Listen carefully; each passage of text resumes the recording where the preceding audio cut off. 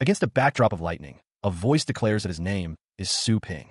As you can see, he huffs, a small white creature crackling with energy at his feet. The situation appears dire, as he is surrounded by monstrous creatures roaring menacingly. And perhaps, he reflects, this is the worst kind of situation to be in.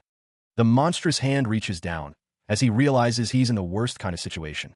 Immediately having to face it, Su Ping grips a strange, curved weapon, electricity arcing around him and the small creature. The scene is fractured, split between the monstrous claws and the crackling energy surrounding him. This kind of situation, Su Ping's expression is grim as he faces the unknown threat. The small white creature roars, its mouth wide open in a display of surprising ferocity. A few days ago, Su Ping's eyes are visible in the darkness, hinting at a flashback. When he woke up, Su Ping's expression is unreadable as the story shifts to the past. He stared into the mirror, a wave of disbelief washing over him. Su Ping realized he had transmigrated to another world. Like most transmigrators, he now possessed an electronic ID. The screen displayed his new identity, Su Ping, male, 18 years old, citizen of Longjiang Bay City. He sat, chin resting on his hand, contemplating his situation. Su Ping acknowledged that he had a new identity in this world. Except for advances in technologies that have made interstellar travel a reality, this world seemed different. But technology did not play a big part in this world. Instead, the very foundation of this world was built upon astral pets. There were many types of astral pets, and they were closely connected to human society. Tool pets assisted mankind in daily tasks. As for space exploration and warfare, astral pets played a crucial role. Their power was essential for survival. The might of battle pets was undeniable. They were powerful allies in a dangerous world, and their strength was highly valued. Astral pets determined even the ranking of major countries. Their influence extended to all aspects of society. That is to say, the might of astral pets is all that matters in this new reality he found himself in. In a world that respects only power, Su Ping knew he must become stronger if he wanted to live a decent life. And to do that, he must plan his moves carefully. The first thing he needed to do was understand his current situation. He thought, I'm Su Ping now. What's his mind? He watches as a hand opens the door. A goods start being crucial, apparently. The girl with blue hair wonders if this is Su Ping, the slacker, remarking that he's up early. He stands in the room, the girl's words echoing in his mind as he wonders if she is the younger sister of the previous owner. The girl wonders what the silver medallion is, her eyes narrowing in curiosity. She demands to know what he is up to, accusing him of staring at her chest. The door is kicked open with a resounding bang. He coughs, wondering what she is and how she is so strong.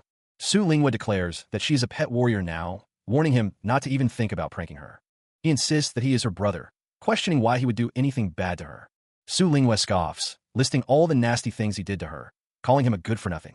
She tells him that he needs to take care of the pet shop, as customers are already complaining about him.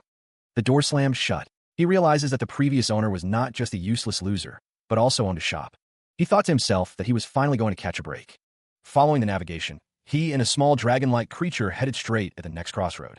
Turning left, Su Ping arrived at his destination, a dilapidated pet shop with the words, Naughty Pet Shop barely visible. The navigation system confirmed his arrival, and his fingerprint unlocked the shutter. Su Ping noted the shop's condition, thinking he could get the business going again with a bit of renovation.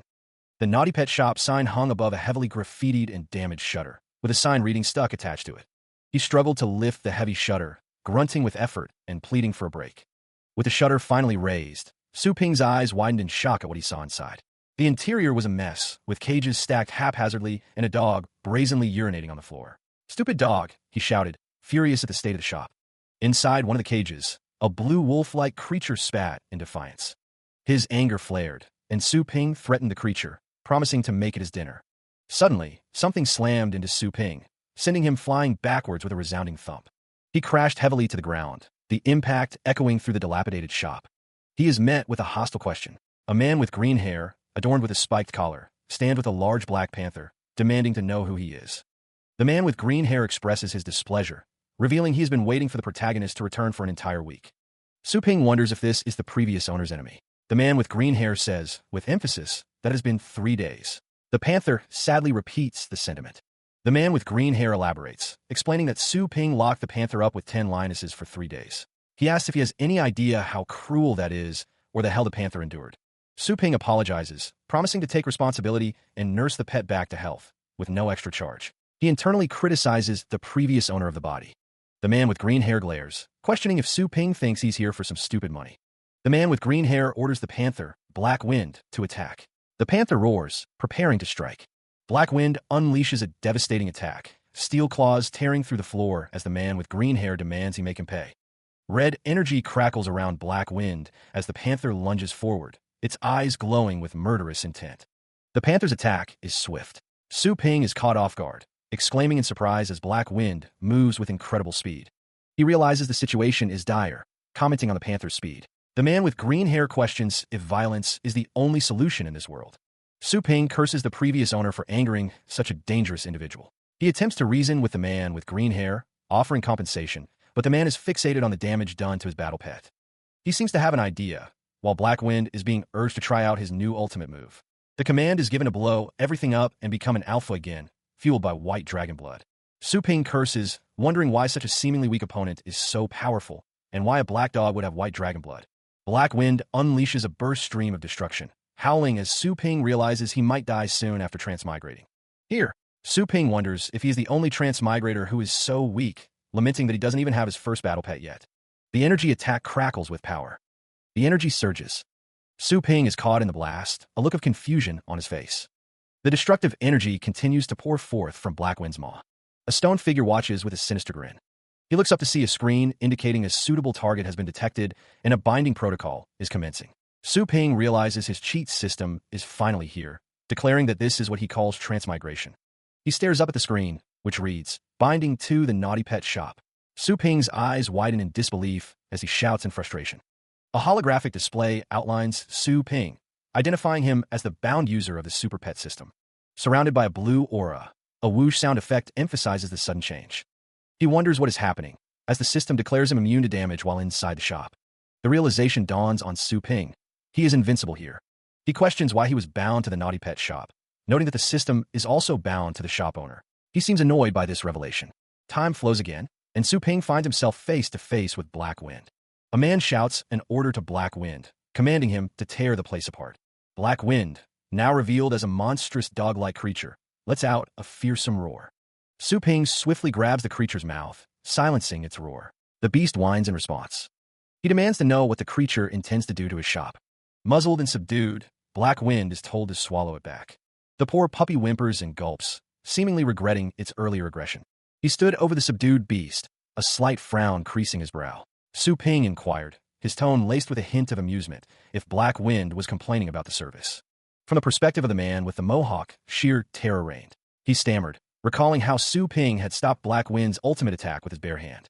Su Ping approached, a disarming smile playing on his lips. He mused aloud that he would ensure the beast received the best care, suggesting Black Wind extend his stay at the shop. The smile widened, now framed by a sinister red glow. Su Ping repeated his promise, the underlying threat now impossible to ignore. He would take good care of him. The perspective shifted to the man with a mohawk, now fleeing in terror. Black Wind, recovered from his earlier defeat, gave chase, his roars echoing through the shop. Su Ping watched the fleeing figure, a puzzled expression on his face. He wondered aloud why the man was running, questioning if he appeared so frightening. Before him, a holographic screen materialized, displaying a system message. The crisis had been resolved, and a chance to refresh the shop status was granted as a reward. Su Ping's lips curved into a thoughtful smile as he considered the system's actions. He mused that the system was more considerate than he had initially believed. Back in the shop, Su Ping stood amidst the aftermath of the earlier chaos. The pristine shelves and spotless floor seemed untouched by the recent events. He marvels at the system's refresh effect, finding it truly amazing. The system rules are clearly in effect. He wonders what this new room could be, stepping forward to investigate the area. A soft creak echoes as the camera focuses on two pet capsules, each containing a sleeping pet, Black Wind and a lightning rat. He realizes these are pet crates, but the pets inside look smaller than he remembers. He wonders why. The system clarifies that these are cultivation capsules for pets. All pets within will be adjusted to a standard size, with 2 slots available. Pets can cultivate and receive minor healing bonuses. He wonders if it's really that awesome, and what would happen if a pet pooped inside the capsule. The system assures him that pets in cultivation capsules don't eat, drink, or poop. Su Ping wonders what he should do to prevent any more troublemakers from coming here. The system congratulates him on activating the main storyline, tasking him to help one of the pets reach level 3 or higher. He realizes he has to trigger the main storyline himself, finding the system sucks. He decides to go with a lightning rat, as he can't get along with the moonhound. The lightning rat stats are displayed. Level 1. Lightning type, power level 1, with the skill Act Cute. He is shocked by the Act Cute skill, wondering where the lightning is. The system explains that pets will learn different skills depending on the training they receive. The lightning rat says chew. The system confirms that the pet has been selected and prepares to enter the cultivation plane, Thundercloud Realm. The system is loading. With a whiz and a CRA, Su Ping is suddenly pulled into a swirling vortex of energy. He exclaims, WTF? He and the lightning rat plummet through a blinding tunnel of light. The rat cries out in a series of high-pitched squeaks as Su Ping roars in alarm. The wind rushes past him as he falls, the sensation overwhelming his senses. The pair shrinks into tiny silhouettes against the radiant backdrop, their descent seemingly endless. With a resounding crash, Su Ping and the lightning rat slam into solid ground, the impact echoing through the strange new world. Dazed, Su Ping looks around, his eyes widening in realization. This is the cultivation ground he'd heard about. Arcing bolts of lightning illuminate the alien landscape, revealing twisted trees and an ominous, electric sky. The air crackles with energy as the words Thunder Cloud Realm boom across the landscape. Lightning strikes the ground nearby, the raw power of the Thunder Cloud Realm on full display. Lightning crackled around a massive, ancient tree, illuminating the ominous landscape. A lone figure stood dwarfed by the scale of the environment, gazing up at glowing blue crystals embedded in the tree's branches. Su Ping swallowed hard, sweat beading on his brow. He wondered just how big the inhabitants of this realm could be. Black Wind whimpered, equally nervous. The screen displayed vital information. This was the home to numerous ancient behemoths, a perfect cultivation ground for lightning-type pets. The chance of encountering behemoths was high. Su Ping held Black Wind close, his expression grim. He seemed to be bracing himself for what was to come. An overlord behemoth, the Lord of Thunder, appeared, a monstrous being of immense power. A moment of panic, and then both Su Ping and Black Wind were sent hurtling through the air. A devastating blast of energy erupted, signaling a brutal impact. The world blurred as the force of the attack washed over them. The screen declared the grim news. The host had been killed. Su Ping coughed, realizing with horror that he was dead. The system message confirmed the cause of death. Killed by an overlord behemoth 0.73 seconds ago. He was now awaiting resurrection. A final warning flashed. Failure to complete the quest in time would result in a decrease in the host scores, and execution if the score dropped too low. The system displays the quest and asks what his current score is. The system details the quest rewards and a 3-day time limit, warning that failure will decrease the host scores. Frustrated, he curses the system for setting him up. The system states that encountering an overlord behemoth is rare and recommends searching for more appropriate opponents, as his perception is too low. Annoyed, Su Ping mutters to himself, then decides to get to work. The system displays a message, resurrecting. He is surrounded by crackling lightning as he comes back to life. With a swoosh, he stands alongside Black Wind. A temporary contract is established between them. The system informs him that he has been emotionally connected to the lightning rat and to get used to any discomfort. It wishes him good luck on his exploration. He observes a horse-like creature eating grass, deeming it not much of a threat since it's alone. Black Wind squeaks, sensing danger. The two of them are wary, but suddenly, a giant sandworm attacks the horse-like creature with a swoosh. A juvenile giant sandworm, a minor behemoth, is chewing on its prey. He spots it. The juvenile giant sandworm looms, ready to swallow them whole. Black Wind prepares to strike, teeth bared. It's a small one, we can do this, Su Ping declares, pointing forward. Black Wind hisses, poised to take it down. Black Wind roars, ready to bite the sandworm's neck. The beast lunges forward, a blur of white fur and sharp claws. Thud! Black Wind slams into the sandworm, the force of the impact echoing through the cavern. The sandworm seems confused by the attack, tilting its head as if trying to understand what just happened. Su Ping pushes the revive button. Lightning Rat begins to materialize, energy swirling around him. Revival complete. Black Wind keeps moving towards it, not giving the sandworm a chance to recover. Black Wind dodges the sandworm's attacks, leveraging the size difference to his advantage. Circle to its side. Su Ping shouts. Now, do it, Lightning Rat. Aim for the soft spot between its carapace. Su Ping commands, pointing towards the sandworm. Lightning Rat roars, charging forward with incredible speed, a streak of blue energy cutting through the air. Thump! Lightning Rat slams into the sandworm, striking the vulnerable spot with a resounding blow. He roared, jaws wide and teeth bared, ready to strike. But the sandworm retaliated, clamping down on Black Wind with a crushing bite. A screen popped up, offering a choice. Do you wish to revive it? Su Ping, determined, urged, hang in there, Lightning Rat. A beam of blue energy slammed into the sandworm. With a firm push, Su Ping selected the revive option. The sandworm was struck again, the force of the blow echoing. Another blast of energy hit the monster, the impact resonating. Revive! The word blazed across the panel, accompanied by crackling energy. Lightning Rat was reborn, crackling with electropower. Information flooded the screen. Lightning Rat had mastered a portion of the power of lightning. Su Ping exclaimed, "Has the skill been upgraded? Excellent. Elemental damage should be able to pierce the carapace with ease." Lightning Rat crackled with energy, ready to fight. Su Ping declared, "Let's finish this fight with this skill." Lightning charge. The attack surged forth. A powerful explosion rips through the environment, shaking the very ground. The Lightning Rat pants heavily, exhausted from its recent battle. A massive sandworm looms behind it. A digital notification appears, confirming the Lightning Rat has slain an enemy, increasing its power to level 1, with quest progress at 2%. He considers letting it rest before hunting for the next prey. Suddenly, the ground begins to rumble, throwing him off balance. He wonders if it's an earthquake. He falls to the ground as rocks and debris rain down around him. Before him, a swarm of adult sandworm behemoths appears. He stares at the overwhelming number of sandworms, realizing there are far too many. The monstrous creature slammed into him with a resounding bang. He was sent flying, the impact forcing a painful cough from his lungs. His ribs cracked under the force. He wondered if continuing this fight was worth it. The yawning gap in strength between him and his opponent was immense. Nearby, Black Wind lay wounded, still recovering from their last battle. He considered giving up, knowing this was a hopeless battle against overwhelming odds. Embracing death might be the wisest choice. He cursed, unable to suppress his fear. He could stand being killed instantly, but a slow, painful death was another story. His mind raced with terrifying possibilities. What would the worms do to him? Would they tear his hands off? He imagined the creature stabbing him in the eyes. Or perhaps it would choose to chew him alive. Even if he could be resurrected, he still didn't want to die, not even once. The small beast lies prone, choo-choo-chinji weakly as electricity crackles around its body. He looks on, thinking of the Lightning Rat, as a distant boom echoes. Su Ping faces a monstrous foe, its gaping maw promising a swift end. His eyes glow with renewed power. He used lightning charge again, and out of its own will.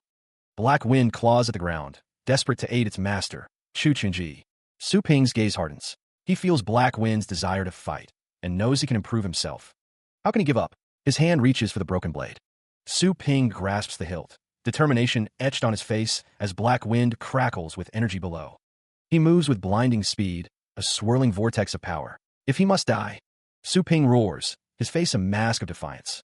Black Wind answers with a deafening roar of its own, ready to fight. The world blurs as the battle reaches its crescendo. The confirmation of random resurrection hangs in the air. He and Black Wind find themselves on a desolate, rocky landscape, dotted with strange, crater-like formations. Su Ping breathes heavily, finding it strange that he still feels exhausted even after being resurrected at full health. A system message explains that resurrection burdens the host's spirit, especially with low spiritual power, and advises cultivating it. He resolves to spend some time strengthening his body, focusing on physical conditioning. Black Wind emits a small squeak, its attention drawn to something nearby. The pair continues their trek across the strange, uneven terrain, the silence broken only by the wind. He notes that the terrain looks different from the sandworm's habitat, a strange feeling washing over him. Suddenly, something massive begins to protrude from the ground, accompanied by a deep rumble. A stone roach miner behemoth emerges, its buzzing wings filling the air as Su Ping assesses it as just a small one. With a splash, the creature unleashes a stream of corrosive green liquid from its maw. The acid sizzles and melts the ground where it lands, Black Wind reacting with alarm to the danger. He urges Black Wind to give it their all. The Lightning Rat crackles with electric energy. The air around the beast shimmers with raw power. A high-pitched squeak pierces the air. The battlefield is littered with the corpses of fallen monsters. A lone tree stands in the distance. Su Ping, exhausted and battered, receives a system notification. The quest has been completed. The number of times Su Ping has been resurrected is displayed, 69. The Lightning Rat has been resurrected 847 times. A mountain of corpses rises, a testament to the battles fought and won. The total kill count is displayed, 472. Each fallen foe adds to the growing tally. The claws of a defeated beast lie still, a silent reminder of the dangers faced. The Lightning Rat's ability has upgraded. Lightning Charge has evolved into Thunderclap, and a new ability, Thunder Shadows, has been acquired. Su Ping contemplates the new abilities of the Lightning Rat, Thunderclap and Thunder Shadows. The Lightning Rat has mastered 10 legendary electricity-type secret abilities. Its power is growing exponentially. The Lightning Rat's power levels are classified, with some abilities dating back to the Primordial Age. They're called secret. He is surrounded by crackling energy, a testament to his growing power. The art of learning secret abilities has been lost to time, it seems. The Thunder Cloud Realm, rich in high-purity electric element, has activated the lightning rat's hidden capabilities. It's no surprise he was able to learn several secret abilities. The cultivation realm is closing, disconnecting the host from the thundercloud realm. The temporary contract between host and the astral pet has been voided, returning to the host realm with a swish. His eyes are closed, perhaps sensing the shift as the realm disconnects. What new power will he bring back? A holographic announcer declares that they are once again at the final round. The announcer continues, asking who will stand out in this year's annual qualifying tournament hosted by Fengshan Academy. The announcer wonders who will have the honor of studying under a pet master. The spectators discuss whether it will be Yi Hao or Jiang Xuhan joining an exploration team early on. Or Zhang Xiao. Su Yinying, a level 3 pet warrior of Fengshan Academy, reflects on the upcoming challenge. She thinks that, unfortunately, her opponents in the first 2 rounds weren't much of a challenge. Yi Hao and Jiang Xuhan were both victorious, suffering 2 defeats in a row. To make things worse, she'll be fighting Zhang Xiao in the final round. Of all her pets, only the 100-teeth tiger. She realizes she has no choice but to pick up her lightning rat now. She thinks that the little guy won't be of much use, but at least she would meet the requirements of having 2 pets, allowing her 100-teeth tiger to battle. It's too early to give up now. Elsewhere, the sign for a shop called Naughty Pet Shop is displayed. The woman with red hair stands inside the Naughty Pet Shop, calling out a greeting. The shop appears empty. She observes the interior, noting the lack of activity. It seems the shop might be going out of business, but she's glad she arrived in time. The woman calls out, wondering if the shopkeeper is present. A soft click echoes as a door begins to open. Su Ping enters the room, greeting the woman. He looks at her expectantly, waiting for her to speak. The woman asks if her pet is doing okay. She would like to pick him up ahead of schedule, if possible. Su Ping assures her that the little guy is doing fine, even better than fine, actually. He then asks her to come with him and settle the bill first. The woman wonders why the shopkeeper seems so mysterious. She eyes him with a curious expression. He wonders if she's worried he won't be paid. The woman assures him that she will pay the agreed amount, even though she's picking him up early. Su Ping walks away, seemingly unconcerned. The woman watches him, a slight smile playing on her lips. In a chibi form, the woman wonders why he is so upset with her. She tilts her head, puzzled. A white rat with blue horns and a golden tail sleeps soundly in its container, snoring softly. It seems peaceful and content. Su Ping holds the rat gently, telling him it's time to go home. He smiles softly at the sleeping creature. The small, white creature coos as it's rubbed between 2 hands. He pauses in the doorway, a spectral tail flickering behind him. A voice echoes, reminding him not to forget about them after going home. He continues through the doorway, the sound of chew still ringing in the air. A beep sounds, and a message appears, inbound cash flow. The shop is now available. More information appears, stating that money has been automatically converted into energy points. The shop to become a pet warrior? Su Ping's eyes widen. He wonders if he can become a pet warrior. The shop interface appears before him, offering an awakening potion, a tier 1 beast catching ring, and tier 1 pet food. A note explains that the shop is in the host's mind and will appear if he thinks of it. Su Ping reaches out, pointing at the holographic screen displaying the awakening potion, which costs 100 energy. A beep sounds as a message flashes. Purchase failed due to insufficient energy. The screen also notes that energy points are converted from money made by the host at a rate of 100 to 1. Su Ping glances down at his wrist, a beep emanating from his device. His current energy point total is only 1. He wonders where the energy could be coming from. The wrist device displays a transaction history, showing an inbound transfer of 108.00 yuan. He sees the number, 108 yuan. The pet trainer is clearly taken aback by the small amount, questioning the compensation. The pet trainer's shock intensifies. He can't believe that all his effort only earned him so little. The pet trainer's disbelief is palpable, the unfairness of the situation weighing heavily on him. The commentator announces an exciting match, highlighting a single strike from Zhang Zhao's Dragon Hound. Su Yinying's Fang Tiger is down and out, defeated in the arena. A hiss escapes the injured beast. Zhang Xiao, known as the Bane of Elites, lives up to his reputation. His Dragon Hound stands tall, a testament to his skill. Zhang Xiao, a level 3 pet warrior of Fengshan Academy, asks if they shall continue the match with Su Yinying.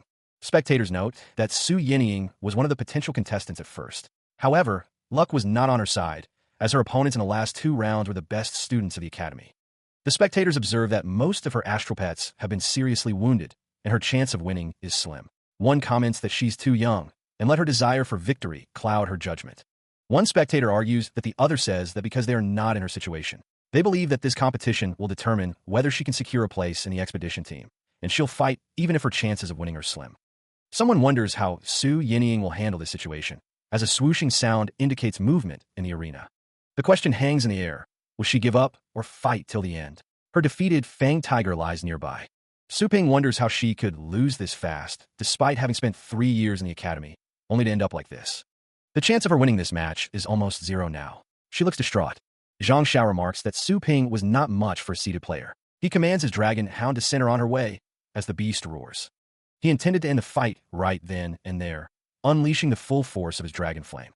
Su Yinying, however, could barely muster the strength to get back on his feet. With a desperate cry, Su Yinying gave up, unable to withstand the onslaught any longer. The arena's shield flared to life, containing the full force of the dragon flame's explosion. Spectators gasped, relieved that the senior referee's astral shield had protected them from the blast. The smoke cleared, revealing Su Yinying still standing, though clearly shaken by the attack. The referee stepped in, erecting a barrier between Su Yinying and Zhang Zhao's Fang Tiger, declaring the match over. Zhang Xiao clicked his tongue in annoyance, believing he was close to victory, and prepared for the next round. Su Ping glanced at his lightning rat, who was happily munching on junk food, and wondered if he could even send it into battle. He steeled himself, remembering the rules. He could only send his lightning rat to fight, no matter how outmatched it was. Su Ping considered using his pet warrior skill to enhance the lightning rat, even if he could only raise its power to level 2. Zhang Xiao scoffed, knowing that a level 1 lightning rat was no match for his level 3 dragon hound, as the spectators mocked Su Yinying's predicament.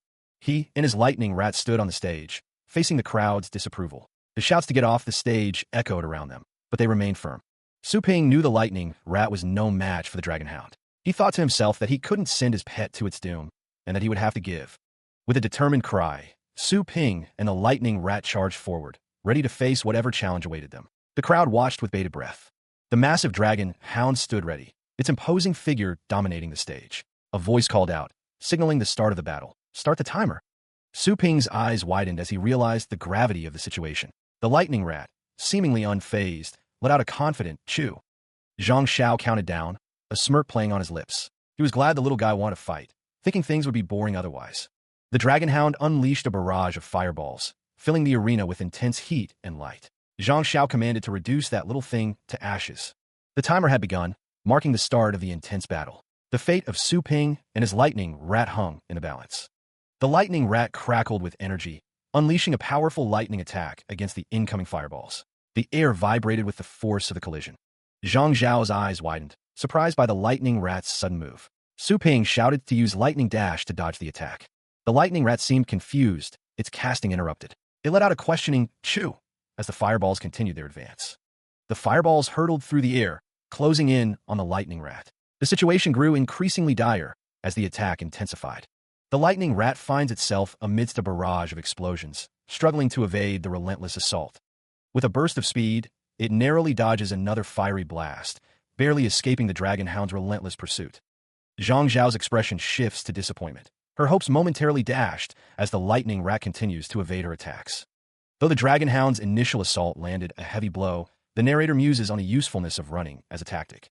The dragon hound prepares to engage in close-quarters combat, intent on prolonging the battle and teaching the lightning rat a painful lesson. Zhang Xiao, realizing the situation, enhances her strength to level 3, a surge of power coursing through her veins. The lightning rat narrowly avoids the dragon hound's bite, executing a lightning dash to evade the attack at the last moment. An observer marvels at the lightning rat's incredible speed, questioning how such a small creature can move so quickly. Having successfully dodged the attack, the lightning rat prepares to retaliate, launching its own offensive maneuver. Surrounded by crackling electricity, the lightning rat gathers its energy, preparing for a powerful counterattack. Zhang Xiao realizes that she wasn't mistaken. The lightning rat is indeed preparing a formidable technique. The lightning rat unleashes a level 7 lightning-type attack, a devastating surge of energy poised to strike its target. A blinding light erupts as the Thunder Slash technique is unleashed. The lightning rat channels the level 7 skill, the force of the attack creating a deafening boom. The Thunder Slash continues its devastating path, a concentrated beam of pure energy. The attack whooshes through the arena, a testament to its incredible speed and power. The spectators watch in stunned silence, struggling to comprehend the sheer force of the attack. What is that?" one asks. The Vice Dean observes, astonished. The announcer exclaims that the level 1 lightning rat has mastered a level 7 skill, Thunder Slash. He finds a younger generation truly surprising. Blackwind narrowly avoids the Thunder Slash. A nearby man laughs maniacally, unable to believe what he's witnessing. Absolute silence falls over the arena as the holographic announcer prepares to speak. The crowd watches with bated breath, the tension palpable as they await the outcome of the attack. The holographic announcer declares that it was Thunder Slash, a level 7 ability mastered by Su Yinying's Thunder Rat. He calls it preposterous and urges the crowd to cheer for the round's winner. A screen displays the image of Su Yinying, confirming her connection to the powerful Lightning Rat. A student expresses his disbelief, shocked that the Lightning Rat, thought to be only level 1, could master such a high-level ability. The man with blonde hair is in disbelief, exclaiming that the level 7 ability is unbelievable. He can't believe the little rat is not a pushover. Someone remarks that it's a waste for a Lightning Rat to learn such a powerful ability. She wonders what is going on, questioning the level 7 skill Thunder Slash. Su Yinying is puzzled by how her Lightning Rat suddenly became so powerful. A few days ago, Su Yinying recalls something, a thought forming in her mind. That weird pet shop? The Lightning Rat stands, a question mark hanging in the air. Su Yinying wonders if the shopkeeper could be the legendary master in seclusion, though he doesn't seem like it. Su Ping cleans up after Blackwind, who has just sneezed. He tells the astral pet to stop pooping all over the place. In chibi form, Su Ping wonders if someone is thinking about him. A strange sensation washes over him. An announcement booms, declaring that this match will surely go down in the history of the Academy. A holographic figure proclaims that everyone will be witnesses to the unfolding events in the arena. Zhang Xiao realizes he should have known better. There's no way Su Yinying would send a piece of trash to fight in such an important tournament. The announcement continues, stating that they're currently at a draw, and both contestants will have to fight in a final battle to decide the winner. It wonders if Zhang Xiao will be able to deal with Su Yinying's Lightning Rat. A black astral pet, crackling with blue energy, swishes its tail, ready for the final confrontation. Zhang Xiao, surrounded by glowing blue energy, declares that he will end Su Yinying here, his face contorted with determination. Zhang Xiao's hand glows intensely as he commands his astral pet to come out, preparing for the final move. A massive, rocky astral pet emerges, its form imposing and ready to battle. Boulder Saros. Zhang Xiao is confident that Thunder Slash will be useless against his Earth-type astral pet, a smug look on his face. He has revealed an Earth-type astral pet. Su Yinying notes that she's never seen him summon this pet before, and it must be his trump card.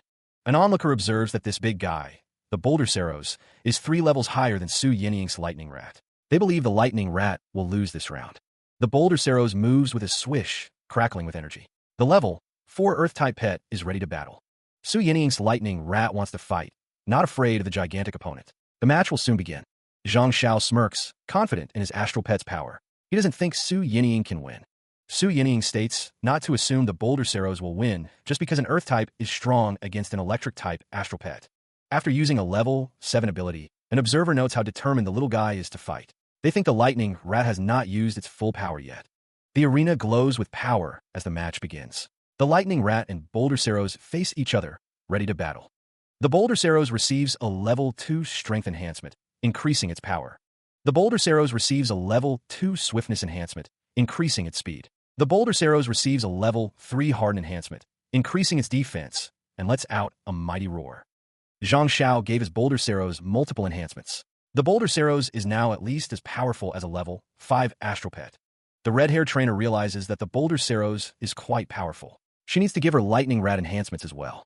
Su Yinying is concerned. The Lightning Rat is too far away for her to give him enhancements at this moment. The Boulder Saros unleashes a deafening roar, shaking the arena with its might. One observer notes that the Lightning Rat is going to face the Boulder Saros without any enhancements. Zhang Xiao curses the Lightning Rat, confident that his Boulder Saros will crush it. The Boulder Saros prepares to stomp down with immense force, the ground trembling beneath its massive foot. With a boom, the Lightning Rat cleverly splits into 2, narrowly escaping the Boulder Saros' crushing stomp. The crowd is shocked. The man in the suit wonders how the thunder shadows are possible, while Zhang Xiao looks on intently. The character with the hat exclaims that it's another level 7 skill. Su Yinying finds it interesting and wants her on the team. The Lightning Rat did not choose to fight the Boulder Saros head-on, opting for a different strategy. Instead, the Lightning Rat is moving with incredible speed, a swish of motion indicating its swiftness. The Lightning Rat is going straight for Zhang Xiao, bypassing the Boulder Saros entirely. The Lightning Rat is crackling with electrical energy, ready to strike. It always observes the battlefield for weaklings. He shouts, casting a level 3 astral shield as the Lightning Rat closes in. A beam of light pierces through the darkness, the air crackling with energy. Zhang Xiao counters with Thunder Slash, the air crackling with electricity as he unleashes the attack. The attacks collide, resulting in a deafening explosion.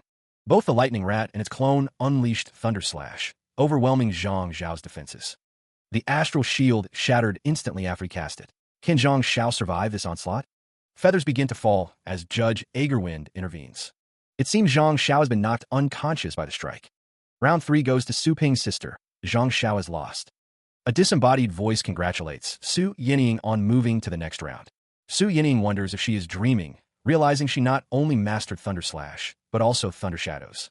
It must be that pet shop. It has to be. The shopkeeper at that pet shop is truly unfathomable. Someone who seemed average is actually a big shot. He needed to make around 10,000 yuan in 7 days, but sighed, there was no way he could make that money by only taking care of pets. Currently, this shop only offers 3 kinds of service: taking care of pets, pet rental, and sale of pet food. What about rental and pet food selling? The fee for pet rental service is set in accordance with the level, ability, and aptitude of the pet to be rented out. He guessed he'd have to go with the third option. The system asked if pet foods can be found at all cultivation sites, or does he have to go to the more dangerous realms like the Thundercloud realm to get it? With the lightning rat during the last training quest, he wasted his opportunity to get some pet food last time, when he was at an advanced cultivation ground. He couldn't go on like this. 3 days. He has to become a pet warrior within 3 days. Inside the futuristic elevator, he commanded the system to display the list of cultivation grounds. With his swish, Su Ping found himself in a digital space, ready to choose his destination. The system displayed a tiered list, from the powerful S tier requiring 1,000 energy, down to the C tier. He scanned the options, a stark reminder of his limited resources. A mere 1 point of energy remained. Su Ping grumbled, lamenting that he could only access the lowest tier. He should have gathered more resources last time. The system advised that a good host should always seek out information related to astropets. The system announced it had found a suitable cultivation ground, the extraterrestrial realm, Area 1002, a C-tier location. Understanding the opportunity, Su Ping resolved not to miss any chance to improve his astral pets, and chose to enter. With another swish, he was transported to the new location. The system confirmed that the host had been connected to the extraterrestrial realm, Area 1002. Before him lay a landscape of mountains beneath a sky dominated by a massive, alien planet. Amidst the rustling of unseen foliage, the system notified him that he had gained a 1-meter cube beginner storage space. He lands in the new area, a screen displaying exploration time and free resurrections. He realizes he can use the scrolls just by thinking about it, deciding to take the ancient plant appraisal scroll. With a thought, he activates the scroll. Various pet foods are identified, including stoneflower, royal poinciana, and thorngrass, all of common rarity. He notes that the pet foods he can easily get without risk are all ordinary, as a synodon is identified as common. That's a stone snake, an earth-type astral pet, lower than level 8 with poor quality. A red crag fruit is identified as a rare food for fire-type astral pets, noting that long-term consumption could enhance damage. He realizes that the valuable pet foods can only be found in dangerous places, and since he has limited room for storage, he decides he should pick the most expensive pet foods. He uses the beginner storage scroll to store the red crag fruit. He thinks that even if he has to revive several times, it is worth it. Abstract shapes fill the void, hinting at the transition between realms. A glimpse of a strange, bird-like creature flashes before the void consumes it. A figure swims through a sea of bubbles, another world fading from view. Resurrection chances depleted. The cultivation ground is now exited. He sits, catching his breath. Reviving 30 times in a single day is proving to be quite tiring for Su Ping. Despite the exhaustion, Su Ping focuses on the positive. At least he managed to get what he came for. With a soft swish, the storage scroll opens, revealing its contents. Now, he just has to put all of this away on the shelves. The task seems daunting. Meanwhile, a low growling echoes through the halls, hinting at a hidden danger. A large, bird-like creature lies listlessly on the floor, surrounded by untouched bowls of food. An older man sighs, looking at the creature with concern. He laments that it hasn't eaten anything for a week. Fan Yujing arrives, presenting a case of expensive pet food. He assures his grandpa that Fiery will regain his appetite after just 1 bite. The avian beast's head twitches, its beak opening slightly as it takes a tentative sniff. Suddenly, Fiery flaps his wings violently, a fit of coughing seizing him. Fan Yujing and the woman try to coax him, offering something from a can. They hope to entice him to eat. The bird cries out, a sound of obvious distress escaping its beak. The situation worsens as Fiery coughs up black blood. Fan Yujing stares in horror at the grim sight.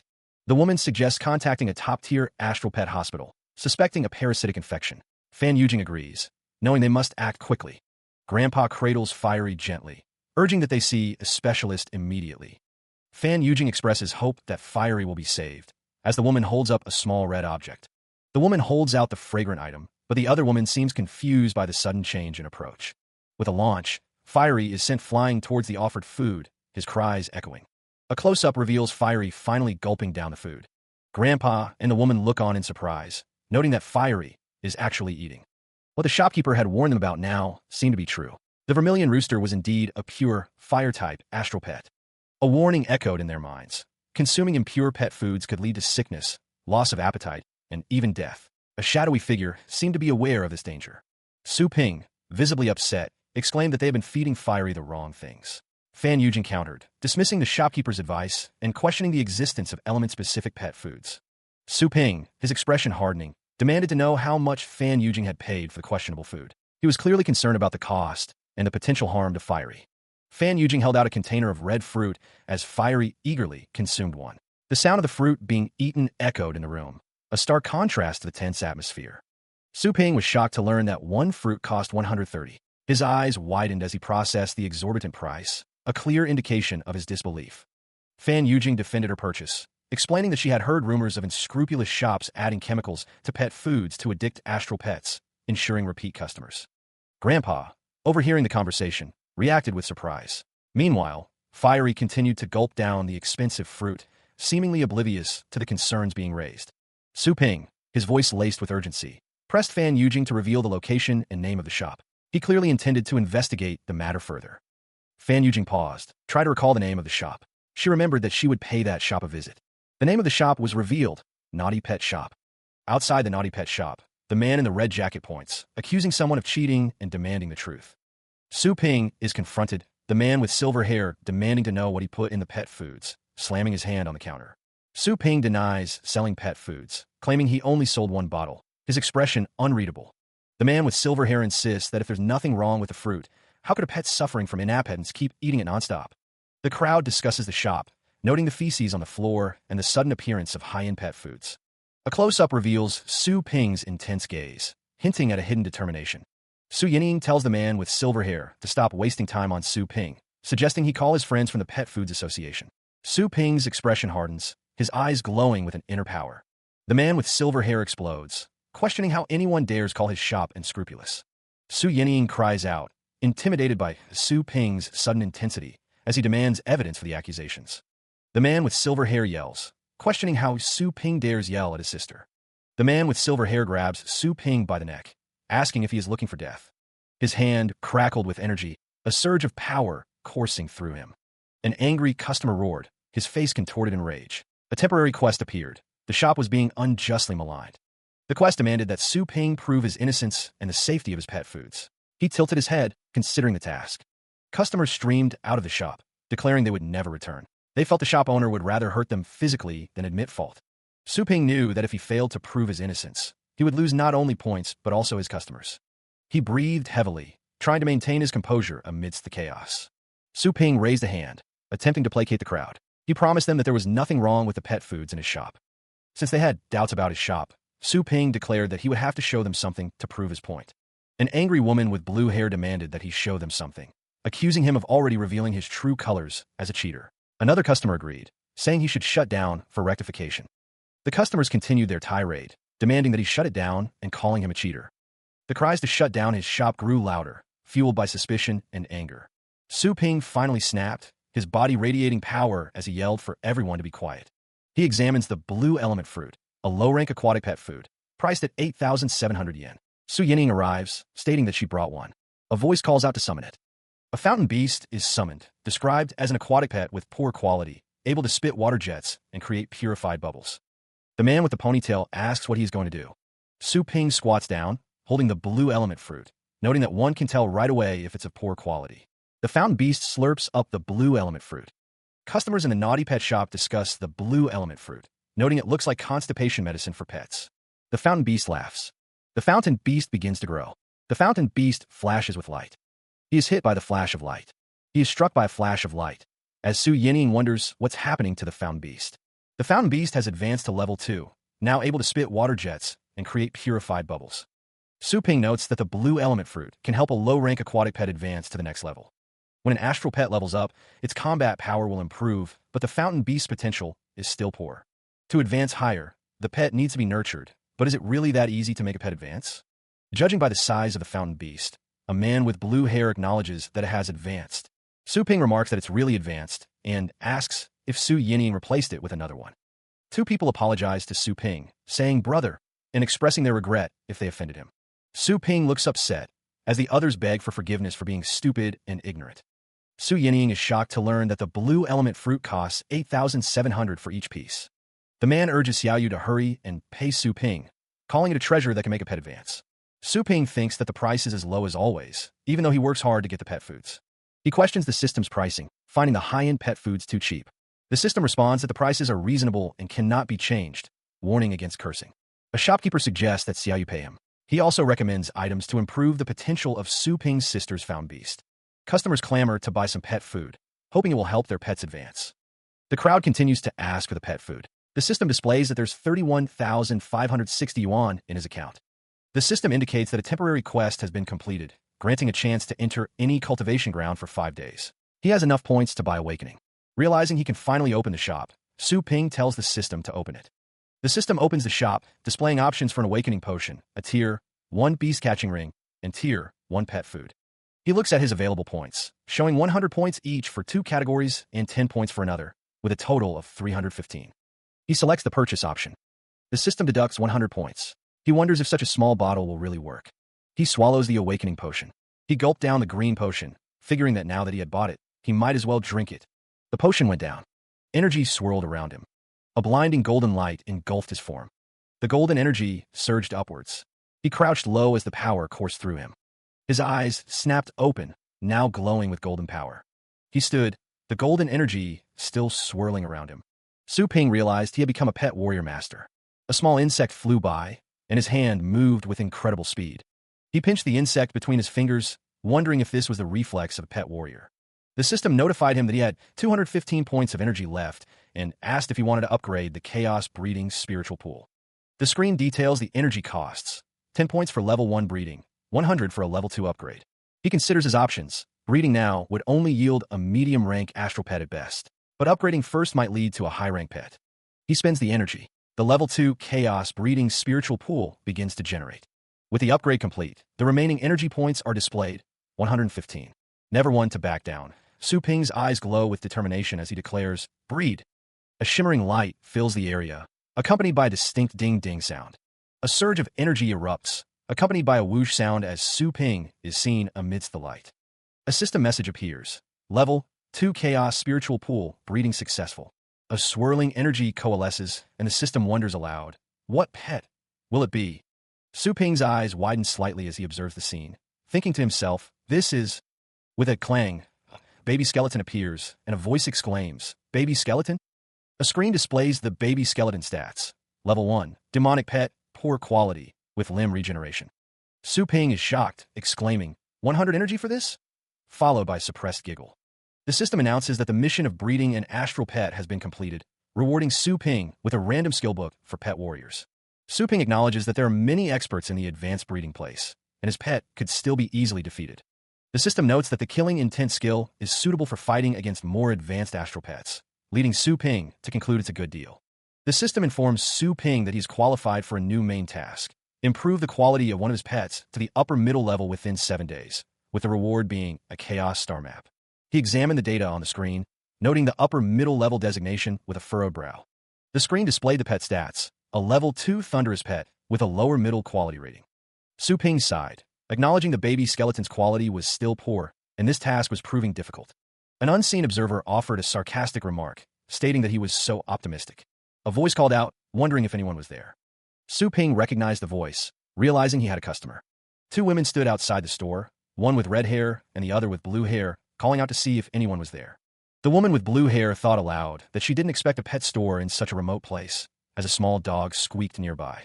Su Ping greeted the approaching figure, recognizing her as Su Yinying, and asked what he could do for her. Su Yinying corrected him, stating she was Su Yinying, not 108 yuan, and mentioned her lightning rat's performance had changed. Su Ping was surprised by the change, wondering if she had done something to it, or if something had gone wrong again. He paused, remembering that he had taken the baby skeleton for walks and exercise. He smiles, asking the little lightning rat if he's right, as the creature lets out a frightened squeak. So he admits to giving the lightning rat some training. Su Yinying notes that her lightning rat wasn't scared of a level 4 dragon hound, but is afraid of the shopkeeper. A shadowy figure looms, thinking about doing some exercise again if possible, a sinister red glow emanating from its eyes. In Su Yinying's imagination, she wonders if he is at level 5, her mind racing with possibilities. The woman with blue hair states that, judging from his aura, he might be at level 6. Su Yinying listens intently, her expression serious. Su Yinying comments that this guy looks kind of normal. The woman with blue hair notes that the store is small and there are no other customers, questioning if this is the right place. Su Yinying warns that they'll be killed if they piss him off, her expression serious and intense. Su Ping wonders what makes her think so. He thinks that since the system didn't issue any temporary tasks, it should have nothing to do with the pets. Su Yinying's eye is shown in extreme close-up, conveying her intense focus and determination. In Su Yinying's imagination, the shadowy figure asks if she also thinks his fee was too high, rustling sounds filling the air. Su Yinying realizes that he's testing her sincerity, thinking about how he could charge a fee of 108 yuan when a lightning rat improved so much. Su Yinying asks him to please accept this as a token of her gratitude, offering 10,000 at the naughty pet shop. She stares in disbelief as the notification flashes. The transfer was rejected. Su Ping glances at his wrist device, a hint of annoyance flickering across his face. Huh, are you kidding me? Determined, Su Yinying attempts another transfer. How about this? Su Ping clicks his tongue, a subtle sign of his growing impatience. Again, the screen displays the same message. The transfer was rejected by the receiver. Su Yinying's face contorts in frustration. A girl with blue hair asks, "What are you doing? Why do you keep transferring money to him?" Tears welling, Su Yinying pleads, "Help me, Lo. This is important to me." The blue-haired girl relents. "Fine, I'll help you." Su Yinying steals her resolve. No pain, no gain. This is a great opportunity to befriend a big shot. The transfer was rejected. Su Yinying is shocked. The shop owner's expression is even more displeased. With a determined swipe, Su Yinying prepares for another attempt. Su Yinying declares, "You know what? I'll go all out." The system registered the transfer. 100,000 yuan have been sent to Naughty Pet Shop. Su Ping's eyes widened. A payment from Su Yinying for 100,000 yuan? He amused himself that she was richer than he thought, his finger hovering over the accept button. He thought to himself to let him accept it, but a ding sounded. The system forbade additional monetary gains in the name of the store, automatically rejecting the transfer. Su Yinying was shocked. What? Still not enough. The transfer was rejected by the receiver. A message appeared, apologizing for not recognizing his greatness and asking him to name a price. Su Ping waved it off, stating there was no need for that, and to just cut to the chase. If she kept transferring, he'd be enraged by the system to death. Su Yinying couldn't believe there was such a young and competent man who had no interest in money or fame, and he was right in front of her. She thought to herself that she'd need to fight in a tournament in a few days, but her other pets were already seriously injured. She placed her last hope in her lightning rat. Su Ping realized, though, the lightning rat is coming back. If that's the case, then it'll be a lot more. Ding! The system detected that a customer needs pet nurturing service. The basic pet nurturing service has been activated in advance. Convenient to level up his baby skeleton. For level 1 to level 3 pets, the nurturing fee is 10,000 yuan. For level 4 to level 6 pets, the nurturing fee is 100,000 yuan. For level 7 to level 9 pets, the nurturing fee is 1 million yuan. For the royal beast, the nurturing fee is 10 million yuan. He didn't know pet nurturing would be this profitable, but he could only take on nurturing tasks which are below level 3. He listened as Su Yinying stated her price, 10,000 yuan for 3 days. She thought it was worth it if he could improve her lightning rat like before, but he considered the price steep. Su Yinying insisted it was a good bargain, declaring this a really good store. She seemed confident in her decision to pay the high fee. He had never known about this store, lamenting the many nurturing chances he had missed. A system notification chimed in, confirming he received 10,000 yuan, converted to 100 points of energy. A side task activated. Complete the first pet fostering task. The requirements were to improve the customer's pet's combat ability by more than 2-fold, with a reward of 3 primary essence pills and a time limit of 3 days. He considered the task, thinking that nurturing the level 2 lightning rat to level 7 was comparatively very easy. He knew he needed to bring the baby skeleton's quality up. The 2 tasks at the same time. He was presented with the option to accept, his expression determined. He decides to seize the opportunity, aiming to enter a random cultivation ground. An S-tier cultivation ground requires 1,000 energy, and 3 options appear before him. The most suitable place for the baby skeleton to gain levels, he muses with a sinister grin. The chaos realm it is, he thinks, reaching out to select the option. With a whoosh, he enters, the baby skeleton and a small white beast accompanying him. The air is thick with a bloody smell, and strange red tentacles writhe around them. A massive, ominous red planet looms in the sky above the strange new world. The landscape stretches out, alien and foreboding, under the crimson light. He descends further into the depths of this bizarre and dangerous realm. The ground is littered with skeletons, shrouded in an eerie green mist. The corpse energy is rich, he thinks, but his body feels heavy in this oppressive atmosphere. Tragedy strikes as a baby skeleton is crushed by a hulking skeleton warrior. He looks up, the massive skeleton warrior looming over him, energy crackling around its form. An order is given: resurrect the baby skeleton using the lightning rat. A concentrated beam of energy slams directly into the skeleton warrior.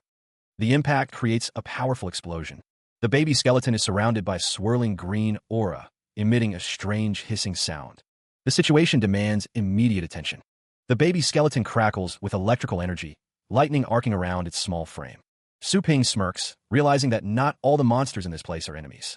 The skeleton warrior roars in pain as it is struck by a powerful blast of lightning. He notes that the baby skeleton had died from getting its bones crushed. The lightning rat is called upon to use Thunder Slash, crackling with immense power. The order is given to not shoot, but to break its arm with Thunder Slash as the baby skeleton is resurrected. A blue blade of lightning crashes against bone, the sound echoing loudly. The baby skeleton unleashes a concentrated lightning strike. It slams into the skeleton warrior. The skeleton warrior roars in pain, its form momentarily blurred by the impact. The lightning rat lies still, its body surrounded by a faint, fading light. The skeleton warrior screams, dark energy radiating from its form. The lightning rat has died from ruptured internal organs. The lightning strike shatters bones, the sound echoing through the chamber. A pile of bones glows with a faint blue light, awaiting resurrection. The baby skeleton is surrounded by a swirling blue aura, preparing for the next attack. Su Ping notes that the gem enhances limb regeneration, deeming it quite useful. He prepares to resurrect the lightning rat and baby skeleton, channeling his power. Su Ping prepares to use the skill book, a swirling blue energy gathering around him. A notification appears. Su Ping has mastered the skill, Killing Intent, level D. The baby skeleton unleashes a ferocious roar, crackling with raw energy. He has achieved level 1 Killing Intent enhancement. The baby skeleton and a lightning rat glow with a crimson aura. The enhanced baby skeleton rustles as it charges forward, leaving a trail of power in its wake. A resounding bang echoes as the attack connects with immense force. The system announces grim news. Both the baby skeleton and the lightning rat have died. The host, too, has perished, leaving a void in the battlefield. Amidst the chaos, Su Ping prepares to resurrect his fallen companions, a surge of blue energy gathering around him. The powerful attack, though devastating, exposed a critical weakness in the enemy's defenses. Su Ping's expression hardens with resolve, his eyes reflecting the determination to overcome this setback. The asymmetrical body of the baby skeleton makes it hard to balance itself. A strong appearance, but not able to withstand a blow. The baby skeleton is resurrected, now completely enveloped in a vibrant blue energy. A swirling vortex of power manifests, promising a renewed assault. Shadows blur as the blue energy figure moves with blinding speed. The skeleton figure unleashes a thunder slash, crackling with power. Surrounded by crackling energy, Su Ping declares, "I'll take the gem." A resounding clang echoes as the attacks collide, energy erupting. A boom shakes the area as the clash culminates in a powerful explosion. The skull cracks under the force of the attack, lightning dancing around it. With a thud, the baby skeleton lands near another figure, seemingly defeated. A screen displays the enemy's power increasing to level 3, as Su Ping realizes his Thunder Shadow's ability has been upgraded. The baby skeleton remarks about creating multiple clones, sounding pleased with itself. Su Ping's expression hardens, his eyes focused on the challenge ahead. A screen details this soul-devouring ability, as someone wonders what the baby skeleton is doing. The baby skeleton's eyes glow red as it prepares to use its newfound power. The baby skeleton's power surges, accompanied by the sound of rushing wind. It has learned basic swordplay.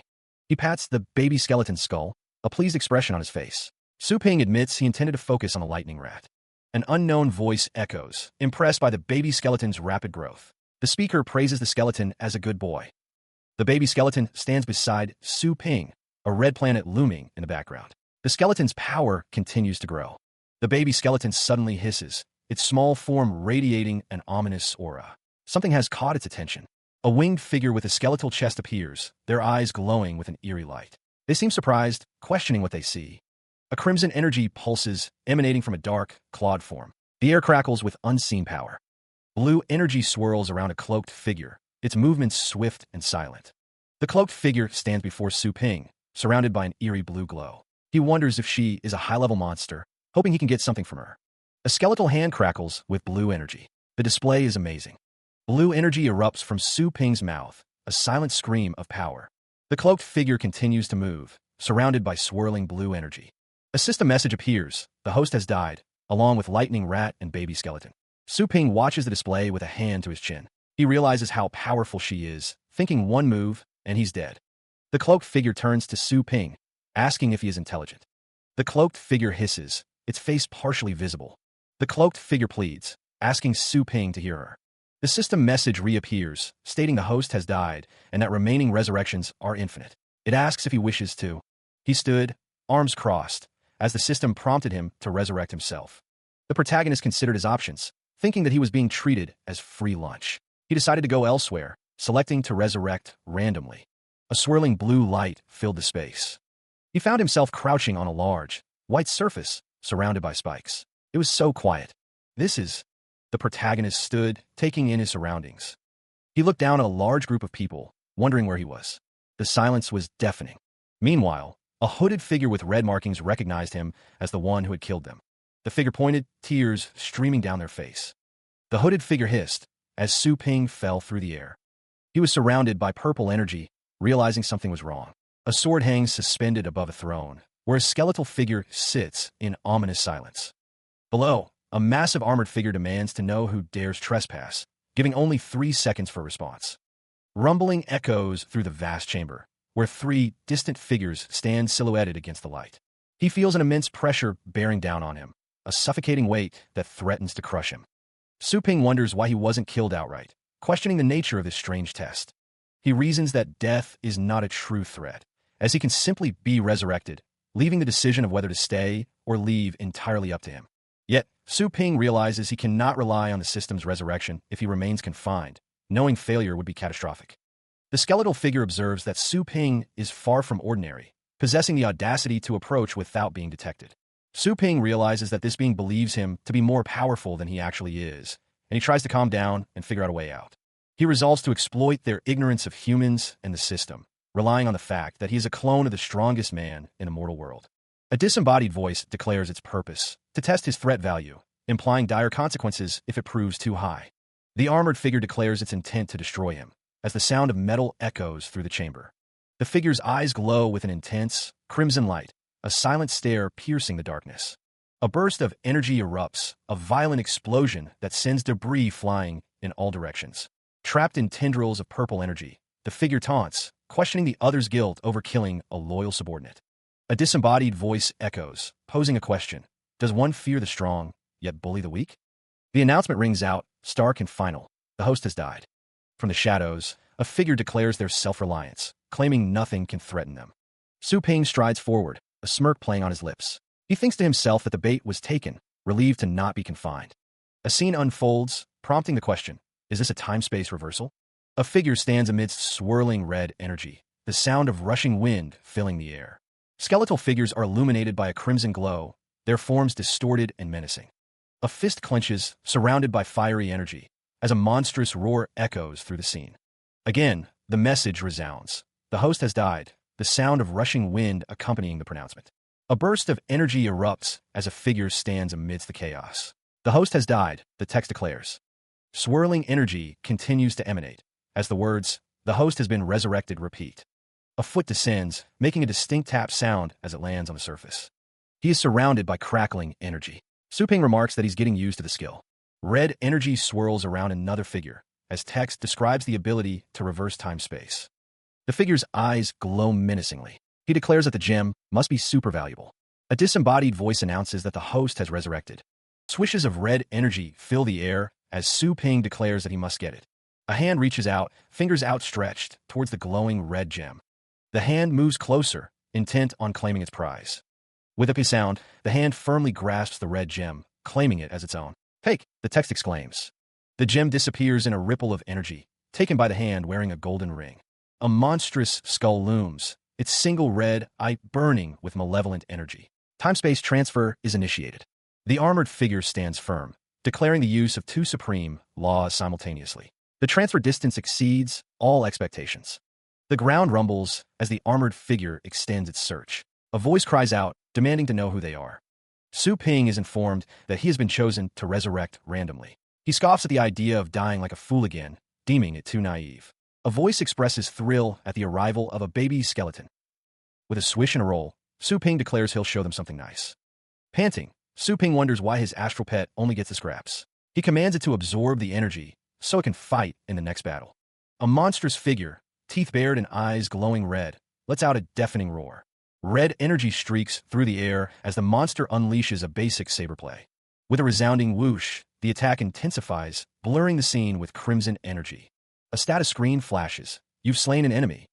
Power increases to level 4. Quest progress reaches 46%. A massive foot slams down with a bang, crushing something beneath its weight.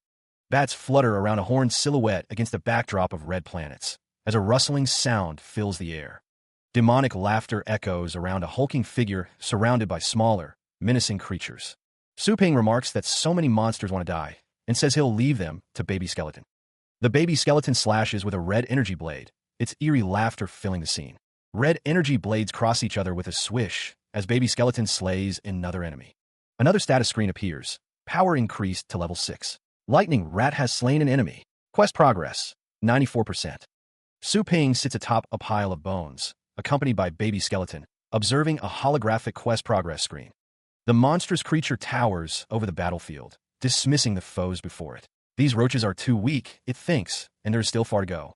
The creature begins to absorb the energy around it. Red tendrils converge upon its masked face, feeding its power.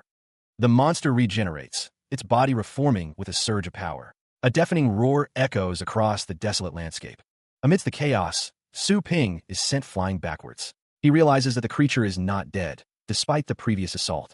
He lands on his feet, a fierce determination blazing in his eyes. The killing intent radiating from him is palpable, and Baby Skeleton stands ready. A hiss pierces the air. If he can kill it, Su Ping thinks, then he can definitely complete the mission. The creature unleashes another earth-shattering roar, its massive jaws wide open in a display of raw power. With a whoosh, Su Ping and Baby Skeleton charge forward. They're a blur of motion against the desolate landscape. Baby Skeleton's blade cuts through the air, leaving a trail of sparks in its wake. The swish of the sword echoes. The blade continues its arc, now imbued with a red energy. Su Ping watches as Baby Skeleton attacks. The creature's roar intensifies, a primal scream of rage and defiance. Its glowing red eyes burn with fury. A final, explosive bang resonates as the battle reaches its climax. The creature is surrounded by the remnants of its destruction. He is caught off guard as a massive, clawed hand descends towards him. Elsewhere, the skeletal figure is restrained by a multitude of similar, monstrous hands. What? The clawed hands tighten their grip. Damn it, I'm confined again, he exclaims, frustrated. A voice commands, attack its core with Thunder Slash. Energy crackles in anticipation. A concentrated beam of energy erupts, striking the monstrous entity. The multitude of clawed hands converge around a central, glowing core. The shadowy figure, wreathed in tendrils, seems to writhe in response. Su Ping analyzes the situation. He realizes the arms aren't afraid of killing skills, and the core is definitely its weak spot. He shouts his next command, Lightning Rat, use Thunder Slash. Sizzling energy crackles around the form of the Lightning Rat. The Lightning Rat is now surrounded by a crackling thunder shield, a newly learned skill. Su Ping is surprised, realizing that his pet has learned a new skill. The thunder shield's effect will be doubled against demonic-type enemies that are close. The monster is struck by the lightning, the energy crackling intensely. Su Ping, no longer trapped, commands, Baby Skeleton now. The Baby Skeleton hisses, preparing to strike. A red slash of energy cuts through the air. The Baby Skeleton has slain an enemy. Baby Skeleton and Lightning Rat have both increased in power, reaching level 7. The main quest and side quest have been completed, rewarding Su Ping with a Chaos Star map and 3 primary essence pills. The cultivation ground is about to be closed. The entrance to the Naughty Pet shop stood open, promising new possibilities. A system message detailed the Baby Skeleton stats. Upper stage of level 2, with power at middle stage of level 7. He looked at the screen, a hint of doubt in his eyes. Su Ping asked the system if it was sure about the appraisal. From afar, a figure watched, finding the situation interesting. Another system message appeared, this time detailing the Dark Lightning Rat. Middle stage of level 3, with power at lower stage of level 7. Su Ping seemed surprised. He hadn't expected a lightning-type astral pet to learn undead skills. He wondered what people would think if they saw him summon an undead. The Dark Lightning Rat and Baby Skeleton were fast asleep. The Baby Skeleton muttered in its sleep, looking forward to something. He reached into what appeared to be a refrigerator-like container. Su Ping held a glowing scroll, questioning the system about the Chaos Star map. The system explained that it was a long-lost cultivation method that could increase his level. The text described cultivating as the stars, with his body as the vast universe. The cultivation method corresponds to acupoints, muscles, and bones. It's completely different from the commonly used federal astral cultivation. He considers the implications of this new information, a spark of hope igniting within him. Could it be that he, too, can cultivate? Bathed in golden light, he sat in a meditative pose within the chaos star universe. The instructions detailed gathering astral power to the core, increasing its mass, and spinning it into a swirl. The text explained that one could release astral power and affect the outside world within the astral swirl realm. He wondered if he should gather and swirl, but ultimately decided he just needed to absorb other astral powers. He mused that with the agility of a pet warrior, catching them would be easy. He realized he couldn't catch them, as the astral power flowed through his body. He considered getting in the astral power's way with his body. Absorbing the power, he realized it was working. He realized he could only absorb the astral power with astral power, then remembered he had 3 primary essence pills. He wondered what the pills would do, then swallowed them. Astral power surged around him. The star cluster in his body grew bigger, and he unlocked his profile panel. He noticed his power had increased to level 3. The system displayed his name, type, level, power, and abilities, but his score was marked with question marks. Su Ping realized that after consuming 3 primary essence pills, his power had reached the medium stage of level 3. He mused that it would normally take years to reach this level. He asked the system if there were any quests to acquire primary essence pills. The system responded that the pills only worked on levels 1 and 2, and he should cultivate on his own. The system informed him that even though the universe was created by the Chaos Star map, it was aimed at simulating the real universe. It warned him to be wary of stars bigger than him. He wondered if his cultivation would be suspended. A system message appeared, stating that he would be destroyed if he got sucked in. Su Ping cursed the system. Another warning appeared, stating that time flowed normally in the Chaos Star universe, and he should schedule his time accordingly. He pondered the opportunities and risks, thinking of the law of the jungle. Su Ping resolved to avoid the huge stars and absorb the smaller ones. He thought it was easier than the cultivation ground. Meanwhile, Su Yining thought it was a bit boring. She remembered that she was a level 3 pet warrior too. She wondered if she could take a punch from him now. Elsewhere, the city skyline stood tall against the night sky. Su Yining urged him to eat as much as he could, saying that her cooking was the best. He replied that he was full and would go back to his room, but she insisted he didn't have to be polite. The woman mentions that Su Yining is cultivating in her room, creating a slight noise. He acknowledges the information, replying to his mom with a smile. He stands in the kitchen, thinking about how she's not the previous owner's birth mother. Su Ping glances at his wrist, thinking about Su Lingyue preparing for a contest. He wonders if she and Su Yining attend the same school. He decides to forget about competing with her, thinking it's better to return to his room and cultivate. A door opens with a whooshing sound. He notices dense, astral power emanating from somewhere. He glances over, questioning if he's a pervert for watching his sister cultivate. Su Yining is lying down, surrounded by a huge astral swirl. The sound of rustling accompanies her cultivation. The astral power seems to be drawn into her body as she lies there, absorbing it on a large scale. He wonders if it's some cultivation method that she learned from the Astral Pet Academy. Power in the real world is weaker than that in the Chaos Star universe, and is evenly distributed. The astral power in the Chaos Star universe is divided into dense and sparse areas. If he could learn the cultivation method of the Astral Pet Academy, his feet hit the ground with a soft thud. She's spinning her own astral power? Su Ping decides to try it too. Astral power begins to swirl around him. That's right. Why didn't he think of it? When the mass is big enough, the traction generated by spinning will be able to draw the nearby astral power for absorption. He won't need to run around. Spinning and reverse spinning, both of them cultivate. Su Yining wonders why it is harder to absorb astral power. Did she doze off? It worked. Su Ping will try the forward swirl and reverse swirl. Su Yining exclaims, feeling something strange. What's going on? The astral power seems stagnant and can't be drawn. Su Yining wonders why the astral power is moving in such a chaotic manner. She fell to the ground with a thud, startled by the sudden surge of energy. Concerned, he questioned what was wrong. She insisted that she was fine, merely cultivating. Hiding her face, she seemed less than convinced. She thought to herself that something must be wrong with the astral power. The source, she suspected, was her loser brother's room. Meanwhile, a faint exhale escaped from within. Su Ping stood amidst swirling golden energy, declaring that he had more or less mastered it. The naughty pet shop stood quietly, its windows reflecting the dim light of the city. He stepped inside, ready to browse. He paused just inside the entrance, taking the scene. A strange energy began to emanate from him, swirling around his body. The astral power intensified, engulfing him in a vortex of energy. He was amazed by the sudden surge. The astral power gathered, and he felt it being absorbed into his very being. He kept his distance, wary of being sucked in. He realized he could constantly cultivate, even in his sleep. The possibilities seemed endless. Two figures, glowing with astral energy, materialized before him. One of them wondered if he was the shopkeeper. He announced he was there for his pets. The glowing figures descended, their forms becoming clearer. He tilted his head, a bit confused by the situation. Su Yining recognized him immediately. "It's you," she exclaimed. The woman with blue hair seemed disgusted. Su Yining questioned his size. He coughed, feeling the strain of his astral power. It was too much for his current state. Su Yining stated that he still needed to work hard. Otherwise, how could he manage stronger astral pets? He wondered if his lightning rat had become stronger over the past 3 days.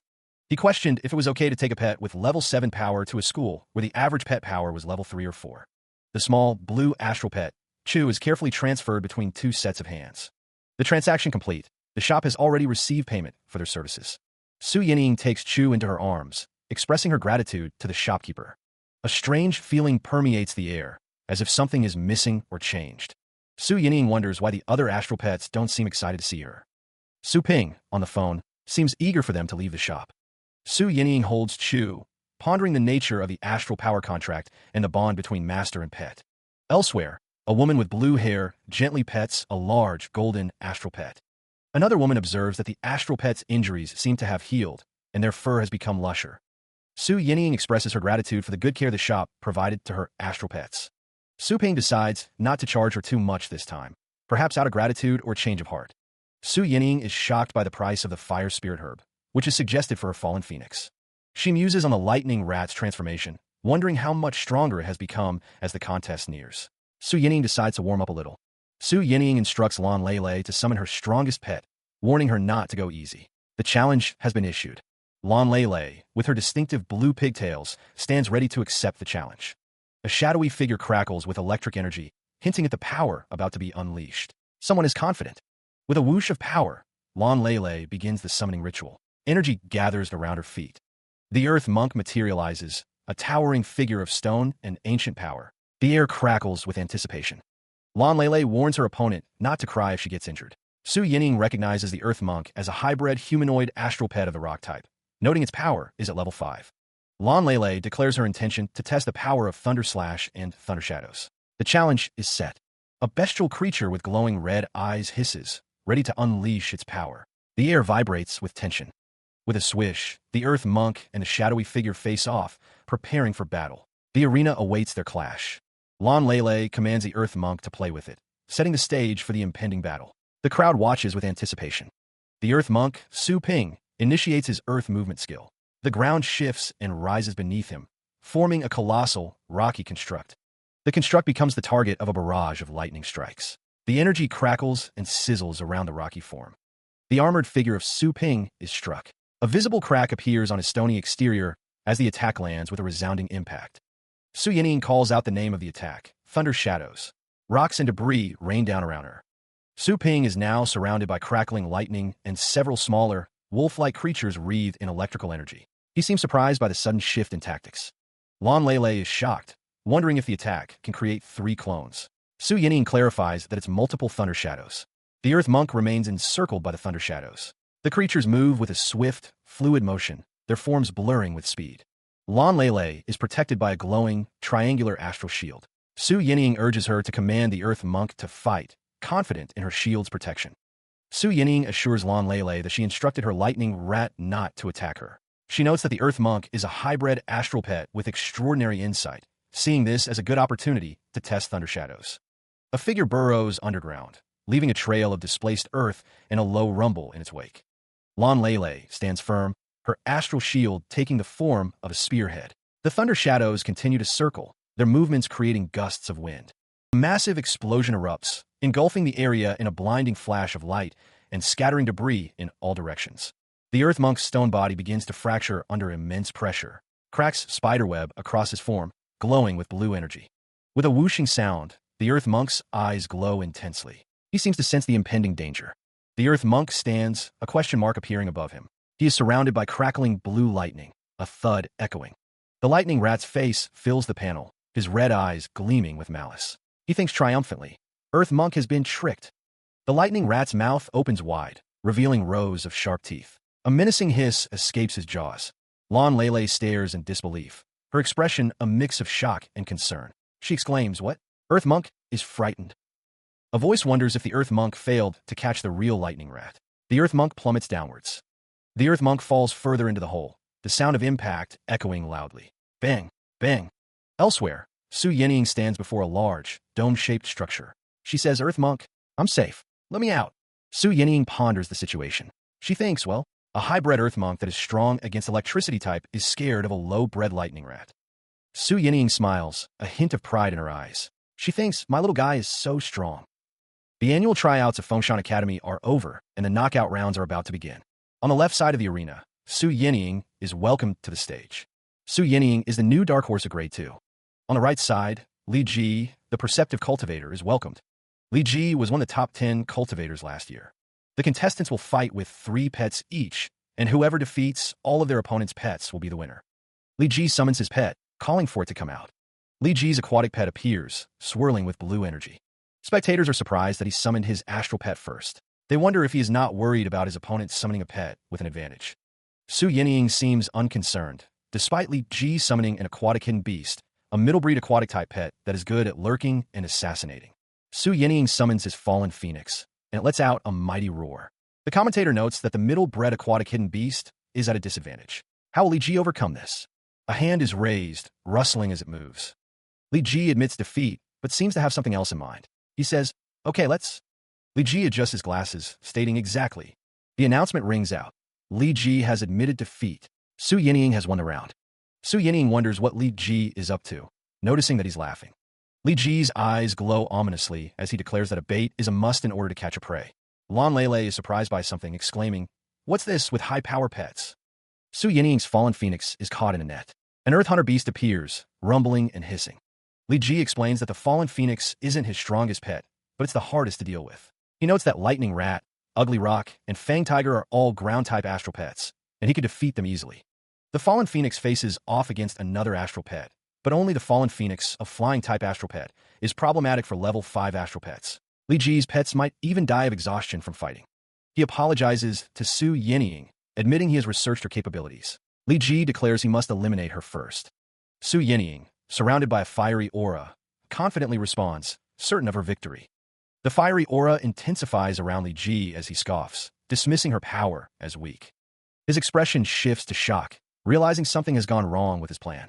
With a puff of displaced air, Su Yenying appears before him, questioning if he has finished talking. Li Ji, his eyes glowing with intensity, shouts a challenge at her. He commands the Earth Hunter Beast to unleash ground spikes, targeting Su Yenying. Su Yenying shouts for the fallen phoenix to dodge the incoming attack. Enhanced by speed, Su Yenying moves out of the Earth Hunter Beast attack range with incredible swiftness. The fallen phoenix prepares to strike, energy crackling around its form. The fallen phoenix unleashes a raging slash, a powerful flame-based attack. Li Ji commands the Earth Hunter Beast to activate its ground defense, preparing to withstand the incoming assault. A burst of fire erupts as the Earth Hunter Beast attacks. Su Yenying is surprised. How could this be, given the beast's fire resistance? The Earth Hunter Beast's face looms, a wall of earth rising. The wall rustles, a formidable defense. It is super indeed. Elsewhere, the man with glasses smirks, questioning the difference in power. The Earth Hunter Beast activates its dungeon imprisonment, pulling in the net. The net closes in on Su Yenying. She tries to rip it open. Su Yenying activates level 3 strength enhancement, preparing to smash through. The fallen phoenix howls, burning against the imprisoning net. Even as the fallen phoenix struggles, the net continues to burn and close in. This inescapable net is proving troublesome for the pet warrior. Su Yenying is trapped, but she is still hanging in there as the fallen phoenix. She is ensnared, the glowing net constricting around her fallen phoenix form. The energy field emits a high-pitched squeal as it tightens. The fallen phoenix struggles against the glowing restraints, her expression a mix of pain and determination. She remains trapped within the dungeon imprisonment. The man with glasses watches with a smug expression. He declares that everything is within his calculations, advising her to admit defeat or risk deeper wounds. The man with glasses continues, promising that her suffering will end soon. Su Yenying can only manage a weak, defiant eye. Tears welling, Su Yenying cries out for the struggle to stop.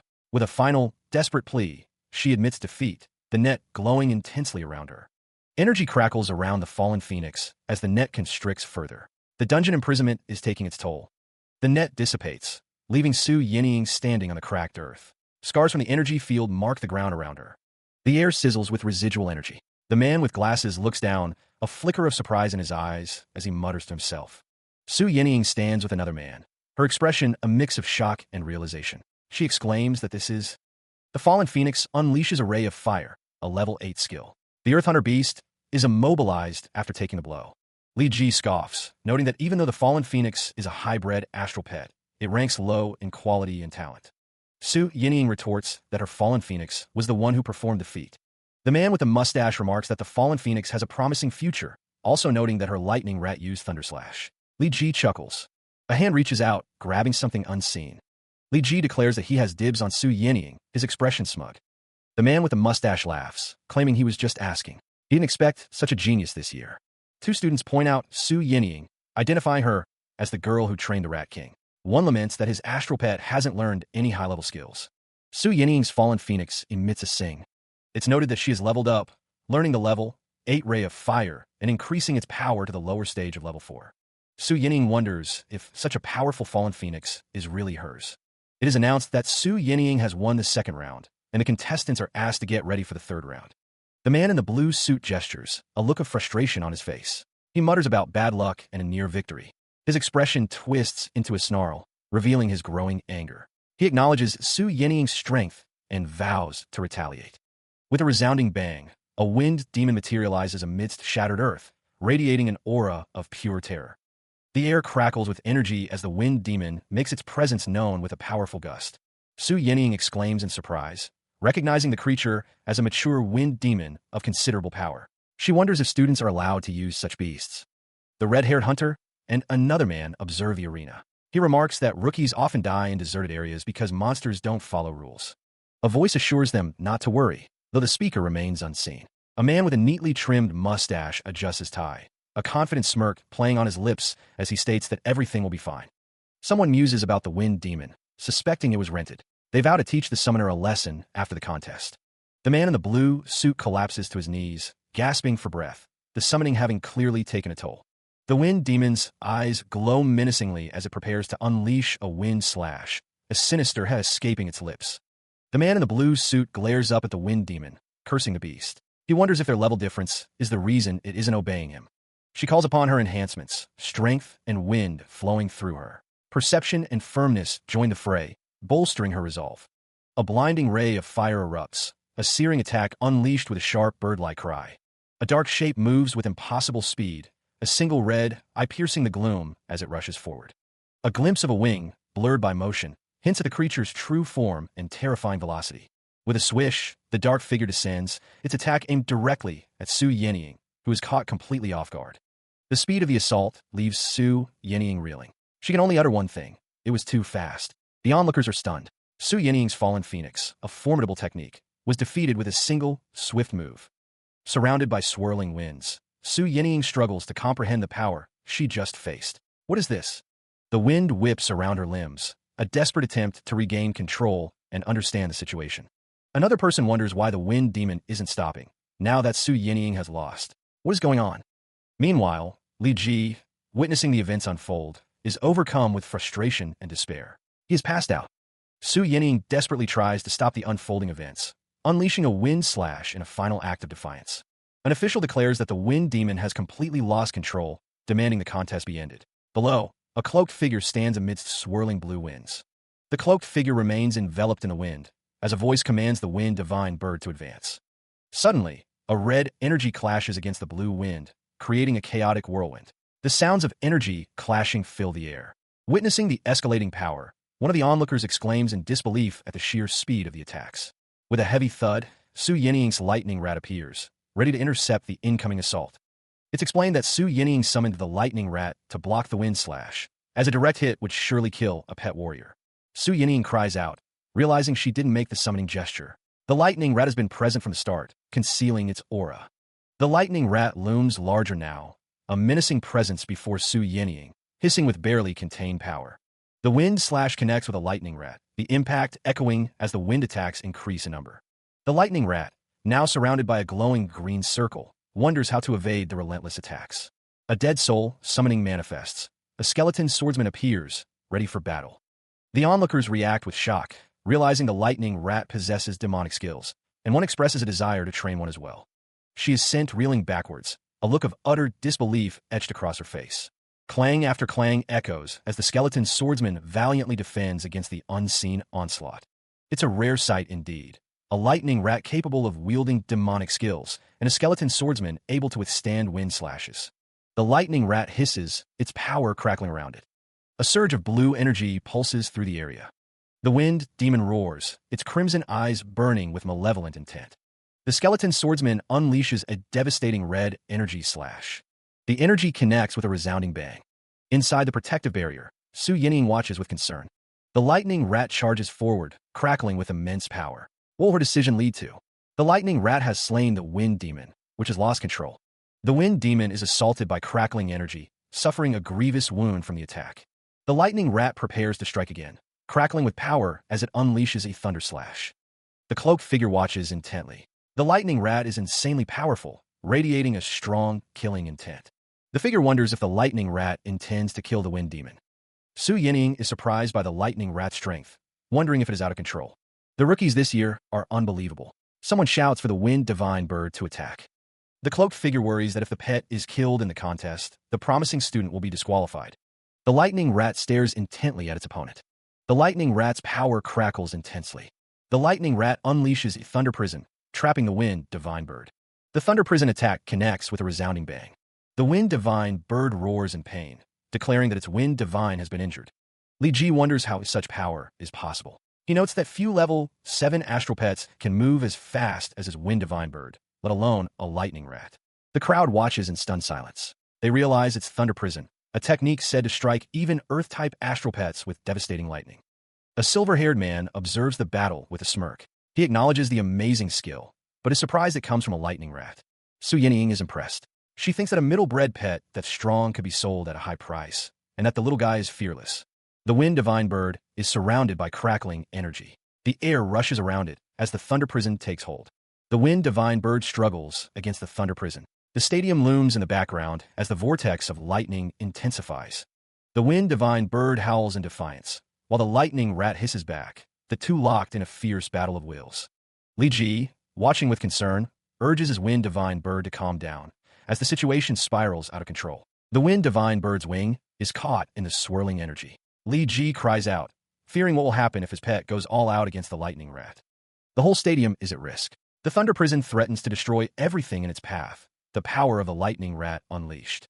Meanwhile, Su Yinying watches the destruction unfold, her expression a mix of awe and concern as the stadium crumbles around them. Su Yinying smiles, impressed by the lightning rat's progress. She realizes it has learned another skill in the midst of the battle. The lightning rat stands tall, crackling with energy, as its smaller companion emits a soft chew. She lifts the blue wolf-like creature into the air, showering it with affection and soft coos. A voice whispers, filled with possessive adoration, calling the creature precious. Li Ji watches in disbelief as the lightning rat seems to spiral out of control, its power overwhelming the wind divine bird. A holographic announcer declares the match, confirming Su Yinying's victory. Su Yinying cradles the blue wolf-like creature, basking in the congratulations for advancing to the next round. Meanwhile, Su Ping stifles a yawn, his attention drawn to the progress of the civet cat's training. He studies the holographic instructions, reminding himself to inject astral power and regulate the meridians of the civet cat's front claws. The screen details how the civet cat's front claws will strengthen over time, emphasizing the need to be familiar with the astral pet's anatomy. The holographic display shows the green-haired girl checking the growth of the black cat's claws, noting a 2-centimeter increase. The outcome is revealed. The front claw's attack power has increased by 1/5, a result that elicits excitement and jealousy. Su Ping realizes how difficult it is to level up in this world, understanding Su Yinying's surprise, and considers recording a video to attract attention. The Naughty Pet shop stands ready, a sleek, futuristic vehicle parked outside its doors. Inside, the shopkeeper greets a returning customer. "Hey, Mr. Shopkeeper, long time no see." The shopkeeper presents his new stock, holding up a container filled with glowing orbs. Su Ping stands in the background. The shopkeeper turns his attention to Su Ping. "It's you. Your hand, is it fine now?" The shopkeeper presses, wondering if he went to the hospital in the uptown area. He seems skeptical. The shopkeeper stands confidently, a faint glow emanating from beneath his feet as he awaits Su Ping's answer. The shopkeeper declares that healing is possible, but it comes at a price. As long as you can afford the price. The shopkeeper claims he can cure even shattered bones. Su Ping raises an eyebrow. asking if he's rich. Su Ping leans against a display case filled with expensive pet food, each item costing millions of yuan. The shopkeeper offers a discount. The shopkeeper and a woman are shocked by the exorbitant prices of the pet food, which are over 100 times more expensive than before. He states that he needs to cultivate and will leave if the shopkeeper has nothing else he wants. The shopkeeper admits he was acting cocky and asks Su Ping for a favor, inquiring if he's interested in exploration. Blue Star was once a water-scarce planet, a world struggling for survival. Then, a powerful force tore through the fabric of space and time, creating the stellar rifts. These rifts connected Blue Star to other stars, some rich in resources, others teeming with fierce beasts. Thanks to the stellar rifts, humans could now gain resources from other stars, even those scorching hot. They built up powerful nations, reaching for the stars themselves. But prosperity was fleeting. To fight for quality stellar rifts, humans fell into years of civil war. Nearly 70% of Blue Star's land turned barren, and the human population decreased by half. The remaining humans moved to the stable areas where stellar rifts barely appeared. To survive, they focused their resources to foster pet warriors. The ultimate purpose is to select the best pet warriors and send them out to look for precious stellar rifts. Su Ping contemplates exploration, his expression thoughtful. Actually, last night, a stellar rift emerged in the wilderness outside Longjiang Bay City. The Black Wolf warriors were dispatched. He received a notification. Congratulations on activating a side quest.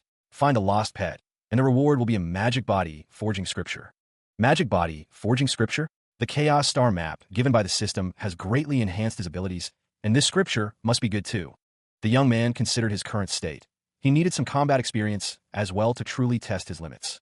Meanwhile, at the north gate of Longjiang City, the defenses stood ready, prepared for any threat that might emerge from the stellar rifts. A massive gate began to open, its gears grinding as it slid aside, granting passage to those authorized to enter. A heavily armored vehicle sped along the designated lane for exploration, its engine roaring as it approached its destination. The monstrous machine thundered down the road, its massive tires eating up the asphalt as it made its way through the city. Inside the vehicle, a voice barked out an order. Wolf Warrior, let it pass. The gate swung open, allowing them through. The vehicle rumbled through the city streets, passing by the number 38 exploration base, heading towards its objective. A man with blue hair waved enthusiastically as the vehicle approached. He called out, announcing their arrival to the captain. The man with blue hair approached, his footsteps echoing on the pavement. He inquired if he was the expert they had mentioned, and asked for his name.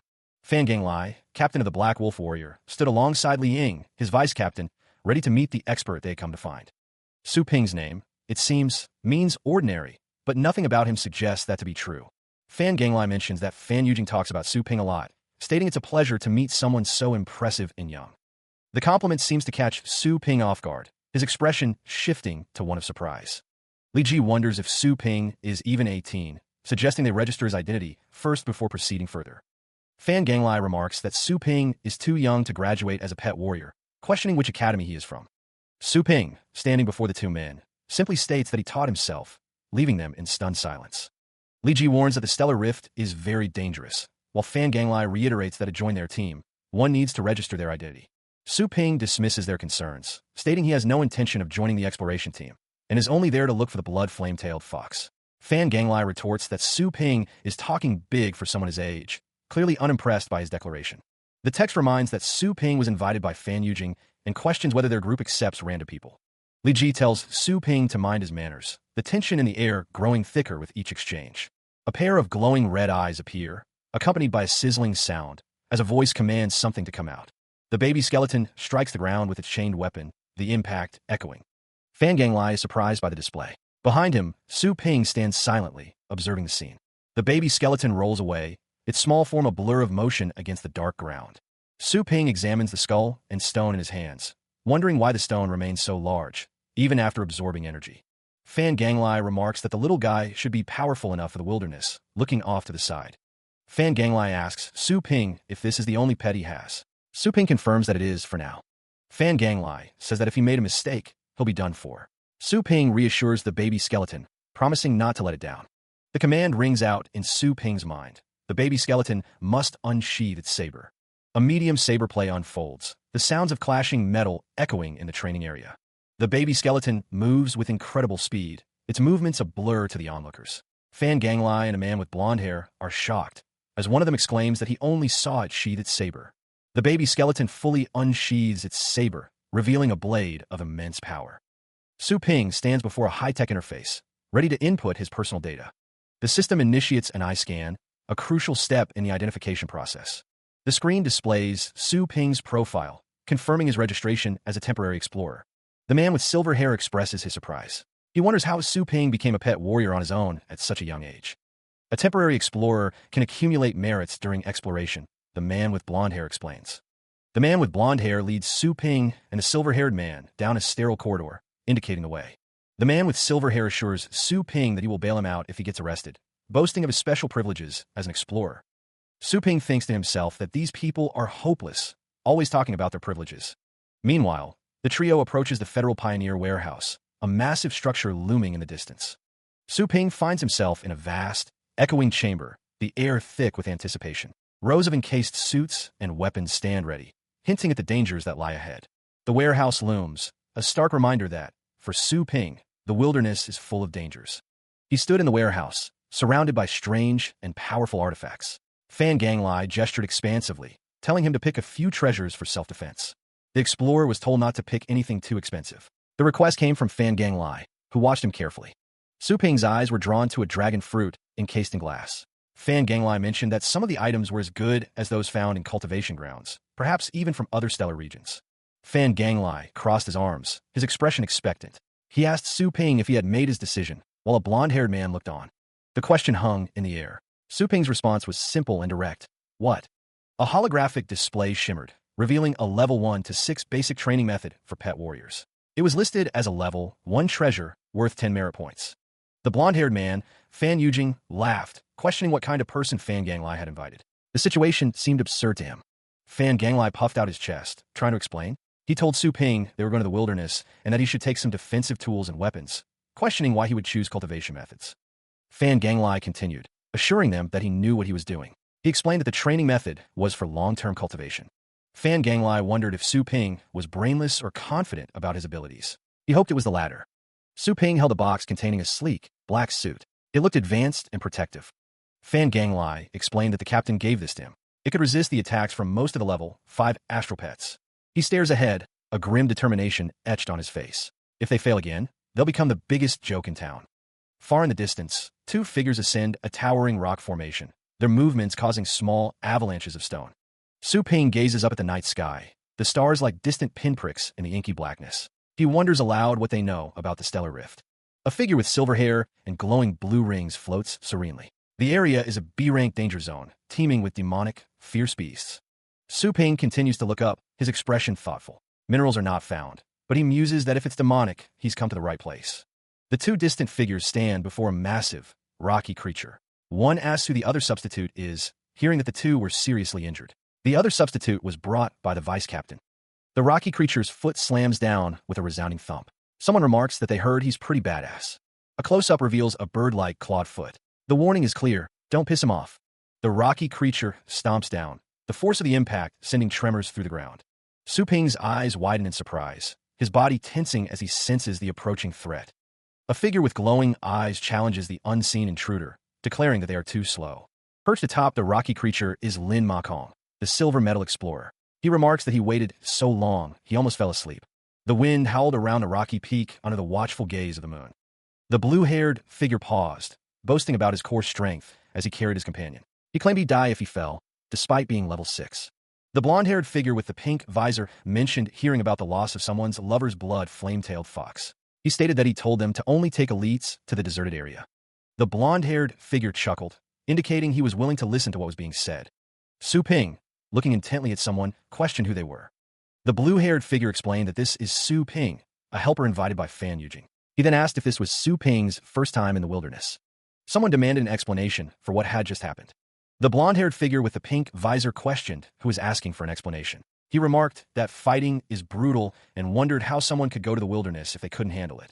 The blue-haired figure defended Su Ping, stating that he wasn't an official explorer, but his knowledge about astral pets was phenomenal. The blonde-haired figure with the pink visor was annoyed that Su Ping was staring at him. He muttered about listening to his commands after going inside.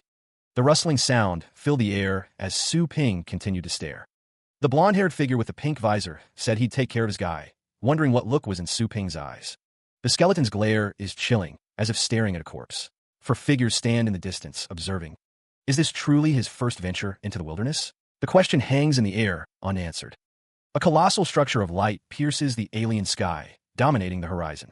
Before it, a shimmering barrier of energy sizzles, blocking their path forward. The man with silver hair speaks calmly. He reminds Su Ping that explorers speak their minds. Su Ping's expression hardens as he states that he happens to agree with him. The group of explorers stand resolute before the energy barrier, ready to face whatever lies ahead. One of the explorers declares that he has found a path, urging the others to follow his lead. They decide to go through the forest, and Liang is tasked with finding a path through the dense foliage. Deeper into the forest, an unsettling howl echoes through the trees, a sign of unseen dangers. A spectral, avian creature soars through the sky, its own howl adding to the eerie atmosphere. The explorers discuss an astral pet near the lake, noting that the fog is too thick to recognize it from the air. They wonder if there's a way around. Two figures decide to take a closer look, even as a hiss pierces the air, hinting at a high-tier, fierce beast. A radar screen beeps, revealing the outline of a large, armored creature lurking nearby. The group observes the creature, identifying it as an adult tiger tapir. Its power level is estimated to be around level 5. The man with blue hair orders it killed, stating they don't want to waste time. Someone confidently replies that they will take care of it. Someone interrupts, questioning if it's truly a tiger tapir. He demands a night vision binoculars to get a better look. The man with the visor and pink accents retorts, asking what he means and if he is questioning their judgment. Su Ping states that the tiger tapirs barely drink water, offering a piece of potentially relevant information. He continues, explaining that they stay hydrated by eating small insects. He also mentions the temperature, noting that tiger tapirs are usually not active this season. The man with the visor explains that tiger tapirs are tropical astral pets and wouldn't appear in wet and cold environments. The other man asks if he's sure about that.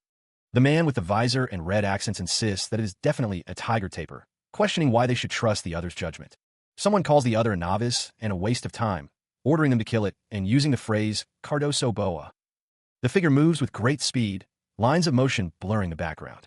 The tiger tapir is shown, its form partially obscured by dark energy tendrils. The man with the blue hair and green visor asks if the tiger tapir has died, his expression suggesting concern. It was a spirit beast, disguised as the tiger tapir.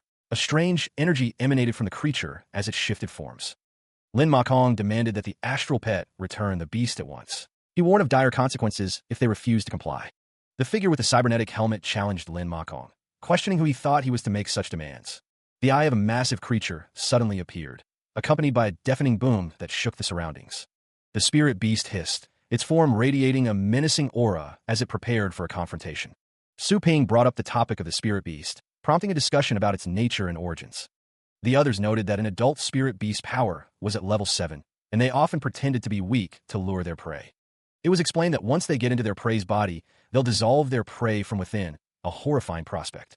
He stated that the horrifying part of the spirit beast wasn't itself, but the blood-soul beast that accompanied it. The text explained that the blood-soul beast has a symbiotic relationship with the spirit beast, further complicating the situation.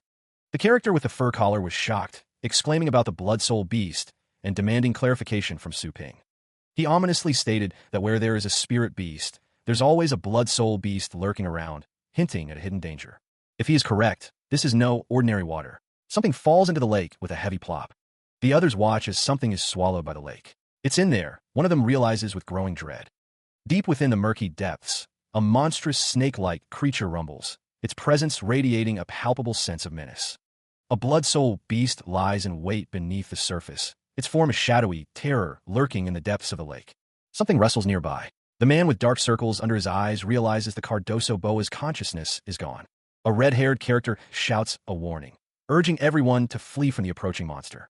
Fueled by a level 7 spirit beast, the blood-soul beast has grown to at least level 9, its power escalating rapidly. A massive eye opens, a silent whoosh accompanying the realization that this creature might even be an overlord behemoth. The water churns as red tentacles swish and writhe, disturbing the once calm surface.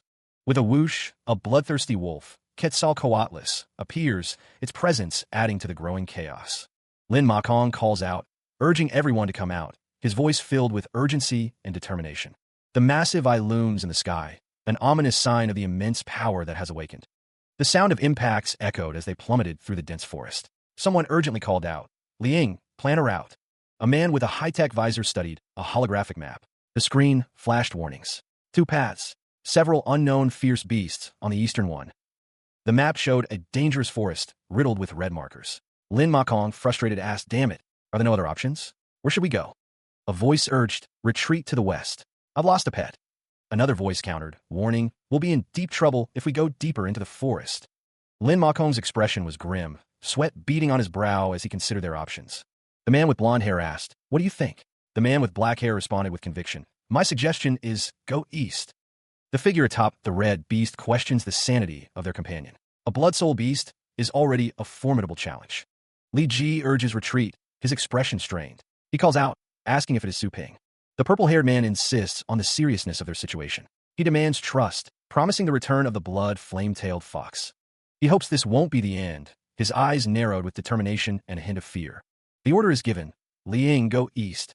The urgency in the voice is palpable. Su Ping, atop the red beast, howls as they enter the canyon, the sound echoing through the narrow passage. A monstrous eye, ringed with tendrils, looms in the canyon's depths, its presence heralded by a guttural growl. The man with green goggles and a headset is alarmed by the readings, his eyes widening in disbelief. The radar screen reveals an unsettling truth. All the fierce beasts in the canyon have vanished. Li Ji realizes the reason for the beast's sudden departure. They've sensed the blood soul beast lurking behind them. The purple-haired man's expression shifts to concern, questioning who the beasts are moving away from. The monstrous eye lets out another guttural growl, its gaze fixed on an unseen target. The blood soul beast seems uninterested in chasing after the small, red, fox-like creature. The blood soul beast's power is strong, but it doesn't like hunting its prey. It prefers using the spirit beast to lure them. Su Ping notes that the canyon is too narrow for it, and they're not delicious food. Someone thinks that only an idiot would give up getting delivery and eat snacks under these conditions. The man with blue hair agrees, stating that if he had known this, he wouldn't have chosen to retreat. He asks why the man with the cybernetic implant is staring at him. The captain reports that they're arriving at the place where the blood flame-tailed fox went missing, but there's a fierce beast lingering there. He thanks someone. The man with the cybernetic implant asks if Su Ping heard that. Su Ping tells him to give him the night. The man with the cybernetic implant is using vision equipment. There's a clattering sound as he tisks, telling someone not to get. Su Ping looks down, thinking that someone is a poor guy. The vision enhancement module and night vision are installed. Through the vision equipment, a spectral figure with a sword can be seen. It's an adult death specter, and its power is probably at level 5, the man with the cybernetic implant states. He assures the others, having already summoned his astral pet. The creature crackles with energy, ready to fight. The astral pet strikes, a red energy blade slicing through the air with deadly force. The astral pet demonstrates intermediate saber play, its movements precise and lethal. The red energy blade leaves a trail of destruction in its wake. The observers are shocked by the astral pet's swift victory. One exclaims, "What a quick kill." One of the observers reflects on the battle, regretting not listening to Su Ping's advice earlier. Elsewhere, the landscape stretches out under the light of a large, purple moon. A lone figure walks through the mountainous terrain, the sound of rustling echoing around them. The character observes that the huge peak is rather dangerous, its height imposing. They recall the last time they met an unknown high-tier fierce beast in this area, when they lost the blood flame-tailed fox. Su Ping urges everyone to hurry up, a beep sounding from his device. He instructs them to come down and look for something. A group of figures descends into the mountainous area, searching for their lost objective. The multi-eared monkey squeaks, seemingly excited by something it has found. The man with light blue hair asks the monkey what it has discovered in this strange place. Su Ping stands nearby as the man with light blue hair exclaims that he has found something. It appears to be a massive arm, seemingly mechanical in nature. The man with light blue hair identifies it as a black gold wrist guard, a valuable find. The man with the red visor remarks that only a captain-level explorer could afford such an item. The man with light blue hair wonders what kind of monster could have caused the death of even a captain. Su Ping remains silent, his expression unreadable as he observes the situation. The man with the red visor asks to examine the arm, but Su Ping refuses, questioning his familiarity with the equipment. The man with the red visor tells Su Ping that he should be pleased to act as the leader twice, warning him not to act cocky. The man with the red visor boasts about his status as a silver medal explorer, implying he would only receive a minor warning even if he accidentally damaged the arm. With a thud, the man with the red visor drops the arm, telling Su Ping to pick it up himself. His eyes narrowed. Su Ping commanded someone to pick it up. A man in a blue suit stood over two prone figures, questioning their condition. The bodies had been dead for days, but a wisp of dark energy lingered at the wound. Holding a glowing object, he wondered if another high-tier, demonic beast was nearby. A man with blue hair and cybernetic implants inquired if anything related to the blood flame-tailed fox had been found. Looking down, Su Ping claimed to have found nothing, suggesting the thing had been gone for days. Mr. Kim remarked on Su Ping's serious look, implying he thought he had found something. A foot tapped impatiently, accompanied by mocking laughter, hinting at a discovery. Su Ping glanced to the side, his expression unreadable. Suddenly, Mr. Kim was struck with a resounding bang. 3 men looked on in shock, one of them calling Su Ping a little something. Another man, enraged, threatened to kill him. He blocked the blow with his arm, the force of the impact ringing out. How dare he be struck in the face? Su Ping swung his sword, the blade whistling through the air. He declared that his opponent was dead meat. The blade continued its arc, the sound of its passage echoing through the chamber. The red energy of the blade pulsed, ready to strike. Su Ping regarded the chained skeleton he held, wondering what had happened. Lin Makong watched as Su Ping pointed his sword. He demanded that he lower his weapon. Lin Makong urged someone to tell Su Ping to put down his saber. He told Su Ping to calm down. Su Ping stared intently, questioning why he had been punched. The chained skeleton declared that he had asked for it, having repeatedly gotten in his way. The chained skeleton hissed, its eyes glowing with red energy. The red energy of the blade crackled, ready to unleash its power. Su Ping stood before a group, declaring that he should not be blamed for being merciless, as the sound of rustling filled the air. The man's killing intent is palpable, a wave of pressure threatening to overwhelm those around him. Does he truly possess the confidence to eliminate them all? The declaration is met with scorn. Mr. Kim spits back, questioning their guts. Does anyone think he lacks the will to kill? Lin Makong interjects, apologizing for Su Ping's actions. He offers compensation for their loss, urging everyone to focus on the task at hand.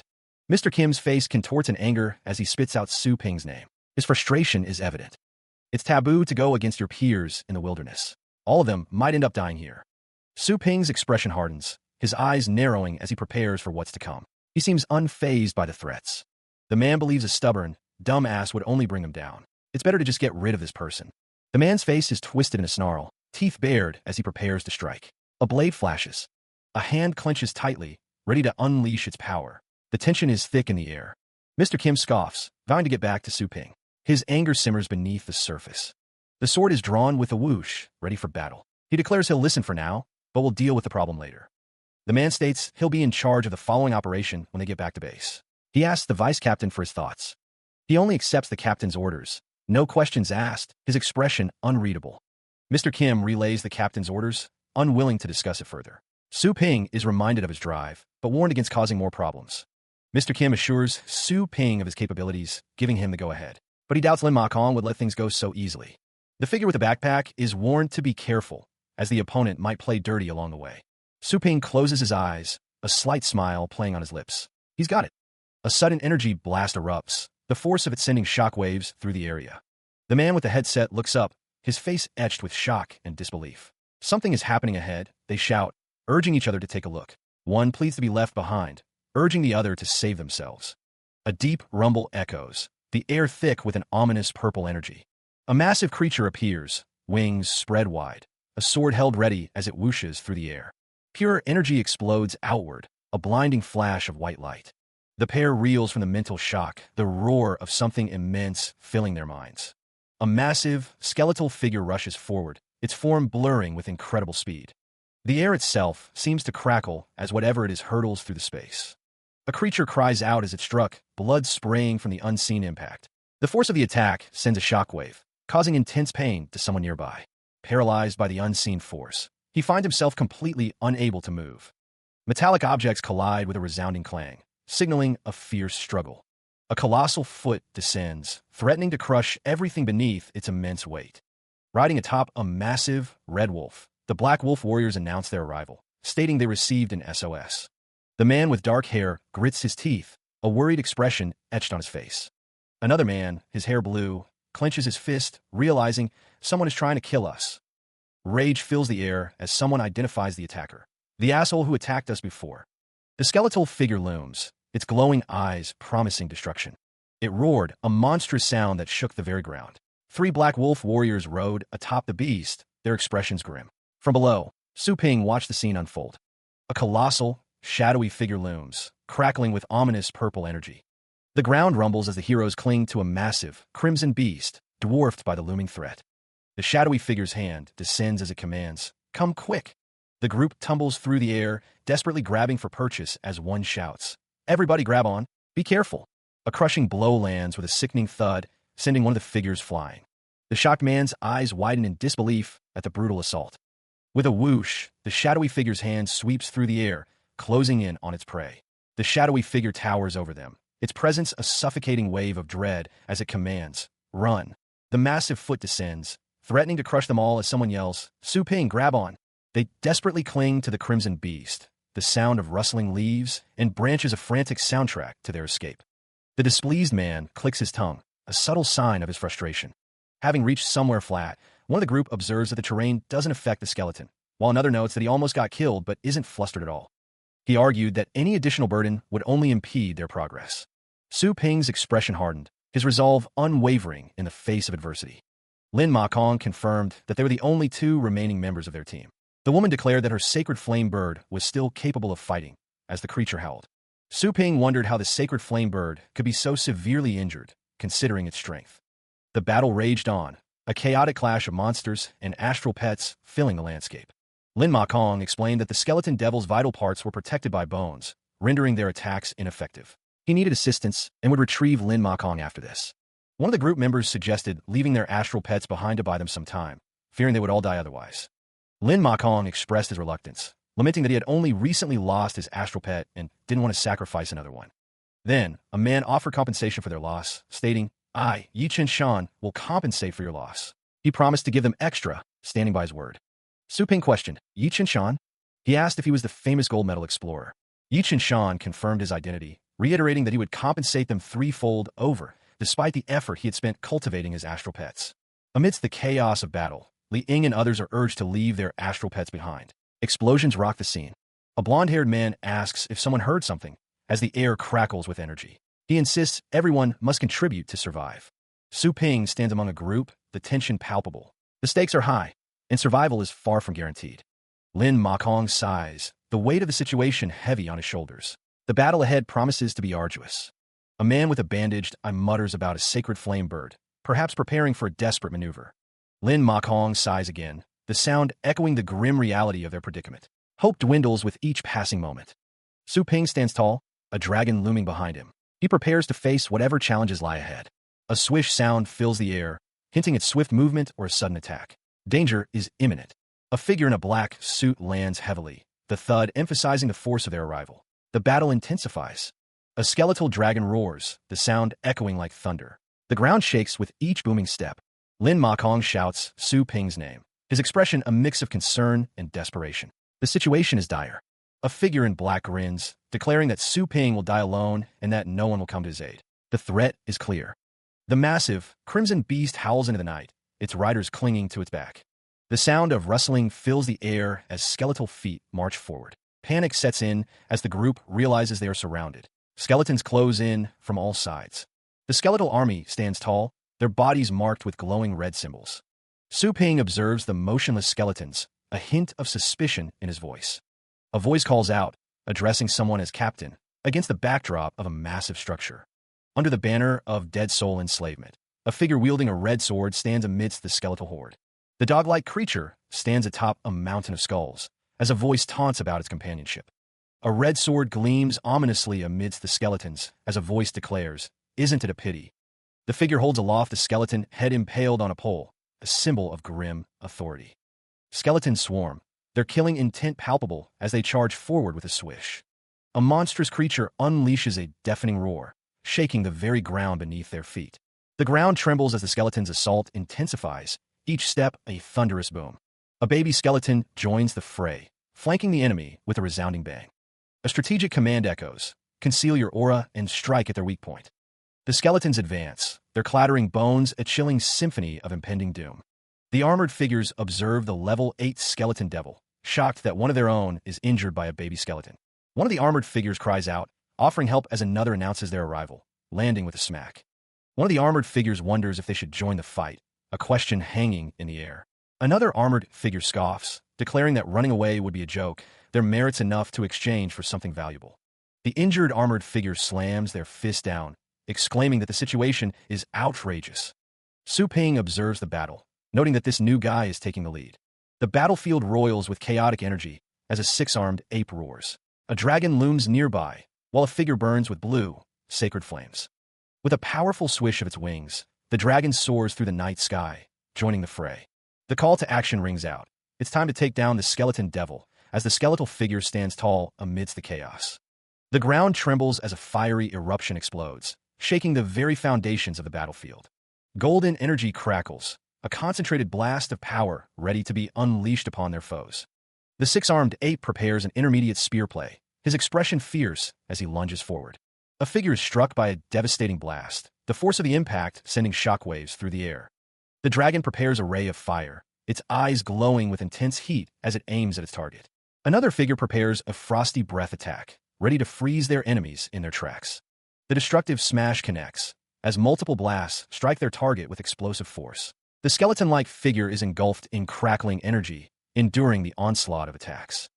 The tide seems to be turning, as one of the figures exclaims, "Fantastic! We're beating it up!" The bloodthirsty wolf continues its relentless assault, claws tapping against an unseen barrier. The barrier begins to crack under the force of the creature's blood-hunting frenzy. The dark figure looms, its form radiating power as the cracks spread further. Su Ping stares up in disbelief. Its rib bones have opened up, revealing a terrifying transformation. The others prepare a counterattack, setting up a mental shock to try and subdue the beast.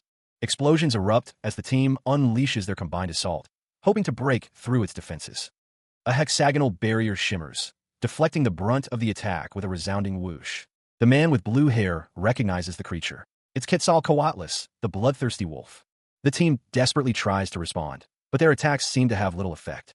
A massive hand urges the creature to stand up, its power seemingly limitless. Limb regeneration begins, the dark figure healing at an alarming rate. The man with blue hair kneels, defeated. Their attacks were useless against such a powerful being. To defeat a level 8 monster, it would have to reach out. The shadowy monster's claws struck with a resounding bang. The red-scaled hand swished through the air, a dangerous blur. The man with blue hair exclaimed in alarm, realizing they were too far to recall their astral pets. They shouldn't have turned back. Su Ping considered his options, thinking he should run away, but then considered baby skeleton intermediate saber play. A baby skeleton materialized, wielding glowing red blades.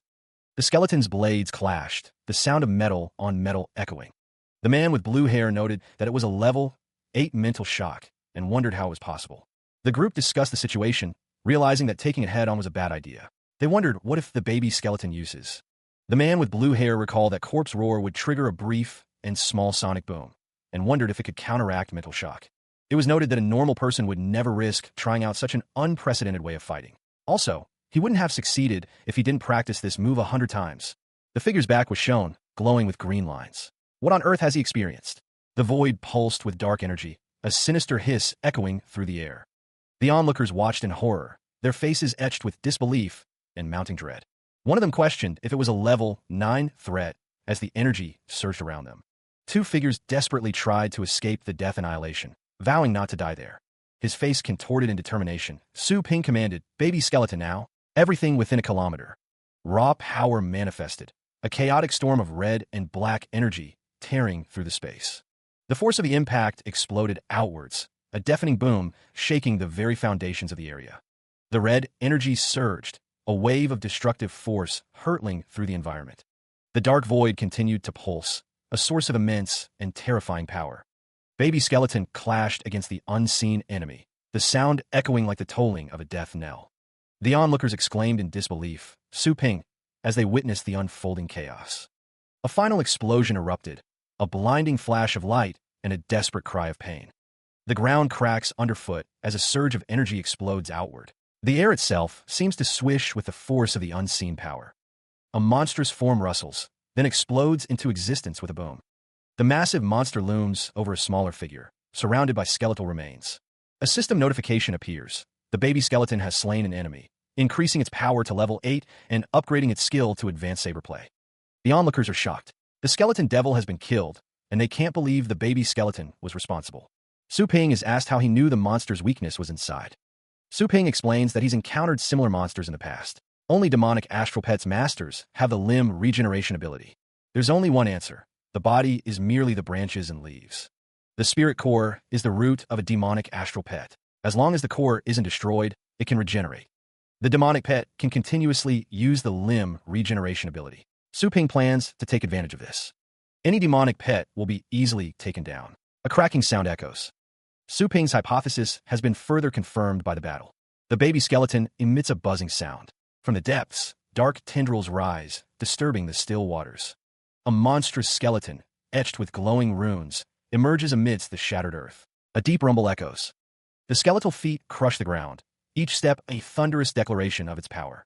The rumble intensifies. Two observers, faces etched with shock, witness the skeleton's terrifying arrival. One of them says, "No, it's..." Su Ping watches, his expression unreadable. He notes that the creature is moving strangely, as if someone is controlling it. Arcane energy crackles around the skeletal monster, accompanied by the declaration of puppet magic. The skeletal monster looms large, its presence casting a long shadow. A distant thud reverberates through the air. The man with blue hair asks Su Ping if he is controlling it. Su Ping responds, "Sort of." The man with blue hair expresses his confusion, demanding to know what sort of means. The man with blue hair questions how Su Ping trained the baby skeleton, noting that it mastered dead soul enslavement, killed a level 8 enemy, and made it into a puppet. With a whoosh, the skeletal monster is engulfed in flames, its form radiating intense heat. The man in the tan coat urges the group to continue their search. Their quarry, the blood flame-tailed fox. The assembled group stands on a brightly lit platform, listening to his instructions. They acknowledge with a simple, "Okay." Su Ping declares he has something he must do. He hopes the others can pretend they didn't see anything.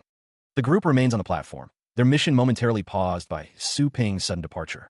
Suddenly, a man finds himself trapped within a red, unfolding, hexagonal energy field. He cries out, "What are you?" Su Ping's expression hardens as he warns someone to be careful. His eyes narrow with a cold intensity. A skeleton-like figure, wielding a blade, slashes at the trapped man. The wilderness is a scary place, after all. The man screams in pain and fury as blood splatters. "Calm down for HHHHHH. How dare you?" Su Ping's face is grim, his gaze unwavering. He seems determined to carry out his unspoken plan. The skeleton-like figure stands over the injured man, dismissing him. "I didn't kill you because of the captain, so get lost." Su Ping's eyes glow with an ominous red light. He declares, "I'll help you disappear." The injured man looks up in terror as Su Ping looms over him. His intentions clear. "If you don't want to." A scream pierces the air as a figure plummets into the abyss. Footsteps echo, the sound growing louder with each step. A man with blue hair demands, "Su Ping, what have you done?" Another voice accuses him of going too far. The long-haired man declares that Su Ping is evil and will get everyone killed. He believes expelling Su Ping was the correct decision. In the distance, figures stand on a cliff. The blue-haired man asks if there are any clues. The long-haired man claims to not remember seeing a blood flame-tailed fox, but admits to seeing footprints.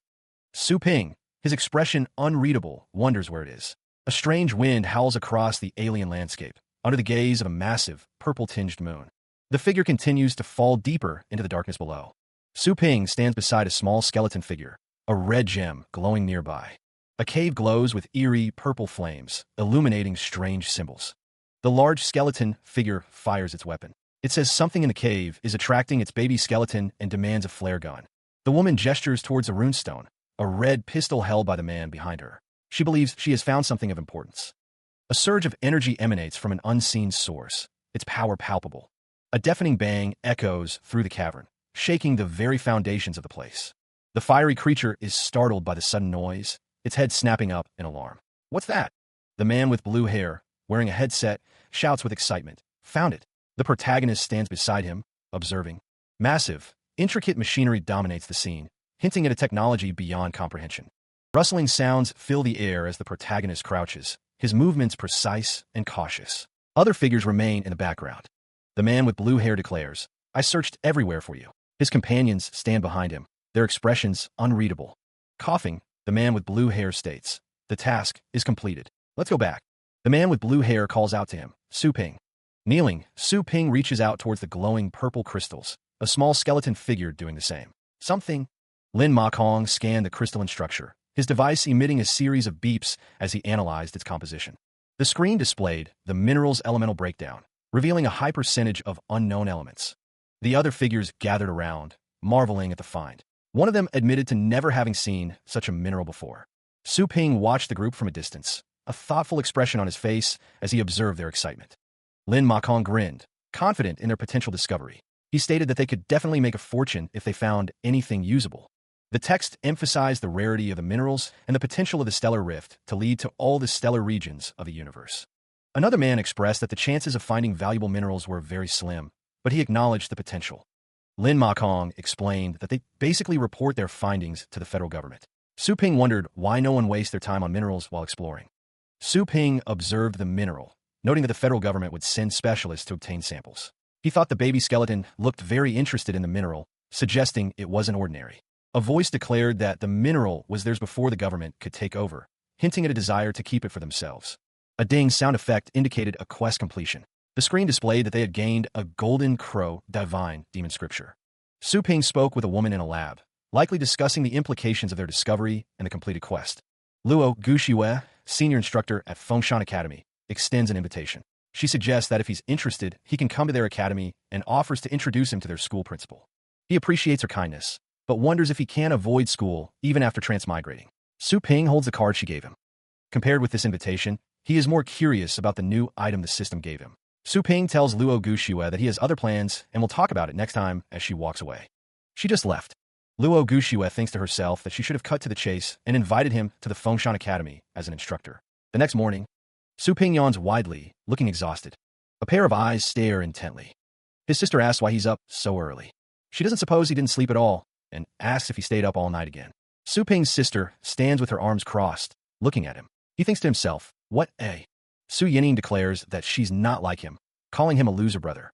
She may not have heard him, as Su Ping continued to walk away, internally praising himself for his morning routine. Su Yining's cheeks flushed a light pink. Oomph. She stomped her foot, declaring she didn't need him to be proud of her. Elsewhere, Su Ping lounged, a notification pinging on his screen. He peered at the screen, wondering what the Golden Crow divine demon scripture was. The system informed him that the scripture was a body-forging method of the Golden Crows. Born on a scorching hot planet, they're endowed with overwhelming power.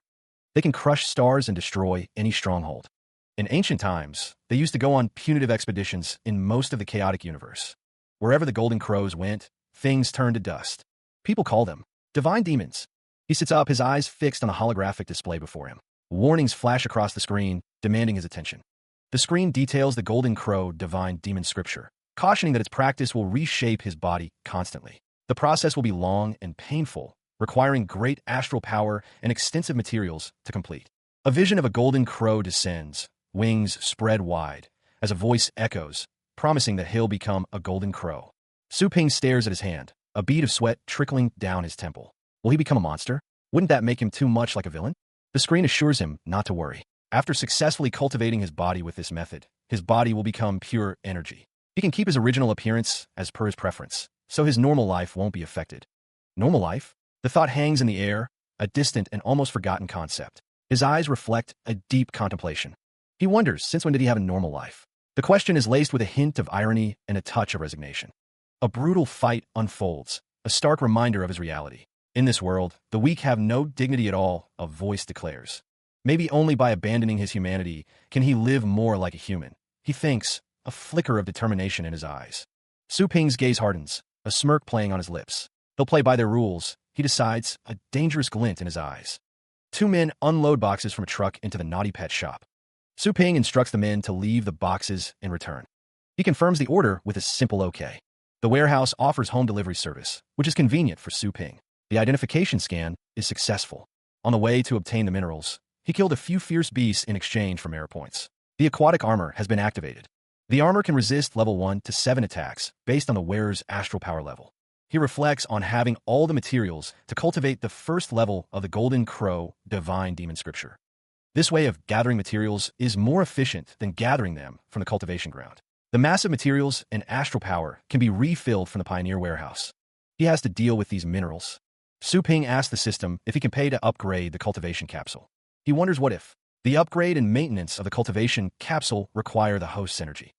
Su Ping considers using the minerals to forge the cultivation capsule. If he offers the materials, can he upgrade? He intends to cultivate, to grow stronger, to reach new heights in his abilities.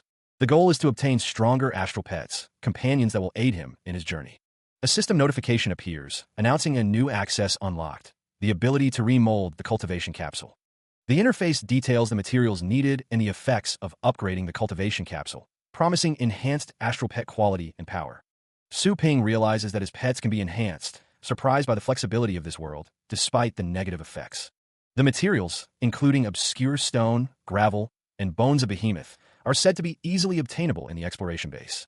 But the energy required is substantial, a fact that gives Su Ping pause as he stands in a storage area. He reflects on how he has been too busy cultivating to properly manage the shop, a task that has fallen by the wayside.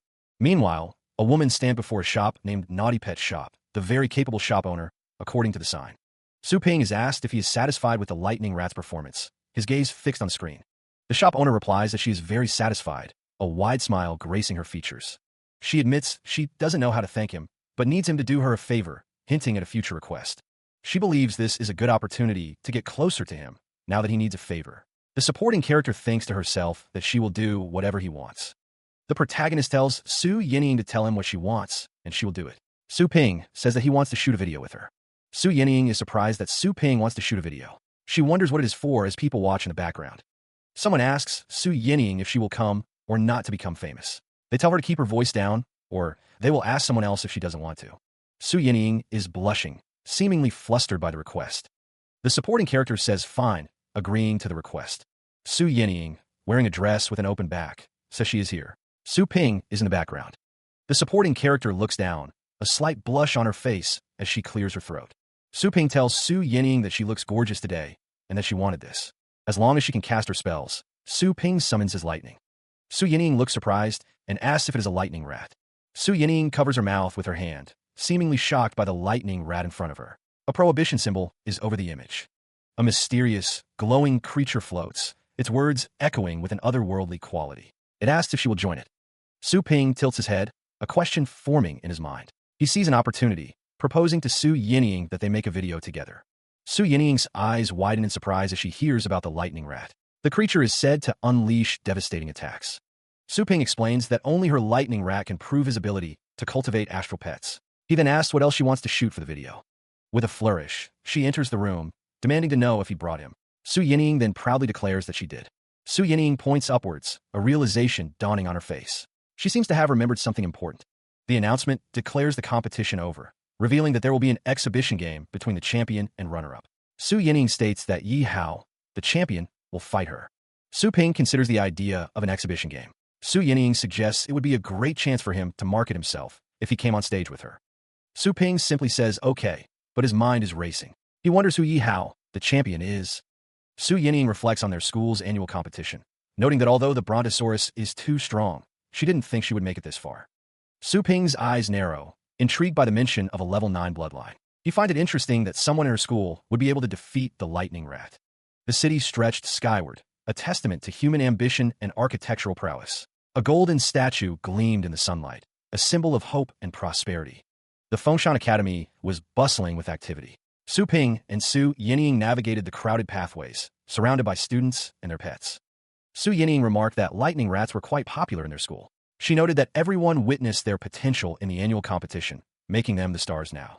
Su Ping declined to pass out flyers. He observed that ordinary students were just joining, implying they could join them now. Su Ping mentioned that even if they went to the shop, they wouldn't buy anything due to the high prices. Su Yinying agreed, stating it was true. The group of students discussed whether Mr. Yi would join the explorers after graduation. One student mentioned hearing that the top team had sent him an invitation. Su Yinying looked on, while Su Ping seemed indifferent. The blonde-haired student stated that it would probably take Mr. Yi less than half a year to join Team 1. Another student agreed, thinking he was a lightning rat. Su Yinying was stopped by the blonde-haired student. He told her to hold on, saying he had something to talk to her about. She asked what it was. The blonde-haired student explained that his silver brontosaurus was about to reach the lower stage of level 7. Su Yinying congratulated Su Ping, as another student remarked that he was the guy who defeated the lightning rat. The blonde-haired student told Su Yinying that there was one more thing he wanted to discuss. The blonde-haired student suggested that Su Yinying not use her lightning rat later. He revealed that his silver brontosaurus had accidentally learned the level 7 ability dragon power, but he couldn't control the power well yet. She seemed concerned, the implications of a suppressed lightning rat weighing heavily on her mind. The other students snickered as they walked away, but Yi Hao called after them, promising to see them on stage. She considered the power dynamic, musing that her lightning rat might not even fear an overload behemoth-grade astral pet, not to mention an immature rat's half-master. Yi Hao seemed to be thinking aloud, wondering who they were. Yi Hao decided to introduce Su Ping to someone. Yi Hao presented Mr. Su, explaining that he had helped him cultivate his lightning. Su Yinying then introduced Yi Hao as the champion of this year, noting that he spends a lot of money cultivating his pets. Mr. Su and Su Ping shook hands, the former remarking on the unbelievable fact that such a young man cultivated the lightning rat. Yi Hao wondered if Su Ping was backed up by an even more powerful cultivation expert, but then flattered himself, stating that money wasn't an issue as long as his astral pets could be promoted. Su Ping replied that his business was too good to take more orders. He offered a shortcut, a way to bypass the endless queue. 500,000 yuan was the price for such a privilege. The man with blonde hair looked up, a mixture of disbelief and offense etched on his face. Was he actually being serious with this offer? Su Ping, unfazed by the reaction, continued to speak. He gestured, explaining that the cost was nothing compared to the value of his pets. The blonde-haired man's expression intensified, his eyes widening in disbelief. He repeated the sum, as if unable to comprehend the audacity.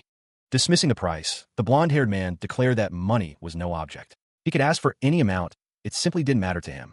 Su Ping, a smirk playing on his lips, agreed to a challenge. He thought to himself that he had come to the right place, where rich kids were so generous. Meanwhile, a monstrous creature, wreathed in green energy, unleashed a deafening roar, its jaws wide and teeth bared.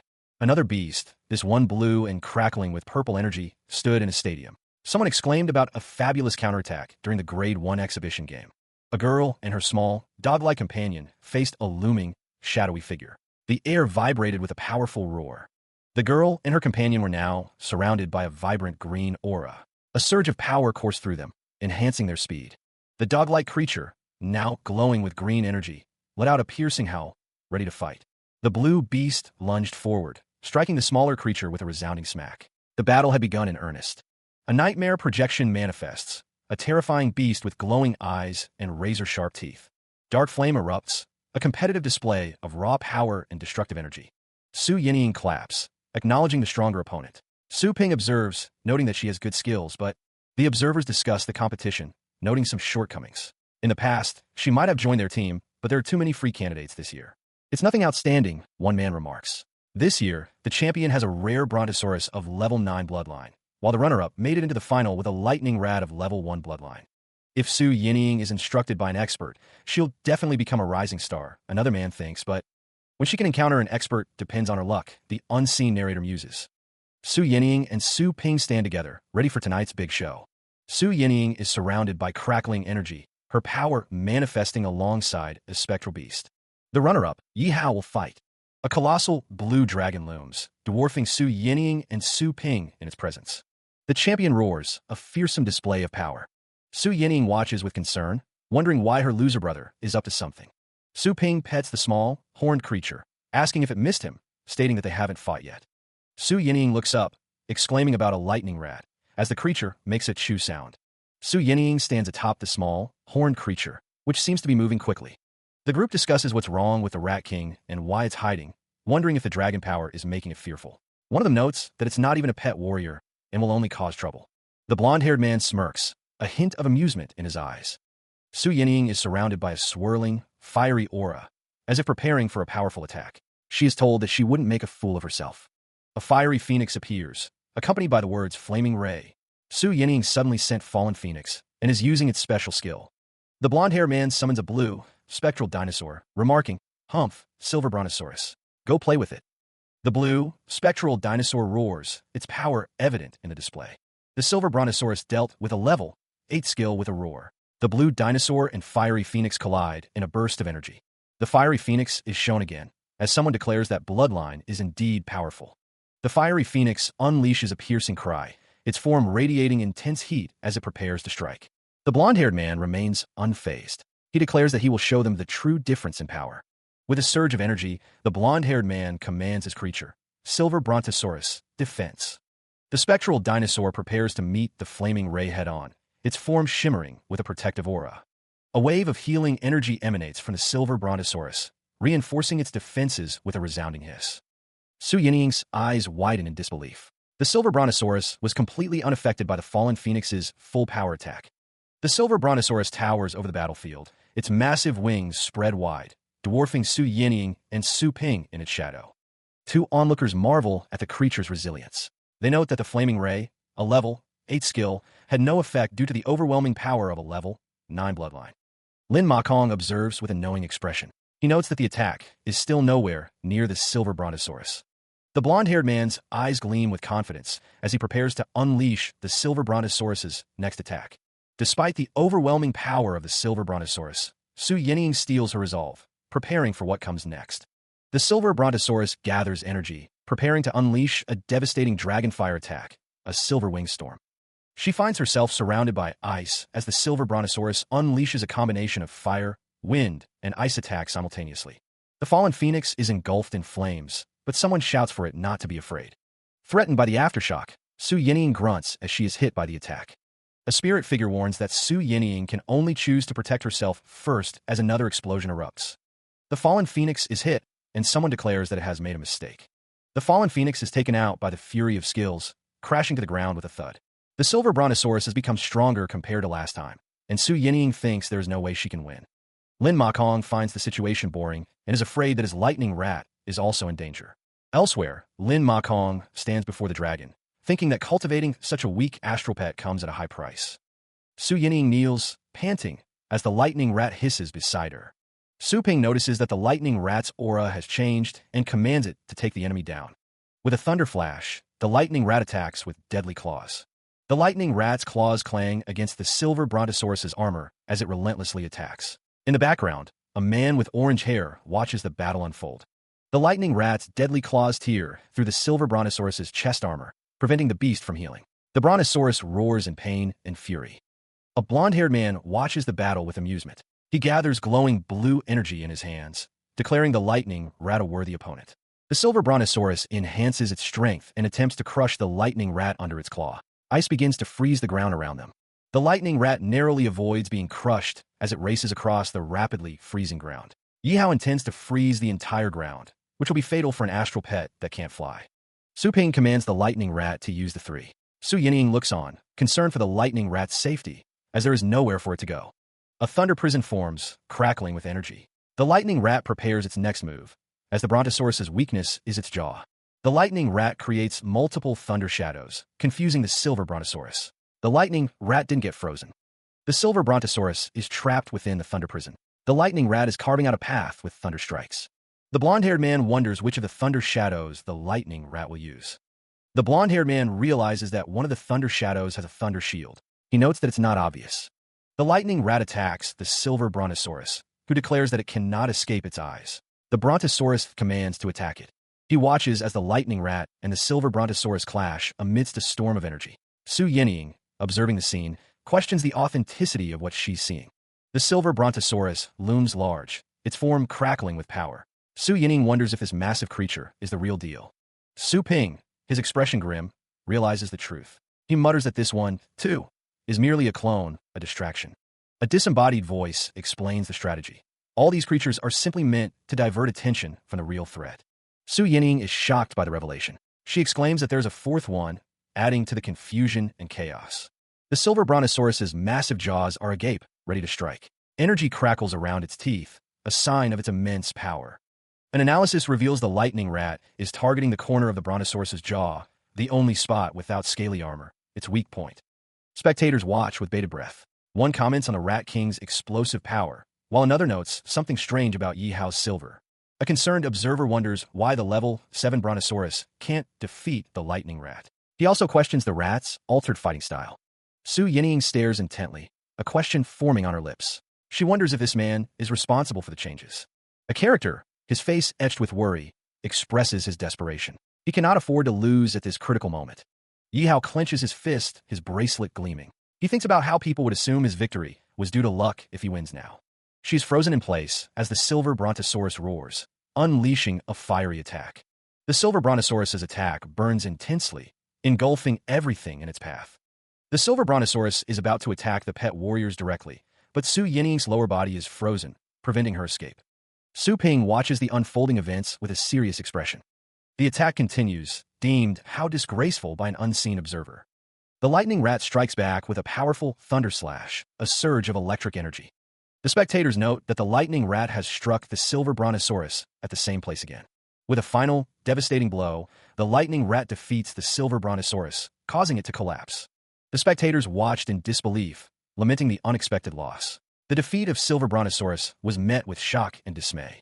The blonde-haired man wondered aloud if Lightning Rat had deliberately concealed its abilities during the finals. Or was the victory due to the other man? Amidst the shattered ice, Su Ping stood tall. He asked if they were satisfied with his ability, the cracking of ice echoing around him. The protagonist stood surrounded by the remnants of his icy victory. He awaited their response regarding to the 500,000 yuan. The blonde-haired man agreed to transfer the money later. He seemed reluctant, but resigned to the outcome of the match. The person demanded an answer to their question first. Their concern was focused on their silver brontosaurus and the events that transpired.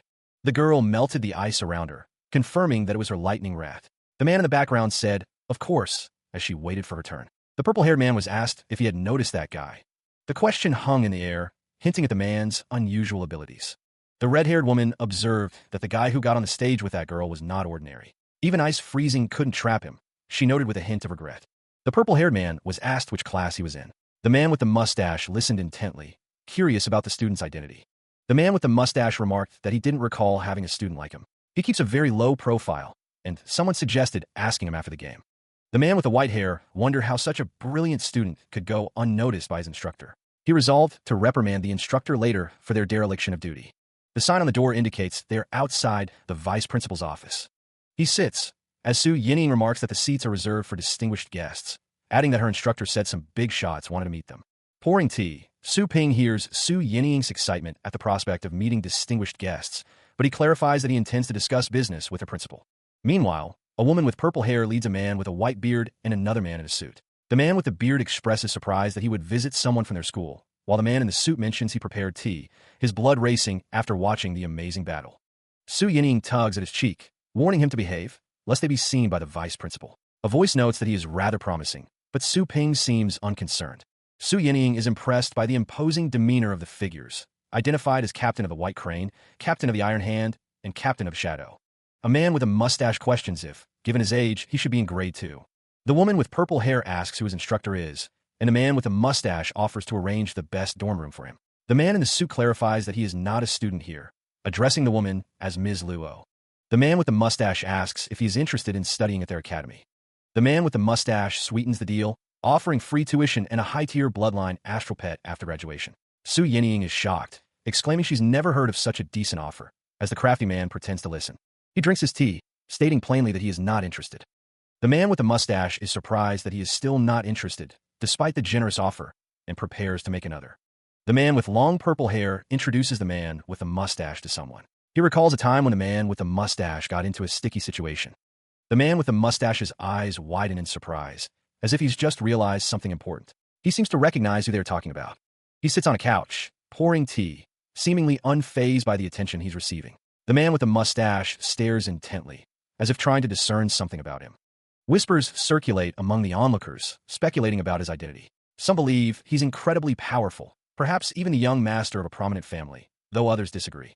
Su Yining grabs Su Ping's face, scolding him for speaking nonsense. She warns him to mind his words, as their lives could be in danger if he offends the wrong people. A man smiles, extending an offer to Su Ping. He suggests that Su Ping should join their team instead of being a student, implying that it would be a better opportunity. Su Yining's eyes widen in surprise as she hears the offer. They will directly offer him twice the benefits if he joins as an explorer of Team 1. He states that he was allocated to Team 4 as a temporary explorer with no benefits. He expresses that he is totally not interested and would rather go to school than join a team. The man with the mustache says that their offer is only good enough for beggars. If he joins their team, he'll gain 100,000 exploration points.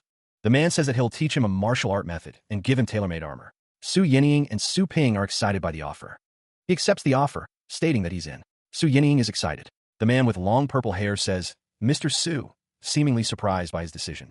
Su Yining and Su Ping are surprised by another offer. Someone asks if he would like to be their special instructor. She exclaims that an instructor has to pass multiple tests and be at level 7. Su Yining adds that an instructor gets to decide the future of hundreds of students, a dream job within reach. The woman in the suit assures that the benefits will be decent and that there will be access to the academy's resources. His eyes narrow, wondering about the access to those resources. He thinks about needing a tremendous amount of rare materials to practice the Golden Crow Divine Demon Scripture. If he can get the rare materials here, it'll save him quite some effort. Su Ping realizes that if he's the instructor, no one will mess with his shop, killing 2 birds with 1 stone, and agrees to the deal. A pair of hands carefully places a stack of thick books onto a wooden surface. Su Ping stands behind a desk laden with similar tomes, his expression unreadable as he stares forward. A woman with long purple hair informs him that to be an instructor, he needs to pass a series of tests. The man in the suit explains that these tests will evaluate his fitness, combat skills, and teaching abilities. Su Ping, looking slightly perplexed, asks what the man is trying to say with all this information. The man with the mustache clarifies that Su Ping only needs to pass the fitness test, as the faculty system mandates the collection of instructor information. Su Ping narrows his eyes, thinking that the man clearly wants to test his ability. He wonders how they are going to do this, as a voice instructs him to follow.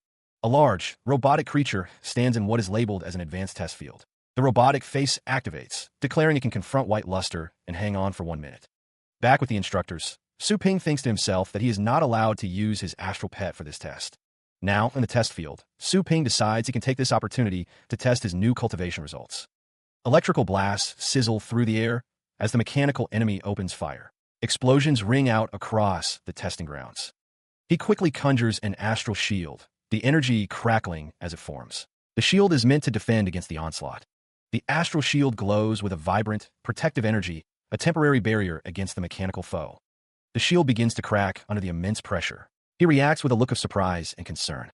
A massive explosion erupts as the attack breaks through the astral shield. The force sends him flying backward. The man in the suit observes, noting that Su Ping managed to avoid being hit for 10 seconds, showing good reflexes. However, he also notes that his astral shield is too weak. Landing on the ground, he taps the surface, a question mark hanging in the air as he considers his next move. Another blast sends him hurtling into the air once more. He cries out as the force of the explosion throws him off balance. He realizes he is unable to dodge while airborne. The situation grows increasingly dire as he falls through the air. Energy begins to condense, building up for another powerful attack. The booms echo as the energy intensifies. The man in the suit observes that it will all be over in less than 20 seconds. He seems confident in his assessment. The man in the suit concludes that he is done, considering it is his first time. Green tendrils lash out, attacking him. He is caught in a constricting cage of thorny, green vines. They entwine tighter, threatening to crush him. Above the struggling figure, a woman with purple hair watches with concern. She shouts a warning, urging caution. The vines are not the only threat. A searing heat engulfs him, promising to burn him alive. The woman with purple hair stands beside a man with a neatly trimmed mustache. She exclaims that this is the test, but he urges patience. The man explains that the white luster's attack will intensify gradually, taking 5 seconds to go from level 1 to level 6. He notes that Su Ping hasn't given up, but will suffer a lot. Trapped within the vines and flames, Su Ping feels his aquatic armor failing. He cries out, realizing it's about to break. The woman with purple hair observes that the vines are tight. She counts down the seconds, noting the white luster's power. The woman addresses the man as Mr. Dong, expressing her concern. Mr. Dong notes that 10 seconds have passed and the flame storm should be at level 8, wondering why Su Ping isn't responding. The flames intensify, burning hotter as the vines continue to constrict Su Ping. He is completely surrounded by the assault. Close up on Su Ping's face, his expression unreadable. Has he succumbed to the pain and passed out? Despite the flames, he coughs, a sign that he is still fighting. The burning continues to sear his flesh. His eyes snap open, glowing with an intense light. He is still conscious, still resisting the white luster's assault. He cries out, the thorny vines constricting him as crackling energy surrounds his body. A resounding thud echoes as the ground shatters from the force of the impact. With a whoosh, a beam of energy tears through the training room wall. The energy beam strikes the robotic figure, causing sparks to fly from its damaged frame. The robotic figure retaliates, firing a beam of its own with a resounding bang. Two observers watch the unfolding battle with shock, one exclaiming in disbelief. The observers note that he has not only withstood the attacks, but is fighting back. Golden energy radiates from Su Ping's body. One of the observers wonders if the machine is out of order as Su Ping's power grows. His eyes glow with golden light as Su Ping contemplates this new feeling, sensing something fade away. He stares at the ball of energy in his hand, wondering if it's a hint to something incomplete. The robotic figure, crackling with energy, recognizes the power emanating from Su Ping. The robotic figure's red eye flickers as the automated test concludes. Its astral power peaks at the medium stage of level 3. The assessment continues, revealing the robotic figure's attack power. It is at the medium stage of level 7, a formidable offensive capability. The robotic figure's defense is at the lower stage of level 8. Its overall combat capability assessment reaches the upper stage of level 7. Stripped to the waist, he stood amidst the remnants of some destructive test. He wondered if he was good enough. The man in the suit clapped his hands together. He declared that Su Ping was good enough to be a senior instructor, and his license would be ready tomorrow. Ordinary people couldn't withstand white luster's attacks at all, Su Ping thought. Without the divine demon body, he'd be beaten without a chance to fight back. Mr. Dong observed that Su Ping looked somewhat displeased. He asked if it was because his shirt got ripped up. Su Ping thought that Mr. Dong was still playing dumb, and it wouldn't make any difference anyway. He would be leaving if there was nothing else. Mr. Dong told him to remember to give a class every week. Su Ping said there was no need to send him back. Only at level 3, Mr. Dong wondered if it was strange and if it was possible. He thought there was only one possibility. Su Yinying giggled, saying someone incredibly powerful must be giving him guidance. She said that Mr. Dong should try to get along with him and find out who his teacher is. Yi Hao, appearing on a screen, said that they didn't need to act all weird. He could send them a location if they wanted and ask them to refer some wealthy students to his shop. Mr. Dong said that they haven't left yet. Someone asked Su Ping if he was okay. Su Ping said he was fine. Su Yinying told him to look at his muscular body and pinched him. He is pinched repeatedly by Su Yinying, who demands to take a closer look. Su Ping tells his mom to stop it. Su Ping, annoyed, calls her a brat. Su Yinying retorts, asking if he's forgotten who changed his diapers when he was young. With a thud, a piece of destroyed armor lands on the floor, sizzling from some unknown energy. Su Ping, now only covered by a small towel, wonders if the aquatic armor is still under warranty. Su Yinying bursts into the room, asking if Su Ping has astral power, a bam sound effect accompanying her entrance. Su Ping, looking slightly annoyed, asks what's wrong. Su Yinying is flustered, her face red with embarrassment. She calls him a pervert, questioning when he awakened his astral powers. She asks how he can call her a pervert when she was the one who came into his room without permission. Su Yinying covers her chest, calling him a brother and telling him to put on his clothes first. Su Ping smirks, asking if she likes watching this, and says he'll let her watch more. Su Ping stands behind Su Yinying, telling her to come on and watch him. Su Yinying responds with a disgusted perv. Su Yinying, having reached level 4, tells him not to come any closer, raising her fist in a defensive posture.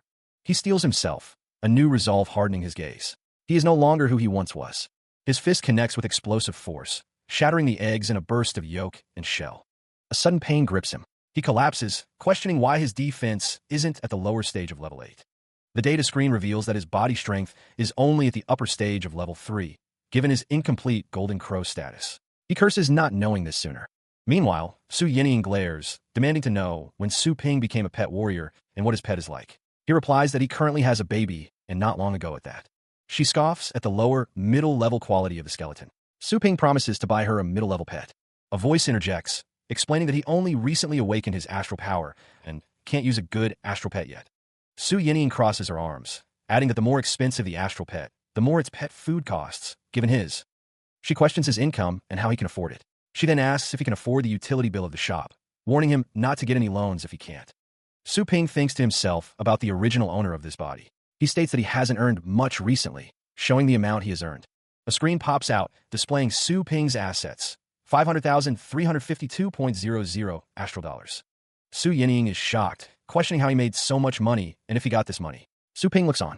Su Ping explained that the lightning rat had become popular, and he took the opportunity to earn some money. He couldn't tell them that the profits had been transferred into energy. Elsewhere, one of the women expressed relief and pride. The other, Su Yinying, retorted that she should help her brother more, though she seemed reluctant. He grinned, thinking that he would always be better than her. He hoped that his dear sister could get along with him. The next day, the naughty pet shop stood ready for business.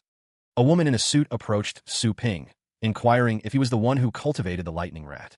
The protagonist thought to himself that his fame was attracting more customers. He rose to greet her, asking if she needed foster care, cultivation service, or pet foods. The woman stated that she wanted to cultivate 4 pets and make them as strong as that lightning rat.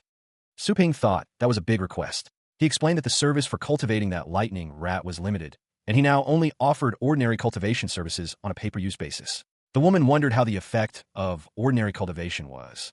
He explained that it was inferior to that cultivation, but it could slightly enhance the astral pet's ability.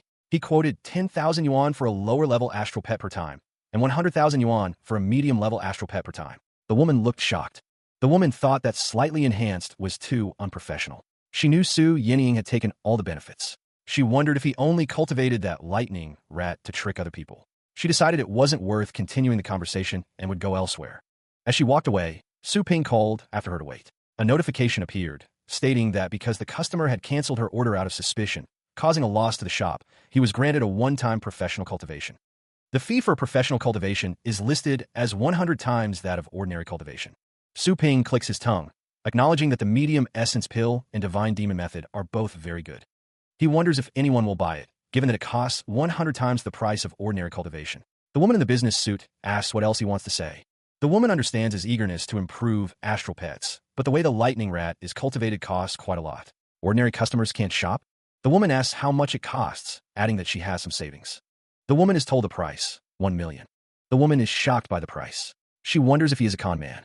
Su Ping assures her that his shop is legitimate and that he won't run away. He tells her that if she has any doubt, she can check the Fengshan Academy's official website, stating his name, Su Ping, and that Ping means ordinary. The woman taps the screen, searching for Su Ping. The woman taps her wrist device, which beeps. She says that judging from his age, he should be in grade 1 or 2, right? Su Ping warns the woman not to try anything funny.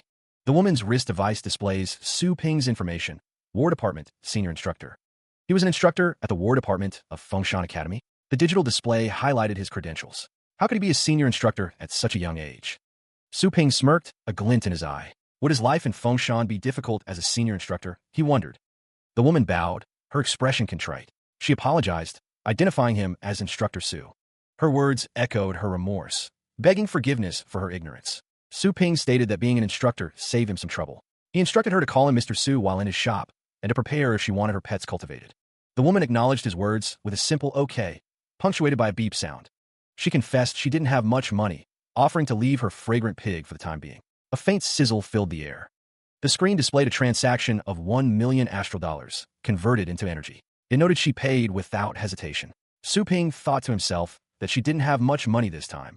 The woman inquired if Mr. Su was unhappy with her attitude, assuring him not to take it to heart. She promised a present after the cultivation. He internally questioned if he had asked too little from Yihao when he asked for 500,000. Su Ping's expression shifted, a predatory glint in his eyes. He mused about ripping her off, deciding she was more than welcome. He reassured her that he treated all customers equally. He would start cultivating the pet and told her to return in a month if there was nothing else. The woman expressed her gratitude for training her astral pet, calling him a good teacher. She was clearly impressed by his generosity. The system chimed, displaying the option to upgrade the Chaos Spirit Pool. The screen showed the system's store upgrade, requiring a fee of 10,000 energy, with 10,048 energy remaining. He stared at the screen, the words 10,000 energy floating before him as the system prompted him to upgrade the spirit. Su Ping considered the cost. He knew that 1,000 energy was needed to enter the Thundercloud realm, and he'd need to enter it twice to cultivate her astral pet to the level of a lightning rat. He glanced at the details, noting that a level 2 store had a cultivation space with access to the primary shadow replication. Give me the details, he thought. Su Ping's eyes widened slightly. The shadow replication was really something, and ordinary cultivation gained 50 from it. Cultivation could last forever, he mused, figuring he could make his money back in 20 days, even if he had 10 orders per day. Outside, 3 customers wondered if they were in the right place. The entrance to the shop was noisy, filled with a clamor and bustle as more and more customers gathered outside. Su Ping stood in the doorway, a slight smile forming. Are they all customers? He wondered, as one of them called out to him. He smiled wider, thinking about pet cultivation. Yes, you'll get what you need here, he thought, as the system beeped. A notification appeared, indicating that he had entered the cultivation ground, number 9527 star fragment. With a tap, Su Ping was surrounded by his astral pets, ready for whatever challenges lay ahead. Another notification chimed. Shadow replication had been activated, requiring the host to complete 1 replication. With a burst of energy, a shadow clone of Su Ping materialized beside him, ready to fight. The group stood together, the pets emitting a soft thud as they landed on the ground. He wondered if this was how shadow replication was supposed to work, his brow furrowed in thought. Su Ping questioned why his clones seemed different, but dismissed it as his imagination. The sound of rustling filled the air as they approached a lava-filled area. The key to astral pet cultivation was to go somewhere where the element is the same. The text explained that going to a place of fire was good for fire element astral pets, as they approached underground lava at 2,000 degrees Celsius. He declared that it was quite nice here, telling his pets to come down with him as they descended into the lava. He noted that it wasn't as hot as he thought, remembering the same feeling when he fought White Luster. It was fatally hot, but he wasn't burned. Instead, the Golden Crow status was triggered, protecting him from the heat. He and his astral pets found themselves in a sea of lava. The creatures cried out, as a sign demanded they stop. Kneeling, Su Ping considered the Golden Crow divine demon body. The lava's heat was intense, but he felt strangely at ease. A hand hovered over the lava, as a voice mused on a special affinity for the fire element. Resurrected or not, it was worth a try. Swirls of fire danced around him. Indeed, the fire element wasn't burning him. Was this the Golden Crow's innate gift? The heat intensified, but he remained unharmed. Idiot, Don't do this, he thought, preparing to restore his charred companions. Time was precious. Shirtless, he stood in the lava, the heat radiating around him. Throw them down for cultivation, he decided. The man smiled, surrounded by his astral pets. He called out, "Come on, guys, ready to begin their training." The astral pets seemed comfortable in the lava. "Croak," one of them exclaimed, as they plopped into the fiery depths. The screen indicated that the astral pets had been charred. He wondered aloud, "What? Are you guys fire element astral pets or not?" With a swish, the astral pets were thrown into the lava. The creatures dove into the depths, ready for their cultivation. A burst of fire erupted as the astral pets began their cultivation. The heat intensified, but Su Ping remained unfazed. A sinister smile crept across his face. Well, they can flop now, he thought, noting that they were improving and could go on. He watches as one of his fire-type pets unleashes a powerful skill. More of his astral pets show off their abilities, each surrounded by elemental energy. Customers exclaim their amazement at the pet's progress, praising Su Ping's skills as a shop owner and professional cultivator. The customers are eager to have their own pets cultivated, requesting to leave them and purchase pet goods. Su Ping calmly tells the eager customers to line up, assuring them that everyone will be served. The system displays a message, 25,860 astral dollars received and converted into 258.6 energy, leaving a remaining energy of 11,650. He gazes at the cultivation capsules, realizing that even they are not enough to meet the demand. Su Ping suggests that the customers simply buy the cultivation capsules themselves. He contemplates the high cost of entering an advanced cultivation ground. The system indicates that the current quest is to cultivate the fragrant pig, but Su Ping thinks it'll be a loss to use an advanced cultivation ground for just one pet. Su Ping wonders how about upgrading the chaos spirit instead, addressing the system directly. The system dings, indicating that 10,000 energy has been deducted, leaving a remaining energy of 1,650. A surge of chaotic energy swirls, ready to birth a new astral pet. The breeding interface displays the slim odds, a minuscule chance for an overlord behemoth, costing 1,000 energy. He clasps his hands together, hoping for a good result. Su Ping recalls his last attempt. "Give me something good. I got a level 1 baby skeleton last time." The breed button glows, beckoning him forward. Su Ping pleads, "Behemoth, at least give me a level 6 medium tier pet this time. I don't ask for an overlord." He holds his breath, the moment of truth arriving. The sky darkens, the moon obscured by gathering clouds as a low rumble echoes. The sudden shift in the atmosphere does not go unnoticed. One of the onlookers wonders aloud about the weather. Deep within the city, a strange red energy crackles, accompanied by a resounding rumble and a powerful whoosh. The source of the energy becomes clear as Su Ping is enveloped in a whirlwind of crimson light and a piercing whistle. A monstrous howl tears through the air, shaking the very foundations of the city. The crimson energy coalesces into the silhouette of a massive dragon, dwarfing Su Ping before it with a deafening whoosh. Someone nearby wonders what is happening as the dragon makes its presence known. The Hell Candle Dragon looms, its form now fully materialized before Su Ping, radiating immense power. The dragon roars, its fiery breath a testament to its immense power and draconic heritage. Su Ping, seemingly unfazed by the dragon's might, expresses his excitement at acquiring such a powerful pet. The dragon's pride is legendary, and it does not suffer weaklings to touch it, especially its head. Su Ping acknowledges the dragon's foul temper, remarking on its disproportionate attitude for its size. However, within the shop, he felt invincible as he established a contract with the small, red dragon. The dragon seemed to sob as the holographic contract screen confirmed their bond. Elsewhere, a man's watch beeped, displaying a notification. Mr. Su was scheduled to give a public lecture and was expected to arrive in advance. At Fengshan Academy, a large, insect-like creature hissed, its red eyes glowing as a notification appeared. 2 minutes to go. The director at the War Department of Fengshan Academy stood with a serpentine creature coiled around his neck. A woman noted that Mr. Su was late for work on his first day, finding it outrageous. She suggested the director go to the classroom first, as Mr. Su was new and perhaps lost. The director hissed, revealing he had heard that she was the one who recommended the new guy. He questioned why she hadn't informed him, asking if she was now in charge of the War Department. A man with long, dark hair thought to himself that he dared not anger the director. He hoped Su Ping would come soon and not anger the director further. Someone declared that if Su Ping was late, they would take responsibility. The director and the woman walked down a hallway, their footsteps echoing loudly. The woman called out, "Su Ping." The director wondered aloud if this was the new guy. With a swish of blue energy, Su Ping appeared, thinking to himself, "That's right." The classroom buzzed with hushed whispers. A student mentioned a new, young instructor joining the War Department, wondering if he got in through connections. The student with long purple hair seemed skeptical, suspecting the new instructor bribed the principal to get the position. The student questioned the gossip, wondering what was wrong with being young and suggesting he must be competent to become an instructor. Two male students laughed, one sarcastically asking if she dreamed of being a senior instructor, dismissing her naivete. The classroom grew quiet as someone called for order, announcing that the class was starting. The students settled into their seats. The director of the War Department announced that she and Su Ping would be discussing materials in the wilderness and actual combat in this class. A student exclaimed that Mr. Su was about their age, while another pointed out that he was already an instructor. Another student questioned what the big deal was, stating that given Mr. Ye's ability, he could also be an instructor if he wanted to. Someone told him to stop. The director looked annoyed, wondering why he was up there and what the heck was going on.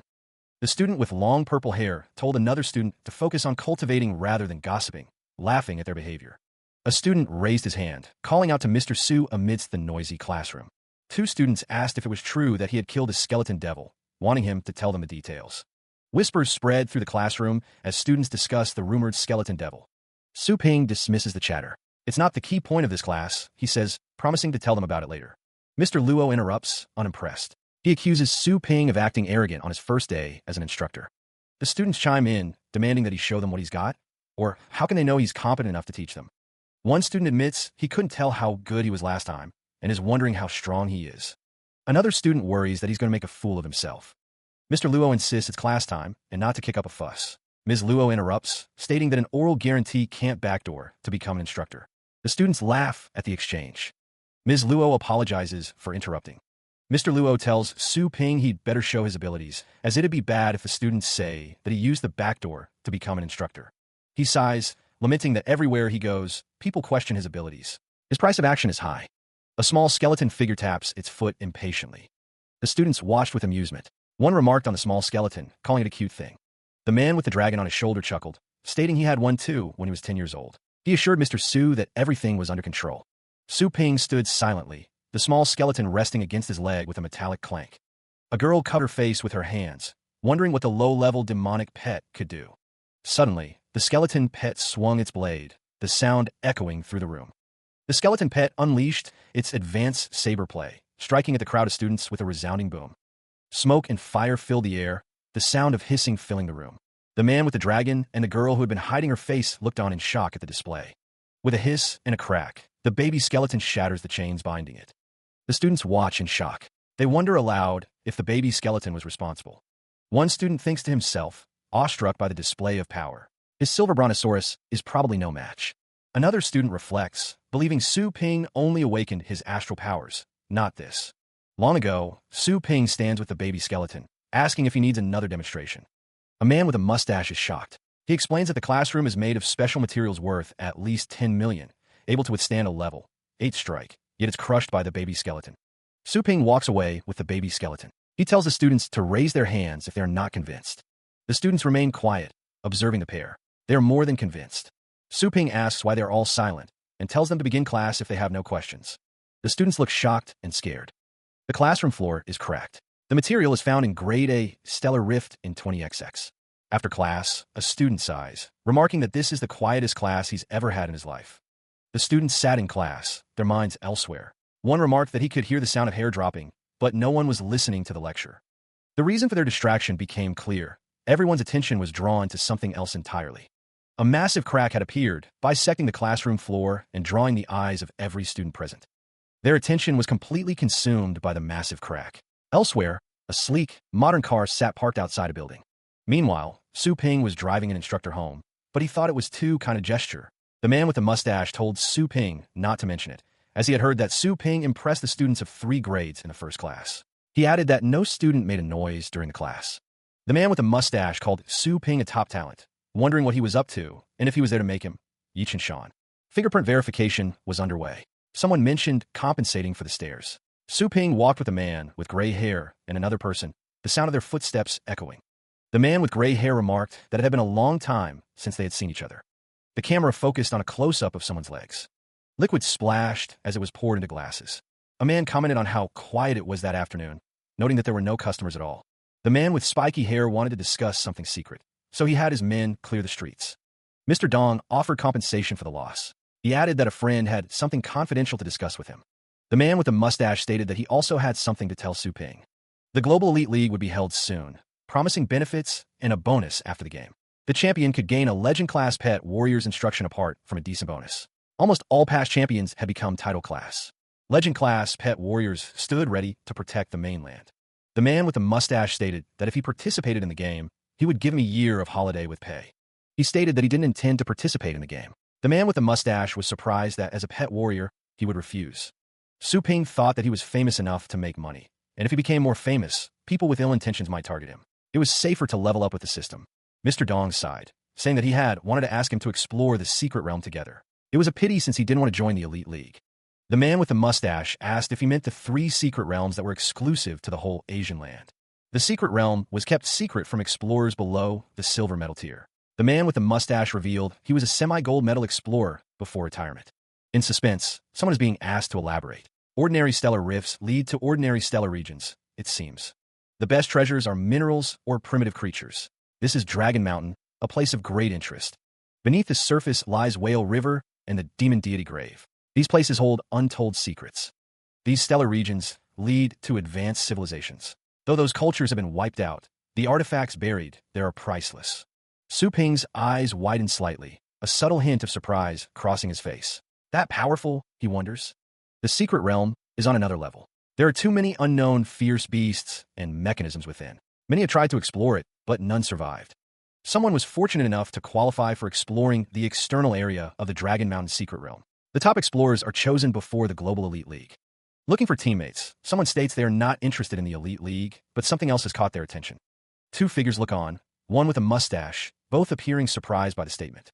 But one of them asks. Su Ping's eyes glow with determination. He doesn't mind exploring the secret realm, despite the dangers. Night blankets the land, the moon a silent observer in the inky sky. A throng of hopefuls crowd the entrance, eager for their turn. They want to cultivate their pets. The shopkeeper apologizes, announcing closing time. He urges the remaining customers to arrive earlier next time. Outside, frustration boils over. One patron vows to wait until dawn, while others lament their late arrival and scramble for nearby hotels. Su Ping reflects on the booming business, lamenting his lack of time for daytime cultivation. He finds himself in a digital space, lines of code swirling around him. Su Ping searches for the Dragon Mountain secret realm, but his search yields no results. He wonders if he should search all the advanced cultivation grounds with the keyword dragon. A screen displays the Legacy Illusion, Dragon King Legacy Ground, its energy measured at 2,000. He wonders if this is the Legacy Illusion. Judging from the dragon skeleton, it should be the right place. Su Ping asks the system about the difference between the Legacy Illusion cultivation ground and... The screen explains that the Legacy Illusion is imaginary, and one cannot take anything away except for fighting there. Entering this place costs twice as much as other ordinary realms. He is shocked. The screen further explains that the king's souls of fallen deities inhabit every legacy ground, waiting for someone to inherit. The king's soul is a supreme thing. He wonders how it can be replicated. He considered the situation. If the king's soul could not be replicated, then he would need other treasures. It would be a big loss if he only took a baby skeleton with him. A sudden gust of wind rushes past. He noticed the dog had been left there for a long time. If its owner didn't forget about it, then a hand hovers over a wolf-like creature, a red mark glowing on its head. A contract is established with the wolf-like creature. He realizes that its owner has passed away. He tells the creature that it has occupied his cultivation capsule for a long time and orders it to follow him from now on. The creature barks in response. Surrounded by a dragon, a pig, and a skeleton, he moves forward. A long, skeletal dragon winds its way up a mountain. Lightning crackles around the skeletal dragon's head. He looks up at the skeletal dragon and asks if it will. He is asked to accept a test of legacy, surrounded by a menagerie of creatures. The young man's expression is unreadable as he considers the offer. A hollow landscape glows with an unnatural light, hinting at the trials ahead. A dragon pillar, wreathed in golden light, stands as a silent sentinel. The pillar rumbles, a sign of ancient power stirring within its depths. Energy crackles around the dragon pillar, the air thick with anticipation. Again, the pillar rumbles, its presence dominating the landscape. The text explains that the dragon pillar has 9 layers, and reaching the 9th qualifies one to inherit the legacy. Su Ping wonders aloud how to gain the legacy, realizing that this is only to qualify as a candidate. A voice echoes, revealing that when it perished, its flesh turned into the firmament. The voice continues, explaining that its scales turned into 109 pieces of land, becoming the earth itself. But the land of dragon scales has been contaminated, and only when all the monsters and demons are purified can the king's soul be recovered. By then, those who have reached the 9th layer will face the final test for the legacy. Su Ping considers the task ahead. The legacy of such a being can't be gained easily. He figures the test is logically complicated. The protagonist and a red, dragon-like creature stand before an enormous door. He mutters that it's just. Defeating so many dragons would take him a lot of time. Su Ping thinks as a clattering sound echoes. Bathed in light, Su Ping is accompanied by several of his pets. The red dragon-like creature makes a noise. Choo. The area darkens. Su Ping wonders if there's no light here, as a message declares that challengers must have a heart of awe. A golden dragon appears, radiating power. Dragon power, it proclaims. A sudden boom startles Su Ping. He cries out, "Ugh! This!" A howl echoes. Su Ping, confused, questions if it's a moonhound. He wonders why the howl is coming from the inside. Various animal sounds fill the air: quack, onic, roar. All the sounds are coming from different directions. Su Ping realizes. He wonders if this place is haunted. A device on his wrist beeped, displaying a flashlight icon and the question, "Place haunted?" He found himself before an enormous, intricately designed structure, its purpose unknown. Up close, the details were even more impressive. Was it merely a sculpture? The sheer scale of the structure hinted at something far grander than simple artistry. He recalled bumping into the wall in the darkness, a memory that sparked a new line of thought. Examining the wall's construction, he considered how it might be distorting the direction of sound. Was the first layer really this simple? What did it mean to have a heart of awe? The word "enter" seemed to beckon him forward, deeper into the unknown. A swish sound echoed as something shifted within the structure. A powerful whoosh resonated, suggesting a significant change was underway. He was taken aback, his expression reflecting surprise at the sudden shift. The skeleton warrior swings its blade, the sound of metal echoing. He cries out as the skeleton's attack pierces his side. Damn! A massive armored figure moves with surprising speed, a whooshing sound accompanying its advance. The armored figure's weapon clashes against something, the impact resonating loudly. A system message appears, indicating that the host has died and has 9 resurrections remaining. He realizes he acted too slowly. If he focuses his astral power, he might be able to activate the aquatic armor to withstand the attack. The armored figure thinks that the skeleton resisted or would die miserably. A swishing sound fills the air. A beep sounds as he prepares to activate his aquatic armor, his expression determined. The armored figure and the skeleton warrior attack simultaneously, their weapons creating a swishing sound as they descend. He looks up, questioning what he sees as the attacks come down upon him. A swishing sound accompanies his movement as he dodges the attacks, now clad in his aquatic armor. He deactivates the device on his wrist, issuing a command. "Skeleton, don't move." The air around Su Ping shifts, the pressure of the dragon power still bearing down. He glances upward, a thought crossing his mind. Does a heart of awe mean not making eye contact with the dragon? His pets follow closely behind, their forms barely visible in the dim light. As a pet warrior, Su Ping's senses are far more sensitive than ordinary people. He can sense the nearby astral power flow. Yet, under the pressure of dragon power, he must stay alert to cover such a big area with his perception. The diagram shows a great consumption of mental strength. Ordinary pet warriors wouldn't be able to make it. Fortunately, he was able to see through the rules of the first layer. Su Ping can focus on perceiving the direction, having trained his resistance to hostile auras. A monstrous roar echoes through the chamber. Su Ping senses a murderous energy approaching as he runs from the dragon. The dragon makes a strange sound, quack. He stops, realizing something is amiss. The murderous energy has a flaw. It's not from a living creature. The dragon looms, but it's an illusion. He is sent hurtling through the air, the force of the impact emphasized by the echoing whoosh. Light floods the cavern as he and his spectral companions approach the exit, the sounds of light up and rustle filling the air. A message appears, congratulating them on passing the first test and urging them to continue to the second layer.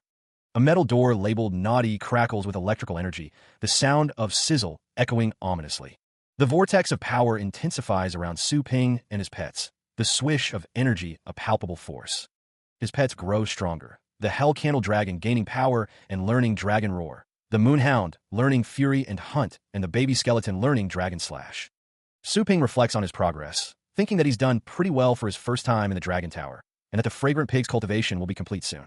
He knows the Guardian of the 9th layer is level 9, and even with Dragon Slash, his baby skeleton at level 8 can't defeat it, so he'll have to wait for it to absorb the Skeleton King's blood bead first. The next day, at 6 a.m., a figure stands before the Naughty Pet shop. A girl with purple hair watches from around the corner, convinced that her brother is a fraud and that she will expose him. A crowd begins to gather outside the Naughty Pet shop, their anticipation building. He arrives on his bicycle, surprising himself with the early hour, as he usually opens the shop at 1 or 2 p.m. He was immediately swarmed. The crowd cheered, excited to see Su Ping. They asked if he would cultivate their pets today, clearly having waited a long time for him. Elsewhere, a girl with dark hair and a cap watched the scene. She noted how much those people seemed to trust him, treating him like a savior. She wondered if he was running a pyramid scheme. Meanwhile, a young man with dark hair, Yi Hao, stood before a line of people. He instructed them to follow the rules and get in line, his expression stern. A blond man, standing among a crowd, turned to someone and asked who they were, his tone challenging. The blond man, Mr. Yi, was greeted enthusiastically by the crowd. They lined up, eager to speak with him. Mr. Yi arrived on a bicycle, greeted by a large crowd. They cheered his name, eager for his attention. The girl with dark hair watched, wondering why the top student in grade 3 was coming to her loser brother. She wondered if her brother had accidentally offended Yi Hao. Yi Hao stood before someone, asking what he could do for them. The crowd continued to greet him, their voices overlapping. Mr. Yi stood with a glowing dragon behind him, asking if the other person remembered his silver brontosaurus, a hint of challenge in his voice. The Naughty Pet Shop sign glowed above the entrance as a spectral, blue form loomed within. A sudden gust of wind swept through the area, startling onlookers. A silver brontosaurus materialized before their eyes. The massive silver brontosaurus towered over the street, its presence causing a stir as people scattered to avoid being trampled. A girl in a cap wondered why Yi Hao had summoned his silver brontosaurus. Could he be seeking revenge for a past disgrace? A man looked on with pride as the silver brontosaurus made its grand appearance. Su Ping arrived at the pet shop and began to lock his bike, seemingly unfazed by the commotion outside. He secured his bike, preparing to enter the shop. A screen displayed the requirements for upgrading the shop to level 3. Complete a professional cultivation and expand the shop to 3,000 square meters. Su Ping stared at the screen, shocked by the sheer size of the required expansion. Was it a shop or a factory? Nearby, people marveled at seeing a level 9 dragon so close. They speculated that Yi Hao's silver brontosaurus will be cultivated here. The onlookers discussed the challenges of training dragon-type astral pets, even with a capable cultivation expert. Experience was key. Someone asked Su Ping if he had ever cultivated a dragon. Another person noted that Yi Hao could afford to raise high-level astral pets and was definitely a great customer. He had cultivated not many, just a few. Su Ping meant to wait for it to mature. But the situation demanded drastic action, and a sudden surge of power caused onlookers to cry out in alarm. A girl in a hoodie recoiled, commenting on the strong stench and wondering what kind of pet Su Ping was raising. A massive, fiery wing manifested, signaling the arrival of something truly powerful. Before them stood a hell candle dragon, its presence dominating the area. The dragon roared, a sound that shook the very foundations of the pet shop. The onlookers felt the dragon's power, realizing it was dragon power, so powerful it was. Yi Hao stood before his own silver brontosaurus, but even it seemed intimidated by the newcomer. The silver brontosaurus was submitting to the dragon's power, despite being bigger. Su Ping corrected Yi Hao, stating that the silver brontosaurus wasn't submitting because it was weaker. The reason was bloodline. Yi Hao, shocked, asked what he had said. The narrative explained that level 9 is extremely hard to cross, and there is bloodline oppression between high and low-level astral pets. The power dynamic between the dragons was undeniable, a truth made visually manifest. This hierarchy existed even amongst dragon-type astral pets, a natural order asserting itself. Su Ping explained that while Yi Hao's silver brontosaurus had cultivated dragon power, the Hell Candle Dragon was born with it. The explanation dawned on Yi Hao, who realized how foolish he had been to question Su Ping's knowledge. He placed a hand on Su Ping's shoulder, now assured. Su Ping promised to help cultivate his dragon. The protagonist smirked, inwardly confident that he had the supporting character right where he wanted him. Meanwhile, a girl with long, dark hair sat pensively, considering the Hell Candle Dragon and other powerful entities. She wondered if all of this was true, and since when her brother had become so awesome. Elsewhere, customers orderly entered the Naughty Pet shop, seeking the services within. Inside, a crowd of customers and their pets eagerly requested Su Ping's attention, hoping to be next. A chibi version of Su Ping calmly told them to line up and pay, unfazed by the crowd. The pets ran around excitedly, their squeaks filling the air as they anticipated their turn. The shop remained open late into the night, the silence broken only by thoughts. He stared at the screen, the numbers reflecting in his dark eyes as he considered his options. Income was being detected and converted into energy, leaving him with a remaining energy of 43,692. Yet, if the shop is successfully upgraded, the shop's profitability will double, and he could let his mom and Su Lingwa move in. He could stay in the shop and be protected by the system all the time. The situation here is starting to get better, and he wouldn't want to die now. Except for the incredibly high price, this is definitely a good deal, and he was going to make so much money. Exploration? That's too dangerous. If it weren't for the merits in exchange for the materials to practice the Golden Crow Divine Demon Scripture, he would not willingly go out to explore. In this way, he could get a loan. He should be able to get a loan of 10 million astral credit with Hell Candle Dragon as a mortgage. But before paying off the debt, he can't cultivate this pet. This will slow down his progression. No good. The only thing he can rely on is his identity as a senior instructor. The uptown area of Longjiang City Base shimmered with neon lights, a stark contrast to the quiet shop.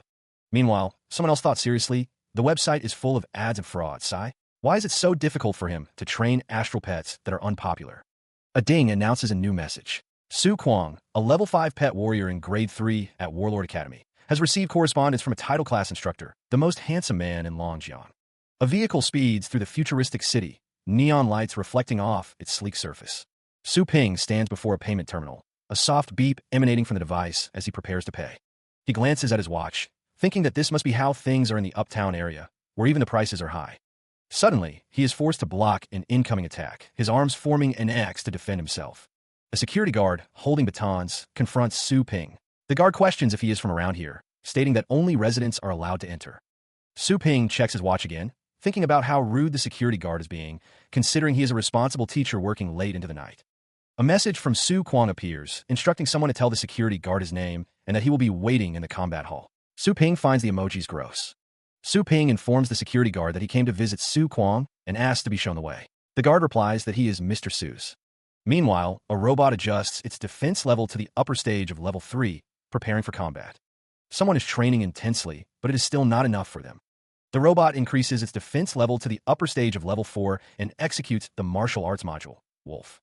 The person continues to train, their movements swift and powerful. The figure in black delivers a powerful blow, causing sparks to fly from the robot. The robot begins to malfunction, its systems shutting down. In the background, Su Kwang arrives with a security guard. The muscular man smiles confidently, seemingly ready for action. Su Kwang remarks on the size of the training grounds before excusing himself. The muscular man agrees to begin his training. Su Kwang questions if the muscular man is the assistant or student of the most handsome man in Longjiang. The muscular man confirms that he is Mr. the most handsome man in Longjiang. Su Kwang confirms that he is speaking to the right person and mentions the man's profile. Mr. the most handsome man in Longjiang asks Su Kwang to give him some guidance. Mr. the most handsome man in Longjiang thinks to himself, surprised that he gave Su Kwang so much praise. Su Kwang asks what is wrong, as he reveals his desire to kill someone. Su Kwang states that he wants to test his astral power, as he faces Mr. the most handsome man in Longjiang. He wonders how the other man knew he was testing him, noting that his astral power is clearly inferior. Mr. the most handsome man in Longjiang thinks to himself that if he can't even sense that, his practice of Chaos Star Map would be in vain. Mr. the most handsome man in Longjiang says that he knows Su Kwang doesn't trust him. He urges him to gather his astral power. Astral power crackles around Mr. the most handsome man in Longjiang's fist. He threatens to beat Su Kwang so hard that he can't even call the police. Surrounded by his own gathering power, Su Kwang warns Mr. the most handsome man in Longjiang not to cry foul afterwards. Su Kwang wonders what's going on, confused as to why it's harder to gather astral power. He questions if he worked out too much just now. Mr. the most handsome man in Longjiang simply smirks. Astral power intensifies around Mr. the most handsome man in Longjiang. Su Kwang is even more confused as to why this is happening, realizing that the astral power seems to be frozen. Mr. the most handsome man in Longjiang's hand glows with astral power. Su Kwang looks up, startled by a sudden bang. Su Kwang steps forward, kicking up dust as he moves. Only an expert in astral power can affect its flow, and those who reach level 9 can control it for telekinesis and flight. The man with slick-back hair wonders if his opponent's astral power is inferior to his own, but he's pretty sure that Su Ping is causing the abnormal flow of astral power around here. Engulfed in flames, the man wonders if there really is such a young title class man. Only a level 9 person can be granted a title by the federal government, and every title represents the absolute power of a region, the man thinks, swallowing hard. Su Ping considers asking about his title, but decides he shouldn't dwell on it and give himself away. He thinks he is too weak to ask about his title. If his opponent isn't convinced, Su Ping thinks he may try some more. He declares that he won't hold back. Su Ping faces a large, monstrous creature that sizzles with energy. He commanded to go. The large, shadowy creature looms, its eyes glowing ominously. Su Ping runs, astral energy swirling around his legs. They're both level 6 bloodline astral pets. The monstrous creature hisses, its skeletal body and sharp claws menacing. Amidst the smoke, Su Ping realizes it's a smoke screen. Su Ping runs away from the large, shadowy creature as it whooshes past. He sprints forward, the text explaining that swamp corpses are astral pets typically found in swamps. It also notes that they're level 6 in rough terrain. Activating his Golden Crow Divine Demon Body, Su Ping is able to stably activate 70% of the power of the incomplete Golden Crow status. He thinks that the swamp corpse would only be level 5. The large, shadowy swamp corpse looms, its actual power at the middle stage of level 6. It towers over Su Ping. The swamp corpse is thrown away. Su Kuang looks surprised by this turn of events. The swamp corpse lands heavily with a thud, creating a cloud of dust. It seems to be in pain. Damn it, Su Kuang exclaims, realizing he meant to use the swamp corpse's soft feet to lessen the sound. Su Ping is told that his idea is good, but he needs to mitigate the side effects to lessen the sound. He listens intently. The swamp corpse hisses, seemingly defeated. It thinks that there's no point in continuing. Su Ping, determined, declares that he will force something out. His eyes glow with determination. Su Ping inhales deeply, preparing to enhance his throat with astral power. He recalls hearing the roar of a dragon 1,000 times in the Dragon King Legacy ground. A powerful roar erupts, accompanied by golden aura. The sound is deafening.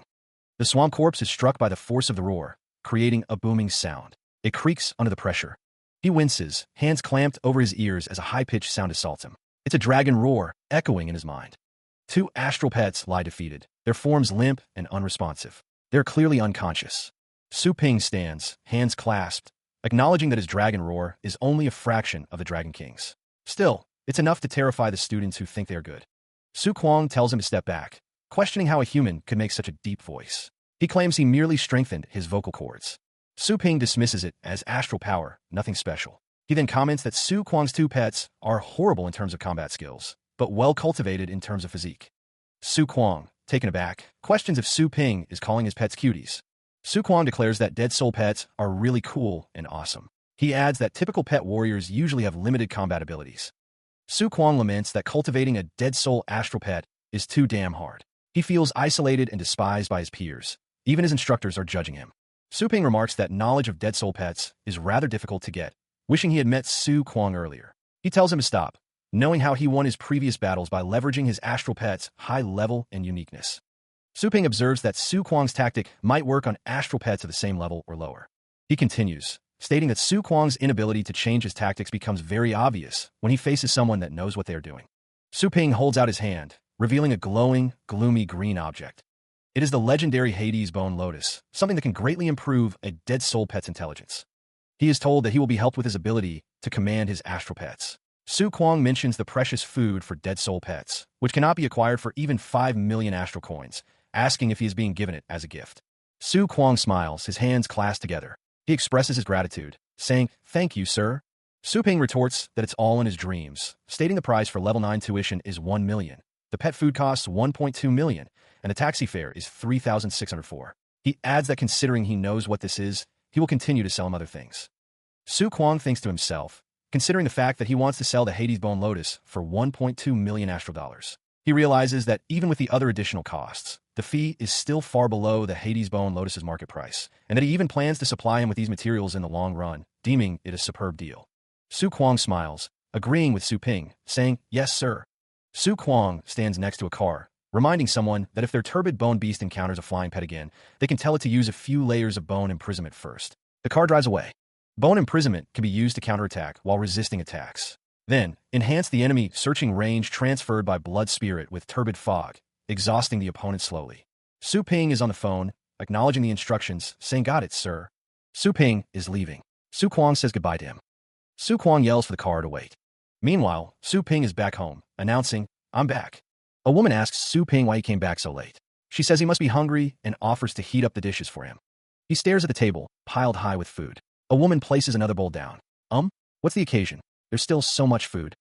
The chibi version of him sits at the table, having devoured the meal. A small burp escapes him. She usually leaves only a bit of food for me. He glances to the side. In the background, a chibi girl peeks from behind a couch.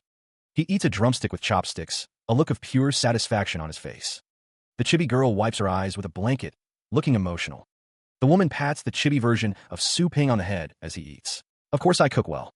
This is the first time I've eaten such a hearty meal since I came here," he thinks. The drumstick is so yummy. Is the original owner's mom a title-class chef? Later, a closed door stands in a dimly lit room. He sits in a meditative pose in a darkened room. "Today, I exerted level 6 power with the enhancement of the level 1 Golden Crow Divine Demon Body." He continues to reflect on his progress. "But I'm currently stuck at the upper stage of level 3. I will probably need a few weeks to reach level 4 if I only practice Chaos Star Map." He considers his options. Yet, it'll be different if I can buy an essence pill from the system store. The system interface displays, "Indeed, essence pill isn't easy to get." He checks the store. It costs 100 energy to refresh once. Refresh then. He presses the refresh button. He considers the medium trapping ring, noting its 10,000 energy cost and various chances of catching wild pets. The ring could be useful even if he doesn't catch pets, he thinks, offering a chance to deal with a level 9 pet that his baby skeleton can't defeat. It's a magic tool he'll get just in case. He sees he has 55,078 energy. He could get a cultivation ground coupon, purple dye for astral pets, or a primary pet warrior skill book. He could also refresh the store. He exclaims at the 50,000 energy cost for the primary pet warrior skill book, wondering what spiritual control is. It's expensive, but only at the primary level. If it's awful, he'll be broke again. He wonders if it's an awesome ability, or if he'll get the essence pill on his next roll. Is this thing worth buying or not? Su Ping holds up a glowing blue card, declaring that he'll buy it. Binary code streams across his face, a digital wind swirling around him. A glass of liquid rises into the air, glowing with an inner light. He reaches out and grabs the glass, his expression unreadable. Turning the glass in his hand, Su Ping remarks that he didn't expect his so-called primary skill to work so well. He contemplates the power within the glass, realizing that spiritual control means using astral power to control things. Generally, to affect things with astral power, one must use massive astral power to compress, condense. The astral power is being compressed, thumped into something solid. Fully solidified astral power, he realizes, can easily wreck or even make things, a feat only a level 9 title class person can achieve. The narration explains that pet warriors below level 9 are not able to condense astral power into something solid. They can only enhance their body or equipment. Su Ping is surprised that spiritual control enables him to solidify astral power, acknowledging that the system really has some good stuff. He decides he should test its limit, commanding the power to go. He panted, considering the limits of his current astral power. Given his current level, he could probably produce 50+ kilograms of force. Embarrassed, Su Ping wondered why he felt the need for more astral power. He wanted to gain essence pills to enhance his astral power. A few days later, Su Ping rode his bicycle through the city streets, seemingly on his way somewhere important. Later, a ding alerted him to a notification on his wrist device. It was a reminder. He had a lecture at 2 p.m. and should get there in advance. The wind rushed past as he continued to pedal, the city blurring around him in a swish of motion. He smirked, thinking about how he'd grasped how to exert force. He was pleased with his progress. A golden aura emanated around him as he acknowledged that spiritual control could work pretty well. Meanwhile, at Fengshan Academy, students buzzed with rumors. They had heard there was someone called Yi Hao at their academy, and they said he was pretty good. A group of students surrounded someone, demanding to know who they were and why they were there. One student was slapped, while others laughed. They told him to tell Yi Hao to get his ass over there to meet them, wondering if he was not aware that students from the Jianlan Academy were present. One of the students was pushed, as his aggressor demanded to know why he had bullied them. The students threatened Mr. Yi, daring him to try and promising to give him a serious beating. The student in the black jacket demands to know how the other dares to fight back, as he delivers a blow. The student cries out in pain. Another asks if they will go get Yi Hao now, to which the injured student replies that he will go. A voice booms from above, questioning what they didn't ask him to do, as two students look up in fear. The student with spiky hair crosses his arms, declaring that he won't let them go easily and that he wants them to go through here.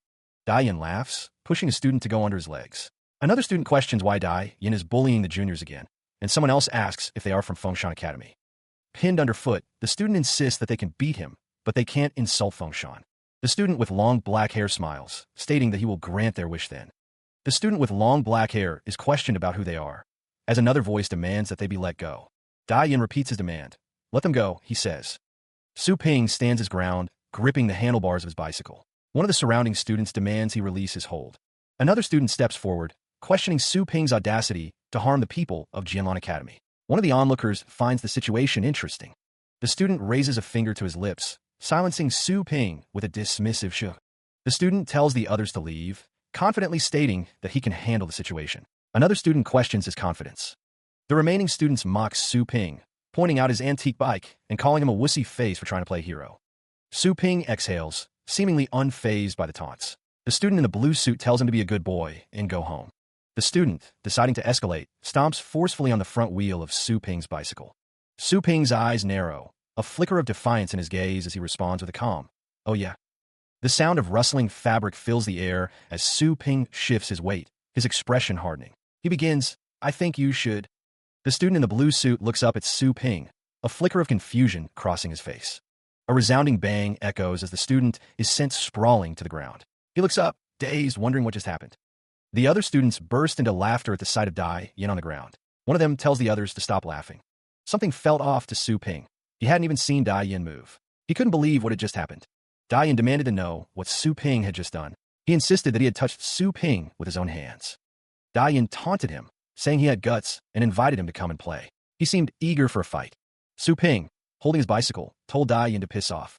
Dai Yin's expression twisted with fury at the rejection. Dai Yin challenged Su Ping, asking if he dared to fight him. He threatened to break Su Ping's legs, energy crackling around him. With a monstrous roar, Dai Yin began to transform. His features shifted, becoming more bestial. Dai Yin, now half-transformed, grinned savagely. He declared that Su Ping had forced him to play his trump card. Su Ping watched the transformation with annoyance. The golden-maned bear growled, but Su Ping remained unimpressed, finding it tiresome. Growing impatient, Su Ping checked his watch. He wondered if they could all come at him together, as he was in a hurry. Meanwhile, a sign indicated the vice principal's office. Mr. Dong had heard that they had a talented student, Yi Hao. Two men discussed a student who was only in grade 3 but had reached level 5. They also mentioned that his silver brontosaurus was invincible. Fei Yanba hoped that the student could go easy on them during the Astral Pet friendly competition. Zhou Yinshan listened intently. She stands beside the man with the mustache, who remarks on their opponent's knowledge with thinly veiled sarcasm. The man with the mustache sits, his expression hardening as he declares it's time for Fengshan Academy to shine. The man with the mustache faces an older man, electricity crackling between them as he recalls a past draw. Zhou Yinshan asks if their candidates have arrived, her tone suggesting impatience.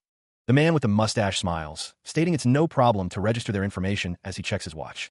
A man with a severely bruised face looks up in shock as he is addressed as Mr. Zhou and Mr. Fei. Mr. Fei stands with other injured students, their injuries ranging from bruises to bandages. The camera focuses on the feet of the injured students, highlighting the severity of their condition. Mr. Zhou stands before a crowd, questioning what happened to them, knowing they have a competition soon. Mr. Zhou's face contorts in anger, wondering how they could laugh in such a state. Mr. Zhou demands they speak, accusing them of lacking the guts to admit what they've done. A hand raises, and a voice declares that they will be punished. The student, face swollen and bruised, recounts the events that led to his injuries. We were nearby. A woman with long purple hair stands silently as the seated man hears the report. Assaulted by a student of Fengshan Academy. The seated man leans forward, his expression hardening. He wonders aloud, by our students? Since when did we have such a strong student? Elsewhere, an older man with horns demands answers. What on earth happened? Who beat you? Make it clear. We wouldn't. Su Ping continues his explanation, his face still bearing the marks of the attack. He explains, we were chatting and walking. The older man, seated on a simple chair, glares down at the student. You severely if you lie to me. The injured student stands among his peers, their expressions a mix of concern and apprehension. One asks truth. Close up on Su Ping's face, the bruising a stark reminder of the recent violence. The other students nod in agreement, backing up Su Ping's story. Yeah, one confirms. That's... The older man slams his hand down, his voice booming with anger. How dare you? The seated man presses for details, his gaze intense. Do you know who beat you? What does he look? One of the students offers a clue about the attacker. Student about our age. Another thinks his family name seems to be Su. The man's eyes widened, a bead of sweat trickling down his temple as he heard the name. Su, he exclaimed. The naughty pet shop is closed, but the ringing won't stop. Su Ping answers the call. The vice principal appears on his wrist device, asking what's the matter. The vice principal asks, via the wrist device, if Mr. Su beat up several students from Jianlan Academy today. Su Ping, seated, closes the screen. He acknowledges the situation is a serious issue.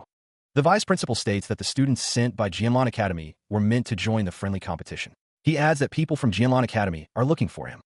Su Ping recalls giving them a light beating, only breaking one leg and one arm each. He wonders how they dare settle scores with him.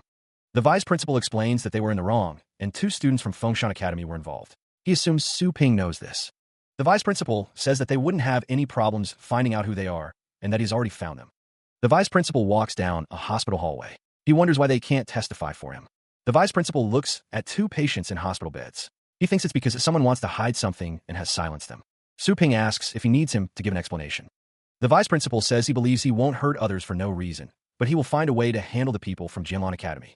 The phone call clearly weighs on Su Ping, judging by his grim expression as he hangs up. His wrist device flashes, displaying his affiliation, Instructor Network of Longjiang City Base. A message pops up from Kwang, asking when he'll return, and Su Ping replies, asking for a favor. The annual Astral Pet friendly competition between Jianlan Academy and Fengshan Academy is about to begin. For the past 9 years, Jianlan has dominated, achieving 8 wins and 1 draw. Can Fengshan break their record this year? Fengshan Academy has sent 5 grade 3 pet warriors, the top contenders from this year's tournament. The man with blonde hair and the woman with red hair are cheered on as they walk forward. Meanwhile, as for Jianlan Academy, a lone figure in a black cloak strides forward, the sound of rustling fabric accompanying them. The figure in the black cloak continues their advance, their expression hidden from view. Students question why Jianlan is only sending one candidate, wondering about Dai Yin and the others. The students whisper that the Jianlan Academy students were assaulted and injured by Fengshan Academy students before the competition. Outrage erupts as the students accuse Fengshan of cheating and demand an investigation and apology. The girl with long dark hair argued that the injuries to Dai Yin and others were real. She questioned how they could be fake, her voice filled with anger. One of the students behind her exclaimed that she would beat them up because she couldn't out-argue them. Another student added that the Fengshan Academy students were the same as Mr. Su. The girl's expression shifted to one of surprise, her eyes widening as she listened to the accusations being leveled against her academy. The crowd demanded that Fengshan make an apology, expressing their shame towards the academy for allegedly playing dirty and being unable to defeat Jianlan Academy. One of the men suggested to Mr. Luo that they cancel the competition for the day and fight another day. He questioned the other man's resolve. A student with red hair stated that they outnumbered their opponents. She believed they would look bad even if they won, suggesting a moral victory was more important. Su Ping, with a smirk, told someone to do things the hard way and just go back. He didn't think they understood the situation. The image of a dark dragon appeared, accompanied by a reminder of the day he attacked Jianlan, hinting at a past conflict and a possible motive. Su Ping excused himself, suggesting he had a purpose to fulfill, perhaps related to the ongoing situation or the past attack on Jianlan. The dark dragon reappeared, accompanied by the sound of hissing and the words an investigation, implying a deeper look into the events surrounding the dragon. A man, looking agitated, exclaimed that something was imposing, possibly referring to the power or presence of the dark dragon. One man questioned if it was a rank 9 bloodline dark dragon. Another man responded that if people continued to hide that man, things would get worse. The massive blue dragon unleashed a deafening roar, its power threatening to overwhelm the opposition. It warned them that they would bear the consequences if they dared to underestimate it. His eyes glowed with an intense red light. The protagonist challenged his opponents. Could the 5 of them truly hope to defeat him? Blasts of blue energy ripped through the air as the dragon unleashed its fury. The attacks slammed into the opposing creatures with explosive force. The creatures, overwhelmed by the dragon's might, were sent crashing down. The sounds of their defeat echoed through the arena. The dragon gazed down at a lone figure, a hint of pity in its eyes. Fengshan had fallen in a mere instant. The students watching from sidelines were stunned by the sheer power displayed. The power difference was too great. Even Yihao was shocked. Had the dark dragon reached level 7? The people of Jianlan Academy were going too far. Meanwhile, a man with a muscular arm cheered, reveling in the suffering of the Fengshan Academy. He urged the dragon to make them suffer more and teach them a lesson. The battle had become a one-sided torment. The defeated creature lay broken on the ground, a testament to the dragon's overwhelming strength. A man in a black suit supported a blonde man, who groaned in pain. The blonde man was clearly injured and struggling to stay conscious. A bearded man declared that their efforts would be futile. He reminded his companion that the judge was on their side, questioning how long they intended to prolong the situation. The bearded man revealed that the witnesses were still in a coma. He stated that the truth would only be revealed when they awoke, a sentiment that was met with skepticism. The bearded man wondered when the witnesses would finally awaken. His expression was pensive, hinting at the importance of their testimony. 2 men discussed the injured, one stating they will wake up in half a year if they are fortunate. A man with blue hair holds another by the arm, who insists his accusations are false. A girl with black hair looks at a screen, wondering if they're going to stop. Su Ping looks at a screen, asking where someone is. Worried, Su Ping states that he has anticipated this and that he is already here. 2 older men discuss Su Ping, one wondering what he is doing here, as he was told not to come. He states that he came to check out what is going on, wondering what he can do. The panel is black. The man with the mustache scolds someone for arriving, his tone sharp. Su Ping stands before the group, seemingly unfazed by the reprimand. He explains that he had to come because his lovely sister begged him to. His expression is calm, almost smug. A girl in a school uniform is looking off to the side, seemingly lost in thought. The man in the black robe gestures dismissively, declaring that someone is done for, his arrogance palpable. The man with the mustache grabs Su Ping, questioning if someone will cover for him. He wonders how he can let him stay. The man in the black robe demands that the old man hand him over, or else catch him without solid evidence. Su Ping retorts, questioning what the problem is with him beating up their students, stating that they lost because they were too weak. The man with the mustache warns someone to knock it off, saying that Su Ping is a level 8-pet warrior and they can't afford to mess with him. He assures someone to rest assured. The man with the beard says that even if someone used a sneak attack, they couldn't win unless they were really competent. He asks which grade someone is in, stating that he's not a student but a senior. The man with the mustache states that Su Ping is a senior mentor. The man in the black robe is standing next to him.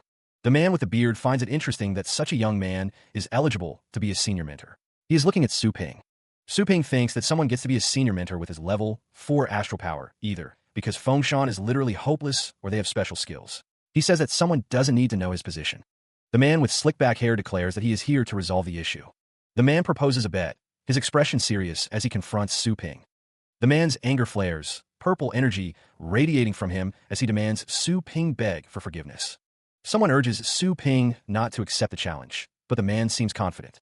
Su Ping acknowledges the stakes, understanding what a fight between mentors would mean. The man explains that the mentor who loses will have to resign, emphasizing the inferiority of Fengshan to Jianlan.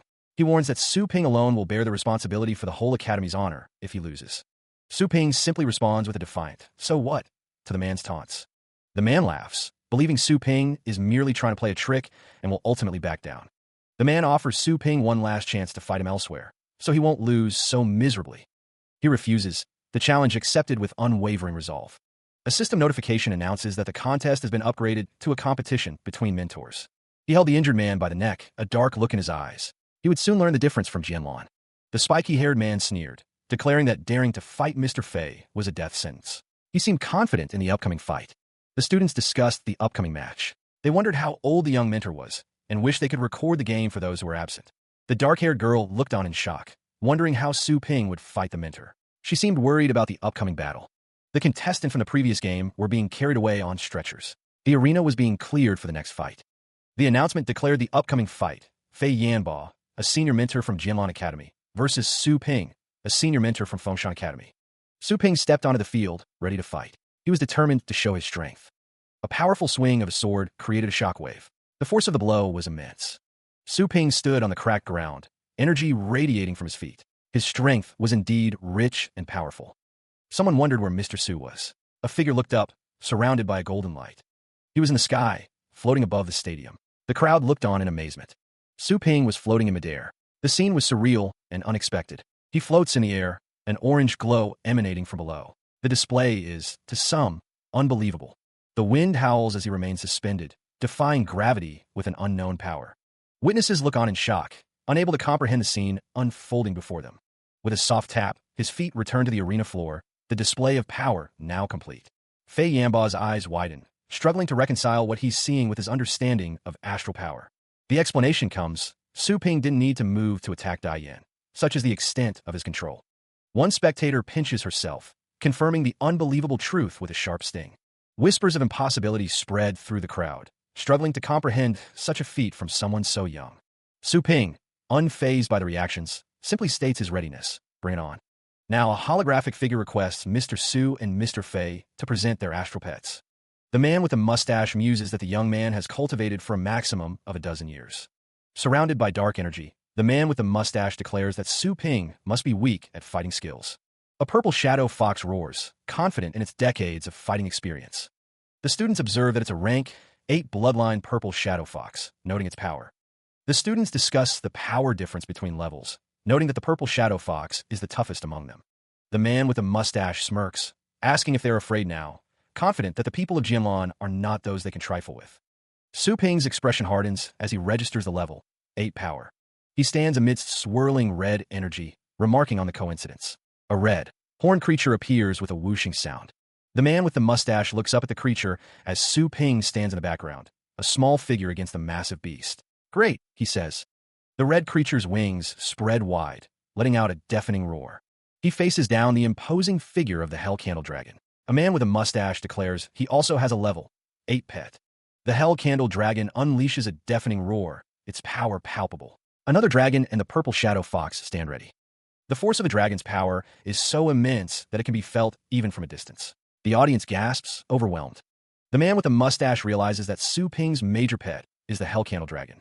He admits he was worried for nothing, as it is one of the top dragons. To ensure their safety, the man with the mustache activates the second energy shield, preparing for the battle's escalation. Facing his opponent, Su Ping declares that he won't show any mercy. The Hell Candle Dragon looms behind him, ready to strike. The man with the mustache acknowledges the rarity of the Hell Candle Dragon. However, he believes its power is still at a lower stage. Confident in his own abilities, the man with the mustache states that his pet is at the upper stage of level 8, but the outcome remains to be seen. The purple shadow fox resists the incoming attack, its eyes glowing with intense power as it prepares to counter. With a level 8 power enhancement, the purple shadow fox has reached level 9. Su Ping wonders if Mr. Su will enhance his Hell Candle Dragon. Su Ping smirks, confident in his strategy. He believes the upcoming battle is far from a simple 1-on-2 fight. The man with the mustache, sensing Su Ping's confidence, asks if he is being looked down upon as the purple shadow fox prepares its 8-fold thunder slashes. The purple shadow fox unleashes a deafening roar, its power threatening to overwhelm everything. The man with orange hair looks on, concerned. He wonders if the purple shadow fox can release the 8-fold attack. Swish, swish. The purple shadow fox prepares its next move, dark energy swirling around it. He stands firm, but the purple shadow fox's thunder slash has blocked Mr. Su's retreat. What'll he do? Dragon roar. The Hell Candle Dragon responds with its own earth-shattering cry, a beacon of defiance. Crack. The air itself seems to shatter under the immense pressure. 2 purple shadow foxes materialize, surrounded by crackling thunder shadows. Sizzle, sizzle. Every shadow unleashes the level 8 thunder swallow perfectly. It's hard to tell which one is real as he faces the illusion. Bang! The attack explodes, a devastating wave of purple energy washing over the battlefield. Mr. Fei shows no mercy. Did Mr. Su succeed in avoiding that? The chibi wonders, noting that he was struck by this skill 3 times. Even a dragon can't hang on. Sizzle, sizzle. Thunder shadows surround him, threatening to consume him entirely. I really missed that. However, he stood his ground, surrounded by the fox's purple energy. The system identified the original body. A man with a mustache looked on in disbelief. How is this possible? The purple shadow fox was attacking. The purple shadow fox unleashed its power. The thunder cannon crackled with energy. He turned his head slightly, a flicker of surprise crossing his face. Oh, the thunder cannon connected. A voice cried out that he was bombarded by the level 7 thunder cannon in the head at such a distance. It was done. One man cackled, declaring that his mouth must be smashed. Another stated that he was too young to compete with Mr. Fei. The man with the mustache said that he was still far inferior in terms of fighting experience. Another voice lamented that they shouldn't have allowed Su Ping to accept the challenge. From a sound, the thunder cannon must have hit the target, someone observed. Undoubtedly, the game is set. He looked up, his expression unreadable. Who told you that? He asked. The purple shadow fox stood tall, rustling slightly. Unbelievable. A voice exclaimed that the Hell Candle Dragon only has a few cracks after eating so many. The rocky exterior of the creature begins to crack, a vibrant green energy seeping through the fissures. Despite the damage to its outer shell, the Hell Candle Dragon remains unharmed. Its advanced defenses are a combination of rock and plant magic. Its hard body, coupled with rock and vine armor, renders it impervious to harm. The dragon's defenses are truly formidable. A man looks on in disbelief. How could a top dragon learn so many defensive skills? What about the dragon's pride? Su Ping, standing nearby, wonders aloud. Does he mean the dragon's pride is at stake? Even a top dragon is suppressed by its far stronger peers, again and again. The Hell Candle Dragon is no exception. The Hell Candle Dragon has to bend its haughty head and grasp defensive skills. After all, it must survive. The dragon howls, its massive form looming over Su Ping. No one wants to die, right? Elsewhere, in the first round, Mr. Su Won is declared the victor. The crowd erupts in cheers. The crowd continues to express their adoration for Mr. Su. One man clenches his fist in frustration. 2 men look on with relief. They are thankful for the outcome of the match. A man dismisses the dragon as merely his minor pet. Since his major pet is a level 9 dragon, he won't show any mercy. The Abyss Demon Snake declares its intention to disrupt the area, a dark aura emanating from its form. The students watch in shock. They recognize the creature's power, identifying it as a rank 9 bloodline.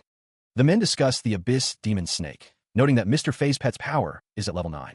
They believe even the Hell Candle Dragon is no match for it. The students cheer, urging Mr. Fei to take him down and show what the people of Jinlan have got. The students believe Su Ping is doomed. He withdraws his astral pet. Su Ping wonders if the Hell Candle Dragon is his main pet. The Abyss Demon Snake is closely observed, with someone noting what a small summoning crack it is. The focus remains on the Abyss Demon Snake, highlighting its imposing presence. The students are shocked and feel cold, wondering if Su Ping made a mistake. One of the students notes that the baby skeleton became strange, and she has never seen such a skeleton type. The man with the mustache states he has seen many astral pets mutating due to radiation in deserted areas, and asks if that is Su Ping's main pet. The man with the mustache laughs, giving Su Ping 1 minute to summon another pet as the Abyss Demon Snake retreats. Mr. Su-won's expression shifted, a bead of sweat trickling down his brow. For decades, he had only felt the abyss demon snake's craving to kill, but now, he sensed something else. Fear. A shadowy figure stood tall, wreathed in dark energy, its red eyes glowing ominously. What could possibly be frightening it? With a swift motion, the shadowy figure swung its weapon, the air whistling as it cut through the space. A resounding clank echoed as the weapon met its target, the sound reverberating through the arena. The shadowy figure loomed over Mr. Su-won, who stared up in disbelief. Another man watched from below, equally stunned by the display of power. The protective barrier around the arena began to crack, the damage spreading like a spiderweb across its surface. Slash after slash, the shadowy figure continued its assault, the attacks relentless and precise. Mr. Su-won and the other man could only watch in horror. Debris rained down as Mr. Su-won knelt, defeated. The level 9 Abyss Demon Snake had been killed, its power extinguished in an instant. The group of men were covered in debris, their faces etched with shock. One of them exclaimed, questioning the level of the baby skeleton. Elsewhere, Su Ping stood beneath the triangular barrier, gazing upwards at the unfolding events with a stoic expression. A voice commanded Mr. Su-won to take his astral pet back and send it for treatment, the words laced with a hint of disdain. Meanwhile, Mr. Su-won, still kneeling, voiced his disbelief. How could the level 9 Abyss Demon Snake he had finally obtained be so miserably defeated by an inferior skeleton type? Su Ping remained silent, watching. Trapped within a golden barrier, the figure demands to know its nature. A voice responds, the speaker asking if the trapped figure truly wants to know. The smirking man wonders aloud if he is even obligated to answer the question. The crowd erupts in celebration, chanting Mr. Su-won's name and victory. The crowd continues to cheer, expressing their admiration for Mr. Su-won's victory. A stern-looking man demands that he not be allowed to leave without an explanation for injuring students and their mentor's astral pets. The crowd echoes the demand for an apology from the despicable villain. Amidst the uproar, he stands alone, facing the crowd's accusations. Activating a video call, he states he will give them one. On the screen, a character greets Mr. Su-won, stating that he is finally. The crowd expresses confusion, wondering who the person on the screen is and what he is doing. The smirking man tells someone to knock it off, refusing to be their master and demanding they stand aside. He had 2 of them on camera, suspended in tanks of fluid. Mr. Su-won declared that it was them, and wondered if Yen would have that thing exposed by them. The menacing man wanted to make them testify, stating he beat them hard. One of the men in the tank opened his eyes, no longer in a vegetative state. Su Ping observed that the hospital in the uptown area was quite something, noting they had recovered well, and asked if they could speak. Mr. Su-won was shocked by something he heard, questioning how it could be. People were in attendance, as the old man looked on with a bored expression. Someone yelled to run, as people scattered in fear, unsure of where they were going. Su Ping recalled that day, looking out over the city. The men in the tanks recalled that they wanted to inquire about Mr. Yi, but they refused to tell them, so they were beaten. Mr. Su saved them afterward, but after school, a few students of Jianlan attacked them, and then they woke up lying there. The dejected people felt they had really lost, including Dai Yin and the others, wondering how it had come to this. Mr. Su-won yelled at the students, accusing them of starting the fight and still complaining first, telling them to back off and that they were lying. A heavy thud echoes as Dai Yin stands, a dark aura surrounding him. He seems enraged. The students lie sprawled on the ground, clearly defeated. One of them weakly calls out to Mr. Zhou. An angry man's face fills the frame, his eyes glowing red. He asks if they remember what he said that day, and what the consequence would be. Dai Yin declares that lying to him would result in expulsion from the academy. He would also rid them of the bloodline of pet warrior and never cultivate astral pets. Mr. Dong admits to failing to discipline his students well. He promises to be responsible for the 2 students' medical fees and all expenses in the future, hoping they can put the past in the past, so Jianlan and Fengshan will be friends. Mr. Dong adjusts his mustache, his expression unreadable as he looks on. Dai Yin acknowledges the words, as a figure approaches him with great speed. Dai Yin asks if he also forgot anything, questioning what he wants, rare treasures or high-level astral pets. Su Ping assures him that he doesn't want much, only for him to kneel and apologize. Su Ping leans back, a smirk playing on his lips as he declares he doesn't want much. The older man in black and gold explodes in outrage, demanding to know what's going on, while another urges Su Ping not to go too far and to kneel and apologize. Su Ping's expression hardens, his eyes narrowing as he coldly states, "You lost." The unseen speaker declares that the older man is no longer a mentor of Jianlan and has no say in the matter. The older man's face contorts in fury as he shouts, singling someone out with his rage. Mr. Dong attempts to dissuade Su Ping, suggesting that he doesn't have to go through with this. Su Ping's gaze intensifies, a dangerous glint in his eyes, as he proclaims that whoever dares to mess with Fengshan. A voice declares that someone must be ready to pay a price, as a group of students look on with apprehension. Mr. Dong assures Su Ping that they will have priority in quality resources, seemingly trying to appease him. The older man kneels, a sigh escaping his lips as he submits to the demand. The students follow suit, kneeling in unison, a display of forced obedience. Mr. Dong questions if this is what Su Ping considers dealing with the situation nicely. The pet shop was crowded, customers packed tightly together. "Sir, I'd like some pet foods," one said. The crowd continued to press forward, their voices creating a noisy atmosphere. "What the hell? This shop is so old. Why is it so popular?" one customer wondered aloud. Inside, Su Ping stood calmly, holding a small blue creature. The shop owner is a title class expert. "It'll take only half a day to cultivate an astral pet," he explained. A student overheard, cautioning his companion. "Hey, don't disclose the secret. If more people know this, there will be too many people lining up here." Su Ping glanced at a list, his expression neutral. He thought to himself, "I only wanted to put the matter to rest by attending the friendly contest. Unexpectedly, I rose to fame and my shop became more famous." Su Ping addressed the crowd of students. "All of you line up." Stop squeezing," he commanded, maintaining order. A girl with dark hair looked up at Su Ping, her eyes filled with longing. I also want to have my astral pets cultivated," she said softly. The girl asked, "Is it okay?" A chibi version of Su Ping responded, "No problem. Just tell me. No need to line up here." The girl stood before Su Ping, surrounded by other students. "I don't want you to bend the rules just because," she began to say. The girl declared, "I'm your sister.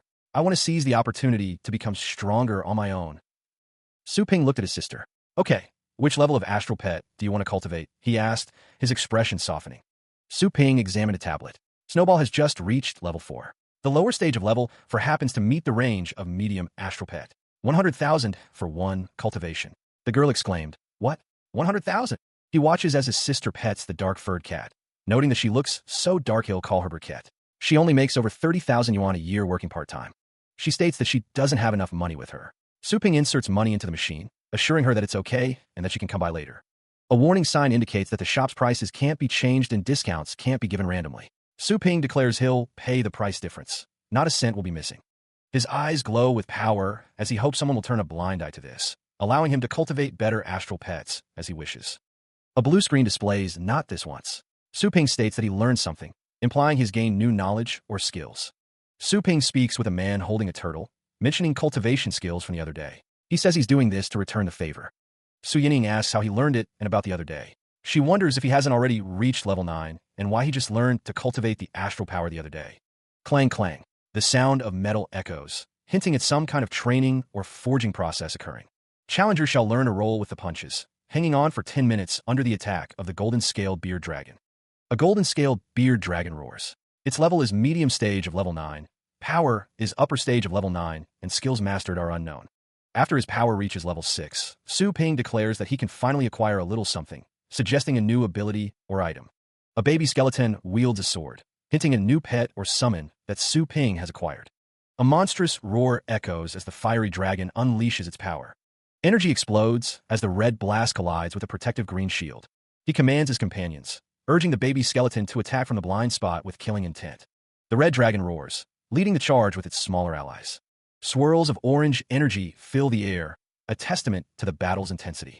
The dragon prepares a dragon slash as the command to the skeleton rings out. Su Ping, accompanied by a smaller creature, faces the massive dragon, the sounds of rustling filling the air. Abstract shapes of dark and light energy manifest, swirling ominously. A golden dragon roars alongside a smaller, purple companion, their power resonating. He sees his level and skills displayed, noting only 7 minutes remain. Is this the second level? Amidst the swirling red energy, he wonders if this is the second level, thinking he can use this to test the baby. The battle rages on, a chaotic mix of dragons, energy, and determination. The tower crumbles under a barrage of energy beams, each impact echoing with destructive force. A colossal, rocky creature shifts, its movements accompanied by the clatter of displaced earth. He stands amidst his summoned beasts as a voice declares, "Time is up." A message appears, "Resurrect in situ." The Dragon King test is over. The screen displays the results. You've slain an enemy. The Hell Candle Dragon, Fragrant Pig, and Phantom Flame Beast have all increased in power. The screen indicates that the Moonhound's power has increased, and it has learned dream manipulation. Su Ping seems surprised by this development. The Hound's bloodline has advanced. A roar emanates from the now transformed Dark Dragon Hound. He observes the Dark Dragon Hound, a hint of satisfaction in his expression. That's more like it." The monsters roared, their menacing presence filling the battlefield as they prepared to attack. The fragrant pig released a cloud of poisonous powder, while the dark dragon hound prepared to charge forward. The dark dragon hound moved with incredible speed, leaving a trail of swirling energy in its wake. The hell candle dragon writhed, preparing to unleash its power as flames flickered around it. Meanwhile, since the baby skeleton absorbed the blood bead, ordinary battles on Dragonscale Land could hardly help it, but the phantom flame beast would give a last hit. Su Ping watched as his pets prepared to strike. They were just enough for the dark dragon hound and hell candle dragon, and they could perform well with the assistance of the phantom flame beast and fragrant pig. The hell candle dragon would give a fatal blow. The hell candle dragon and dark dragon hound unleashed a combined attack, their powers swirling together in a destructive vortex. A system notification appeared. The dark dragon hound's power increased to level 7, learning the skill remote tracking, enhancing perception and smelling abilities.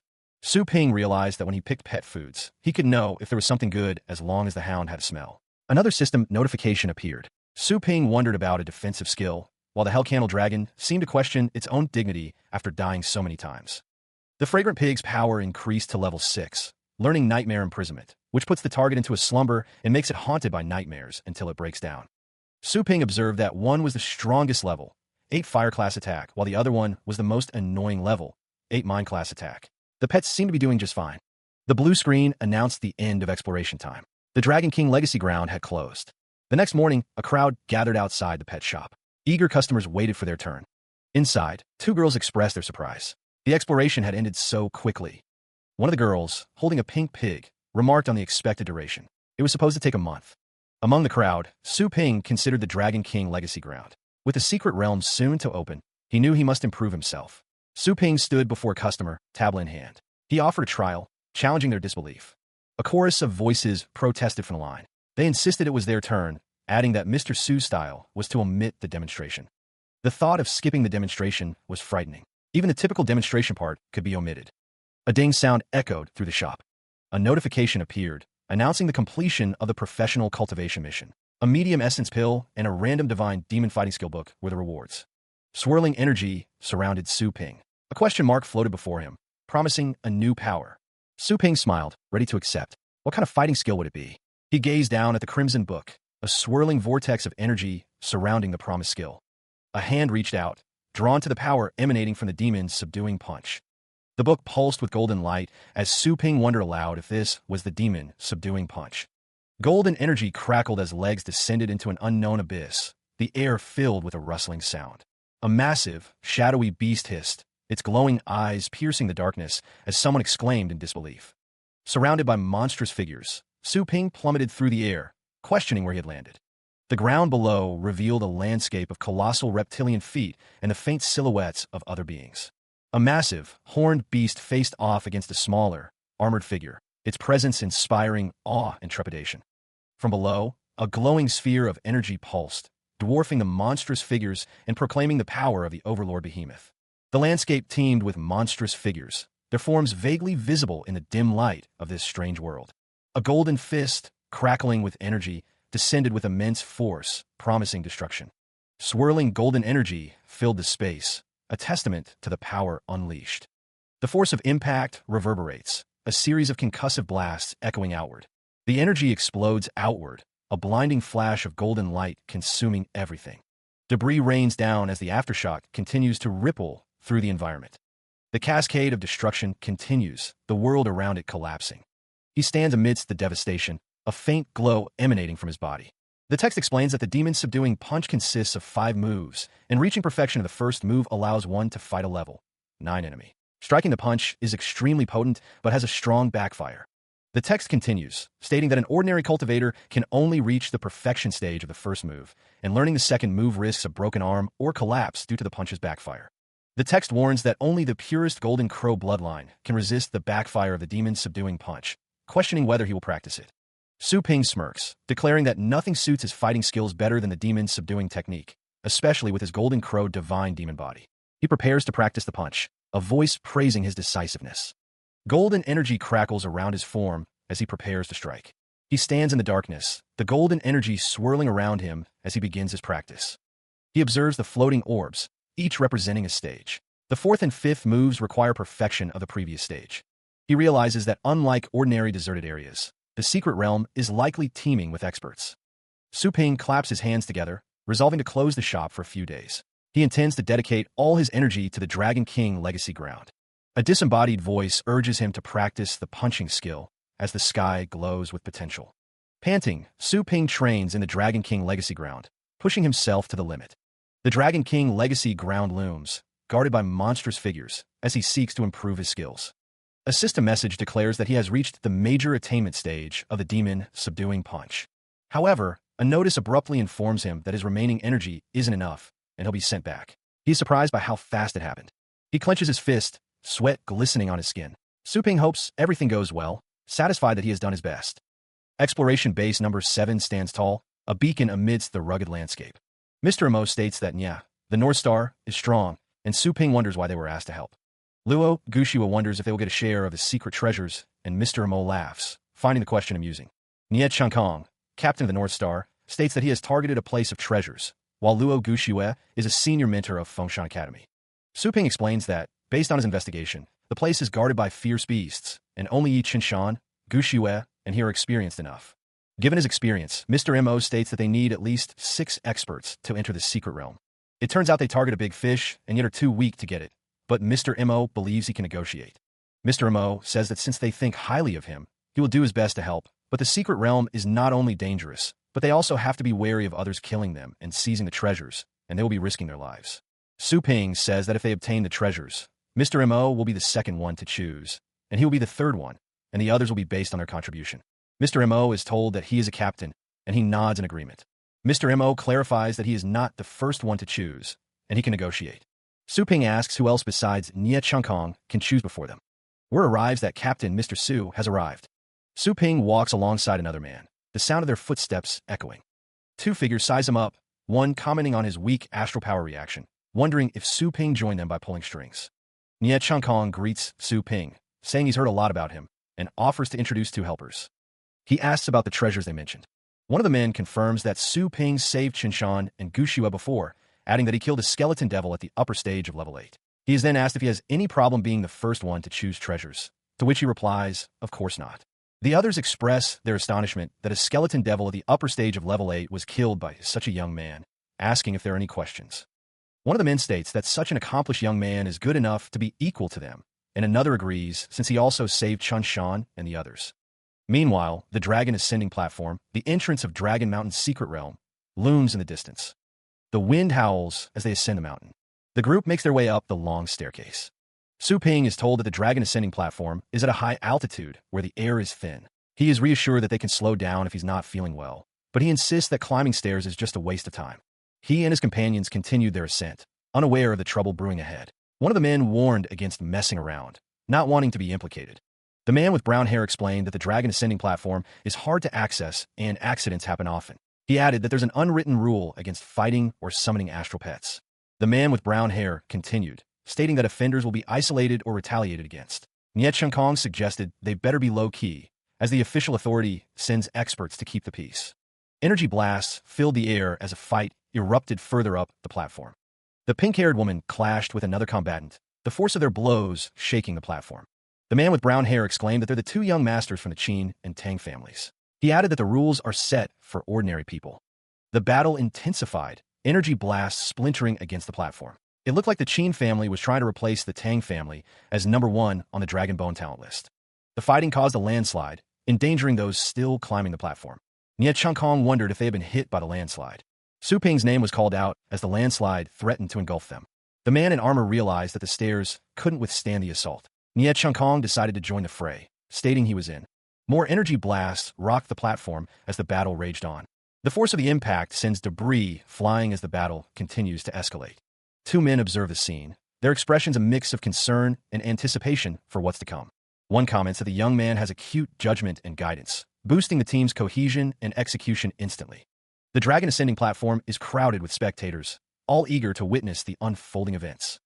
Amidst the chaos, someone pleads with others to move away, likely to avoid being caught in the crossfire.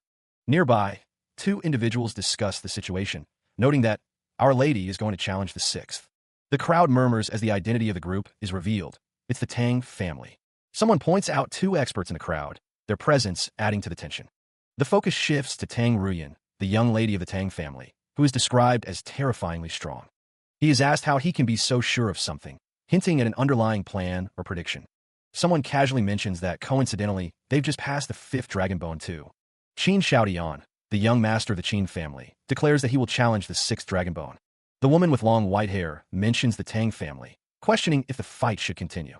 The man with dark hair and bandages smirks, claiming he wasn't trying his best and asking how seriously she's taking it. The fight intensifies as they clash, demanding quiet. The Dragon Mountain secret realm has been opened, shaking the very foundations of the world. A large crowd gathers, drawn by the opening of the secret realm. Saber Lord, a powerful figure at the upper stage of level 9, tells someone to go inside. The focus shifts to a pair of boots, hinting at the movement of a powerful individual. Others acknowledge Saber Lord's presence, recognizing him as the #1 expert below the legend class and deciding to follow his orders. A group of people rushes forward, their movements accompanied by a screeching sound. Saber Lord warns someone not to dare step forward, his power palpable. A foot takes a decisive step, defying the warning. Meanwhile, Su Ping passes by the scene, seemingly uninterested in the unfolding events. The older man with the long white mustache looks up in disbelief. He wonders who dares to walk past the Tang family. The white-haired figure, crackling with energy, declares his target is finished. He unleashes a palm strike, the energy radiating outward with explosive force. Su Ping finds himself amidst the resulting destruction, the ground shaking from the impact. His expression hardens, a silent hiss escaping his lips as he steels himself. Another blast slams into the ground nearby, sending debris flying and the sound of shattering stone echoing through the air. The onlookers can only utter a single word, a hushed saber, escaping their lips. The crowd realizes the scale of the battle, exclaiming that Saber Lord is the one fighting. The force of the clash causes a massive fissure to tear through the landscape. The silver-haired man warns against holding grudges and tells them not to mess around. Someone comments on the Saber Lord's incredible saber skills and his strength without relying on astral pets. Saber Lord welcomes the praise, stating he only cares about trimming the excess and not the crushed ants. Someone questions if the previous attack hurt him at all, but Su Ping simply smirks, unfazed by the power he just faced. He chuckles softly as he approaches a grand staircase, adorned with intricate dragon designs, ready to jump in. 2 older men watch him go, furious. One demands to know how he dares take the Tang family lightly, ordering him not to leave. From a distance, others observe. They call him a fool for not taking the Tang family seriously, believing he would be dead without Saber Lord's intervention. The crowd wonders which team he belongs to and who his captain is. Some speculate about the reward they'd receive for handing him over to the Tang family. Others question if he's brave or stupid, acknowledging that he has done something incredibly insane, but remains fearless of strong power. The dragon ascending pillar looms, a test of legacy. A voice echoes, asking if he will take the legacy test. Itchy to fight, Su Ping confidently answers yes. Meanwhile, Miss Tang stands amidst a purple aura, her expression unreadable. Someone asks why there is no response after a long time. An older man bows his head, apologizing to Miss Tang for failing to find the brat, but assures her that he has people investigating his identity. He explains that over the past 4 years, only the Tang family and the Qin family have passed the 5th layer Dragon Tower and topped the Dragon Bone talent list. Miss Tang is told that the Dragon Bone talent list is the symbol of the Tang family's power. She declares that they must pass the 6th layer first and secure the #1 position. She vows to help him pass the 6th layer as the Dragon Tower lights up. The tower shakes with a resounding boom, signaling progress within its depths. Is the light on the 6th layer? Some wonder if the Tang family is responsible for this feat. The 7th layer is taken as well. Only 2 more layers remain before the tower is fully conquered. With multiple layers already conquered, the question arises, is the light now on the 8th layer? Elsewhere, a group arrives, curious about who is responsible for the tower's rapid ascent. Speculation abounds. Is it the Yi family or the Lu family? Regardless, the man with long white hair notes that the brat has entered. The talent has passed all tests and is qualified to acquire the legacy. The position of #1 on the Dragon Bone talent list was seized, causing outrage.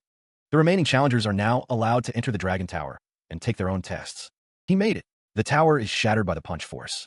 How is it possible that the Tang and Qin families haven't gone inside yet? Who is so strong to do that? The crowd decides to go inside and take a look for themselves. A rustling sound is heard. Is this Su Ping's demon-subduing punch that shattered the tower? He reflects on his recent victory, having smashed his opponent with a single punch. The test is complete, and he notes the cultivation ground is similar.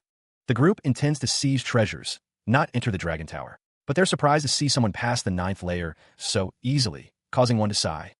One of the group members expresses feeling lost. Another asks the captain what their next move is, wondering where Su Ping is. It's good timing, as Su Ping arrives. His companion says they were going to look for him and seize the treasures. He replies that he's slightly warmed up. One of the characters questions if he's only slightly warmed up.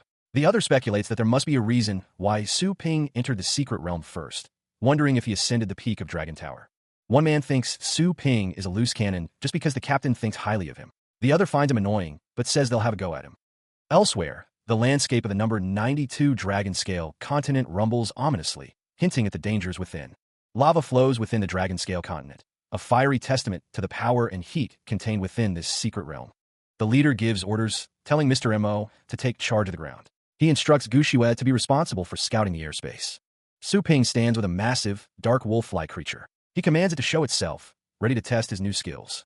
One man questions why his companion summoned a rank 7 bloodline dark dragon hound, expressing his confusion at the choice.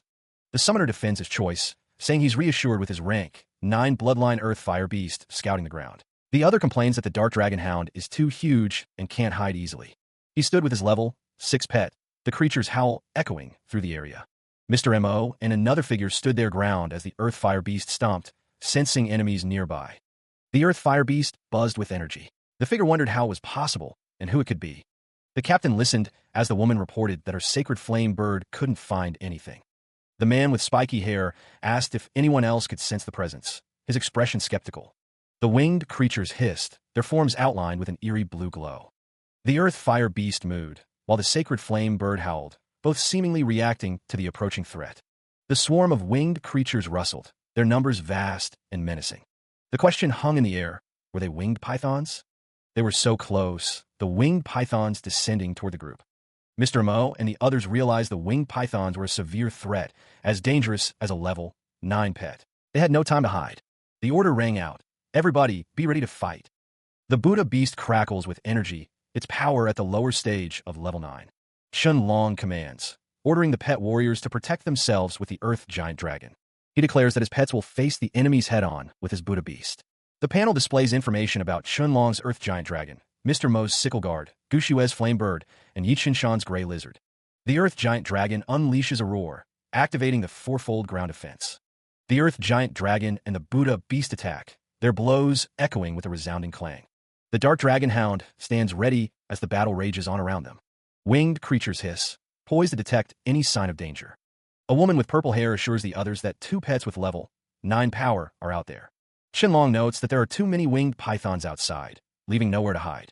The group discusses what to do if the ground defense is opened and the winged pythons sneak in, questioning the worth of a level 7 astral pet. Su Ping is reminded that he helped them before, and they can't watch anything happen to him.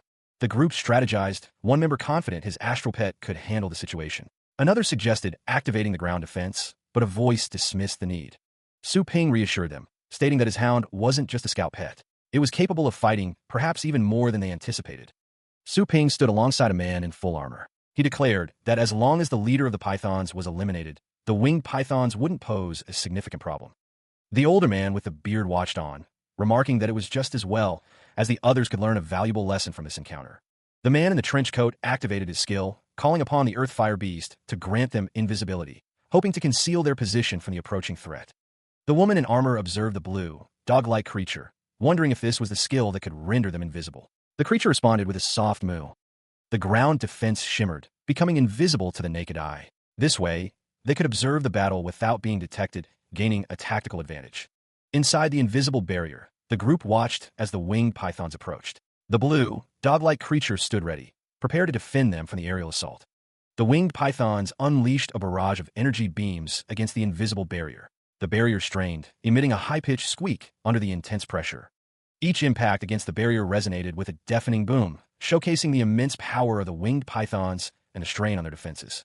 2 armored figures watched with concern. One questioned if the dark dragon hound, a powerful ally, had already been defeated, blown to pieces so quickly. The swarm of winged pythons filled the sky, their wings creating a constant rustle-rustle sound as they continued their relentless assault on the invisible barrier. He notices a strange flickering of light in the distance, something catching his eye. A monstrous, serpent-like creature unleashes a deafening howl, its voice echoing through the swarm. The dark dragon hound remains protected within a glowing shield. Su Ping wonders if the light is generated by multiple overlapping shields. The group watches, commenting on the situation. One member notes that a level 7 astral pet is pouncing among level 9 winged pythons. The serpent-like creature hisses menacingly, its eyes glowing with an eerie light as it faces the swarm.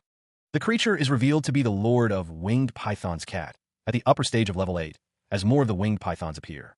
With a sudden burst of speed, the Lord of Winged Python's cat whips its massive body around, creating a powerful gust of wind.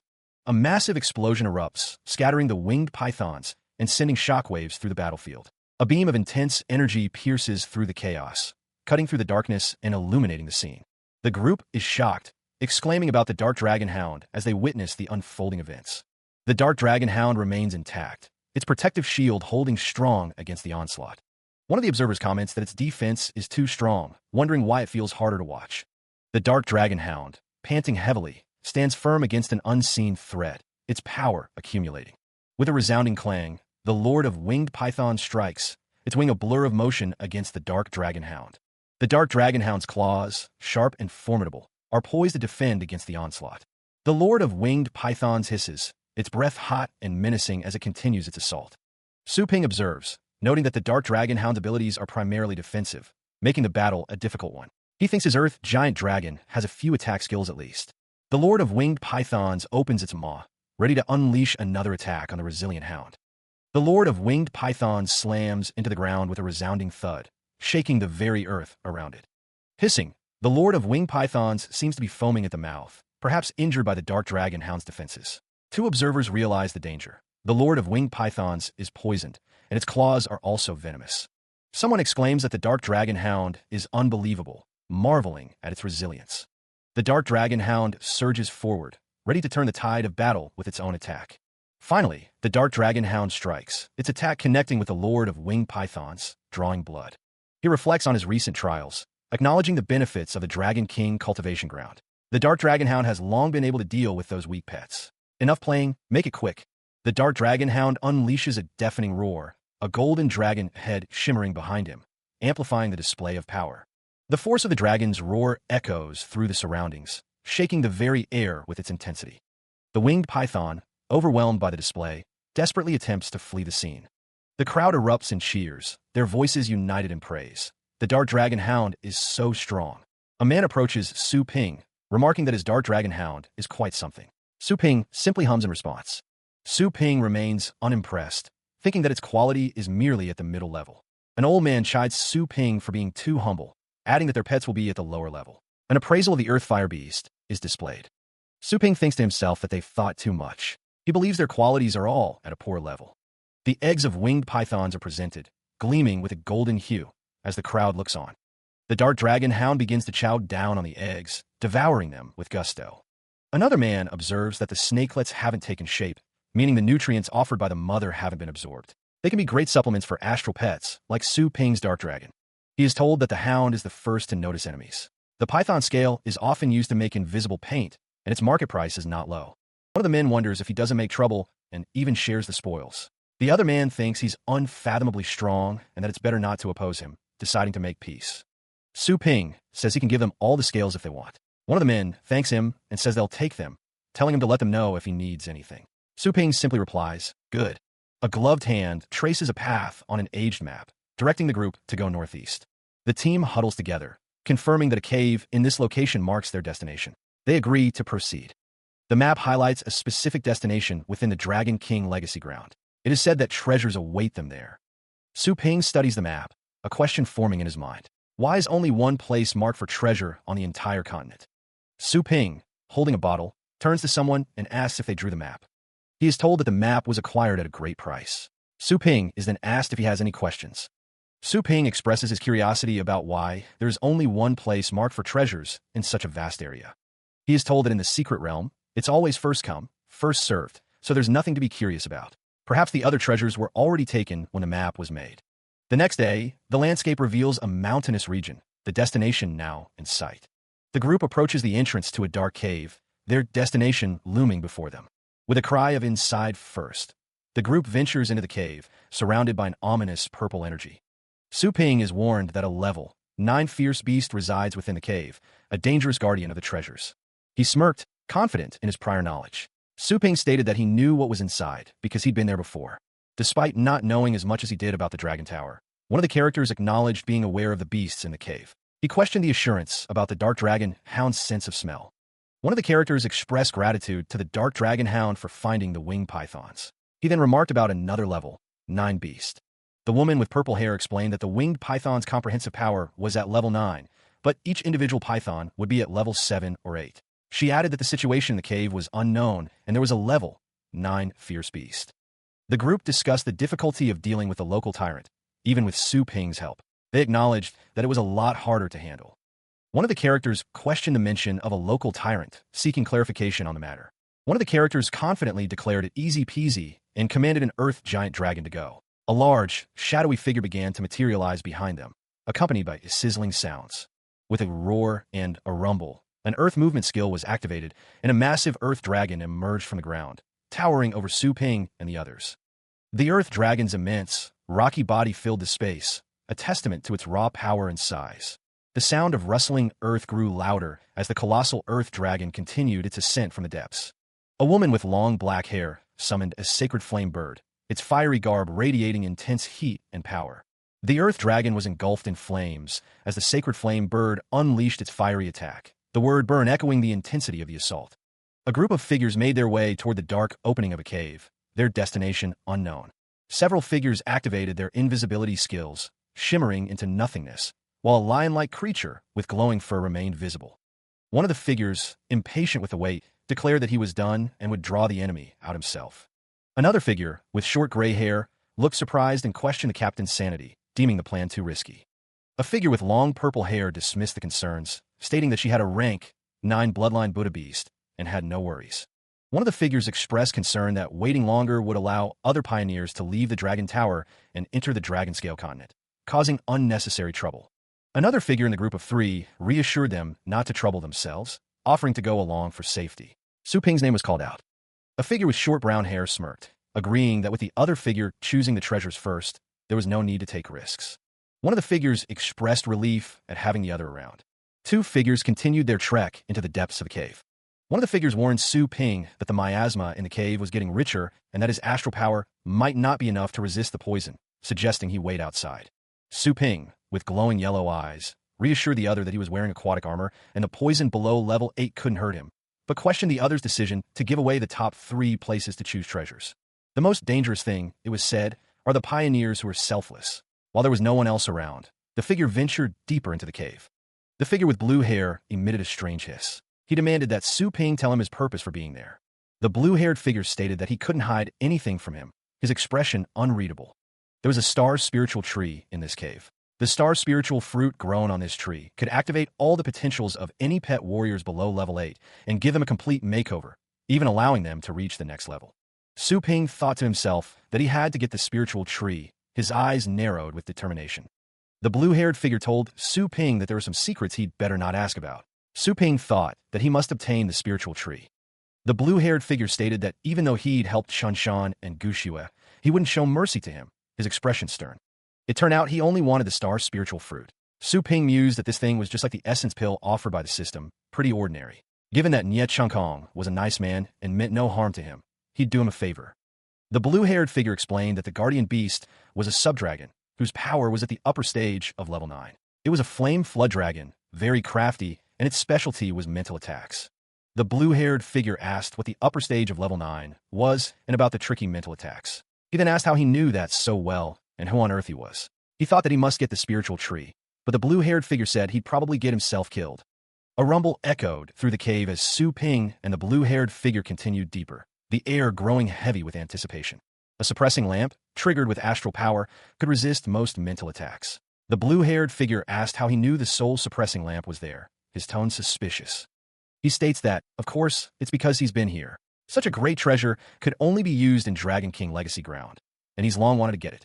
Su Ping holds up the glowing lamp, saying it's a secret too. He urges to go with the lamp, stating that now they can go get the tree. Rumble, rumble. Su Ping and the blue-haired figure find themselves in a precarious situation as rocks begin to fall around them within the cave. Su Ping yells no, as explosions erupt below. He notes that whatever is happening doesn't seem to be coming at them. A massive red dragon roars, its presence filling the cavern. A voice cries out that they're in danger. The earth trembles as fiery rocks rain down upon the massive red dragon. A voice booms, announcing the arrival of the fierce beast, as another commands the earth giant dragon to unleash falling rocks, adding a spiteful goat to hell. The order is given. The sickle guard must kill the dragon. The dragon is assaulted by a flurry of sword strikes. The dragon lets out a deafening bellow. The sickle guard's weapons clang against the dragon's hide as the assault continues. The curved blades slash through the air, relentlessly targeting the dragon. A sharp cut, and the dragon emits a pained squeak.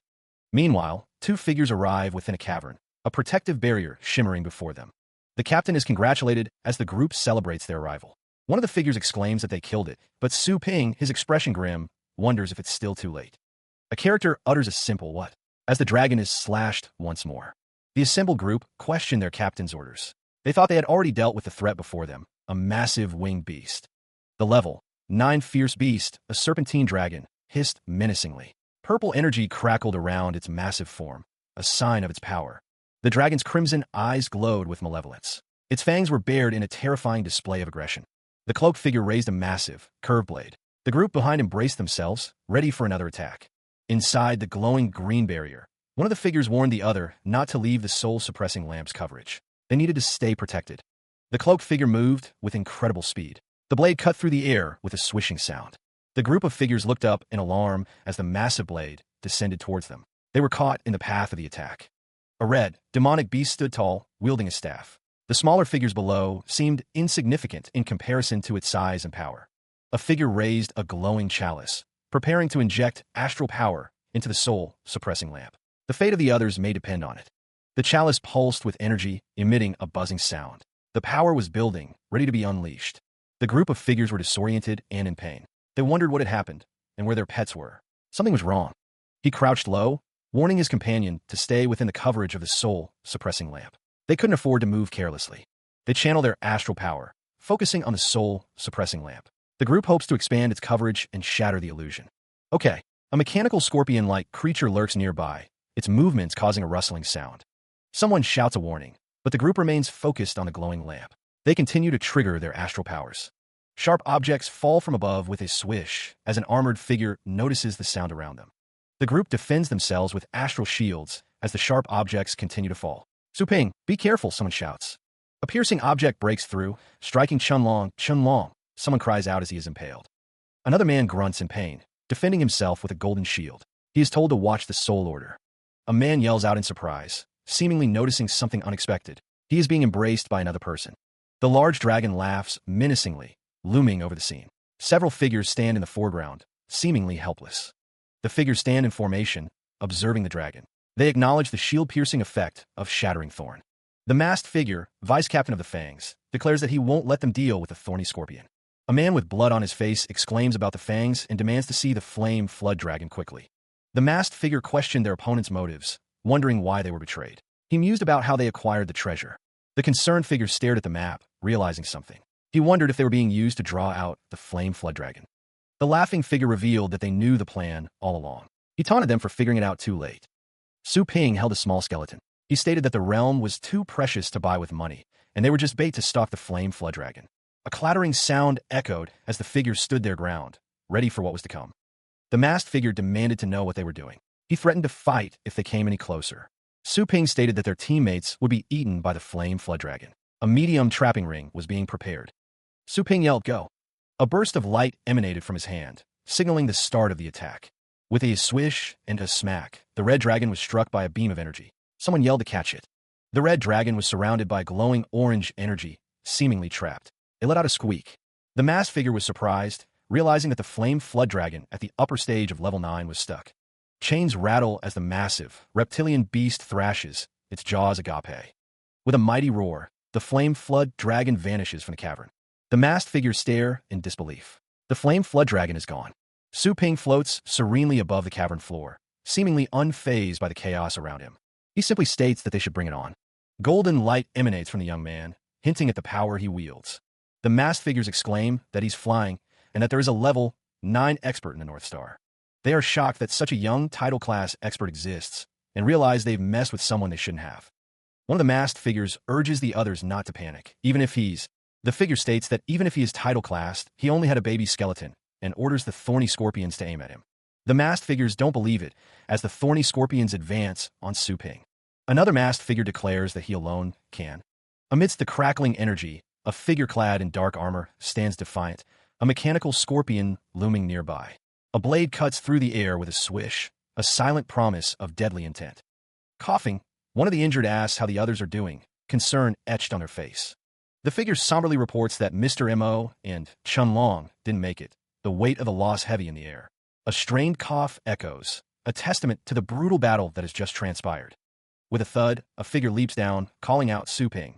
Su Ping's expression is unreadable, his eyes narrowed, focused on the unfolding events.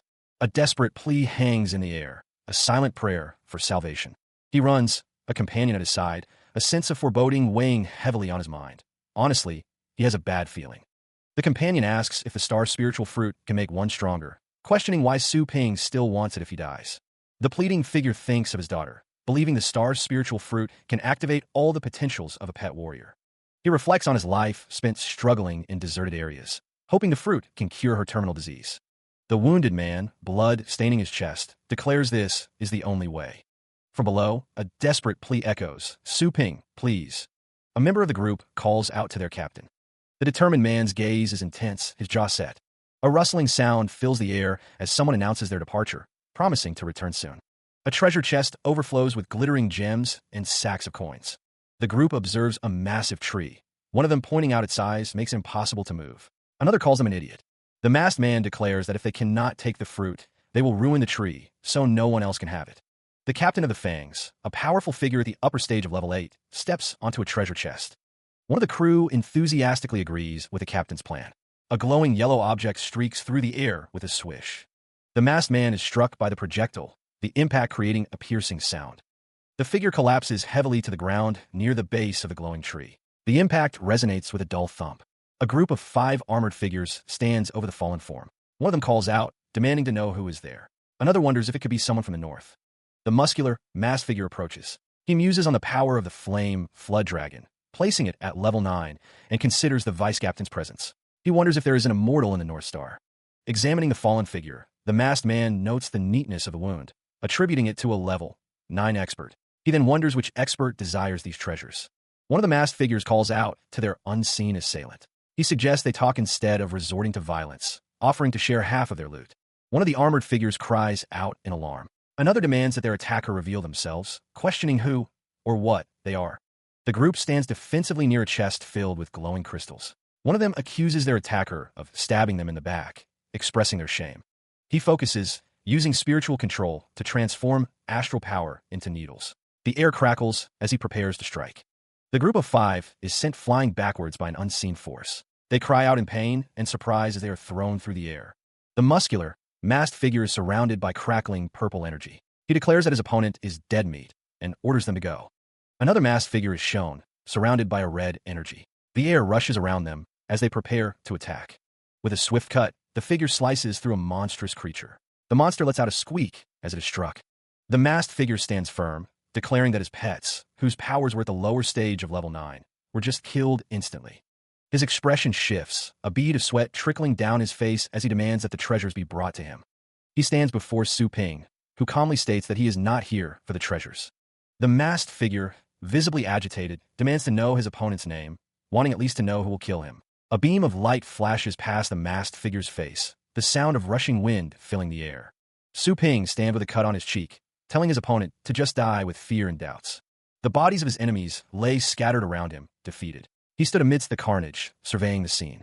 Flames erupted around Su Ping, a blazing inferno consuming all traces of the battle. The fire danced menacingly, yet he remained untouched. The order came, burn everything, leave no trace. He took the glowing orb, its energy resonating with his own. Su Ping reflected on the ambush. He hadn't expected a team to target them so early. He thought, the deserted areas in reality are full of dangers. I must adapt to this environment. At Exploration Base Number 7, a crew member asked Su Ping what his next plan was. The base stood as a testament to their mission.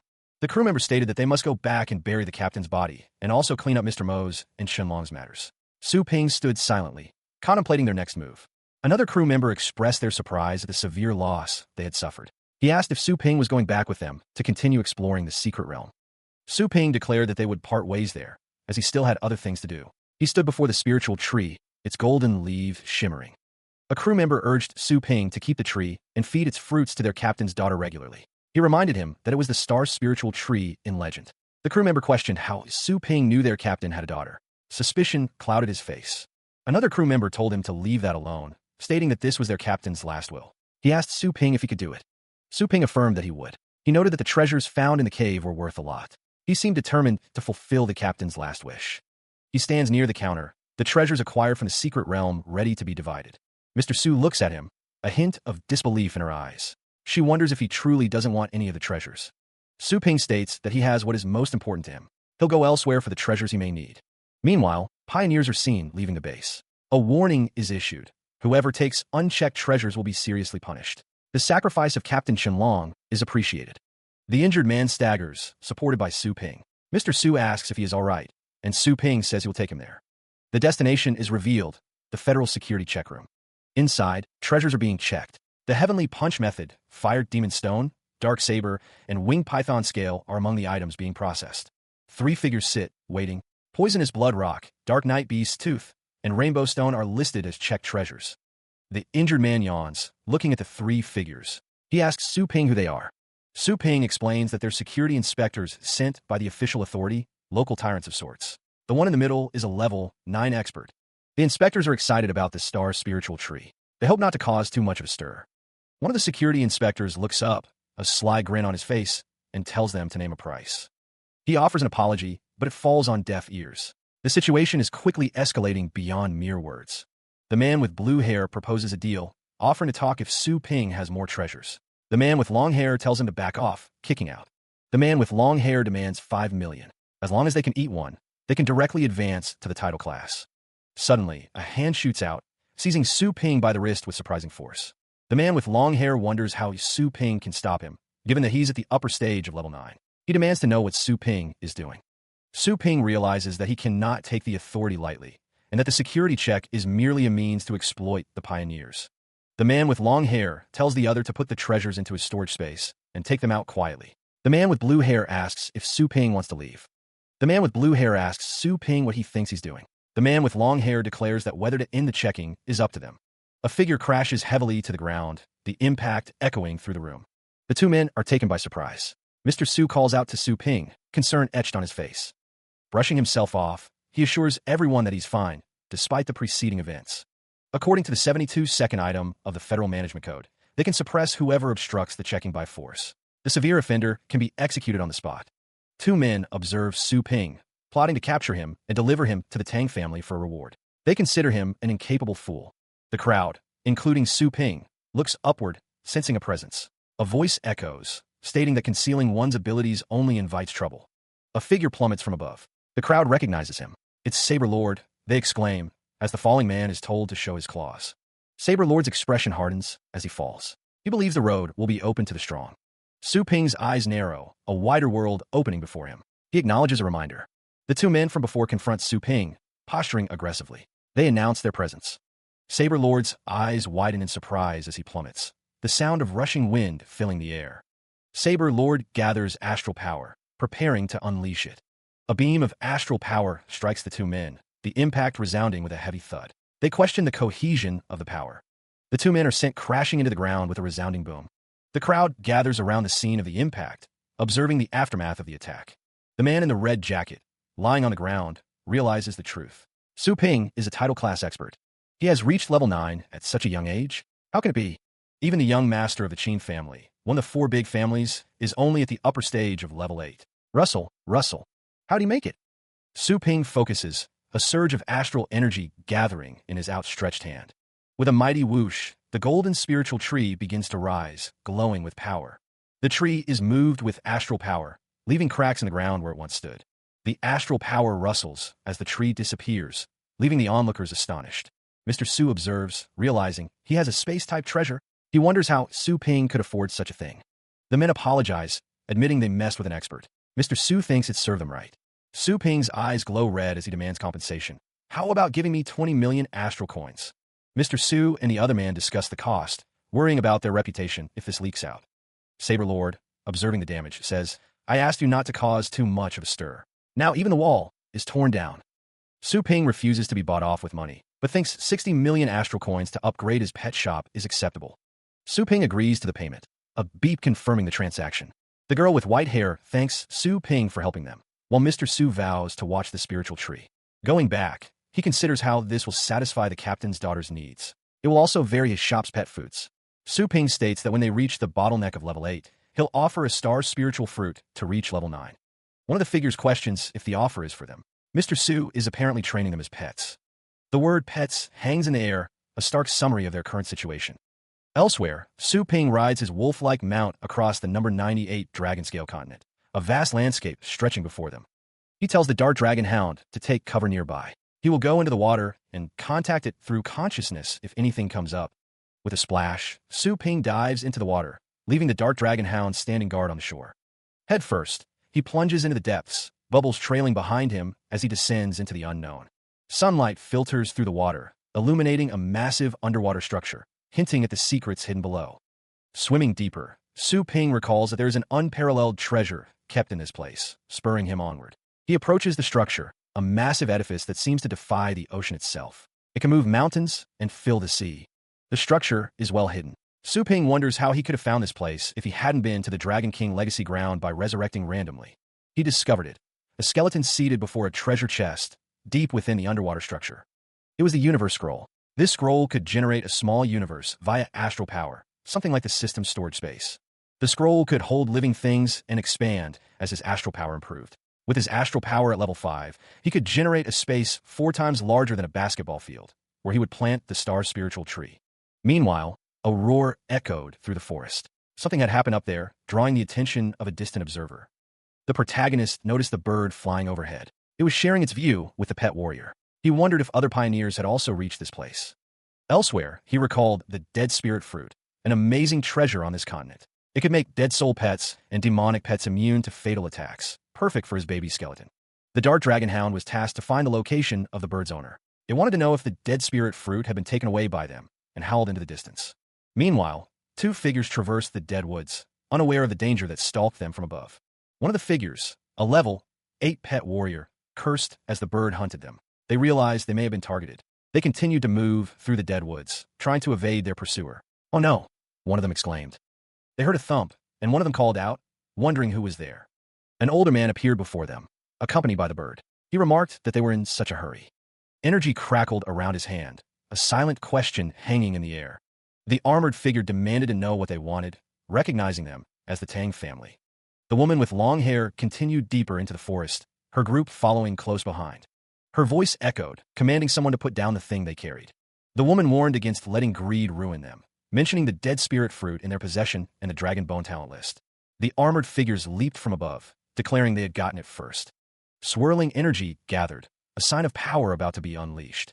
Surrounded by crackling energy, the armored figures descended upon the group below. One of the armored figures reacted to the astral power cohesion, while the older man looked on, seemingly unconcerned. A massive hand of energy erupted, dwarfing the figures below as it slammed into the earth. The armored figure, holding a mysterious box, questioned if they were afraid of ruining it.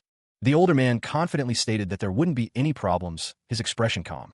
The man in red armor cries out as a blue energy blade severs his arm. The old man with white hair extends his hand, unfazed by the attack. The old man holds a purple box, inlaid with glowing red gems. He declares, "You asked for this." The old man holds the box aloft, the purple energy swirling around it. He calls out, "Catch." A sinister grin spreads across the face of an unseen figure, a silent promise of dark intentions. With a swish, the old man continues to hold the mysterious box, its power palpable in the air. The old man, accompanied by the woman with white hair and another figure, stands ready, their expressions unreadable. The group stands together, as someone urgently demands, "Where is the box?" A surge of golden energy erupts from the ornate box. The astral power coalesces, revealing a title class expert. Miss Tang is warned to be careful, as a Sura Shadow Beast appears, possessing power at the lower stage of level 9. The Sura Shadow Beast lunges forward. Someone shouts, questioning how he dared seize the treasure from the Tang family, ordering the beast to behead him. A man smirks, confident in his strategy. He prepares his Dark Dragon Hound and Grand Dragon Shield, boasting wind and ground defense to the lower stage of level 9. Su Ping prepares to release his Hell Candle Dragon, rock armor, vine armor, hardening, frost shell, and flame outfit. He will then release Dragon Mountain, doubling his defense and increasing damage based on that defense. An older man's eyes widen in surprise. The Sura Shadow Beast is being subdued by a purple energy. Someone wonders if the beast is under control, realizing that the person inside has subdued it. Two figures discuss their strategy. One asks if they should just let him run off, while the other wonders if attacking recklessly would lead them into a trap. One of the older men declares that Su Ping cannot escape and that he will force him out. A massive golden hand materializes, poised to strike. Su Ping stands firm, a red aura enveloping him as he faces the immense golden hand. The golden hand and Su Ping's power collide with a resounding clang. He turned, the sound of rustling leaves filling the air. A massive, dragon-like creature loomed, a skeleton resting at its feet. It hissed, admitting that it had been seen through quickly. A man with a long white beard stared in disbelief. Beside him, a woman with silver hair looked on as he exclaimed, "It's you?" He has reached. The white-bearded man, now surrounded by swirling green energy, raged at the death of his pet. He summoned the storm tree spirit and hell Garo beast. A monstrous creature appeared, crackling with dark energy, a dead soul flash.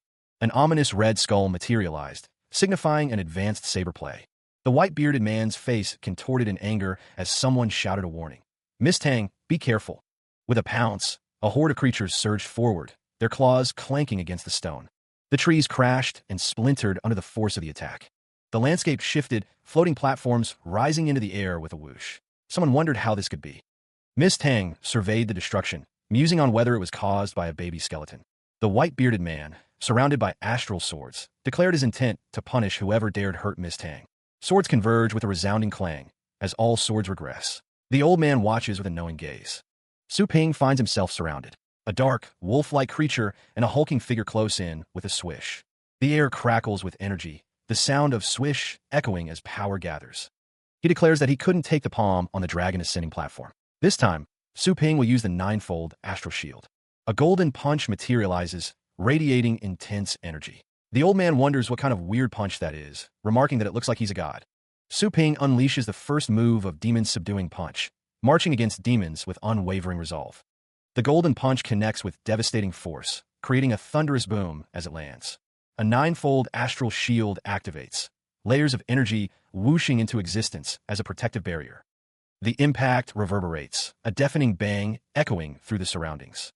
Mr. Wind is dragged away. Miss Tang observes, realizing that this brat can't be underestimated. The Dragon Earthworm King is commanded to run with Miss Tang, ensuring her escape from the immediate danger.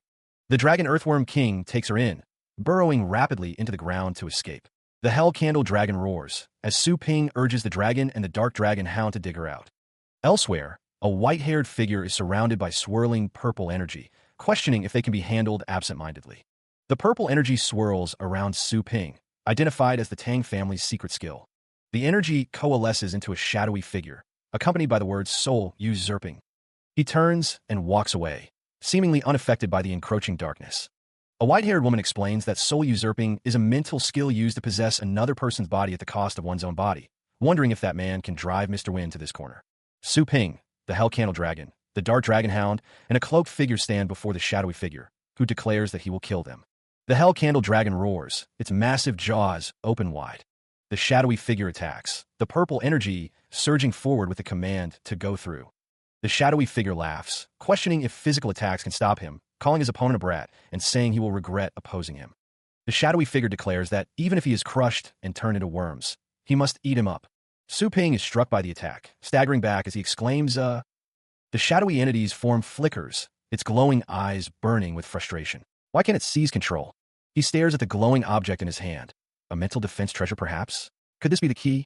The shadowy figure's rage intensifies, its voice echoing with murderous intent. It vows to kill the despicable brat. From the depths of the cave, a monstrous, armored creature emerged, its glowing green eyes piercing the darkness. The earth trembled with each echoing rumble. The creature's jaws opened wide, revealing Miss Tang trapped within its maw. A guttural growl reverberated through the cavern. Now free from the creature's grasp, Miss Tang demanded, "What's going on?" "Mr. Wind's Dragon Earthworm King is trying to devour me." Her voice echoed with disbelief. A beam of pure energy erupted, tearing through the landscape. In the distance, Su Ping watched the display of power. Su Ping's eyes narrowed as he located his target. "There you are, your ladyship," he muttered, a hint of determination in his voice. With a resounding whoosh, a colossal winged figure materialized, radiating immense power. Miss Tang stood before it, a stark contrast to its imposing presence. Facing the Winged King, Miss Tang declared, "Fallen Winged King, take me. Don't call me that. You don't." Her tone was defiant, yet laced with a hint of desperation. Miss Tang's expression shifted to one of growing horror. "Deserve it? Why can't I feel Mr. Wind's breath? Can it be?" She whispered, realization dawning on her face. The massive form of the dragon earthworm king lay motionless on the ground, its defeat evident in its stillness. Her gaze hardened. Miss Tang demanded, "Earth, are you responsible? Why did you hunt the Tang?" Her voice resonated with anger and accusation. Su Ping's face was grim as he stepped forward. "What about us?" he questioned, his eyes filled with a cold fury. The lifeless bodies of 3 individuals lay scattered across the ground, blood staining the earth. Su Ping's voice trembled with rage as he asked, "Why did you kill them?" "The law of the jungle," Miss Tang declares, "is all that matters in this dire situation." "Exactly," Su Ping replies, his eyes gleaming with a predatory light as rustling sounds echo around him. The shadowy figure looms behind him, a silent testament to the power he now commands as rustling sounds continue. A bloodied weapon drips ominously, promising only pain and suffering. "But a piece of meat to me." The monstrous creature wraps its wings around Miss Tang, trapping her in its grasp. Miss Tang's expression is one of disbelief. The rank 9 bloodline fallen winged king is subdued. Desperate, Miss Tang offers a deal. "Tell me what you want. As long as you let me go, my family can satisfy all your requirements." Su Ping points, his face a mask of cold determination. He demands, "Show me your for mercy." Miss Tang, her eyes narrowed, counters with a question of her own. "Do you want?" The demand is clear. Stop playing dumb. Discharge the contract with the fallen winged king. How crafty, the text implies, as the pet warrior will stay feeble for a few days after discharging the contract with his pet. Miss Tang runs, Su Ping following close behind, the landscape blurring as they move with haste. She acknowledges something with a simple, "Okay," her expression unreadable. Su Ping stands firm, demanding that Miss Tang discharge the contract immediately. The sound of her heels clicking against the ground betrays her rising tension. The fallen winged king wind wolf manifests, a low growl rumbling from its throat. A monstrous claw descends, accompanied by a declaration of kill. A heavy thud echoes as something strikes with immense force. Miss Tang's face contorts in frustration, muttering, "D****. Su Ping holds out a glowing scroll, declaring that since she is unwilling to discharge the contract herself, he will take matters into his own hands. The fallen winged king wind wolf insists that he can only be discharged by force. A figure with a curved blade slashes downwards with incredible speed. With a swish, Su Ping withdraws the scroll, a look of determination on his face. Miss Tang is being sucked into the scroll, her expression a mix of shock and resignation. She finds herself suspended in what appears to be midair. With a burst of displaced air, Miss Tang steadies herself in this new environment. She realizes this must be the inside of the scroll, a space-type treasure, perhaps. Above her, Su Ping's face looms, as Miss Tang wonders why he didn't. Su Ping, a strange mark visible on his forehead, declares he must squeeze her. Miss Tang wonders if the thing on her forehead is the mark for the airship nominee. Later that day, Miss Tang sits alone, overcome with laughter. Su Ping's face reappears, asking if she thinks it looks bad. Miss Tang's expression hardens, her eyes narrowing. She is warned that she'll be killed by one of the only 2 legend-class experts in the Asian land. Su Ping demands she tell him everything, stating he's dying soon. He threatens her, saying he's had a lot on him, and if she doesn't tell him, he'll let her die in a very creative way, and send her photos all over the world. Miss Tang's voice cracks with fury as she accuses him of being despicable. Her eyes widen, a mix of shock and disbelief etched on her face. Miss Tang reveals that it's Yuan Tianxun, a legend-class pet warrior, who will hunt her down. She questions if the 4 families are not afraid of being killed by Yuan Tianxun while taking the test of the Dragon Tower. Su Ping holds a bottle, realizing the whole secret realm is controlled by Mr. Yuan, the legend-class pet warrior. A dragon states that the federal government and the outer areas could be explored with a time limit for the sake of safety, but it's merely an excuse for Yuan Tianxun to monopolize the secret realm. Su Ping scoffs at the 4 big families, comparing them to dogs that eat their owners' leftovers, just like the other pioneers, and commands the Hell Candle Dragon to burn everything. He recalls defeating Overlord behemoths before, but only through resurrection, trial, and error countless times, and acknowledges that he'll face a legend-class opponent he's never met, so he can't take him lightly. Su Ping thinks that the priority is to upgrade the pet shop to level 3, so he can protect his mom and sister, and so that others can't use them to control him. The naughty pet shop bustled with activity, a sea of customers eager to acquire new pets. He was surrounded by excited voices, each boasting about the number of pets they plan to cultivate. Su Ping seemed pleased with the shop's success, a small smile gracing his lips. The store's revenue had been converted into energy, leaving him with a substantial amount to work with. He accessed the Pioneer website, ready to explore his options for expanding the business. The Pioneer website offered customized services catering to the unique needs of pioneers like him. Su Ping pondered his next move, considering how best to utilize the available resources. The holographic assistant confirmed his store's address and inquired about the desired property size. Su Ping was taken aback by the double price, a deposit of 300 million astral coins now required. The rising fees were attributed to the upcoming Global Elite League, making property acquisition more challenging. He expressed his desire to expand the shop and acquire nearby property, mentioning his flame, Flood Dragon. The holographic assistant calculated the potential sale price of a fierce beast at the upper stage of level 9. He confirms that he will sell the pet, ensuring the deposit will be covered. Hanging up the call, he calculates that 310 million coins should be enough. He resolves to improve himself. Su Ping inquires with the system, wondering if there's a cultivation ground even harder than the Dragon King Legacy Ground. A screen displays various options, including the Supreme Divine Realm and the Semi-Divine Cultivation Ground. He is surprised that a cultivation ground could cost 10,000 energy. The protection period for newbies is over, and he needs to pay 10% of the ticket for each resurrection, which he currently cannot afford. He presses a button, thinking that a divine flame beast might be found in this cultivation ground. He considers that if he can reach the second level of the Golden Crow Divine Demon Scripture, his body defense and survival ability will be greatly enhanced. The semi-divine fallen ground is displayed, rustling with unseen activity. He notes that this cultivation ground is different from the previous ones. It seems like the wild world versus civilized society, possibly built by divine beings. A screen prompts him to purchase the divine language translation function for 500 energy. This is the first time the system has offered a translation service, and this place is indeed utterly different from the Chaos Realm and Thundercloud Realm. Thinking that communicating with the locals will help him avoid meaningless deaths during exploration, he decides to purchase the function. The system begins installing the divine language translation function. Water splashes as something speaks in a language he cannot understand. He furrows his brow, a question forming on his lips as he tries to decipher the sounds. The divine language translation function has been successfully installed, allowing him to communicate with divine beings. The voice now speaks in a language he can understand, though the words are still alien. Su Ping is shocked, realizing that he can now understand the divine language. A woman with pointed ears senses an energy fluctuation, wondering about its source. The glowing woman, annoyed, tells someone to go to hell. Su Ping steels himself, thinking of his baby skeleton and Hell Candle Dragon. Energy gathers around his hand, ready to be unleashed. The Hell Candle Dragon roars, displaying its advanced saber play. With a final burst, the Hell Candle Dragon dies. Su Ping acknowledges the strength of his opponent, but remains confident in his baby skeleton. The Dead Spirit Fruit activates, granting immunity from what would be a deadly injury. Cracks spread across the skeleton-like figure as it swings with immense force. A black, bladed weapon slices through the air with a sharp swish. The weapon strikes, the impact echoing with a resounding bang. Su Ping is instructed to resurrect the dragon in situ, a command that rustles through the air. He stands amidst tall grass, admitting that he doesn't have much energy for resurrection and should avoid a fierce fight. A blonde-haired woman with pointed ears claims she means no harm, telling him to save his breath, and that she knows he's transmitted from another world. Su Ping's expression is unreadable.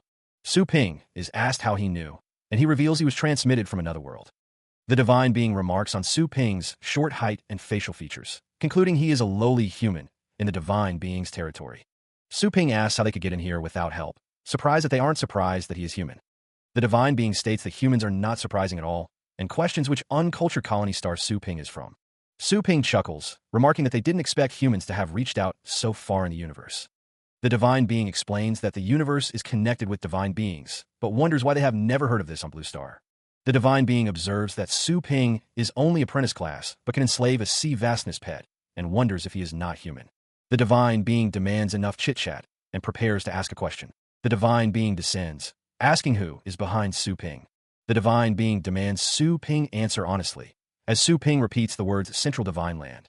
Someone wonders if this place isn't semi-divine fallen ground. The divine being asks why Su Ping came to this place. He unleashes a concentrated beam of energy, piercing through the shadowy figure. A disembodied voice echoes, declaring the host's demise with finality.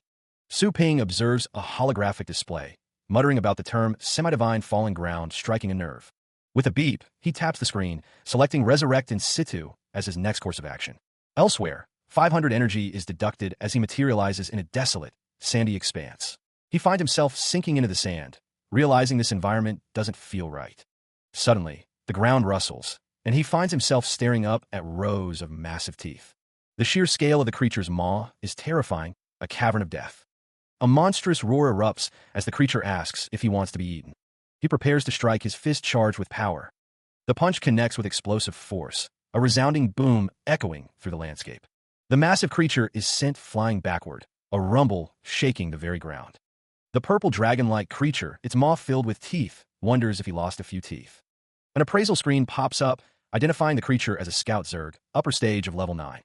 The protagonist finds himself in a territory of divine beings, flanked by the baby skeleton and Hell Candle Dragon. Sizzling energy crackles around them. The baby skeleton, Hell Candle Dragon, and Dark Dragon Hound unleash a coordinated slash attack.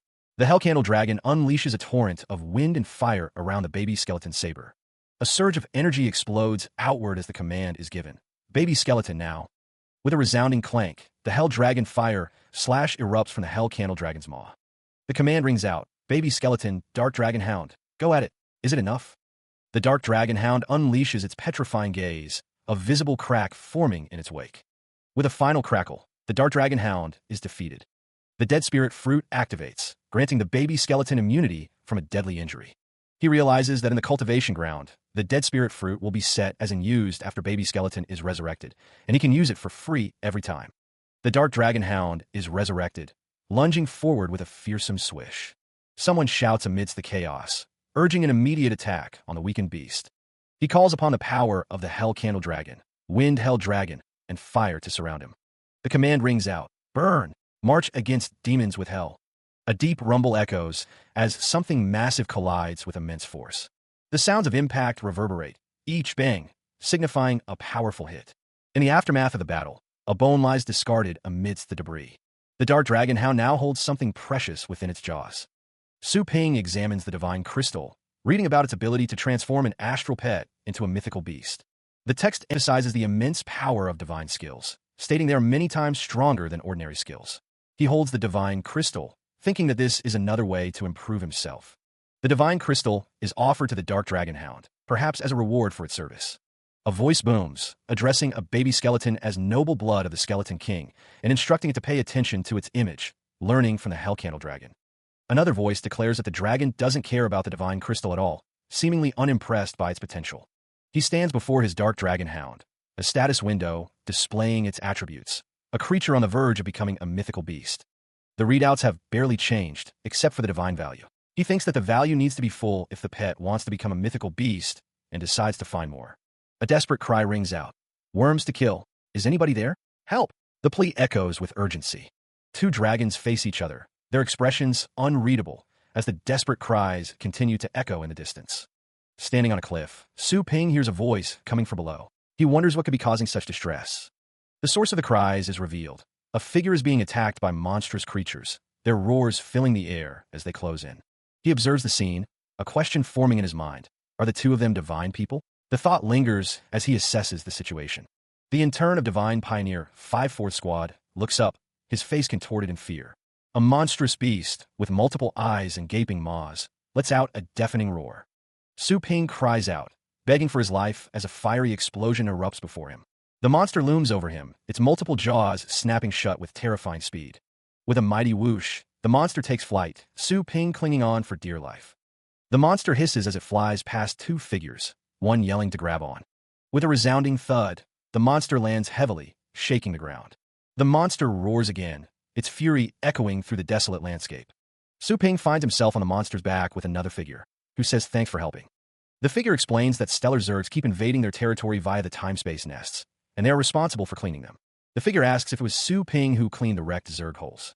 Su Ping replies that he was just passing by, noting that not only Blue Star has problems with stellar rifts. The discussion turned to the advantages of divine beings, and their ability to fly away from danger. The elf-like character appeared concerned, listening intently to the conversation. Su Ping considered the concept of divine wings, realizing the woman he met was a pure divine being. He mused over the possibility of cultivating an astral pet, his mind racing with possibilities. The elf-like character on the dragon-like creature inquired about semi-divine fallen ground, a place they had never heard of. The other elf-like character mentioned a legend about the supreme divine realm, piquing the first's interest. The second elf-like character scoffed, dismissing the existence of the supreme divine realm as a moronic belief. Su Ping considered the supreme divine realm a legendary place where cultivation was accelerated. The first elf-like character wished to cultivate in the supreme divine realm, even for a short time. The second elf-like character expressed frustration at the lack of clues, dismissing their search as nonsense. The dragon-like creature moved quickly, with the elf-like characters reacting in surprise. One of the elf-like characters fell to the ground with a thud. The larger figure with pointed ears looked up, startled. He muttered in disbelief as the smaller figure hid behind him, equally alarmed by the approaching threat. A cacophony of roars echoed as monstrous creatures surged forward. Their glowing eyes and razor-sharp teeth promised a brutal onslaught. The larger figure stared up at the massive creature looming over them. It was the Zerg Centurion, and its presence radiated immense power. The smaller figure cowered on the ground, paralyzed by fear. A colossal foot descended, threatening to crush them with a resounding stamp. Meanwhile, Su Ping stood firm amidst the desolation, his gaze unwavering. He knew what he had to do: run and survive. Bathed in golden light, the muscular figure with a cape advanced with purpose. He declared that this was his moment of honor. Su Ping's eyes narrowed, a fierce determination burning within them. He acknowledged the loyalty of the divine warrior, but his focus remained on acquiring their divine crystals. A monstrous creature lunged, its eyes blazing with malevolent intent. It taunted Su Ping, questioning if he had any regrets as he faced death. Elsewhere, the larger figure with pointed ears was enveloped in a blue aura. He was astonished by the momentum of the apprentice-class human warrior, which surpassed his own. Surrounded by a radiant golden light, Su Ping's expression hardened. He was ready to face whatever challenges lay ahead, his resolve unyielding.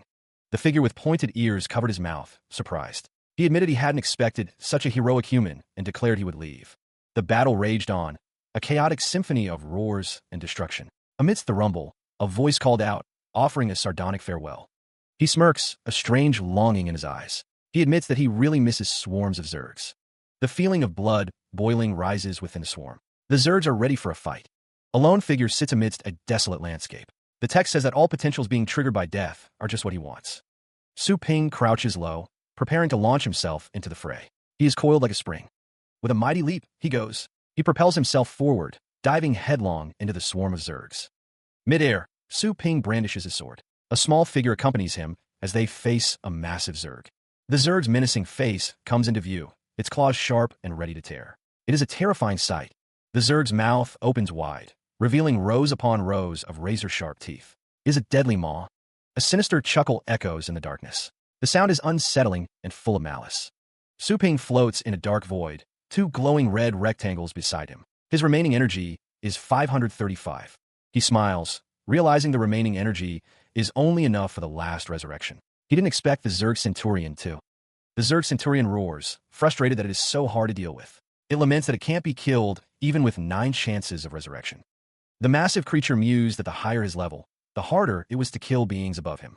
Su Ping noted he had quite a few divine crystals, a good deal this time. The exploration time was almost due, and he didn't think it worth continuing the fight. A hand pressed a button, initiating a random resurrection sequence with a loud beep. The disembodied voice considered that he may as well explore other places. The white tiger was being petted, and someone thought it was the cutest kitten in the world. The winged blonde declared that a kitten-like that was born to be eaten by her. With a swish, Su Ping appeared in a new location.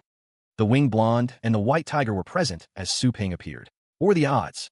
The winged woman stands, divine spear in hand, as the sound of rustling fills the air. She questions Su Ping's intentions as a white tiger growls beside her. Su Ping retorts that he doesn't have time to summon baby skeletons. The winged woman scoffs, stating that he is no match for her. The winged woman warns that if he dares to cheat her, she'll dump him into the all-sin divine jail. Su Ping acknowledges that he can't confront her via resurrection and must find a way to beat her by strategy. The winged woman mentions the way to go to the supreme divine realm. She questions how a human could know where the supreme divine realm is, a place divine beings dream of returning to. Su Ping pushes away the notion that it's any of her business. He states that he is capable enough to exit the central divine land and remain unkilled. The winged woman appears hesitant as Su Ping stands before her and a white tiger. Su Ping resolves to try harder, stating he'll leave right now to look for the supreme divine realm. He stands in the grand hall, the winged woman's question hanging in the air. She asks what he desires: power, money, or land. The winged woman holds up a glowing card, energy swirling around it. She assures him that obtaining his desires is no problem. Holding the card, He learns that all his skills in magic can be permanently improved. Su Ping is impressed, thinking it's an awesome windfall. The card is flipped through, revealing intricate designs and glowing symbols etched upon its surface. A surge of energy courses through the card, causing it to crack. Blue energy emanates from it, enveloping him in its power. The winged woman states that she will open the way for him after he enters the supreme divine realm. A blue shield now surrounds him.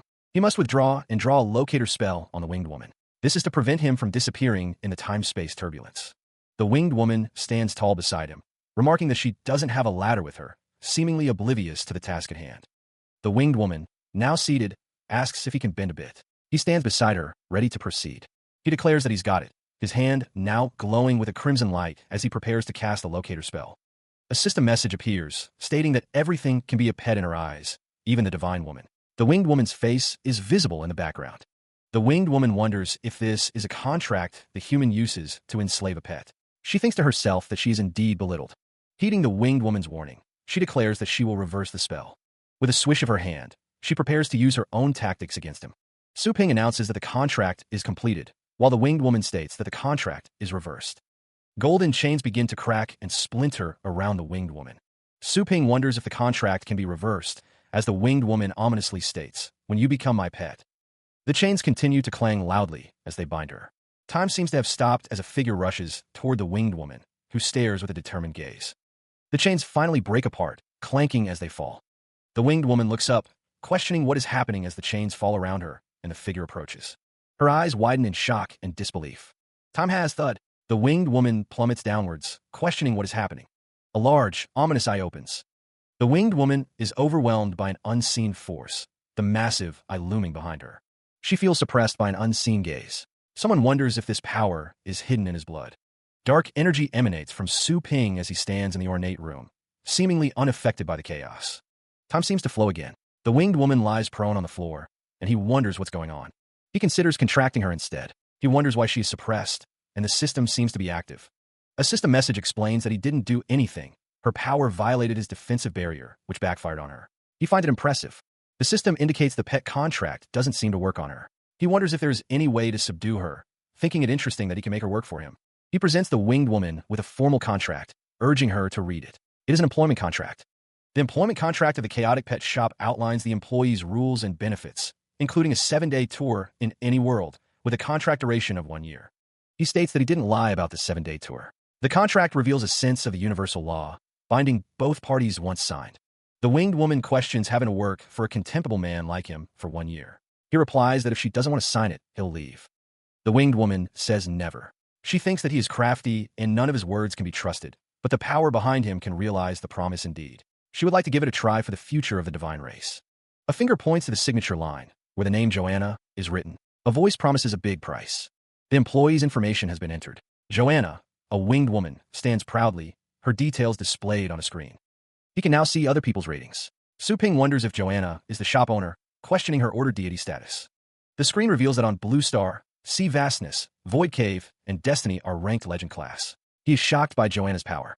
The system can easily suppress a conferred godwoman by the backlash effect. Su Ping finds it even more terrifying, wondering what on earth the system is. With a swish, Joanna and he stand together in what appears to be the shop, ready for business. He walks forward, his shadow stretching across the floor. He asks if this is her territory. Joanna faces him, noting that it's inconvenient for her to stay in his world with her body size. A chibi Joanna dismisses the concern, stating she's more than 10,000 years old, despite the fact that labor is illegal. He tells Joanna to get ready, as they're about to open the shop, seemingly unconcerned with her age. Joanna looks at him intently, questioning, clients. She asks if he also includes those several rascals, as a holographic figure appears to be communicating with them. She wonders who is spying on them as a holographic projection of a man in a suit stands outside the naughty pet shop. Had they been sent by Yuan Tianqian? Su Ping's expression hardened as the question echoed in his mind. Damn, he thought. He had hoped to hold out until the shop was upgraded. He had underestimated the power of the legend-class people. Now, he could only bring his mom and sister here first, as he called Li Qingru. On the other end of the line, a man in a suit asked who he was. The man was speaking to Su Ping, an ordinary man awakened as the pet warrior. The man on the other end was a senior mentor of Fengshan Academy and the owner of Naughty Pet Shop. Su Ping wondered how his mom and Linghua were doing now, and what did the man want. 2 women lay unconscious. One was an elementary cultivator, and the other, Su Linghua, was a pet warrior and a freshman at Fengshan Academy. Their dad, Su Yuan Shan, was an ordinary person and a junior sailor. The man on the phone stated that Mr. Yuan wanted to meet him. He added that as long as Su Ping showed up obediently, they wouldn't make things difficult for them then. Su Ping was clearly angered by this. Su Ping, his face a mask of fury, demanded that the man answer him, stating that they couldn't be ordinary kidnappers. He told the man that he was in the shop now, and to come if he wanted to meet him, but he must bring them too. The man on the other end of the line simply said, "Sure," before hanging up. He muttered that it wouldn't make any difference. The man wondered how Su Ping could escape from Mr. Yuan, a legend-class expert. The man seemed confident in Mr. Yuan's abilities. Su Ping's location had been sent to him. The man was clearly tracking Su Ping's movements. Elsewhere, an old man with a long white beard stated good. He declared that he must see who dares to lay a finger on the legacy of Mount Dragon. Meanwhile, a group of figures flew through the air, heading towards an unknown destination. A group of men in yellow jackets gaze upwards, one pointing towards something unseen. They seem concerned by what they observe in the sky. The men rush towards a building, its sign proclaiming Naughty Pet Shop. They wonder what is happening in the downtown area. A figure with flowing white hair swings a massive blade. The impact generates a deafening boom. Several old men discuss the identity of someone living in a shabby place. They question if this person is the one who reached the top of Dragon Tower. The figure is revealed to be Yuan Tianchun, a legend-class warrior. He is surrounded by a burning aura. Saber Lord, a title-class warrior, is impatient. He wants to finish the task quickly. The men in yellow jackets are terrified. They recognize Saber Lord and sense his immense power. Saber Lord stands before the Naughty Pet Shop, with Yuan Tianchun and another man. He dismisses the onlookers as irrelevant. Mr. Yuan has arrived, and he is furious. He demands that someone get out of there. Mr. Yuan's face is contorted with rage. He threatens to smash the shop. The three figures stand before a closed garage door. The air is motionless, but the tension is palpable. Mr. Yuan shatters the door. He declares that they shouldn't have involved his family. He demands to know if they dare bring his family into this. Joanna stands beside Su Ping, ready for a fight. Elsewhere, Yuan Tianchun wonders why it is Su Ping who stands before him. He reflects on Su Ping's talent and a legend-class expert about to kill him. Mr. Yuan declares that they are done today, stating they are in no position to negotiate. He prepares to attack. Mr. Yuan commands someone to come out, his power causing the barrier to crack. The situation grows dire. Su Ping, surrounded by a golden barrier, shouts his disbelief. He is trapped, but not for long. With a surge of power, Su Ping shatters the golden barrier. He will not be held captive. Mr. Yuan coughs violently, blood splattering from his mouth. The attack seems to have backfired. Yuan Tianchun expresses his shock. He cannot believe Su Ping broke free from his level 9 astral palm. Yuan Tianchun observes that even surrounded, Su Ping dares to fight back. He will not surrender easily. Yuan Tianchun orders everyone to fight back and capture him. The order is given, and the attack begins.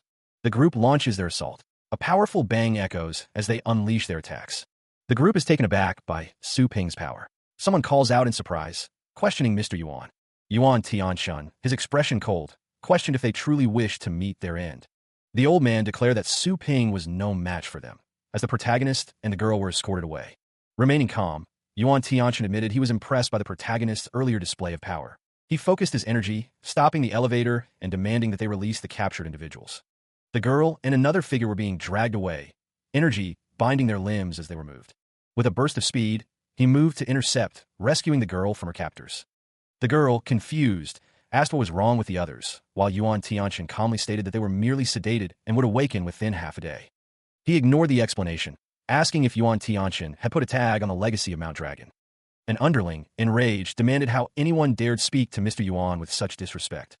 The underling explained to Mr. Yuan that their consciousness couldn't penetrate the shop, making it impossible to detect their power, urging caution. A voice declared itself to be a legend-class pet warrior, one of only 2 in the tens of base cities on the Asian land. Yuan Tianchun, unfazed, asked if he truly believed he could be a match for him. Yuan Tianchun addresses his followers, demanding allegiance like the 4 big families. He promises not to make things difficult if they comply. One of Yuan Tianchun's followers notes that Mr. Yuan intends to recruit Su Ping. He adds that few can reach the title class on Blue Star. Yuan Tianchun believes it would be a waste if the Secret Realm's resources fell into mediocre hands. He insists that only the best people can be nurtured. Su Ping scoffs, thinking that Yuan Tianchun means the people chosen by him. He reflects that he used to hate this kind of person most. Yuan Tianchun thinks it would be absurd if brats could be equal to him. He believes that Su Ping will be hunted down by him. Yuan Tianchun declares this the last call, demanding that they bow to him or die. He stands with Joanna and Su Ping. Su Ping states that his answer won't change, no matter how many times Yuan Tiantian asks. Yuan Tiantian says, "What a pity. Disappear." Yuan Tiantian summons a large, glowing sword. He claims all the rare monsters on it. Joanna blocks the attack with a resounding clang. She stands between Yuan Tiantian and Su Ping. The force of the impact creates a shockwave. Joanna successfully defends against Yuan Tiantian's attack. One of Yuan Tiantian's followers notes that the level 9 power can narrowly resist Mr. Yuan's punch, but that Joanna took it with one hand. Yuan Tiantian wonders if Joanna is a legend-class expert and can't believe there is one in Longjiang Bay City. He notes her eternal youth skill. She reminds him of the first rule for employees: protect the shop owner. Joanna states that she wasn't asked to intervene. Yuan Tiantian stares at Joanna and Su Ping. He thinks to himself that if he gets it right, he can gain credits and become an excellent employee if he follows the rules. He continues, thinking that if he disobeys the rules, his credits will be deducted accordingly and he'll even be punished. Yuan Tiantian believes Joanna's behavior of luring him to get his credits deducted is really low. Yuan Tiantian clicks his tongue, thinking she's really smart. He wonders how she dares ignore him. He says that she'll. With a thud, Yuan Tiantian strikes Mr. Yuan. Mr. Yuan is sent flying through the air with a swish. Mr. Yuan crashes into the street outside the naughty pet shop with a bang. The force of the impact causes the ground to crack. The onlookers are shocked and yell out, "Mr. Yuan!" Su Ping and Joanna stand in the doorway. Joanna says it's too noisy and wonders if she can kill him. She adds that this isn't a deserted area and there's no killing in the street. Joanna states that she knows the one carrying a saber. Someone orders to hurt him and capture the others alive. They ask if it's okay if they miss an arm. Yuan Tiantian is surrounded by a purple aura. He thinks to himself that, after all, it's really hard to hold himself back from killing these ants. He declares that the soul born in darkness will become a heavy axe. Purple energy crackles around Yuan Tiantian as he steels himself. He summons his strongest servant, the weapon materializing with a whoosh of power. The dark shadow overlord behemoth axe appears, its power at the sea vastness phase. Yuan Tiantian commands the axe to rise, its dark shadow power growing. With a rumble, he commands a merge to begin. A crack echoes as Yuan Tiantian begins to fuse with the massive axe. Su Ping realizes that he can even merge with his astral pet. The transformation complete, Yuan Tiantian is now one with the axe, a rumble shaking the area. Now, in merged state power, void cave phase, Yuan Tiantian declares himself a legend-class pet warrior on Blue Star, ready to fight. The onlookers are terrified, realizing this is the first time they've seen Mr. Yuan use this merging skill, which has improved his power by one phase. They believe this battle is out of their league and consider running. Someone pleads with Mr. Yuan not to be too mad, fearing that if two legend-class experts fight, the base city will fall into ruins. The merged Yuan Tiantian scoffs at something unseen, dismissing it as absurd. A surge of power emanates from him. He declares it's foolish to burn the kitchen for a couple of rats. Yuan Tiantian asserts that he can finish her. Joanna stands firm, facing the imposing figure of Yuan Tiantian. He prepares to strike, the axe glowing with power. With one blow only, the axe is swung, surrounded by a swirling vortex of energy, ready to cleave through anything in its path. The divine spear clashes against the axe, the sound of the impact ringing out. Joanna manages to block the devastating blow. Debris explodes around her as the force of the attack hits Joanna. She wonders aloud if that was a blow with all his might. Yuan Tiantian's eyes narrow, his gaze intense and focused on his opponent. Joanna's hand glows as she prepares a counterattack. A blast of energy slams into Yuan Tiantian. The divine spear engulfs Yuan Tiantian in flames. Joanna declares that the spear should enjoy his sacrifice. A man in a black jacket intervenes, telling Joanna to stop and not kill him. Yuan Tiantian kneels, defeated and injured. Elsewhere, a group discusses the battle, noting that Yuan Tiantian's soul has been burned by the divine fire, and it will take years to recover. They are shocked he was defeated with one blow. Su Ping, in a different location, asks if someone is still there, beckoning them to come to him. Miss Su lies with her eyes open, seemingly unwell. Su Ping looks on with concern. He asks how she is feeling. Miss Su says she feels a bit dizzy. Su Ping wonders what's wrong with his mom. A man with a beard watches them, chuckling to himself. Miss Su is addressed by a new voice, causing her to react with alarm. The newcomers introduce themselves. One says to call him Mu, another Qin, and others Lu and Tang. Su Ping questions who they are and why they are in their place. Miss Su asks if there are any clues. Miss Su cries out in distress. Su Ping says he hired them too. Su Ping is questioned about his use of the word caught and what he means by tutoring. It's stated that even if he's number one in the grade, that's only within Fengshan. Su Ping says what he caught is around the corner, something you can't learn in the academy before that. The woman with blue hair looks on and wonders aloud if she may ask something. A man with white hair and a beard, surrounded by spiders, declares himself to be the Poison King. He claims he can teach level 9 poisoning and poison counteracting skills. Another man with white hair and a beard, surrounded by green energy, proclaims he is known as Resurgence. A man with short hair and a scar, surrounded by red daggers, announces he is known as Snakeheart. He offers guidance on level 9 hidden weapons. A man with purple hair and a beard declares himself to be the Beast Emperor. He claims he can teach some level 9 pet taming skills. A hand presents a small, white dragon, stating that they have also prepared a silver star moon dragon cub. The woman with blue hair is excited, thinking that she can also get a silver star moon dragon ranking 8th among the dragon pets for free. She wonders if she is dreaming. Su Ping asks if what they said is all true. She asks if it is reliable. He responds, of course. 3 hours ago, a man with long white hair is injured. A group of men look on.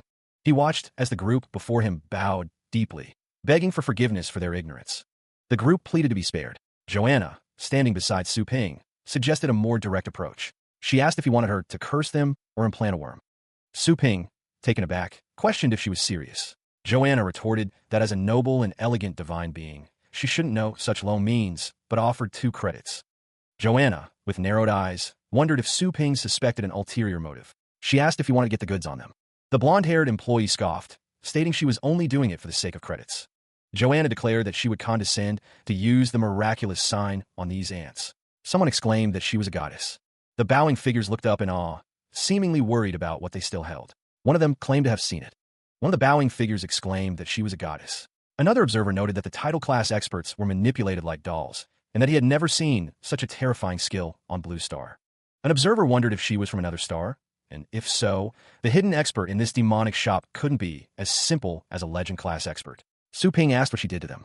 Joanna explained that it was a blessing imprint, which can only work on those who have lost their important faith and been swayed. The blessed will have a belief designated by Su Ping. The blonde-haired employee continued, stating that once the blessed do anything against their belief, they'll be burned by the divine fire for 10 days and nights until they turn into ashes.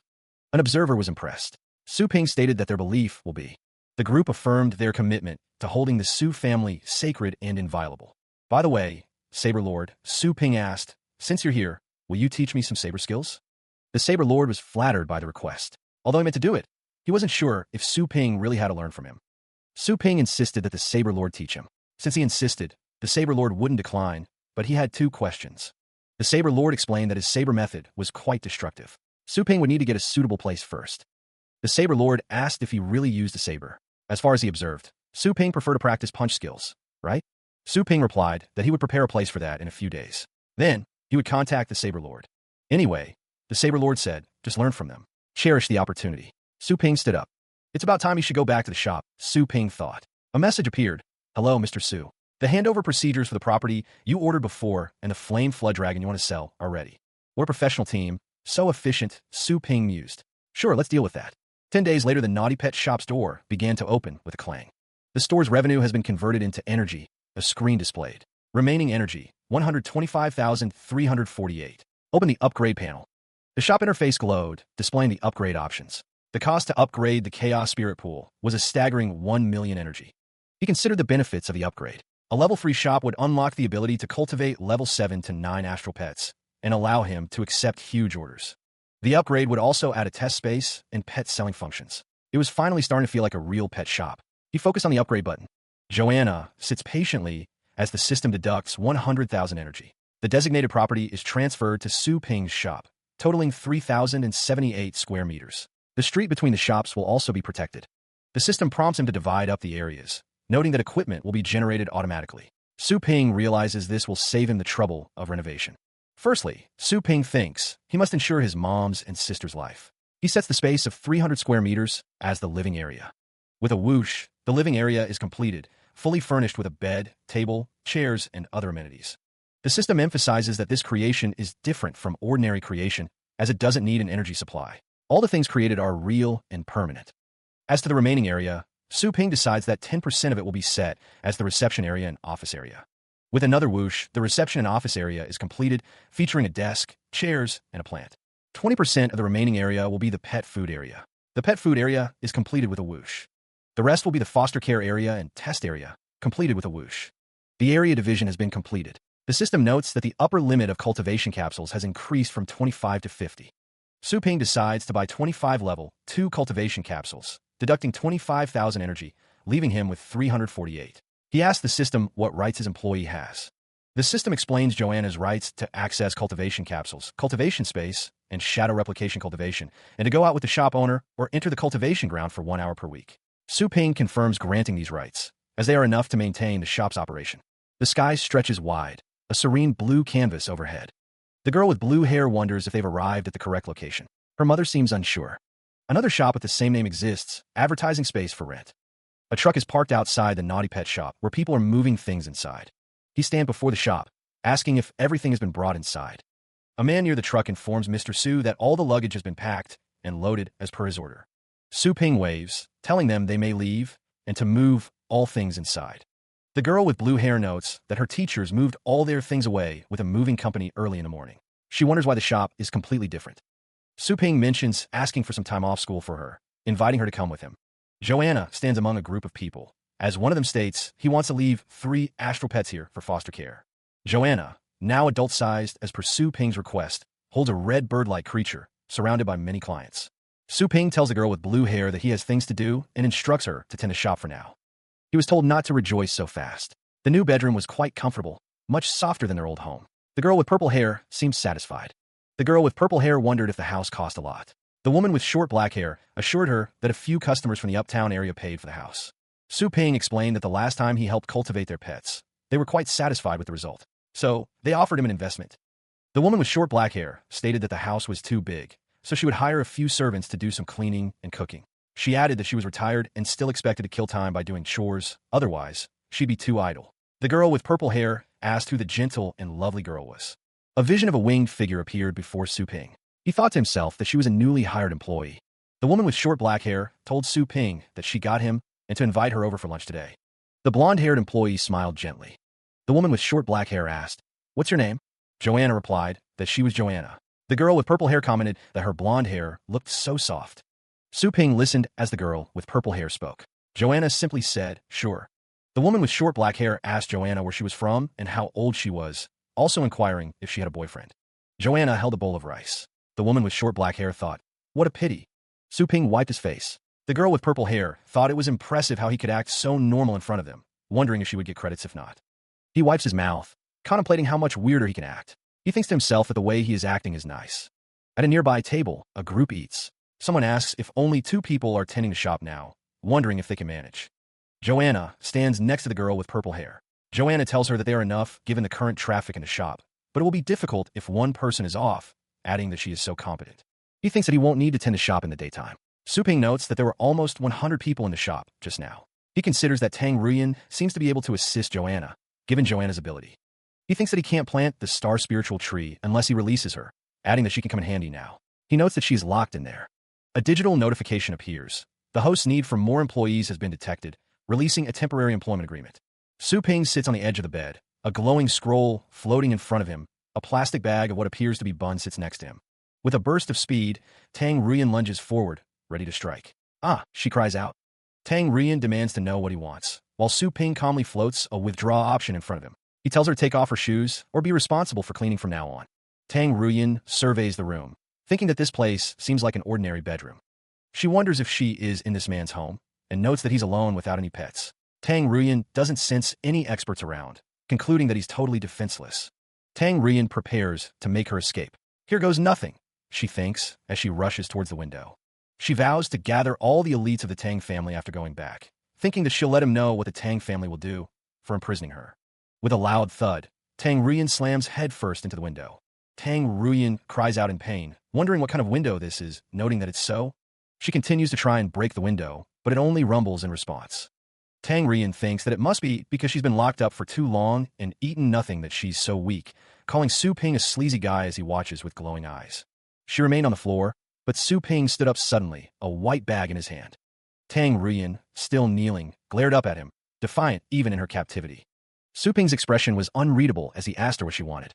Tang Ruyan's eyes widened slightly, hearing him say he was thinking about squeezing out her value. A spectral, red hand reached out, but she warned him to keep his hands off her. She crossed her arms, declaring that she would never let him get his way. Su Ping offered her a steamed bun, holding it out in his gloved hand. He knelt, presenting the bun, a bag full of them resting beside him. Tang Ruyan looked disgusted, asking if he wanted to insult her with this kind of thing, even if she was trained. She declared she would starve to death, and then broke the bun in half. Despite her words, Tang Ruyan ate the bun, resolving to perish the thought of accepting his offer. Su Ping held out a contract, stating that he had no use for her anymore, but then corrected himself, saying she did. The next day, a crowd gathered, their eyes fixed on the entrance, murmuring about the latest beauty to grace the shop. Two maids stood ready to assist, but Tang Ruyan, still in her uniform, wondered why she was being stared at. She recalled being coerced into signing the contract the previous night. The silver-haired woman thought to herself, was her value now to serve these plebs? The blonde-haired maid seemed to agree, thinking that she was there to serve these ants. Tang Ruyan resolved that nothing would stop her this time. The door was right there. Holding up the temporary employment agreement, Su Ping reminded her that she couldn't leave within 1 year. Tang Ruyan, undeterred, prepared to make her escape. With a burst of speed, she activated her power. But her attempt was thwarted as she was slammed to the ground before she could reach the exit. Cursing the demonic nature of the shop, Tang Ruyan realized she couldn't even break a window to escape. The blonde maid told her to get up, calling her a senior. Nearby, a man with a microphone asked if he could speak to Su Ping, mentioning that he would give some credits to teach her. He confirmed that he had booked the services of shooting and placing a short video ad on the Pioneer website, and asked where he should shoot the video. Su Ping considered his current clientele, mostly regular customers who wanted astral pets below level 6 cultivated, and knew he needed to recruit. A massive dragon, wreathed in red energy, lets out a deafening roar. Above, text advertises the need for customers to cultivate pets above level 7. Spectators watch the display, some awed by the dragon's menacing presence. Others express concern about the heavy, bloody smell emanating from it. Su Ping is approached by a man holding a thermos. The man inquires about the slogan, but he simply states that the dragon is the best endorsement. The high-level pet warriors can tell by one glance. Tang Ruyan stands between two people, seemingly protected by them. Su Ping asks Tang Ruyan if she doesn't have class today. She tells people to stay back, mentioning the arrival of title class experts. The imposing presence of Tang Ruyan is described, noting how it freaks out her teachers and classmates when she goes to the washroom. Tang Ruyan asks Su Ping how he can laugh, questioning what's going on. He reassures her, saying not to worry, as they mean no harm. An older man reveals that he asked them to protect her, implying that Tang Ruyan is under his protection. A woman with white hair thinks about how lucky she is to meet Su Ping here. She also considers how Su Ping can't contact her family after snatching her communicator, calling him naive. It's revealed that Mr. Wind, who was defeated by her, only ranks 8/4 in her family, while Snakeheart ranks 3/3. His skills in using hidden weapons are legendary. An older man is shown, and a transmission comes through, with a voice asking Snakeheart, "Is it you? I'm Rian." A scene unfolds with astral power, and a voice addresses someone as "Your Ladyship," asking why they are there and stating that their family has been looking for them in the secret realm for a long time. She hears a plea, a desperate message woven with dark energy. The message claims imprisonment by a vile man, a call for help echoing in the stillness. Were they captured by him too? A subtle smile plays on his lips, a hint of amusement dancing in his eyes. The man's expression suggests a hidden satisfaction, a secret known only to him. A piercing scream shatters the silence, born from wide, terrified eyes. The woman's face contorts in horror, a silent scream escaping her lips. The woman with long light pink hair hides behind the wall, thinking how close she was to being discovered. Peeking around the corner, she observes several figures in a brightly lit room. Outside, a man with long white hair instructs the others to only watch her from the periphery of the school during the daytime and to not disturb her. The woman with long light pink hair listens intently, absorbing the information being discussed. She wonders what is going on, noting that they're all top experts in the city, yet they all bow to Su Ping. Meanwhile, Su Ping stands before a screen that displays Joanna's employee credits have increased by 1 point, reaching a total of 104 points. The screen indicates that, according to the system's supervision, Joanna upheld her commitment to teaching the new employee instead of slacking off. Su Ping reaches out his hand, a surge of orange energy emanating from his palm. A large, uprooted tree floats in the sky, seemingly waving its roots. The tree takes root, sinking into the earth as if it were alive, driven by a feeding instinct evolved via intelligence development. The spiritual tree's quality is poor, being more than 10,000 years old, but it has developed its intelligence by less than 20%. Su Ping observes that if it has fully developed its intelligence, it can be used as an astral pet, and it's far from being commodified. The screen indicates that the prerequisite for acquiring the ability of intelligence development is to become a cultivator first. He considers this, realizing he has much knowledge about pets from the internet, but little about real cultivation. The system handles the current cultivation tasks, but he needs some training. Yuan Tianxin's matter has been resolved, but similar things may still happen again. The priority, he thinks, is to keep improving his power and reputation.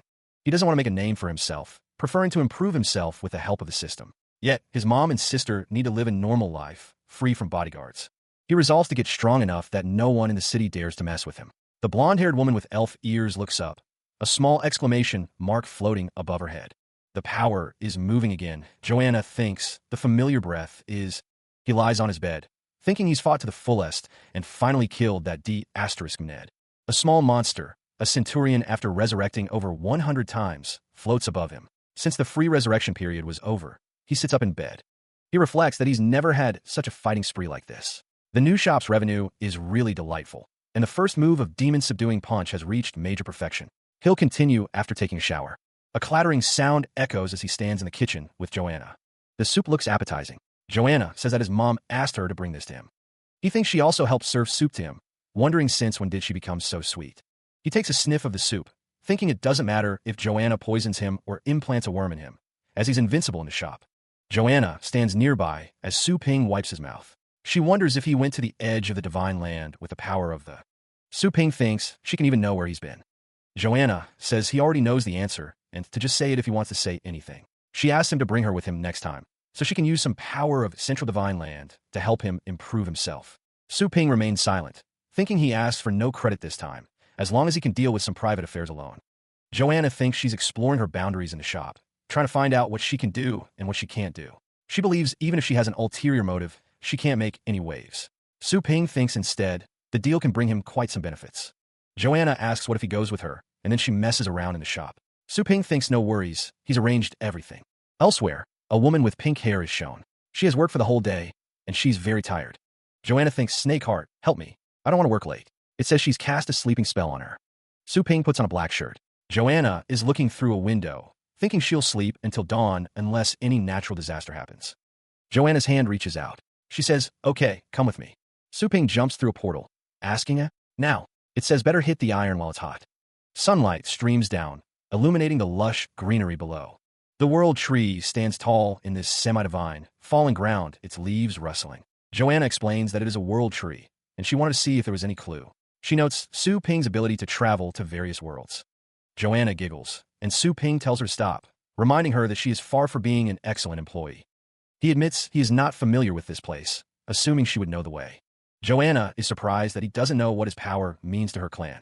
She says she has informed the governing Lord Deity of this place. Joanna begins to explain the different deity phases: Supreme Deity, Order Deity, Lord Deity, Deity General, Heavenly Deity, and True Deity. She adds that their major phases aren't as complex as his. She continues, noting that as the Supreme Divine Realm disappeared, no divine beings have been able to reach the Supreme Deity phase for a long time. Now, there should be 5 phases only. It turns out the upper limit is blocked, and strong enemies are invading constantly. No wonder Joanna would take risks to sign the employment agreement. Suddenly, an angel descends. Your Highness, I'm here to pick you up, he announces. Joanna identifies him as her distinguished guest. The angel extends his hand to them. With a swish, a portal opens before them. Floating islands drift through the sky, carried by unseen currents. Another island appears, a verdant landscape suspended amidst the clouds. They stand before a grand structure, the angel's words echoing. You can go back. The angel and Su Ping are greeted by cloaked figures. They intone, greetings, Your Highness. Prepare the divine spring. Joanna questions, divine spring? Su Ping thinks to himself how demanding she is, musing that she'll take a bath before power leveling. Elsewhere, 2 hulking figures are bound by heavy chains, their expressions grim. The sound of metal echoes as the chains shift and groan under immense pressure. A blade slices through a thick rope, freeing the chained figures. The freed figures are drenched in a golden liquid. One exclaims that they really splashed out. The text explains that the divine spring can wash impurities off one's bloodline and enhance discernment and quality. Joanna giggles, enjoying the bath. Joanna asks if he has had training and if he is satisfied. She proposes a deal. She'll let him bathe in the divine spring every time he brings her back, if he stops hunting the stellar zergs. Joanna questions Su Ping, asking if he isn't fighting the stellar zergs since they have the same goal. She continues, stating that she can smell the divine crystal from him, and asks why he would stop her. Su Ping replies that he doesn't smell anything. Joanna says that on the way here, he must have noticed the huge world tree. Joanna states, matter-of-factly, that the world tree is their mother. The scene shifts to a depiction of many figures. After a divine being dies, their body will turn into divine power and return to the tree. The image shows a baby inside a golden tree. Their mother integrates their people and refines them. The scene returns to Joanna and Su Ping. She explains that their mother then creates individual beings, and that he is smart and must know what she wants. Su Ping's expression hardens. The divine power will remain in the stellar Zerg's body, so it can't. A close-up of Joanna's dress is shown. After every cycle, the total divine power of the tree. The scene shifts to a battle. The whole divine world should be growing, but due to those Zerg's intrusion, their lost divine power is on par with the increased divine power. Besides, as they lost the supreme divine realm, none of them can reach the scene shows floating islands. As a result, their splendid divine world. She stares ahead, her expression conveying a deep sense of desolation. Her hand is gently lifted by Su Ping, a silent offer of support. Joanna seems surprised as Su Ping presents her with a collection of golden crystals. He states that these are what he has acquired today. The blonde-haired woman's golden eyes widen slightly, a hint of contemplation in her gaze. Su Ping's lips curve into a subtle, knowing smile. Su Ping understands her concerns, assuring her that he will keep his hands off the divine crystals. He wonders if she thinks he's like the stellar Zergs. Joanna, holding the crystals, dismisses something as bugs. She reiterates her goal to become stronger, even if it means bathing in a divine spring. A voice commands to seize the time and take them to the arena, showing no mercy and fighting as hard as possible. As she holds the crystals, Joanna exclaims how it feels to cleanse the body of all the filth, even though it hurts. She thanks Su Ping for his understanding. Su Ping asks if she has heard of the divine flame crystal, lamenting that he can't find it on Blue Star. He confirms that it's the core of the heart. Joanna mentions a true deity divine flame beast, saying it's rare, but she can get one for him if he wants. Su Ping asks her to get one for him ASAP, needing it to break through the 2-second level of his body forging. Joanna stands bathed in light, holding the crystals, appearing almost angelic. The massive dragon-like beast gestured with a claw, its voice booming through the arena hall. It indicated the direction to the arena itself. She held a bounty of divine crystals, their golden light reflecting in her eyes. A small, armored figure stood silently at her side. Joanna mused that she hadn't expected him to acquire so many divine crystals so quickly. She thought she could use his free labor to prosper her clan. Elsewhere, Su Ping opened the storage space. With a resounding whoosh, a massive container filled with countless golden crystals materialized. The sheer volume of crystals was breathtaking. With a swish, they moved to a secret place where the crystals were stored. The room was simple, but the implications were vast. Su Ping realized he had reached the 2nd level of the Golden Crow divine demon scripture. His body strength was now roughly at the upper stage of level 9. He clenched his fist, feeling the surge of power. The first move of the demon's subduing punch had also reached major perfection in the last battle, and he could now fully confront a level 9 expert. Su Ping knew the only threat in Asian land for him was the other legend class expert. He resolved to surpass him too. Su Ping told Joanna to tell Tang Ruyan to get prepared. He had spent a bundle on promotion yesterday, and the business would definitely boom today. Meanwhile, a poster advertised the cultivation hotline, featuring the dragon-like beast from the arena. The advertisement was prominently displayed. Tang Ruyan stood outside the Naughty Pet shop, looking concerned. The shop was empty, and she thought to herself that it was so quiet. Su Ping approached Tang Ruyan, and a device on his wrist beeped repeatedly. The beeping sound echoed in the quiet street. She questions his presence, noting the shop's apparent closure and the lateness of the hour. Tang Ruyan approaches, concern etched on her face. Tang Ruyan's eyes glow with anger as she voices her outrage. She finds their client solicitation methods shameful. She continues, explaining that their competitor has many branches and can attract numerous clients, still making a large fortune even with compensation. Su Ping chuckles, finding her frustration amusing. He seems unfazed by the situation. Tang Ruyan questions why he's laughing, adding that he was cute when he acted like the boss. She seems to be teasing him. She demands he stop laughing, reiterating that she finds the situation unfair.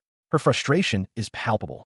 Su Ping agrees that it's unfair, but argues that the competitor's actions aren't simple. He says he's merely taking up the cudgel for her, and that they hired the former champion as their spokesman, which is key. Tang Ruyan suggests they also guarantee the top 10. She proposes making it big, her expression determined. Su Ping, with a confident smirk, declares that they will guarantee a championship. His eyes gleam with ambition. TX headlines blare the news. Naughty Pet Shop guarantees the city championship. The announcement sparks discussion. Some believe they should take their chances at Naughty Pet Shop. Someone slams a fist on a table, questioning what kind of shop it is. The men in suits see the guarantee as a challenge. One vows to teach them a lesson. Lu Yuan, the owner of Extraordinary Pet Shop, tells his subordinates not to take the clowns to heart. Lu Yuan instructs them to talk up their shop and their guaranteed person's ability as much as possible. The men in suits devise a plan to crash them with ill-intended praises, believing the shop will be doomed if that person loses. Someone laughs, thinking that this way, they can hardly stay in Longjiang. The Zhou family's mansion is shown. The text expresses outrage at how the insignificant naughty pet shop dares to guarantee a championship. The elders of the Zhou family discuss the shop owner's claims and how he dares to compete with the Liu family. The Liu family's mansion is shown. Someone questions how they dare to talk so arrogantly and asks who the owner is. The elders of the Liu family discuss the background of Naughty Pet Shop, revealing the owner is Su Ping, a senior mentor at Fengshan Academy. One man confided that the other hasn't left Mr. Yuan's mansion. The other questioned if this Mr. Yuan was the legend class expert. The figure in green stated it was about the honor of the legend class. He added that the irrelevant witnesses had been secretly dealt with. The man warned to keep it to himself. He cautioned against messing with him before figuring out the background of Naughty Pet Shop. The man with the white beard decided to wait and see what would happen, biding his time for the right moment. A few days later, a sign outside the Naughty Pet Shop boasted that they guarantee the championship of the Elite League, drawing attention to their bold claim. The crowd murmured, questioning the pet shop's guarantee of the championship, wondering if it was too good to be true. The girl in the school uniform asked if he was kidding. Su Kuang, a pet warrior in grade 3 at Warlord Academy, asked if he looked like he was kidding. The girl asked if they were really going to guarantee the client with the highest cumulative spending a championship, as the commercial says. Su Ping considered the uncertain factors of picking an outsider. He knew this was closely related to his shop's future, and no mistake was allowed. The girl and Su Kuang were shown side by side. He knew he must choose someone he could trust to secure his shop's future. Su Ping sat at his desk, thinking about how if he chose him, as long as he spent more money than others, there wouldn't be problems. He thought it was a piece of cake. The girl in the school uniform looked surprised as her phone pinged, perhaps with news about the championship guarantee. The girl with blue hair looks up, eager. She wants to be chosen, ready for any training. Ling Yue's name is spoken. Su Kuang tells her to cut it out, reminding her that winning the championship won't be easy. Ling Yue declares she wants to become stronger as soon as possible. She wants to keep up with him. Ling Yue tells Su Kuang that he must have trained hard to get where he is today. She speaks of a place where she can't see him. He asks why she is in such a hurry, reminding her that she's in her first year at Warlord Academy. It's already good enough for her to be in the top 10 of the Elite League. Ling Yue believes she can never be as strong as him if she stays in her comfort zone. A disembodied voice warns that putting aside the 4 big families, the city will regard them as an enemy. Other shops will play quite some dirty tricks. Su Kuang speaks, his expression serious. He mentions that by then, everyone on Su Kuang warns that the street and even her friends will treat her differently. Ling Yue, looking concerned, says she has to sign a waiver. As for what you? Su Kuang says he's thought about it since he became a pet warrior. He recalls the day when Mom and I passed out. As a pet warrior, he claims to have strong perceptivity. He asks if she protected them, right? Ling Yue declares she's not a kid who needs to be fed. She won't let others take this opportunity. I want to be a... She's told to think carefully, a slight smirk playing on Su Ping's lips. Ling Yue stands beside him as another man demands compensation. A quest reward flashes before Su Ping's eyes, but the penalty for failure is steep. He wonders if he should kill the culprit. A customer is furious, claiming his astral pet has been ruined by the shop, becoming weaker and dying.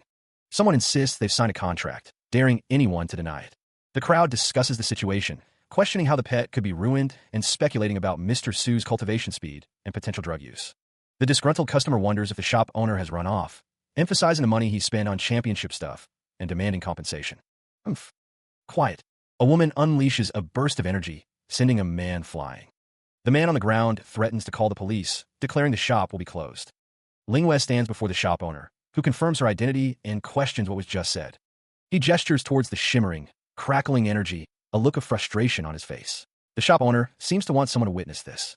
The two-headed wolf-like creature lies prone, seemingly defeated. The shop owner stands over it, the floating energy still present. As he declares, "Look what you've done." The man in the green sweater addresses Su Ping, calling him Sun Xiao. He confirms that Su Ping had his astral pet cultivated here. The man in the green sweater presents a document with Su Ping's signature. He asks if he signed it, mentioning it was taken away yesterday. Su Ping acknowledges signing the document, but asks what it matters. The man in the green sweater tells him not to brush him off. The man in the green sweater tells Su Ping to look at the symptoms of being poisoned. He tells him to hold on and let him check his astral pet. The appraisal screen shows the Aurora Spirit Fox is of ice and lightning type, level 6, power lower stage of level 4, and of poor quality. Indeed, as he noted, its power has sharply weakened. The man in the green sweater asks Joanna if she can use healing skills. Joanna stands up, stating she knows a little about it. The man in the green sweater tells her not to pretend she cares. The man in the green sweater says he's taken it to the Astral Pet Hospital in the uptown area. Joanna slaps him, telling him to get lost. The man in the green sweater is shocked by the slap. He wonders how she dared hit him. Golden energy surrounds the Aurora Spirit Fox. The Aurora Spirit Fox grunts as it is being dispelled. The Aurora Spirit Fox is back to normal. Joanna is amazed and calls a good boy. The Aurora Spirit Fox was cured in an instant, its quality improved by 1 level. The man holding the Aurora Spirit Fox looks back, clearly surprised by the sudden change. Su Ping's eyes narrow, a dangerous glint in their depths as he hears the man scream. The man apologizes, admitting his rudeness and hoping that since he cured the fox, he'll be let off. Su Ping tells the Aurora Spirit Fox to go, his expression unreadable. The man reaches out, patting the Aurora Spirit Fox gently. He tells the man to hang on, his face shadowed with a grim intensity. The man cries out as he is sent flying backwards with a resounding thud. Joanna observes that he seemed nervous when his astral pet was cured, suggesting he made a scene not for his astral pet. The Aurora Spirit Fox growls menacingly at the man, who insists he doesn't understand and that no one sent him. The man is attacked, his body twisting as he's told he won't come clean unless. The Aurora Spirit Fox floats, roaring, and declaring that the man will suffer a bit, questioning if he is title class. He considered the situation, recalling that a title class expert could kill without accountability. Was it real, though? Did he want to try? The man in the green jacket recoiled violently, the sound of cracking filling the air as he was struck. Su Ping's expression hardened. It was the Liu family, he realized, the Liu family behind the extraordinary pet shop. He needed to be more specific. The Aurora Spirit Fox loomed over the fallen man, its breath coming in ragged pants as it stood protectively. Put down, the sound effects seemed to say. The man on the ground stammered, explaining that his astral pet was severely injured in a battle yesterday. It would take a hefty sum to cure it before the Elite League. He continued, saying the Liu family came to him and said they'd cure his pet for free if he blamed it on Su Ping. Joanna wondered who was telling him to do this. Joanna's brow furrowed. She couldn't even see his face clearly behind a mask. Turning to Su Ping, she asked if he knew any mind-reading magic. Joanna's expression turned stern. She stated firmly that they never used this kind of nasty means to get what they wanted. Joanna, in a chibi form, questioned if he hadn't already come clean. Was Su Ping worried that he was lying? He had confessed, after all. Su Ping considered the man's story. It was easily fabricated, and the whole story was too detailed. It sounded like he'd rehearsed it beforehand. Joanna remarked that the pet shop really played such a low trick. Once a reversal happened, they'd suffer a big loss. She simply said, okay. The Aurora Spirit Fox stood guard over the man in the green jacket, who remained on the ground, seemingly defeated. Joanna watched the scene unfold. A desperate plea echoes as the Aurora Spirit Fox is summoned for aid. The creature, a spectral wolf, unleashes a blinding ray of light. With a surge of power, Joanna focuses her energy. A radiant beam erupts, promising to scour the very soul. The light descends upon a terrified man. He is caught in the divine radiance, exposed and vulnerable. Sun Xiu begs for a 1-month reprieve to obtain a competition bonus. He reveals a sinister plot to poison an astral pet and frame the Liu family. The astral pet, merely a level 6 creature, faces a grim fate. A rank 8 bloodline is offered as a twisted reward. A voice apologizes to the Aurora Spirit Fox, while another declares someone deserves to die, setting a vengeful tone. He seizes a man, his grip firm. The man coughs, desperately claiming he had no choice, pleading for mercy. The Aurora Spirit Fox bares its fangs, a guttural growl rumbling from its throat, a promise of violence. He faces the enraged Spirit Fox, which lunges to bite. The situation escalates into a direct confrontation. The camera focuses on his jacket, highlighting the intensity of the moment as the Spirit Fox attacks. The man pleads for his life, promising to treat the creature well from now on, admitting it can't live without him. He maintains his grip on the man's arm, the confrontation unresolved, the tension palpable. He hears Joanna call out, her voice clear in the midst of the chaos. Joanna confirms something, standing beside Su Ping and the Aurora Spirit Fox, while a man in a green jacket looks on. An unknown voice offers 2 more credits, demanding that a contract be cut off. With a swish, Joanna unleashes a golden arc of energy from her staff as someone approves with an okay. The Aurora Spirit Fox's jaws open wide, lunging towards Su Ping's outstretched hand. The Aurora Spirit Fox bites down hard on Su Ping's arm, its teeth sinking into his flesh. The man in the green jacket, now atop the Aurora Spirit Fox, desperately commands it to return, claiming to be its rightful owner and declaring Su Ping unworthy. A man's face contorts in anguish, sweat beading on his brow as he cries out in denial, calling someone a jerk. As they plummet downwards, the man in the green jacket begs Su Ping not to kill him, but he retorts that he isn't. Meanwhile, a sweeping view reveals the grandeur of the Zhou's mansion. 3 men in suits gaze upwards, one pointing as he notes something in the sky. A monstrous dragon unleashes a deafening roar. He plummets through the air, beneath a massive, wolf-like beast. Above, 2 figures stand amidst the chaos, one seemingly declaring the wolf to be a title class expert. Golden energy crackles around a man with black hair. He declares himself Wanna, the owner of the naughty pet shop, and demands that someone's patriarch come out. The falling man wonders who the new arrival might be. Outside the imposing gates of Zhou's mansion, the men in suits pleaded for their master to reconsider. Standing atop the Hell Candle Dragon, Su Ping remained unmoved by their pleas. He declared that he was not that patient. The monstrous Hell Candle Dragon's maw opened wide, revealing rows of razor-sharp teeth. With a deafening roar, the Hell Candle Dragon unleashed its power, sending those nearby flying through the air. The Hell Candle Dragon moved with incredible speed, leaving a trail of displaced air in its wake. Electrical energy crackled intensely, a sign of the power being unleashed. The Hell Candle Dragon's attack sent another figure hurtling through the air, surrounded by arcs of electricity. A voice commanded the rascal to go away, but it was too late to stop the onslaught. Meanwhile, the Zhou's army, arranged in the Dark Tiger subduing formation, stood ready to defend their home. Su Ping, unfazed by the army before him, declared his intention. He wanted to meet their patriarch. The commander of the Zhou's army, his face contorted in anger, demanded to know who Su Ping thought he was. The commander of the Zhou's army, a powerful figure at the lower stage of level 9, prepared to face the intruder. Since his opponent can't hear him, Su Ping clenches his fist, resolving to do things the hard way. The protagonist's eyes glow with determination as he prepares to unleash his attack. Su Ping unleashes the second move of his demon-subduing punch, a technique radiating immense power. The golden energy of the punch surges forward with incredible speed and force. The concentrated power of the demon-subduing punch intensifies as it hurtles towards its target. The demon-subduing punch collides with a shimmering blue barrier, the impact echoing with a resounding bang. The force of the collision generates a powerful rumble, shaking the very foundations of the area. The soldiers of the Zhou army are visibly shaken, questioning the nature of Su Ping's devastating attack. The commander of the Zhou army urges his troops to resist with all their might, determined to hold the line. One of the soldiers shouts a battle cry, preparing to defend against the relentless assault. Whoever flinches will die. Cracks begin to appear on the blue barrier, a testament to the immense power behind Su Ping's punch.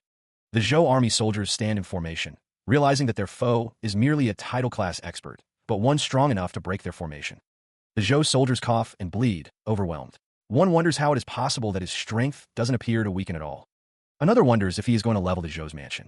The wind howls as the figure prepares for another attack. A man stands tall amidst the fallen soldiers. One of them calls out to him, addressing him as Mr. Guardian. Two figures stand their ground, declaring that they would rather die than give in. They brace for the coming attack. A dark explosion erupts, consuming everything in its path. The power is immense, shaking the very foundations. A man kneels, panting heavily. He thanks someone for something, his expression strained with exhaustion. The Zhou's army consists of the elite descendants of the Zhou family. Their power is derived from their lineage. One figure remarks that the worst of them is a level 7 pet warrior. Another asks since when they were so weak.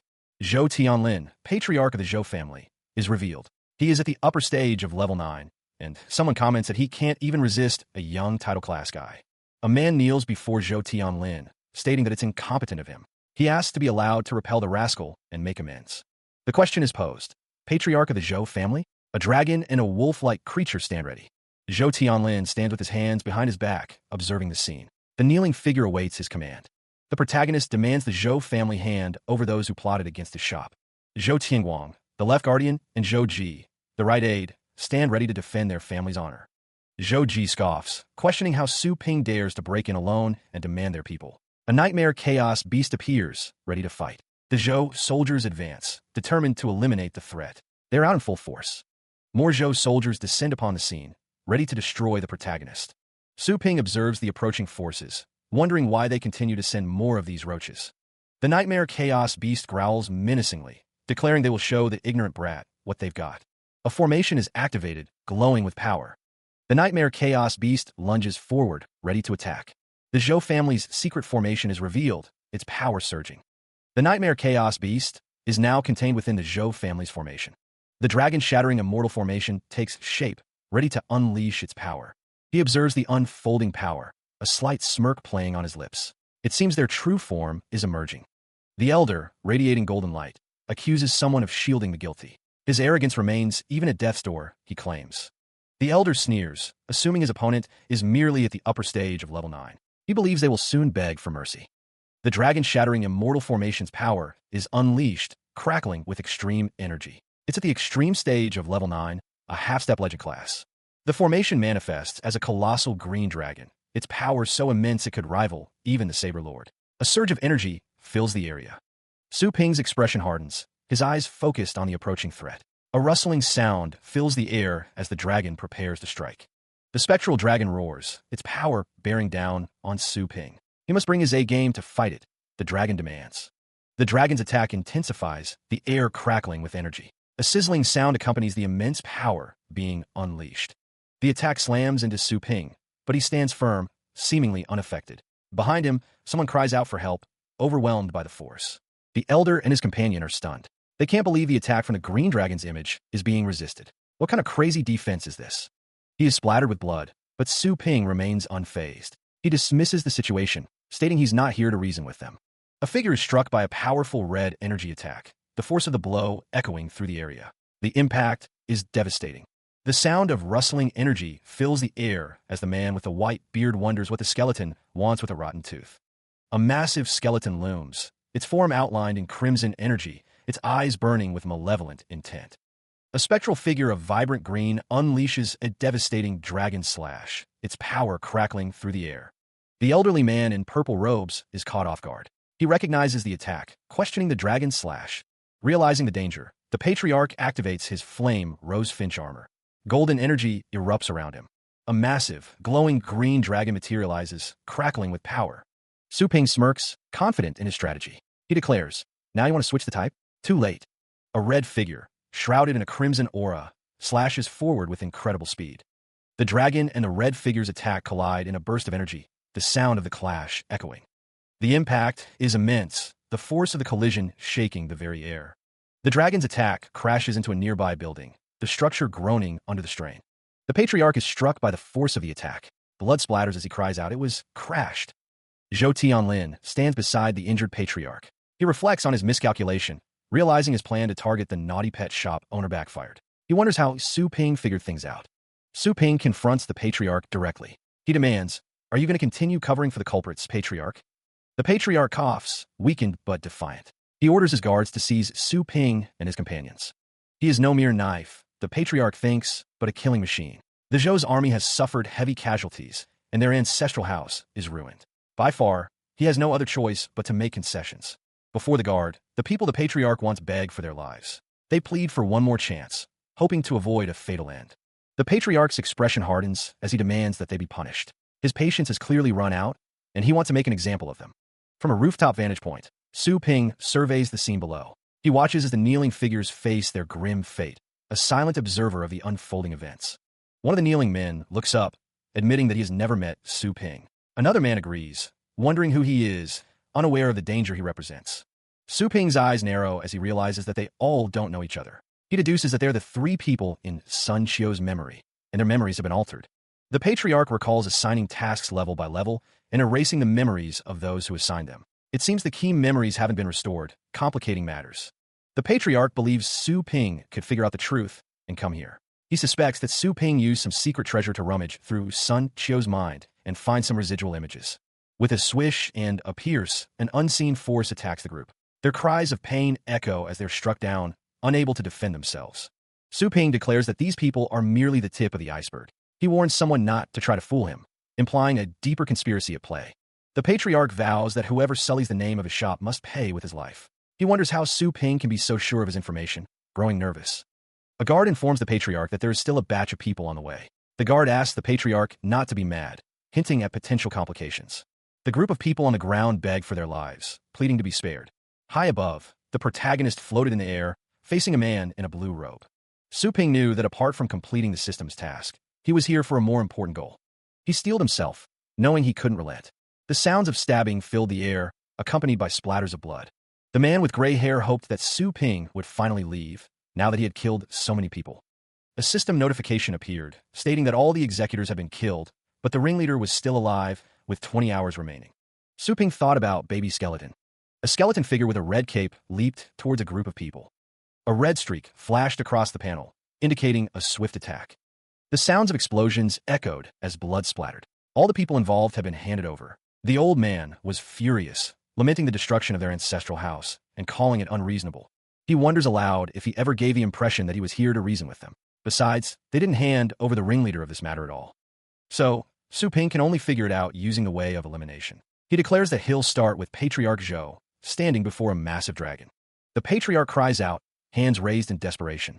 The Patriarch laments that without the right guardian, the Zhou family will lose an arm. Yet, to keep the right arm, the whole body will be paralyzed.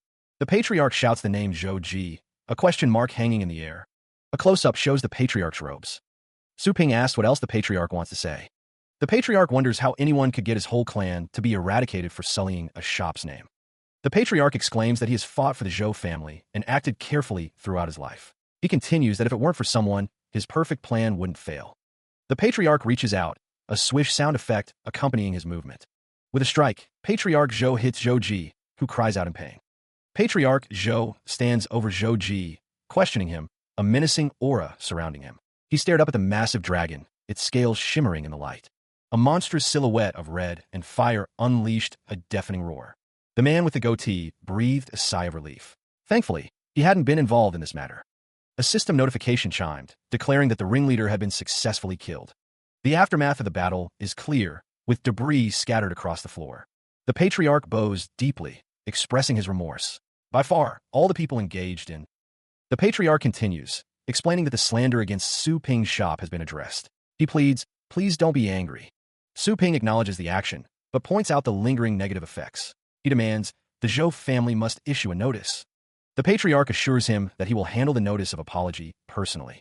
He emphasizes the shop's reputation, stating it's not a rumor, but sheer truth.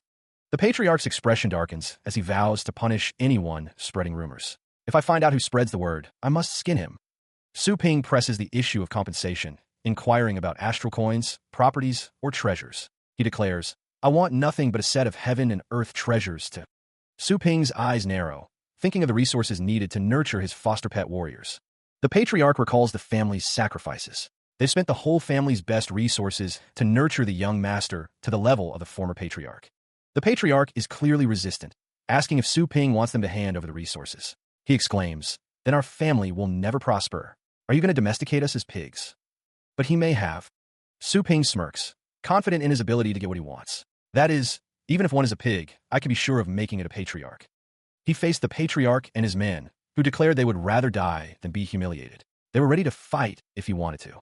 The Patriarch, his face contorted in anger, demanded silence from his men. The tension in the room was palpable.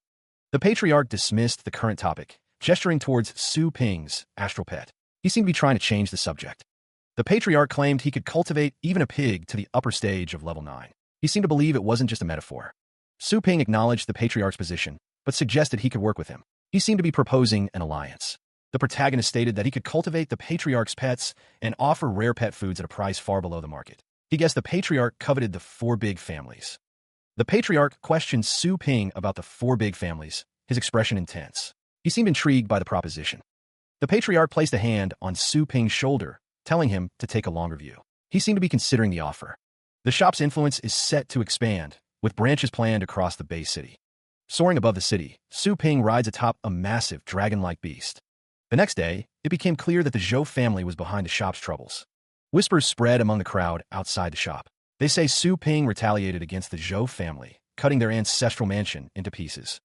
The rumors circulating online about the shop's misfortune were apparently true. Some initially dismissed them as fabrications. The crowd believes the information is from reliable sources. They say Mr. Su only descends to Earth and never plays tricks. A notification chimes, announcing that the shop's reputation has recovered. It prompts Su Ping to draw a Legend-class pet warrior skill book. Sitting on his bed, Su Ping sees the notification to draw. He reaches out, surrounded by a swirl of golden energy. A new notification appears, Legend-class astral pet skill, integration with pet soul. He wonders what it will be. Su Ping is astonished by the skill's description. It grants the astral pet the ability to integrate, and its owner will gain the astral pet's power. The prospect of mastering a Legend-class pet warrior skill was certainly tempting, and such a great skill. He wondered which pet he should feed it to, considering the possibility of becoming a dragon warrior himself. With spiritual control, he pondered his options, weighing the potential outcomes of each choice. Becoming a dragon seemed a bit lame, but what if he fed it to the dark dragon hound instead? The dark dragon hound loomed, its menacing presence a stark contrast to the idea of a dragon warrior. It was nice to use an enhanced version of remote tracking, but something still felt incomplete. The dog warrior barked, a bone seemingly appearing out of nowhere for it to gnaw on. It didn't sound nice, but indeed, it was still him, as a pink energy swirled around him, crackling with power. Who could deserve this? The swirling pink energy intensified, a vortex of power ready to be unleashed. Show yourself. A skull-like creature with glowing red eyes emerged from the swirling energy, its presence ominous. The protagonist looked at the summoned scout. This time, it wasn't summoned to kill people, he thought. The skull creature was presented with a weapon, its purpose yet unknown. He presents the golden object to the skeleton creature, who eyes it with hesitant curiosity. The skeleton creature consumes the offering, a golden aura enveloping its small frame as it rustles. A screen displays information about the creature, Skeleton Emperor, a demonic being of upper stage level 7. Its power has increased by 0.5 points, a notification declares, and Su Ping is visibly pleased by this development. After the baby skeleton fully absorbed the blood bead, Su Ping gently pets its head, pleased with its appearance. The text explains that the baby skeleton became like this, and its power reached 10 points, but it has been unable to enhance its power through ordinary battles since then. After it entered the semi-divine fallen ground by fighting stellar zergs many times, and with the help of Joanna, its power finally reached 11 points. He didn't expect such a skill could increase the baby skeleton's power by 0.5 points, Su Ping thinks, marveling at the legend class skill. The disturbance in the shop finally came to an end, and a message appears on a screen. Mr. Yi will take 2 level 5 newbies into the deserted area for trials. 2 students stand in the background as someone mentions that they are talking to Mr. Su. The silver-haired man is described as Saberlord, a figure at the peak of the legend class. He stands with Su Ping, who listens intently. Mr. Su gestures, requesting that Saberlord follow him this way. The text emphasizes Saberlord's skill and ability to defeat fierce beasts. Mr. Su notes that it has been a few days, and his shop looks amazing, almost unrecognizable. He states that Saberlord must be ready to learn the saber skills. Saberlord is asked what kind of scene he likes. He responds that his saber skills are grand scale, so there had better be mountains and seas. A holographic environment begins to form, showing mountains and seas. The scene shifts dramatically with a swish sound. Mr. Su marvels at how real the hologram effect is, stating that he can even smell the sea. The holographic environment surrounds them. He dismisses the compliment, saying it's nothing to speak of. Mr. Su assures him that he can rest assured to use the test field. Mr. Su states that the environment can be restored at once even if it's ruined. He adds that many people once wanted to learn his saber play. Mr. Su explains that either their grounding wasn't solid enough or their discernment was too poor. He tells Su Ping to unsheath his saber, as he declares that he is coming. With a sizzle, Su Ping stands ready, a dark energy emanating from him. He prepares to demonstrate his saber skills. The silver-haired man, Mr. Su, draws his own weapon with a whoosh sound, ready to face Su Ping in the test field. A wild skeleton suddenly appeared. The chibi version of Su Ping seemed astonished by the appearance of the level 11 baby skeleton. The game interface offered options to fight, access the backpack, or escape. Another chibi version of Su Ping looked excited, ready to go out for a while. Su Ping held a glowing fruit in his hand. He stated that he wouldn't let the other work for nothing, the fruit emitting a soft, rustling sound. A swish sound filled the air as golden streaks appeared. Was this a star spiritual fruit, he wondered? Su Ping explained that the fruit could increase the astral power of a pet warrior below level 9 by 1 level, the fruit glowing intensely. He considered that he was at the peak stage of level 9. Although it couldn't bring him to the legend class, it was good enough to shorten his training time. More importantly, it was precious for a pet warrior. Holding his sword, Su Ping thought that if one was below the lower stage of level 9, they couldn't even understand his stellar reincarnation saber play, let alone grasp it. A voice called out, "Baby skeleton." The small figure stood in the distance, seemingly the target of the call. Su Ping's legs were visible as he prepared to unleash his attack, the sword radiating power. A shadowy figure emerged, its eyes glowing red in the darkness, a menacing presence looming. The sword struck with incredible force, an advanced saber play. The impact created a resounding bang. The aftermath of the attack was marked by multiple rumbles, the earth shaking from the force. The landscape pulsed with latent power, the very ground seeming to writhe with contained energy. The air crackled, a visual echo of the immense forces about to be unleashed. He stood with the patriarch beneath a shimmering blue field. The old man wondered if the skeleton's grounding was sufficient. The patriarch explained that the advanced saber play was a level 7 skill, adding attack power equivalent to 60% of one's power to the basic attack. The patriarch continued, stating that if the baby skeleton fully grasped it, it would become unimaginably strong, adding that its grounding was strong enough to learn his saber play. The patriarch hoped he could teach the baby skeleton his saber play, even if he couldn't teach it today. The patriarch's focus was absolute. He couldn't eat or sleep, so intent was he on training the skeleton. The baby skeleton clashed with a purple sword, the sound echoing through the training grounds. Meanwhile, Su Ping spoke with Su Lingyue and Su Kuang, having arranged something for them. He declared that he would take them to explore the deserted areas, urging them to go. The armored vehicle rumbled to life, ready for the journey ahead. Su Ping and Su Lingyue sat inside the vehicle. She remarked that it was a chariot, something she'd heard from her sister, and that ordinary pioneers couldn't buy this kind of vehicle at all. He mentioned asking a friend to find a suitable deserted area in this vehicle. Su Ping added that his friend even prepared the exploration certificates. Su Lingyue, seemingly surprised, questioned the mention of battle armor for their upcoming trip to the deserted area. Su Lingyue inquired if he had gone out yesterday, and if he was injured. He responded that he was fine, explaining that the Zhou family provoked him into attacking the Liu family. Su Ping stated that he wanted to seek justice. He matter-of-factly added that he killed all their senior managers and subordinates involved. Su Lingyue, looking concerned, wondered aloud if his actions were because of her. Her expression conveyed a mix of worry and guilt.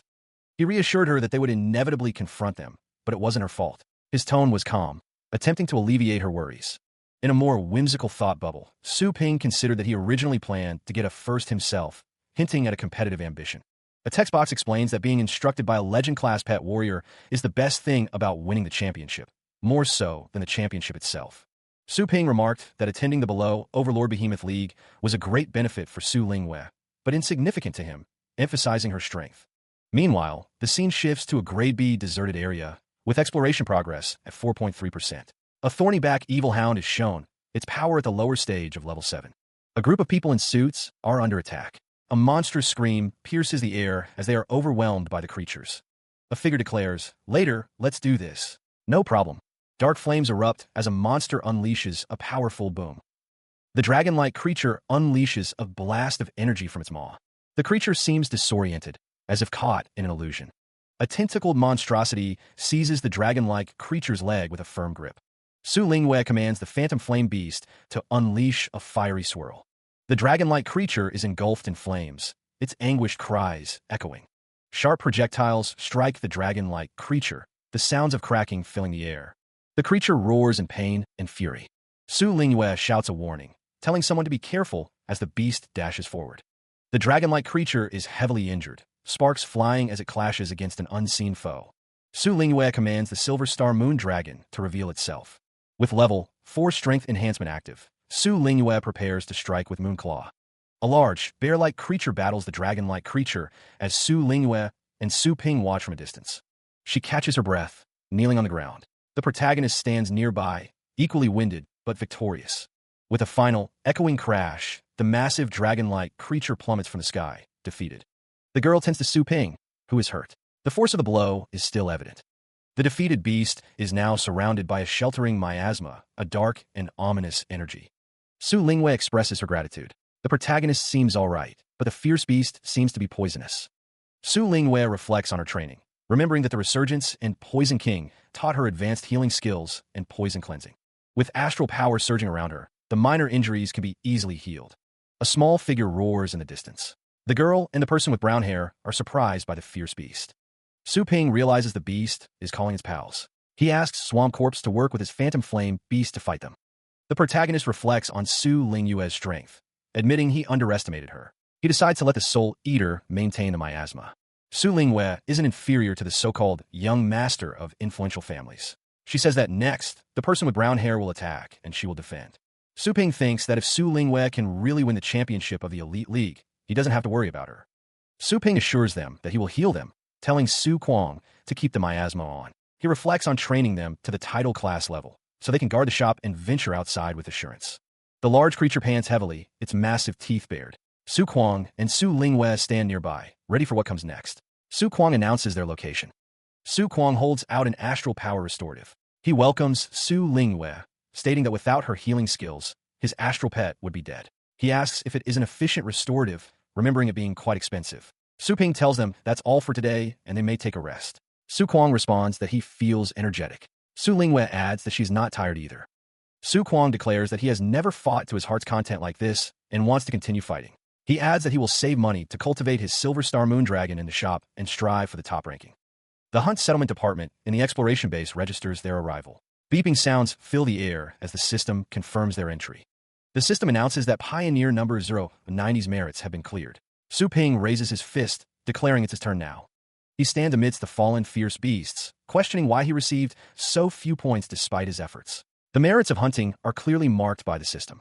The system displays the point values for different level beasts. The highest level of beasts hunted by him is level 4, according to the screen. The merits are cleared, totaling 1,572,540 points. A group of hunters stand together, their expressions unreadable. More than 1 million points? He wonders if this is the hunting volume of the team exploration. He asks how the merits will be distributed. He thinks to himself that he spent so much effort exploring the deserted areas, but only got more than 1,000 points. Even the interns who haven't graduated can get 5,000 points. Only a fool would explore alone, he realizes. He decides that he must join a team too, his eyes widening in realization. Meanwhile, the system processes the next entries, number 091, number 092, and number 093. The two men in blue uniforms oversee the process. The total merits displayed on the screen reach a staggering 2,256,720 points, a testament to the hunters' collective efforts. Three figures stand together, clad in futuristic suits. Their expressions are unreadable, their purpose unknown. For three people, he exclaims in disbelief. Another hunter explains that each will get 700,000 or 800,000 points or so. A voice cuts through the room, questioning the method of distributing merits among the team. Another man chimes in, stating he's fine with Su Lingyue receiving more, as she saved him multiple times. As Su Ping and Su Lingyue walk, a voice from the crowd expresses disagreement, questioning the small number of merits received. The complaints continue, with some pointing out that the total merits from the hunt exceed 1 million points, yet they only received 5,000 each. The tension rises as someone asks Miss Su why she remains silent amidst the growing discontent. A figure stands amidst a group of people who are clearly suffering, their bodies glowing with an ethereal light. The silver-haired man observes the situation, deeming the newbies unruly for coveting merits when they should be broadening their horizons. Another voice chimes in, stating that it's good enough that their merits aren't being deducted for being a drag on the team. Two men discuss the situation, acknowledging the newbies' inexperience and crediting Miss Su's lightning rat for containing other fierce beasts during the battle. Before a crowd, a voice declares that they must take back the merits they deserve, escalating the tension further. Su Lingyue, standing beside him, urges Su Ping not to jump to conclusions, cautioning him against hasty judgments. Su Ping's expression is unreadable, his thoughts hidden behind a stoic facade as he considers the unfolding events. The new recruits were warned not to get cocky just because they killed a few fierce beasts. They were reminded that merits are gained by killing fierce beasts. Regarding killing fierce beasts, one of the veteran pioneers questioned if they couldn't deal with those fierce beasts. The man with sunglasses stated that this time, they harvested a lot and got quite some merits. The woman with glasses told him not to forget this, asking how he came back. The man with sunglasses asked what they did, gesturing to the group of people behind him. The man with sunglasses explained that since they joined, they would share risks with them. They may even acquire compensation for any injury, but that also means they're no longer fighting alone. Every benefit gained must be distributed to all the peers who have contributed to the team. If they're not satisfied with the current gains, they can explore the deserted areas themselves. Reality will tell them the true value of it. Su Lingyue looked on, her expression unreadable. Su Ping thought that Su Lingyue was morally indignant and vigorous. It wasn't a bad thing, but in front of absolute power, she may suffer a loss easily. It's good to rein in her temper in the deserted areas. He told her to stop staring blankly, reminding her that her path is a lot harder than theirs. He urged her to hurry and exchange the merits for astral coins so that she can have her pets cultivated in the shop. There's 1 month before the game. From now on, he'll bring her here to explore the deserted areas to make money every week, and it's up to her whether she can rank one first on the spending list. Su Lingyue responded with an okay. She gently strokes the dragon's head, its scales gleaming softly under the light. The man browses the pet aisle, his cart already filled with colorful containers. The man gestures towards the screen as the two women watch with concern. The screen displays a spinning list of naughty pet shop. Su Lingyue stands in the forest, her expression unreadable as Su Ping looks on. The screen shows the rankings: Zhang Baoxing, Su Lingyue, and Su Kuang. The woman faces the massive red dragon, Su Ping standing guard behind her. The man addresses the crowd, announcing that the person who will guarantee the championship has been finalized. The man smiles, thinking that he's finally willing to disclose the one. One of the silhouetted figures remarks that Su Lingyue looks like a dork and expresses a desire to fight her now. The woman in the school uniform asks if it's okay to directly kill her. The preliminary of the Xinyue district subdivision is about to begin. The Longjiang city base trial looms, a massive structure against the sky. The crowd is excited for the start of the trial, eager to see the candidates in action. Someone is looking forward to a bloody game, feeling the passion for the upcoming trial. A rumble echoes as the candidates are welcomed to enter the field, ready to begin the preliminary trial. Due to the large number of candidates, Su Lingwei, pet warrior of the Fengshan Academy, will participate in the preliminary held on 30 fields simultaneously. Descendants of the Tang and Mu families are among the many candidates for this field, totaling 1,000. With a whoosh, the gate is closed, activating the energy shield of the field. The gate opens, and a swarm of insects flies out, buzzing loudly. A bee swarm knockout is in progress, with the swarm filling the arena. Someone exclaims, wondering if these are pets, as the rule of the bee swarm knockout is explained. The time limit is 6 hours to hang on in the face of so many level 5 phantom bees. One of the 1,000 candidates declares his intention to quit and go home. Dong Mingsong, the vice principal of Fengshan Academy, observes that this game is harder than the previous ones, but should still be easy. Luo Fengtian remarks that Yi Hao, carefully nurtured, cannot be inferior to Su Ping. Zhou Yinshan, vice principal of Jianlan Academy, wonders why they are here, noting that Su Lingwei, Mr. Su's sister, is the focus of today's game. An official from Jianlan Academy tells Su Ping that he has left a deep impression on the teachers and students. They admire him and ask if he's interested in being a gold mentor in their school, offering 5 times his salary in Fengshan. Dong Mingsong argues that Mr. Su is too competent to be a mentor. Another official interrupts, stating his plan to give Mr. Su a promotion, remembering he was a mentor. Su Ping is told that he is busy lately and hasn't gone to give classes. He also often uses the connections of the academy to obtain cultivation materials, so his rating must be quite low. Mr. Su is told that he oppressed the whole Zhou family on his own. Given his power, even if he doesn't come to give classes, he'll be a great backer of Fengshan. Many students report that their pets are greatly improved thanks to his shop. An official intends to promote Su Ping to the director of their cultivation department. It's a new department, but he can use half an academy's resources. The officials try to reach a consensus over the astral pet cultivation of the whole academy, awaiting Su Ping's answer. One official thinks that the other is willing to give away half the academy's rights to rope Su Ping in, calling it a shame. He doesn't want to hear anything other than the game and tells him to talk later. A voice warns that whoever quits or becomes incapacitated will be taken out of the field by their lovely staff. The man in the black jacket stands near the nerdy flower, as a warning is given. Whoever hurts the nerdy flower will be disqualified from the game. Elsewhere, the paralysis stinger creatures prepare to attack. The game begins. Purple energy streaks through the air, striking one of the candidates. A character with goggles observes, noting how quickly the candidates are being eliminated. He didn't expect them to be eliminated so quickly. Another candidate lies defeated on a nerdy flower, marked out. Another unlucky candidate is targeted by the paralysis stinger. A female candidate agilely dodges the incoming purple energy. She continues to evade the attacks, noting that there are too many bees. The female candidate wonders why the nerdy flowers aren't being attacked if the bees are wild, questioning if it's a coincidence. On the other side of the field, the character with goggles observes another candidate. This candidate has fire on his arm. The candidate with the firearm attacks the phantom bees, believing he can advance in the game by using his own abilities. The character with goggles notes that this candidate also chose not to expose his pets, and that he killed quite a few level 5 phantom bees with his own fighting skills. He stands amidst crackling energy, showcasing his power and skill. Below him, a dark pit glows with ominous red eyes. Elsewhere, a muscular man finds himself swarmed by bees. The buzzing fills the air as the attack intensifies. A candidate has made the wrong move, resulting in their elimination. The phantom bees reproduce rapidly, ensuring a large reserve. One must not underestimate the bees, despite any perceived competence. Most candidates are at level 4, with fewer at level 5 and even fewer at level 6. Candidates can hardly withstand 6 hours under such dense attacks. The sheer number of bees cannot be reduced by force alone. The dark-haired candidate considers something else entirely. Her expression suggesting a different strategy is forming. Silhouetted figures stand before a massive, glowing, insect-like creature. The scale of the challenge becomes apparent. A close-up reveals the details of the dark-haired candidate's outfit, hinting at her preparedness for the trials ahead. Descendants of the Tang family discuss the game. They believe someone needs to be taught a lesson, dismissing their opponent's chances. A new plan forms. What if the bee swarm is drawn to the nerdy flowers? A mischievous thought takes root. The dark-haired candidate executes her plan, kicking with precision. The nerdy flowers and a fallen figure are caught in the aftermath.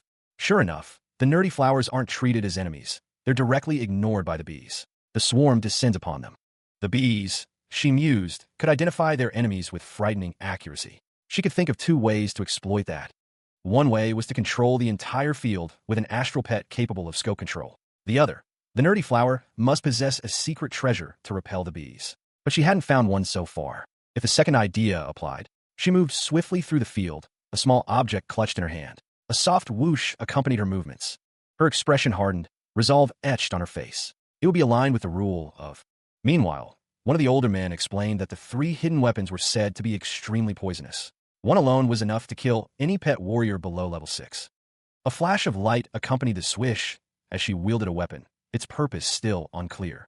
The Tang family's exclusive skill, taught by Snakeheart, was about to be unleashed. The weapon was attached to her foot. With a yell, she unleashed the reversing blow. The weapon struck true, impacting with a thud as it cut through the air with a swish-swish, scattering the bees. A surprise cry escaped as someone was stabbed. How could this be happening? Someone wondered how she could do this. The 3 seeded players of the Tang family seemed to have been stung by the bees. They couldn't believe it. Someone lamented losing in the preliminary round. She knew she could definitely win if she found the other bee-repelling treasure hidden somewhere on the field.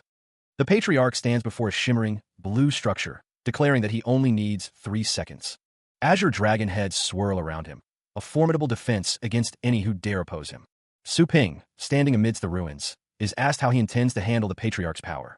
The Patriarch scoffs, confident in the strength of his 5 dragons, each a time-tested force capable of shaking mountains. Su Ping appears dismissive of the Patriarch's boast, a subtle smirk playing on his lips. The Patriarch, his hair now ablaze with blue flames, demands to know how Su Ping dares to take him lightly. The dragon heads surge forward, a powerful attack unleashed against Su Ping. Blue flames erupt around Su Ping as he prepares to show the Patriarch his true power. Su Ping recalls how he looked 70 years ago, warning that fooling him with word games will incur the wrath of the Lord of Starry Sky. It is revealed that the Patriarch is using a forbidden skill to enhance his body at the cost of his life, making him a serious threat. Su Ping is confident that the Patriarch will be utterly convinced as he begins integration with his pet soul. Su Ping's eyes narrow, a dark energy swirling around him as he prepares to unleash his power. Skills flash on the screen, promising temporary acquisition and doubled power from integrated pets.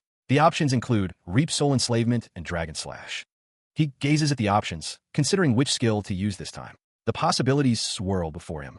He wonders if choosing integration with Pet Soul will allow him to integrate with another pet. The screen highlights the chosen skill.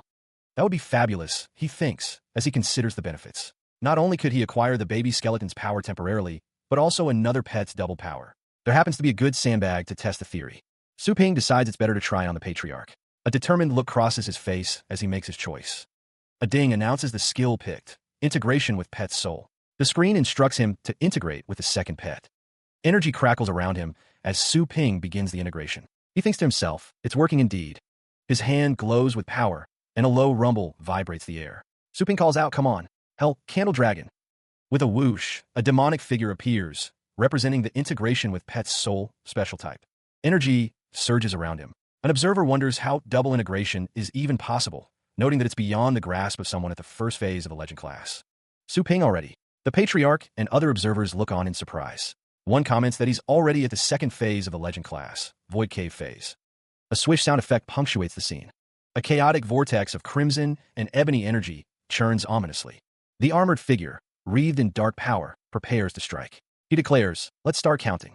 A radiant blue barrier erupts, emblazoned with draconic sigils.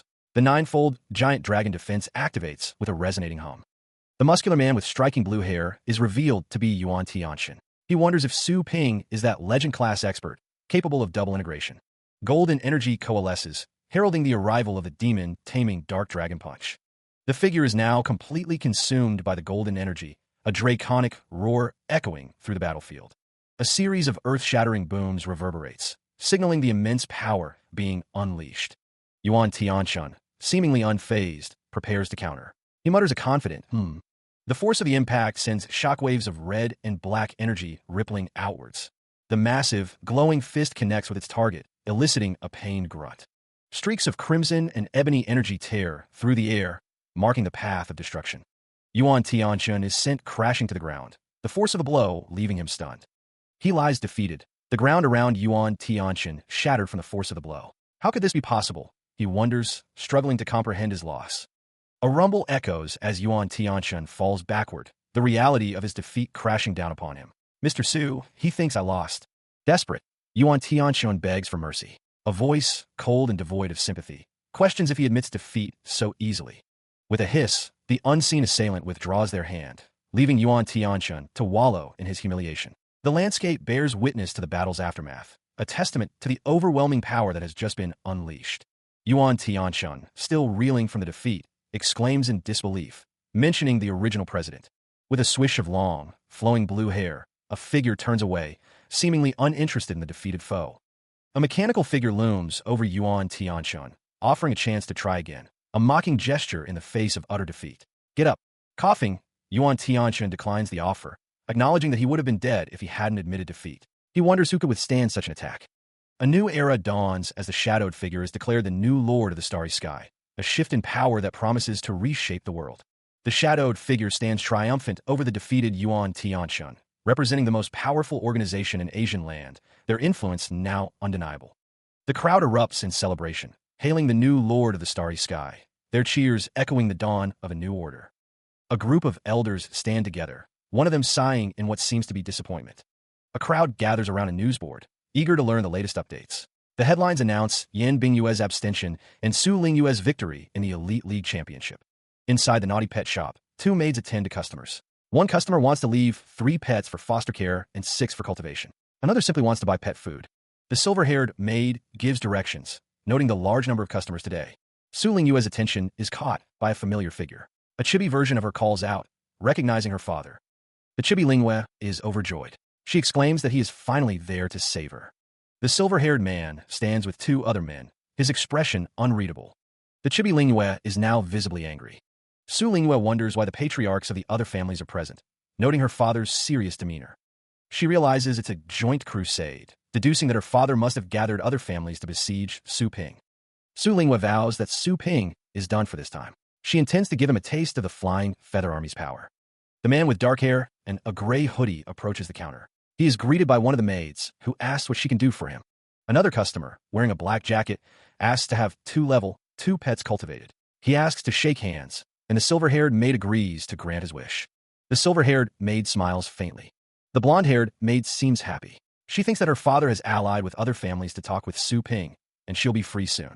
The silver-haired maid reveals that they are both imprisoned by Su Ping. The silver-haired maid hopes for a favor if she gets out, but then reconsiders. The doors remain closed. A dark mass swirls, accompanied by a whoosh sound. Someone wonders what they are talking about. Su Ping lies on a table, the dark mass swirling around him. Someone asks Mr. Su if he is satisfied.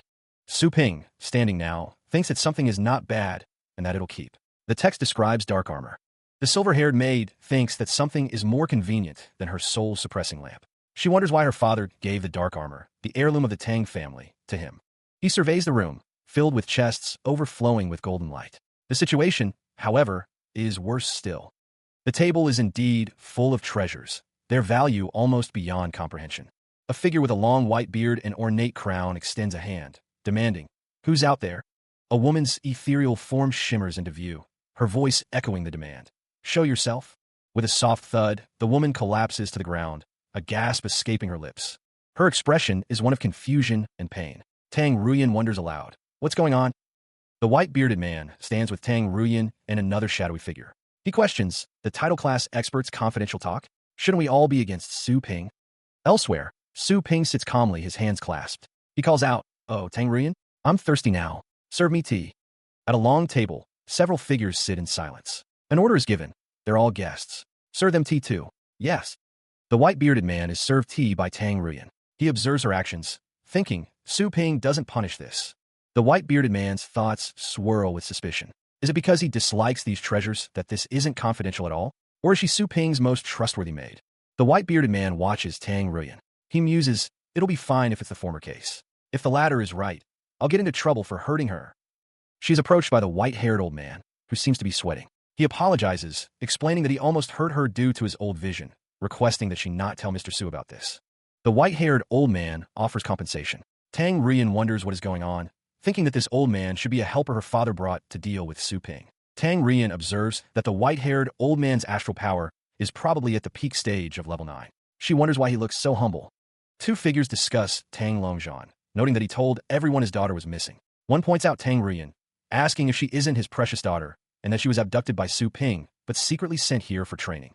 One of the old men warns the other not to push his luck. The other old man states that Tang Ruyan clearly carries a sacred breath. A figure internally questions the situation, wondering if it's a trick to cover up the truth. They think it's unlikely a kidnapper would help a hostage become stronger, and that if he sent her here, he would have to look for her himself. The white-haired old man sits as Tang Ruyan pours tea. She asks if the Flying Feather Army is arranged well, and when they will take action. Tang Rian questions what action they are planning to take. She seems confused by the idea of taking action at all. Meanwhile, a man sits in a chair, deep in thought. The scene is dark and contemplative. The white-haired old man calls Tang Rian's name. She responds with a simple yes. Tang Rian's expression shifts to concern. She thinks that something has happened to their family. The white-haired old man explains that their family has been annexed by the Qin family and the Zhou family. He adds that they are now affiliated with Mr. Su. The topic of freedom hangs in the air, its attainment seemingly conditional. A question lingers, unspoken but heavy with implication. One of the assembled figures, adorned with horns, directs his inquiry towards Su Ping. He wonders why only Miss Tang is allowed to serve him. Another suggests his son could also serve. The others chime in, praising Qingfeng's massage skills. Learned from a title class expert, they say. It was quite crafty of him. Su Ping, his expression firm, raises a hand to silence the chatter. He tells them to stop it. The protagonist declares that he has had enough staff. His tone leaves no room for argument. The old man with the white beard expresses his regret, lamenting that he missed the boat. The others seem to share his sentiment. Su Ping clarifies his earlier statement, stating that he meant the headquarters of Naughty, not just enough staff. The protagonist muses to himself, contemplating the vast properties held by the families. He thinks they'll be wasted if he just leaves them aside, and it's about time to open branches. One of the figures explains that the young masters of all families will be sent to the branches in various regions as managers. The qualified ones will be promoted to temporary staff, just like Tang Rian. The protagonist states that for those who fail to pass the test or gang up against him, the whole family's lives are in his hands. Su Ping, with a knowing look, asks if they understand what he means. He tells them to clap their hands if they do. The assembled figures, including the maid, respond by clapping their hands in unison. He stands in his office, issuing a command. Su Ping orders the system to upgrade the shop. A system notification appears, detailing the requirements for upgrading to a level 4 shop, including the required area and energy. The system asks if you would like to upgrade the shop. The upgrade is quickly confirmed. The system confirms that the upgrade is confirmed, the energy is successfully deducted, and the shop renovation will start tonight. A message arrives from Saberlord. There's movement in the Mount Dragon secret realm. Dragon King's legacy is finally getting started, he thinks. The screen displays highlighted areas, indicating upcoming renovations for new stores. Someone needs to assign the regions. He considers the restrictions on cultivation access for branch employees. He decides to allocate more middle-level cultivation capsules. With a rustle, he mentions having something to deal with before going to the secret realm. He walks down a hallway, 2 figures following behind. A blonde woman stands nearby, observing. The man with orange jacket says that Su Ping wanted to meet them. He replies that he needs to go on a long trip, and the man asks if he would like to be trained in the deserted area. The man with the orange jacket is excited to go. He says that since he went to the deserted area with Su Ping before, he's found the combat course at school rigid and shallow. The man with the orange jacket says that it means Su Ping's horizon has been broadened, and that his participation in the elite league was quite worth it. Su Lingyue asks what about her, and then declares that she is going too. As for the final, Su Lingyue admits that she actually lost. A voice says that if it weren't for her baby skeleton, she shouldn't sell herself short. Su Ping places his hand on Su Lingyue's shoulder. Someone says that the Starry Sky people made a lot of moves. That game seemed like a battle between her and Yin Bingyue. But the truth was, the power dynamics extended far beyond just the two of them. She considered her own strength, wondering if she could win against another person. Su Ping held a glowing blue object, assuring her that she definitely would. The unseen figure expressed absolute confidence in him. Su Ping held out a glowing blue orb and a green flower-shaped object, stating that the secret treasures were for her. Su Ping explained that the defense of the aquatic armor was dynamic and would improve as she grew stronger, matching her static glass body practice. Su Ping noted that Su Kuang's mental defense was weak, but the soul-suppressing lamp could compensate for that. His master exclaimed that he no longer had to worry about the annoying dragon power, though the secret treasures were still foreign objects and training was essential. While he was away, Su Ping instructed Anna to remember to take the pets received by the branches back to the main shop for cultivation. He also instructed someone to supervise the work of those big families and punish them if they goof around, as the new function of the shop had been granted. Elsewhere, the number 7 exploration base stood tall against the landscape. A large mechanical claw swung into view. The massive beast loomed, its claws a potential hazard. Someone suggested hanging its claws up, while another wondered about keeping its fur. A man with gray hair demanded a driller. He asserted that whatever they were facing couldn't get through what he had. Yi Qinshan, captain of a North Star and gold medal pioneer, cautioned someone not to spoil the level 9 fierce beast hunt. The team was considered professional. The size of the fierce beast was something they had never encountered before. Su Ping walked alongside Su Lingyue and another man, heading towards their destination with purpose. Mr. Yi acknowledged someone, then was greeted by another who seemed relieved to see him. Standing in a grand hall, Someone inquired if they were the juniors that had been mentioned previously. The team would be trained by the captain of the North Star. The North Star team only recruited new members from the top universities. Universities in the uptown area were mentioned. It was considered an honor to be trained in the top-class team. Mr. Yi expressed flattery, recalling how they almost failed last time. He thanked Mr. Su for their success in the end. Yi Qinshan introduced Su Lingwei, Su Kuang, and himself, inviting them to explore deserted areas with the teammates. Someone hoped they could get along. Another inquired about Mr. Nie's daughter. The figure expresses gratitude, acknowledging that she has been revived after consuming the star's spiritual fruit. The character notes that she still needs time to process the loss of her father, while also thanking someone for fulfilling Mr. Nie's wish. Su Ping's face is shown in a close-up as he simply states, "We're." He declares that he has things to do and will leave them to the others. Someone questions his hurried departure, suggesting they reschedule dinner. The character advises someone to train their people well. Su Ping reflects, wishing he had been stronger in the past to avoid a tragedy. The text declares a need to obtain the legacy of the Dragon King, showing the entrance to the Dragon Mountain secret realm. A dragon ascends, bathed in a pink glow. A vast crowd gathers at the base of a pink, pyramid-like structure. Two figures stand before the crowd, warning that they are at a critical moment and must be careful. Guards are instructed not to let anyone in, ordering people to back off and forbidding anyone from approaching. Someone questions why the secret realm is closing so quickly. It's said that the Dragon Scale continent is one region away from being cleansed and is guarded by title-class experts. A towering figure looms, energy swirling around them as the crowd below looks on. The booming voice declares that the one to inherit the legacy must be in Mr. Yuan's charge. The focus shifts as someone mentions Mr. Yuan's precious granddaughter, Yuan Linglu, as a golden streak flashes across the sky. A figure is engulfed in a golden aura, streaking through the sky with incredible speed. A lone figure stands silhouetted before a grand structure, the sound of a heavy thud echoing. The crowd gasps, exclaiming at the sight of a young, title-class expert. One of them recognizes the figure.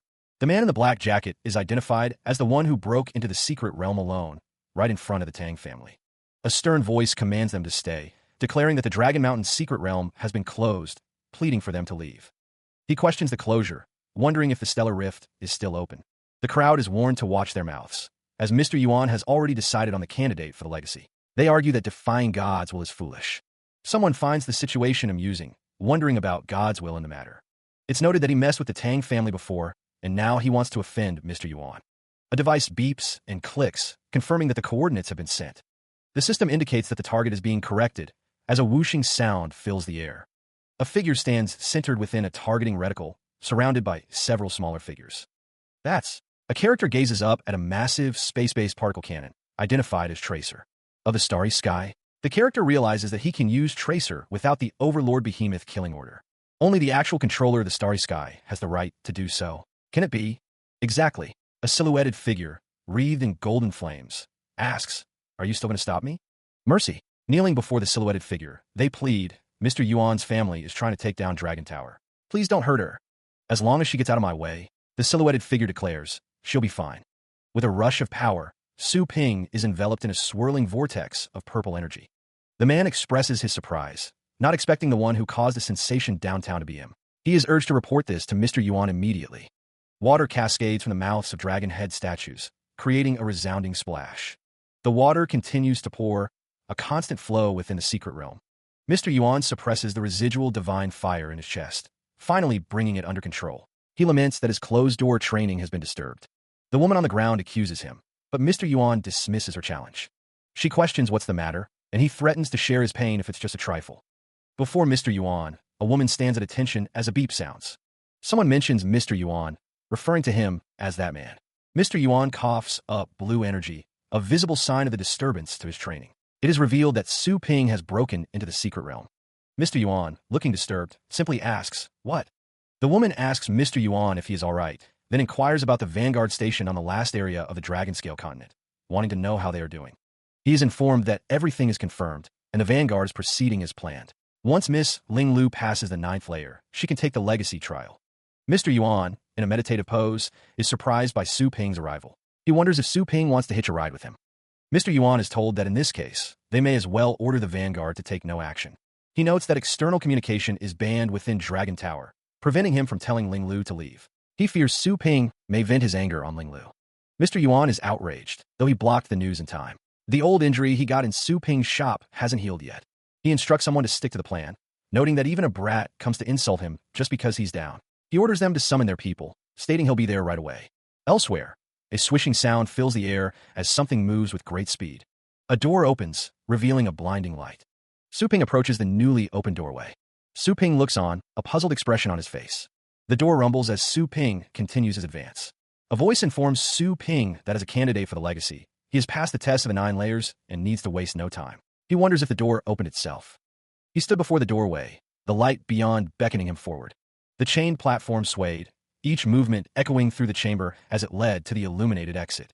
Su Ping's expression remained stoic, his gaze fixed on what lay ahead. A distant tower rumbled, its many levels glowing with an inner light. He looked upward, the words ascend rapidly emblazoned before him. A disembodied voice wondered if the 9th light was on, questioning if she passed the test. The test required hanging on for 10 minutes in front of the golden-scaled beer dragon. Su Ping stood before the golden dragon, a testament to his progress. It was said that only the patriarchs of big families could reach the upper stage of level 9. Someone wondered how Yuan Linglu had passed it. The dragon declared that time was up, and Yuan Linglu had passed the test. Yuan Linglu giggled, announcing her victory. She was the granddaughter of Yuan Tianchun, a legend-class pet warrior. She had passed it through her physical body without summoning a pet, following her grandpa's instructions. Su Ping could perceive that Yuan Linglu was at level 7 or so. He decided he would test her a bit, having a good idea. Yuan Linglu regards something to her right, her expression unreadable as she takes in the scene. With a clang, she hefts a large sword over her shoulders, ready for whatever challenge lies ahead. "How did you get in here?" she asks. A figure bathed in golden light declares, "Challenger, you've passed my trial." Confusion clouds Yuan Linglu's face as she hears the question. "What? Do you want to inherit my legacy?" Yuan Linglu's eyes narrow at the silhouette. "No, don't try to fool me," she exclaims, remembering her grandpa's words about another who passed the dragon tower. A golden dragon appears behind a man, its presence undeniable. The dragon roars, its voice echoing with the weight of ages. "I've been waiting here for inheritors like you for tens of thousands of years." A rumble shakes the area as Yuan Linglu looks up, surprised. This is dragon roar?" she wonders. Yuan Linglu recalls her grandfather's tales of highly intelligent, legend-class creatures disguised among them. She studies the man-like thing, unable to perceive its power. "And this man-like thing, I can't perceive its power at all. Can it be true?" she questions. The silhouette speaks. "If you don't want to take my legacy, I'll continue waiting for other people. Goodbye." Yuan Linglu, realizing her mistake, pleads, "Sir, please don't be mad. It was foolish of me. Please grant me the legacy." He'll teach someone a lesson today. They will know the dark side of the world. Given their sincerity, he'll forgive them then. This place isn't the real place where he perished, but a fake grave. Yuan Linglu looks surprised. Grave? That's to say, her body is buried elsewhere? Yuan Linglu is totally correct. She's so smart. Her real grave is beneath the mountain, 36 kilometers away from the north of Dragon Tower. No problem. She'll go there right. Yuan Linglu looks at the man's hand questioningly. He tells her to hold on. He explains that her grave has a barrier that will kill all the armed trespassers, just in case of theft. She can take off her secret treasures and equipment. Yuan Linglu giggles, thanking him for his instruction. She also mentions that he offered to keep her stuff. A beam of light shines down on the tall tower. Meanwhile, Mr. Yuan, the last region of the Dragon Scale continent, has been cleared up. It means that Miss Linglu has passed the 9th layer. Whether he can hold his head high counts on this legacy. Okay. A dragon flies around the tower. Her soul is finally fully recovered. A voice echoes, calling out to the inheritor as a bright light flares. With a mighty whoosh, a dragon's spirit manifests, declaring it has waited tens of thousands of years. Su Lingyue confronts Su Ping, her expression a mix of anger and disbelief. She demands to know how he dared to lie to her. Behind them, a massive golden dragon spirit makes its presence known. The dragon looms over them, a silent observer of their conflict. The dragon spirit observes that Su Ping clicked his tongue. It notes that one of them seems to never experience real competition and setbacks, while the other is extremely crafty. The dragon spirit declares that it feels neither of them. It states that it won't use its power in the right way. Su Ping, a smile playing on his lips, says, "Let's get started." He seems unfazed by the dragon spirit's words, ready to face whatever comes next. The dragon spirit acknowledges that it is besieged by the force behind her, and there won't be any other candidate. It states that it can only choose either of them. The dragon spirit wonders if he isn't afraid of the supreme power of the leading ultimate dragon. The dragon spirit's claw is shown. The dragon spirit relents, saying, "Fine." It wonders how he could inherit its legacy if he didn't have the nerve to do this. A disembodied voice declares that they too have passed the preliminary test. It announces that the final trial is about to begin. Su Ping and Su Lingyue plummet through a hollow, starry sky. The pair fall, seemingly without end. A new message appears, urging them to do their best to climb up. A massive skeletal structure looms in the distance. The skeletal structure stretches upwards, an impossible climb against the backdrop of the cosmos. The colossal skeletal structure looms, dwarfing the two figures before it. Su Lingwei wonders if this is the final trial, as Su Ping prepares to use his powers. He realizes the astral power in this space is suppressed, preventing him from flying or summoning the Hell Candle Dragon. Su Lingwei declares that she just needs to climb higher than him, her sword at the ready. She tells him to stay there and play tricks alone as she swishes her sword. He resolves that he can only climb it, and begins to run up the structure. A sudden explosion rocks the skeletal structure, sending debris flying. Despite the explosion, he continues to run, determined to ascend. His feet rustle against the bone as he pushes forward, undeterred. Spooky, skeletal hands reach up from below, attempting to hinder his progress. With a resounding bang, he throws a punch, meeting the skeletal threat head-on. The skeleton cracks under the force of his blow, its form beginning to disintegrate. He found himself surrounded by an endless horde of skeletons, their bony fingers reaching for him. The dark armor's automatic dodging effect wasn't working at all, leaving him vulnerable to their spectral grasp as he inhaled sharply. Golden light erupted from Su Ping as he yelled, "Repel!" The illusions could be dissipated by a dragon roar, but it felt more real than the illusion in the Dragon Tower. He realized that these illusions were so real that they'd trigger his defensive instinct and make him counteract subconsciously. Attacking the illusion would only waste his strength, requiring mental power to suppress his instinct to defend himself. The protagonist took another step forward, the sound of his boots echoing slightly. Interesting. The hissing of the illusions intensified as they closed in around him, their presence a constant threat. A skeleton tapped its foot, as if impatient. "Let's do this." Meanwhile, Su Lingwei faced the ninth dragon bone, a massive, roaring beast of shadow and flame. She readied her sword, the blade whistling through the air as she thought the illusion was nothing compared to Grandpa's special training. Su Lingwei steeled her resolve. Since she was 10, she'd started to fight fierce beasts. She declares that she will defeat whomever stands in her way. Su Lingwei doesn't believe she needs to think much to succeed. Standing over her defeated foe, Su Lingwei states she'll make it as long as she follows her grandpa's instructions. She acknowledges that she has returned. With a swish, she resolves to make it through this challenge as well. Su Lingwei is confident that she will definitely acquire the legacy. The supporting fighter looks up, surprised by the voice. She questions if it's her grandpa, who praises her with a good job. The illusion of her grandpa's face is shown in a close-up. He wonders if this is enough to satisfy the challenge. The illusion of her grandpa's face contorts in rage. He yells, calling someone a fatherless bastard. With a swish, Su Lingwei attacks the illusion of her grandpa. She moves with practiced ease, her expression determined. Su Lingwei stands firm, her weapon held high. She declares that her grandpa would never say that to her, and that this figure is fake. With a clank, her weapon strikes the ground. The sound echoes in the silent space. Panting, Su Lingwei realizes that the encounter was a mere illusion. She regains her composure, ready to face the next challenge. The supporting character stands on the 17th fourth dragon bone stair. She notes that this is the stair with that guy. With a swoosh, a figure falls, questioning if they have reached their destination now. She strikes with her staff, the impact echoing through the silent space. Su Lingwei's eyes widen, a flicker of surprise crossing her face as she wonders what is happening. Frustration mounts as a figure fumes, unwilling to be outdone, while the roars of dragons fill the air. Surrounded by swirling energy, the cloaked figure commands someone to get lost. Su Ping reflects on his past trials, confident that the illusion's realness won't pose a problem. He wonders which stair he can reach. A massive, tentacled creature looms, its movements marked by a swish as it passes the 34th level. The tentacled creature continues its ascent, the sound of its passage echoing as it reaches the 94th level. The announcement rings out. The test is over. Panting, Su Ping hears the proclamation that the candidate's test has been stopped. He wonders why it's over, learning that a candidate lost consciousness on the 33rd stair. A girl cultivated by a... Su Ping is shocked that a legend-class expert only reached the 33rd stair. Which stair? He wonders if he has reached his destination, only to discover he's on the 143rd stair. The dragon-like entity states that it has just healed the injuries the distant figure suffered. Su Lingwei hisses, surprised that she had passed out just moments ago. It is declared that Su Ping won the first test. Su Lingwei is frustrated that Su Ping has taken the upper hand, unable to believe she lost to this bad guy. A silhouette declares that whoever wins 2 tests will become their successor. The dragon-like creature looms large, as it is stated that the victory is still to be determined. The burden of the dragon bone stair will increase every 10 stairs. The dragon-like creature acknowledges that even though the small figure lost consciousness, they still reached the 33rd stair. No matter the result, the dragon-like creature will give them a present. Su Ping asks what about him, but the dragon-like creature tells him that he doesn't need it. Su Lingwei wonders if the Dragon King believes that she has a better chance of getting the legacy, thinking that she still has a chance. Su Lingwei asks to start the next test now. The dragon-like creature sighs, stating that they won't want to waste her talent and will give her a consolation prize. After all, Su Ping is in great danger and may be destroyed by heavenly tribulation. The text declares that the second test is about power, and whoever beats the opponent wins. Surrounded by electrical energy, Su Lingwei tells someone to show themselves.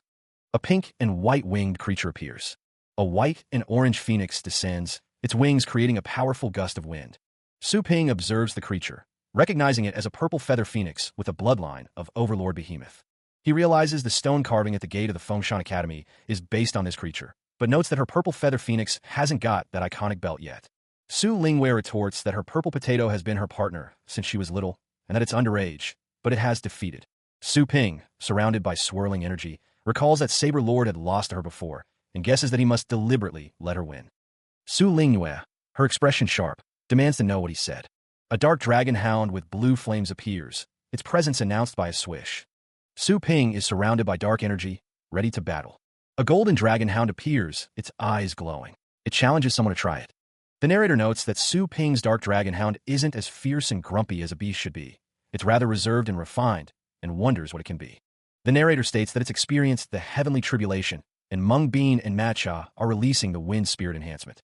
Su Lingwei and her purple phoenix soar into action, ready to battle.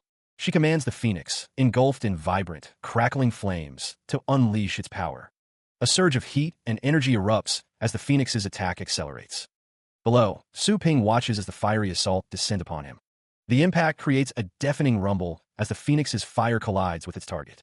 With a burst of speed, the wolf-like creature moves to intercept. Su Lingwei is struck by an unseen force. "What?" she exclaims, surprised by the sudden attack. The wolf-like creature strikes, realizing it was an illusion. The blow lands with a resounding smack. The force of the blow sends Su Lingwei reeling backward, pain registering on her face. Su Ping, unfazed, smirks and challenges his opponent. "Is this all you've got?" Recovering, Su Lingwei urges the phoenix to unleash its true power, demanding it show its inherited skill. The phoenix ignites with a resplendent flame, its power reaching a new height. The wolf-like creature is engulfed in the phoenix's flames, the intense heat causing it to burn. He stood firm, the inferno raging around him. The fire was indeed even a testament to his power. With a mighty whoosh, the figure brandished their sword, engulfed in flames. They declared that they had not reached their full potential, but would defeat the dark dragon. Lightning crackled around Lingwei, her expression strained. She seemed to be reaching her limit. The figure, surrounded by swirling energy, announced their sword skill. It was integrated with the inherited skill of the Overlord Behemoth bloodline. With a resounding clank, Lingwei clashed against the fiery sword. Her attack was the resplendent phoenix slash. With a shout, the figure pressed their attack. The man with black hair smirked, admitting it was a pretty nice move. He declared he would take back his words. To show his respect, the man summoned the dark dragon hound. He would have it attack with full force. The dark dragon hound roared, preparing to unleash its thunderous power. The dark dragon hound prepared its roar-killing field, dragon shield, wind defense, ground defense, hard shell, and thunder shield. A clank echoed as Lingwei was struck by the attack. She cried out as the energy sizzled around her. With a deafening bang, the tower was struck by a powerful blast of energy. The tower continues to sizzle with intense energy, a testament to the power within. The momentum exuded from inside the tower is so strong, the crowd can feel it. The man with blue hair floats in the air, finding the display impressive. The crowd observes that it is Mr. Yuan's granddaughter indeed, and she's totally no worse than a real title-class pet warrior. Mr. Yuan contemplates if Yuan Linglu acquires the legacy of the Dragon King. Will she directly reach the legend class? Clanking and cracking sounds echo from within the tower. The structure of the tower begins to crack under strain. Yuan Linglu screams, her efforts seemingly in vain. More cracks appear, spreading across the tower's surface. With a whoosh, Yuan Linglu looks up, her expression a mix of shock and disappointment. Yuan Linglu wonders what was so close, but realizes she still failed. Su Ping watches the events unfold, his expression unreadable. A voice declares that Su Ping has won twice and become their inheritor. Yuan Linglu is surrounded by a green aura, as a voice questions if there are any problems with the result. Yuan Linglu stares at Su Ping and a black, dog-like creature, unable to believe she lost to this bad guy. Su Ping reflects on the battle, realizing he couldn't even touch her. Clutching her sword, Yuan Linglu apologizes to her grandfather for failing him. Su Ping observes her collapse, finding it surprisingly easy. Yuan Linglu kneels, her body dissolving into dust. Su Ping stands with his sword, a blue aura surrounding him. Yuan Linglu is struck by an unseen force, sending her flying. The sound of impact echoes as she is hit. Clutching her side, Yuan Linglu is confused by what is happening. Standing before Dragon, Su Ping reveals he has healed her, vowing to make good use of his power. Yuan Linglu expresses her confusion, stating she doesn't understand. As a pet shop owner, she hates to see people abandon their pets. She asks what he is doing. Su Ping warns that if the dragon loses its mind and attacks the base city, big trouble will arise. Su Ping tells her to improve herself. He mentions his pet shop offers top-notch cultivation services, inviting her to visit if she wants. The dragon hisses, saying he would never go to Su Ping's shop, not even in his dreams. He seems offended by the suggestion. Su Ping declares enough chit-chat. He states that the 3 drops are true dragon blood crystals, ready for use. Yuan Linglu holds out her hands, the 3 red orbs floating above her palms, ready to be unleashed. The dragon blood has 3 functions. It can frighten the overlord behemoth and help you escape, enhance your body if you absorb it, and replace some rare cultivation materials. The dragon is thanked, and he replies that he will definitely not fail. He then states that next is the real succession, and Yuan Linglu may excuse herself. Yuan Linglu declares that Su Ping should wait 5 years. She then corrects herself, stating that she will surpass him within 3 years. Su Ping tells her to feel free to challenge him anytime. The dragon is cracking, and Su Ping should get ready to accept her legacy. He notes that even the little present endowed by the Dragon King has unusual effects. He seems amazed by this revelation. The dragon's legacy will be, a golden chain falls, its purpose yet unknown. This was the original world of his dragon soul, a realm overflowing with untold riches. Su Ping observed the scene. To him, collecting these treasures was like any other task. The treasures were of level 8 or the Overlord Behemoth level, capable of frontal and sneak attacks, defense, cultivation, and even riding. A golden treasure chest hung, suspended by heavy chains, promising untold power. These secret treasures, it was said, weren't even worth mentioning. He could take as many as he wanted. Su Ping paused, a flicker of curiosity in his eyes. All these treasures weren't the... Holding a glowing scroll, Su Ping declared that he would take them all, his resolve firm. The universe scroll unfurled, revealing even more treasures ripe for the taking. Treasures vanished with a whoosh, claimed by an unseen force, again and again. Another treasure chest was taken, but Su Ping sensed something was amiss. Something was weird. A dark, obscured area hinted at something he couldn't take away, the coffin. Su Ping, undeterred, declared he would take the whole lake then. A voice coughed, offering him the inheritance later. A burning object descends, accompanied by a commanding directive. It demands the clearing of one's consciousness. With a resounding clatter, a colossal dragon head emerges. It offers a tempting, yet ominous, proposition to accept its legacy. The dragon declares itself the ultimate dragon, its form shimmering with ancient power. A rustling sound fills the air. The ultimate dragon laments its past, revealing that it fought through its entire life. It admits to suffering a single, crushing defeat. With a whoosh, the dragon's power wanes. It urges someone to hurry and take its fading, lifelong power before it's too late. The dragon's essence solidifies, its form radiating an intense, ethereal light. It commands someone to become the descendant of the ultimate dragon. A figure stands silhouetted against the light, seemingly caught in a gust of wind. He can only utter a single word, "What?" He hesitates, questioning if he will be turned into a dragon to accept the legacy. The dragon demands to know if he has any problems with its bloodline. A massive, golden hand reaches out, intent on seizing the dragon's essence. The power surges, ready to be claimed. With a resounding whoosh, the golden hand firmly grasps the dragon's essence. The transformation is imminent, the power undeniable. Engulfed in flames, the protagonist is consumed by the dragon's power. The burning sensation marks the beginning of his transformation. The dragon's essence reacts with shock, recognizing something unexpected. It questions how he could be a descendant of a golden crow. A towering figure of light appears, its presence prompting a question. Divine demon? A spectral dragon recoils, a desperate plea echoing from its form. Help. A dragon hound is told to stay still, as it has a little dragon bloodline. The responsibility of thriving the clan of Ultimate Dragon will be handed to it. It barks in response.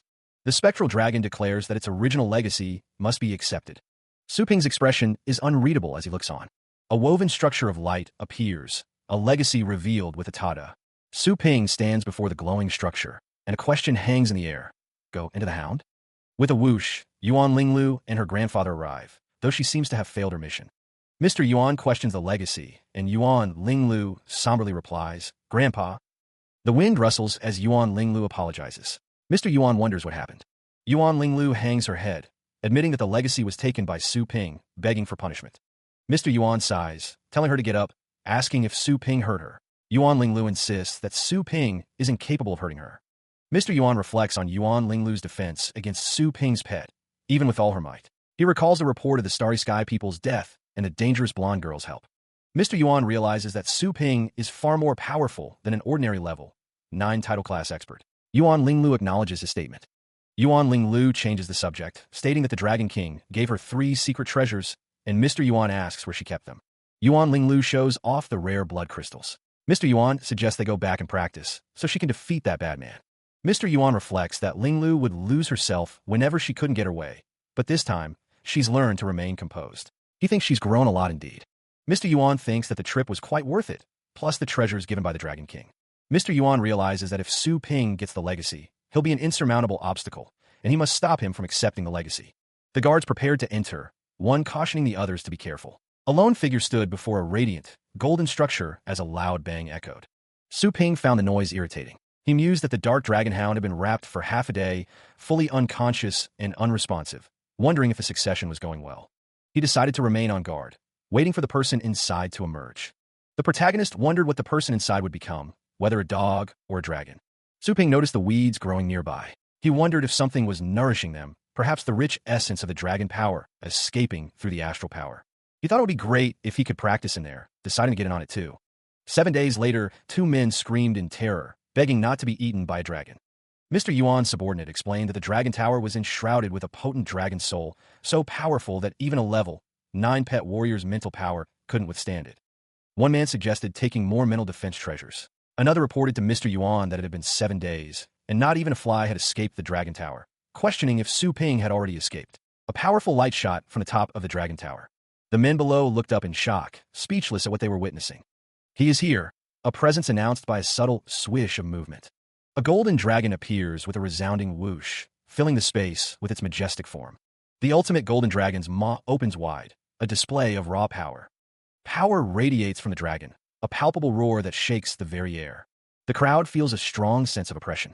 They murmur about the dragon's similarity to the 5-clawed golden dragon. Su Ping stands above the crowd, a silent observer of the unfolding spectacle. The old man feels the immense pressure. He notes that the golden dragon is merely at the peak stage of level 9 and begs for mercy. The golden dragon roars, its draconic presence dominating the scene.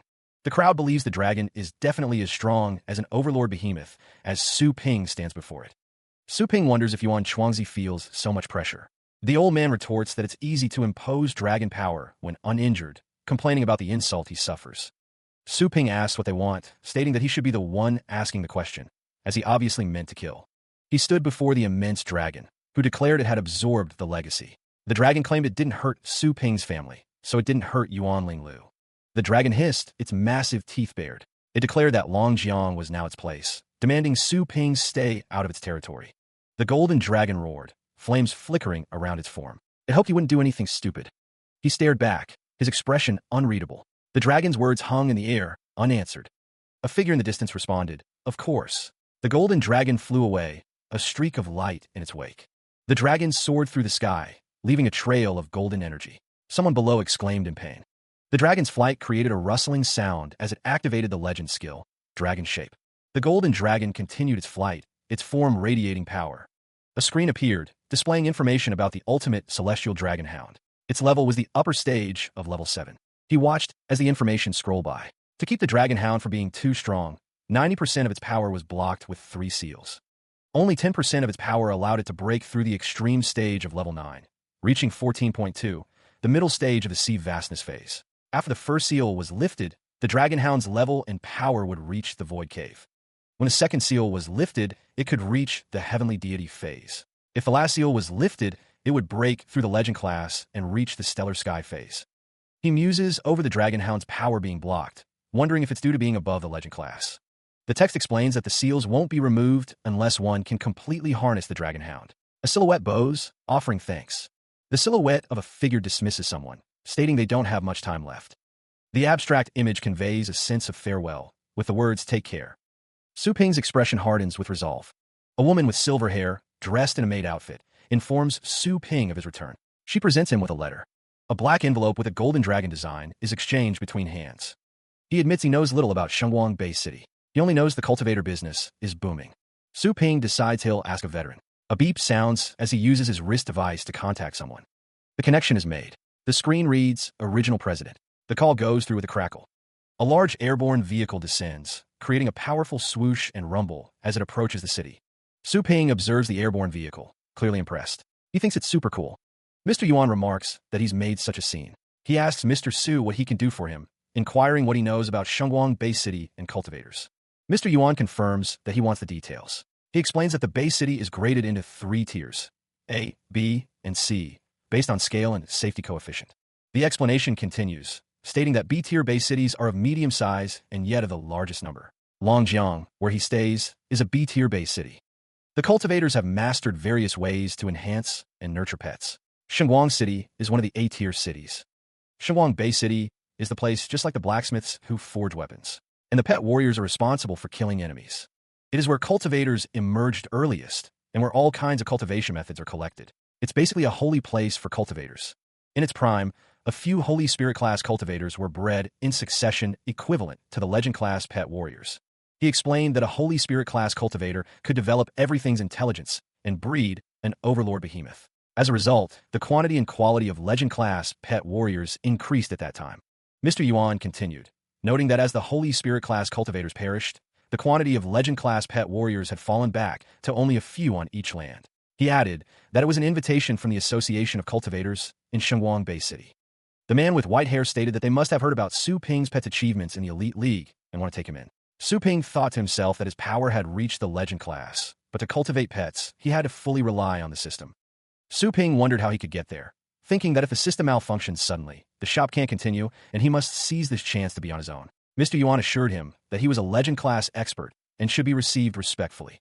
Su Ping questioned if it was a bit too high profile. Mr. Yuan responded that by then, all the people in the city will come to see him. Su Ping stated he was going there for a trial, not for an exhibition, and wondered why he would need so many onlookers. He then asked if there was any low-key approach. Mr. Yuan explained that if he didn't mind, he could get there in 2 days and nights through the deep track underground train, which commoners often use, and offered to book a ticket for him. Su Ping agreed to take that option. The protagonist was now wearing a mask, his eyes narrowed. He seemed surprised by something. Su Ping found himself in a restaurant with other people, wondering on what universe this was low-key. A red, dragon-like creature howled, its mouth wide open. Su Ping peeked through a doorway, his expression unreadable. The red creature was attacking people in a room who seemed to have gone mad. A man in a suit berates a young girl, his anger palpable. Behind them, a large, red creature looms, its presence menacing as the man demands to know why his pet was fed.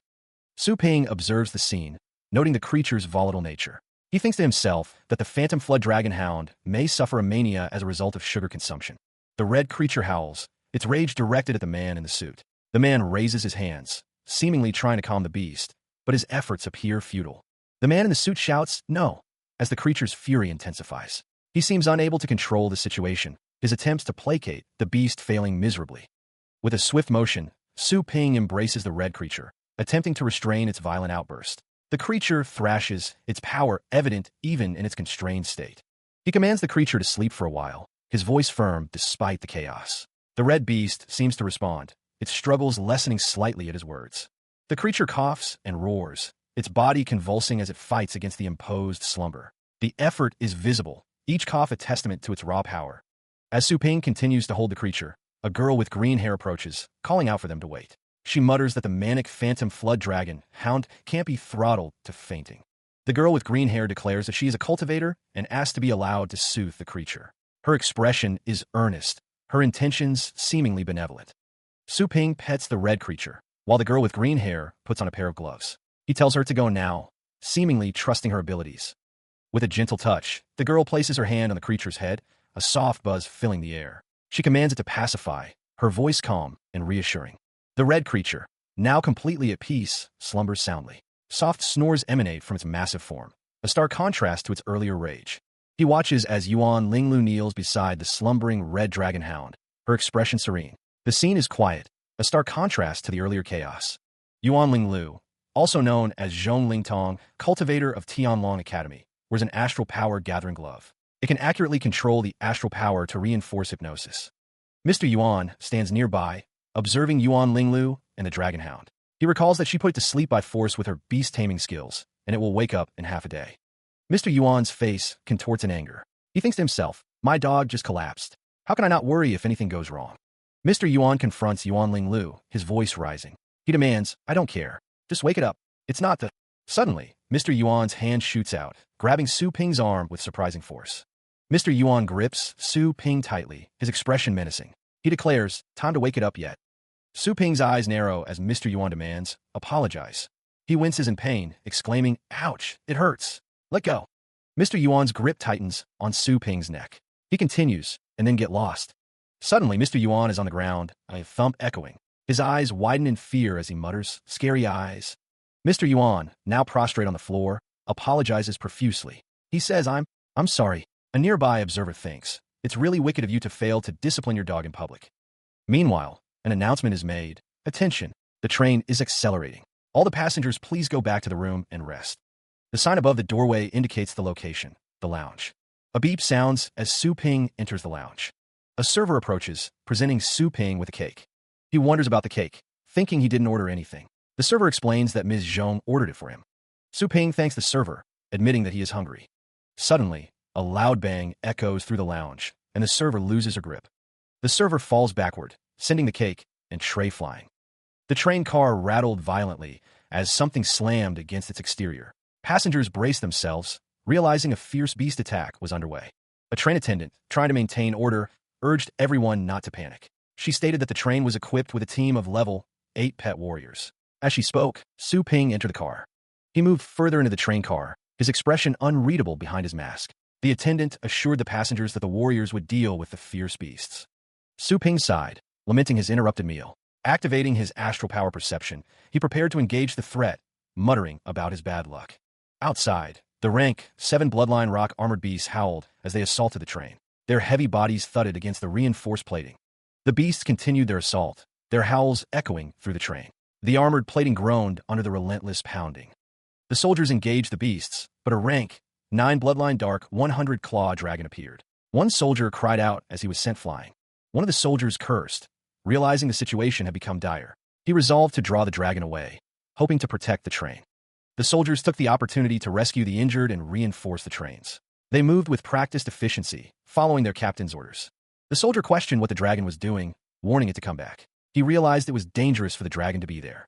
The dark 100-claw dragon unleashed a devastating attack, explosions rocking the surrounding area. The force of the blasts was immense. Another soldier cried out in agony, exclaiming that someone had been seckled. The situation was rapidly deteriorating. He stares intently, a fiery aura surrounding him as he assesses the situation. Rock-type monsters emit squeaking sounds, their presence a clear threat within the train. With a decisive tap, Su Ping leaps from the train, ready to confront the danger. He reflects on how easily the beasts were dealt with, a hint of suspicion in his eyes. One of the soldiers expresses his gratitude, thanking Su Ping for his assistance. The soldier wonders if the train is always so dangerous, to which another replies that it's usually safe, with only rank 6 or rank 7 monsters appearing.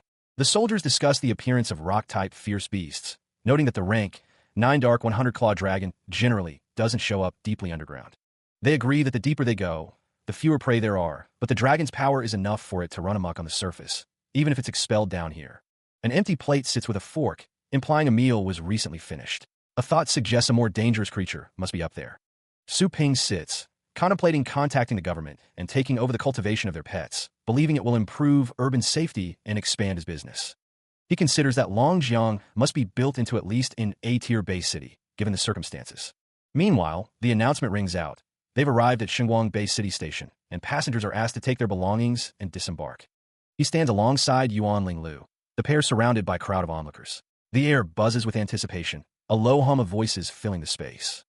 A voice calls out, inquiring if they are from Xinguang Bay City. He states that he is here for business, then asks for directions to the Association of Cultivators. Yuan Linglu finds it amusing that a cultivator wouldn't know the location of such a prominent organization. She laughs, clearly entertained by the situation. The imposing structure of Tianlong Academy looms in the distance, a testament to the power and influence of cultivation within this world. 2 guards approach, requesting to see their academy badges or cultivator licenses. The guards stand firm, their expressions stern and unwavering. One of the guards presses Su Ping for his license. He admits he doesn't have a certificate, offering an alternative form of identification instead. The guard's expression shifts to surprise as he examines an invitation from the Association of Cultivators. He declares them distinguished guests, granting them entry. Yuan Linglu turns to Su Ping, questioning if he is truly a cultivating master, an expert hidden among ordinary people. Her eyes narrow slightly, a hint of suspicion in her gaze. Yuan Linglu reveals that she actually knows nothing about cultivation. She finds it hard to believe that he was invited by the Association of Cultivators if he knows nothing. Yuan Linglu suggests they forget about the association and watch an exhibition match on the field. Su Ping agrees, expressing his desire to learn more about cultivation. The camera pans across a modern building, showcasing the advanced architecture and technology of this world. The structure gleams in the sunlight, a symbol of progress and innovation. The exhibition match begins, pitting a forest ape against a gray wind sparrow. The announcer declares the start of the game, setting the stage for an epic battle of pets.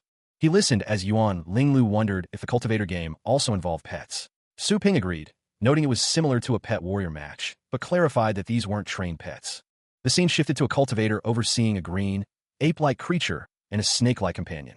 The text explained that this was a wild pet, unbound by any contract, and that the cultivator game tested beast taming ability. The rules of the game were displayed. Taming the wild pet and making it hold food in its mouth for 5 minutes without swallowing would win. Competitors also had a set time to enhance any part of their pet.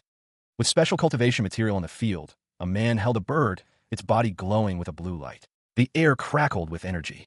The bird and the ape-like creature faced each other, ready to battle. The gray wind moved with incredible speed, leaving the forest ape struggling to keep up. The forest ape had fallen into a passive situation, and the bird was targeting its vital parts. Was the game about to end? The forest ape's trunk was enhanced, now covered in sharp spikes. The gray wind sparrow pierced through the forest ape's back with ease, despite the rock-type thorns. Su Ping observed that the cultivator game resembled a fight between pets, but it was truly a test of discovering a beast's potential and analyzing the situation to make the most suitable enhancement. The pair were approached by a man, who greeted Ling Tong, asking when she had returned. Yuan Linglu replied that she had just arrived. The man stated that watching games was good for broadening one's horizons. She is warned that if her thesis still can't be approved, she may not be able to graduate. The blonde man tells Yuan Linglu that she is still too weak to tame a pet, suggesting she get out of here. Someone remarks on how obedient she is, laughing and mentioning they've seen her tame a pet before. The masked man states that they are hindering him from watching the game. The blonde man questions who the masked man thinks he is, and how dare he point fingers at a level 6 cultivator. The blonde man asks if he is thinking less of him, daring him to compete against him. The masked man says no problem, but it's boring to compete only, suggesting they make a bet. The man with blonde hair proposes a bet, his expression challenging. Su Ping looks up at him, considering the offer. Elsewhere, a figure with white hair and glowing yellow eyes contemplates something, a single word echoing in his mind: life. A monstrous, red-tinged visage looms, its jagged teeth bared in a silent snarl. The question of life hangs in the air. Back in the room, a man in a suit appears with a flourish, the sound effect tada punctuating his entrance. Su Ping laughs, a dark amusement coloring his features. He reveals that he was only kidding about the bet. The man with brown hair looks on nervously, sweat dripping down his face. He knows that the loser will apologize. Feng Ilyang is called a wuss. Another man asks how he could fall for that bluff, mocking his gullibility. The man with blonde hair is grabbed roughly by the shoulder and told to get lost. He looks angry. The man with blonde hair is told that he will know what to get for belittling Su Ping. The protagonist stands by, impassive. A girl asks someone to drop it and stop them. A man with glasses says that he will prepare a field for them and be the judge. The man with glasses is labeled as a cultivator. Someone asks if they fear taming others. The arena awaits, prepared for a one-off game. For the sake of fairness, blind selection will determine the competitors. The pets are kept in numbered cages, awaiting their turn. A faint hiss emanates from within the enclosures. The bloodlines of the pets are all below rank 3, typically possessing only one skill. Su Ping studies the selection screen, considering the array of beasts before him. A voice declares that both pets should enter the field. Su Ping's thunderstorm beetle appears, crackling with purple energy. Feng Ilyang stands beside his fiery dog, the beast wreathed in flames. The dog's skill is metal shell. The fiery dog's skill is fiery gnawing. Yuan Linglu observes that they're both fierce and hard to tame, but the thunderstorm beetle has metal shell. Feng Ilyang confidently states that he is sure to win, wondering if Su Ping will show a look of regret. The fiery dog snarls, ready to attack. A voice announces that the first round is about beast taming, asking if they can get started now.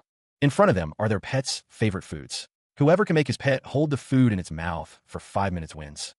Without swallowing, it prevails. Yuan Linglu explains that there are 2 ways of taming.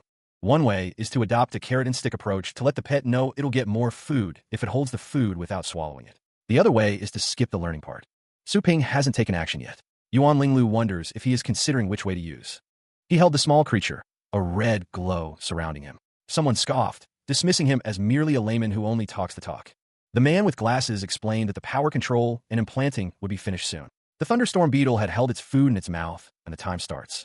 Su Ping's eyes widened slightly, a look of surprise washing over his face as he heard the announcement. A dark figure stood tall, a red aura emanating from them. The thunderstorm beetle squeaked as it devoured its meal. Another man pointed accusingly, questioning if the thunderstorm beetle was being suppressed and if this constituted cheating. A man in a suit countered that it wasn't stipulated that a competitor couldn't suppress or tame the pet with his aura. Feng Iliang announced that time was up, adding that the thunderstorm beetle had passed the taming stage first, and that Feng Iliang would lose. Someone expressed disbelief, lamenting that they were beaten by this psycho in this bizarre way of beast taming. A fiery dog stood proudly, flames licking its fur. The pointing man cursed, determined to win in the beast fighting stage. The next stage was the beast fighting round. A voice suggested choosing materials to enhance the pets for the upcoming battle. Dragon breath grass rustled in a hand. The text promised to enhance the fiery dog's fire property to the fullest. Su Ping held the dragon breath grass, knowing that the thunderstorm beetle could reinforce its defense by metallizing itself, but it would be melted by fire anyway. The man in the black coat declares his inevitable victory. His confidence seems absolute. He stands on a raised platform, overlooking what appears to be a futuristic city. Reaching out, the man extends his hand, as if to grasp something just out of reach. The girl with green hair observes that Feng Iliang tops the class in cultivating and has the counter property. She worries if he is a green cultivator. The end of cultivating time arrives, and the beast fighting round begins. A fiery dog howls, ready for battle. The fiery dog hisses, its eyes glowing with intense heat as it prepares to unleash its fiery gnawing attack. The fiery dog lunges, flames engulfing its form as it clashes with a beetle crackling with purple energy. The man in the gray jacket notes that Feng Iliang's astral power regulating ability has improved. The woman in the dress calls him ruthless. Feng Iliang, arms crossed, confidently predicts that his opponent is going to suck it. The man with glasses tells Feng Iliang that he'd better go back, and the blonde-haired man responds with a surprised, "What?" to the instruction to practice more. The fiery dog and the beetle clash once more, but now the thunderstorm beetle's metal shell has been transformed into frost shell. He observes the situation with growing concern. Frost shell, he thinks, should be restrained by a fire skill. But the meltwater washes over the fiery dog's body. Thus, the fiery dog is restrained instead of the beetle. The thunderstorm beetle's transformation must be completed within 3 hours, according to the rules.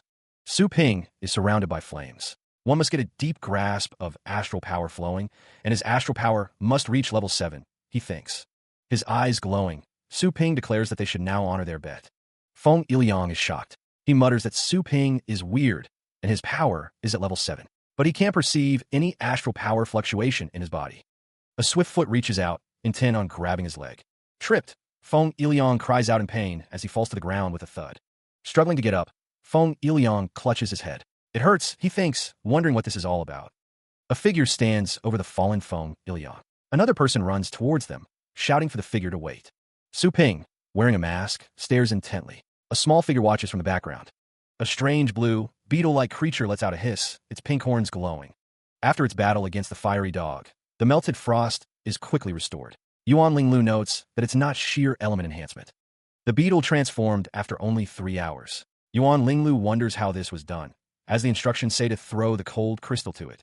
The thunderstorm beetle will absorb it and finish the transformation. Yuan Linglu is surprised by this development. Yuan Linglu sketches the beetle, pondering if the fear of death stimulates the thunderstorm beetle's potential powers. It's mentioned in a thesis by Mr. Hu and Mr. Bai.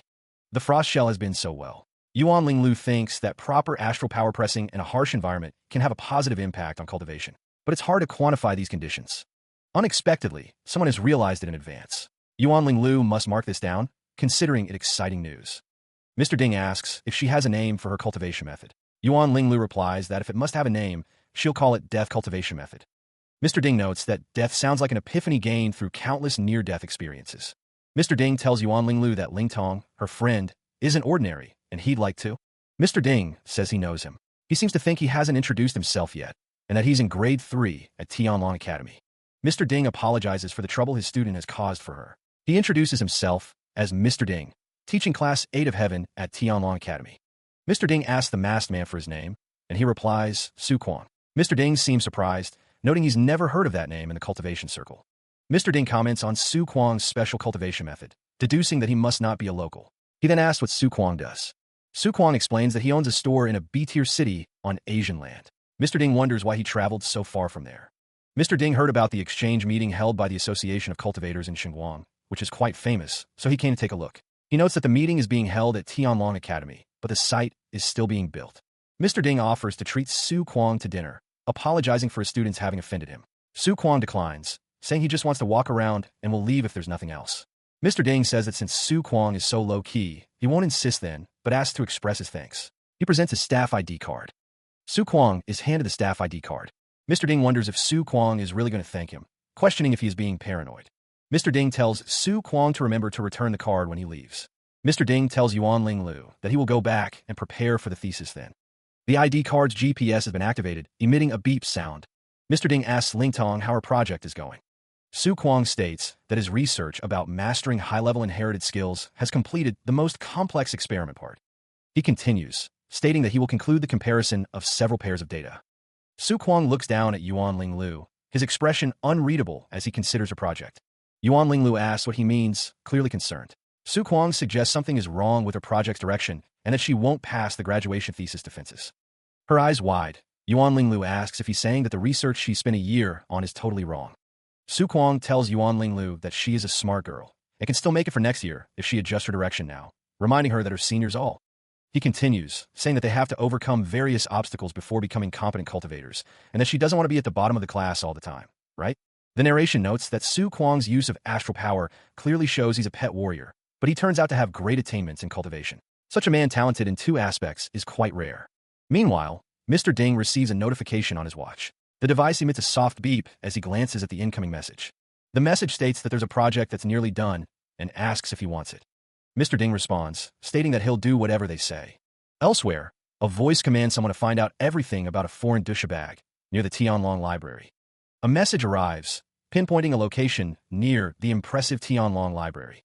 The device displays a record: 67 level, 7 cultivation books, 14 level, 8, and 5 level 9. Su Ping receives his ID card after a staggering 340,000 instructor credits were deducted. Other students whisper, marveling at how generous Su Ping is and whose student he could be. The students realize he is from the class of heaven, a top student of Mr. Ding, who teaches class 8 of heaven. The students are astonished by the number of credits he has spent, concluding that he must be Mr. Ding's favorite student. The device and a bag rest on a table, hinting at the weight of the borrowed knowledge. Surrounded by towering stacks of books, he reads intently, agreeing with the original president's assessment. He notes that Shengguang Bay City is a sacred cradle for global cultivators, surprised by the abundance of rare cultivation books. The books cover a wide range of topics, including dragon cultivation, element pet cultivation, and level-up encyclopedias. He finds these books, filled with rules summarized by competent people from ancient times, more appealing than actual combat experiences. He admits that he even finds them interesting, despite their obscure nature. He felt greatly enlightened, devouring the texts at an incredible pace. The city skyline glowed with the promise of a new day. Unknowingly, he had finished them all, Mr. Ding's ID card allowing him access to the individual reading room. Being disturbed was inconvenient, but he would return the books now. He wondered if he could pay back what he owed with astral coins, having spent so many credits of his. Carrying the massive stack, he collided with someone, sending books flying. A woman with purple hair began picking up the scattered books. Su Ping offered to help, but she insisted it was okay. A disembodied voice questioned how he could carry so many books and where he was taking them. He simply replied, okay. Yuan Ling Lu inquired if he had borrowed the level 9 book for himself and what level of cultivator he was. He explained that he returned the book on behalf of his instructor. Yuan Ling Lu, with a hint of mockery, asked if he had failed it and then invited him to join her for a makeup exam for the level 7 cultivator certificate.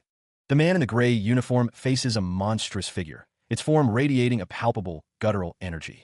The man in the blue uniform levels his baton, questioning if the test field is for practice running. The examiner strikes a student with the baton. The student cries out as the blow lands with a resounding clatter. The student exclaims his understanding. Another student asks, how can you pass the exam after learning only a little? Mr. Yin retorts, not a chance. The students wonder why Mr. Yin is the examiner this month.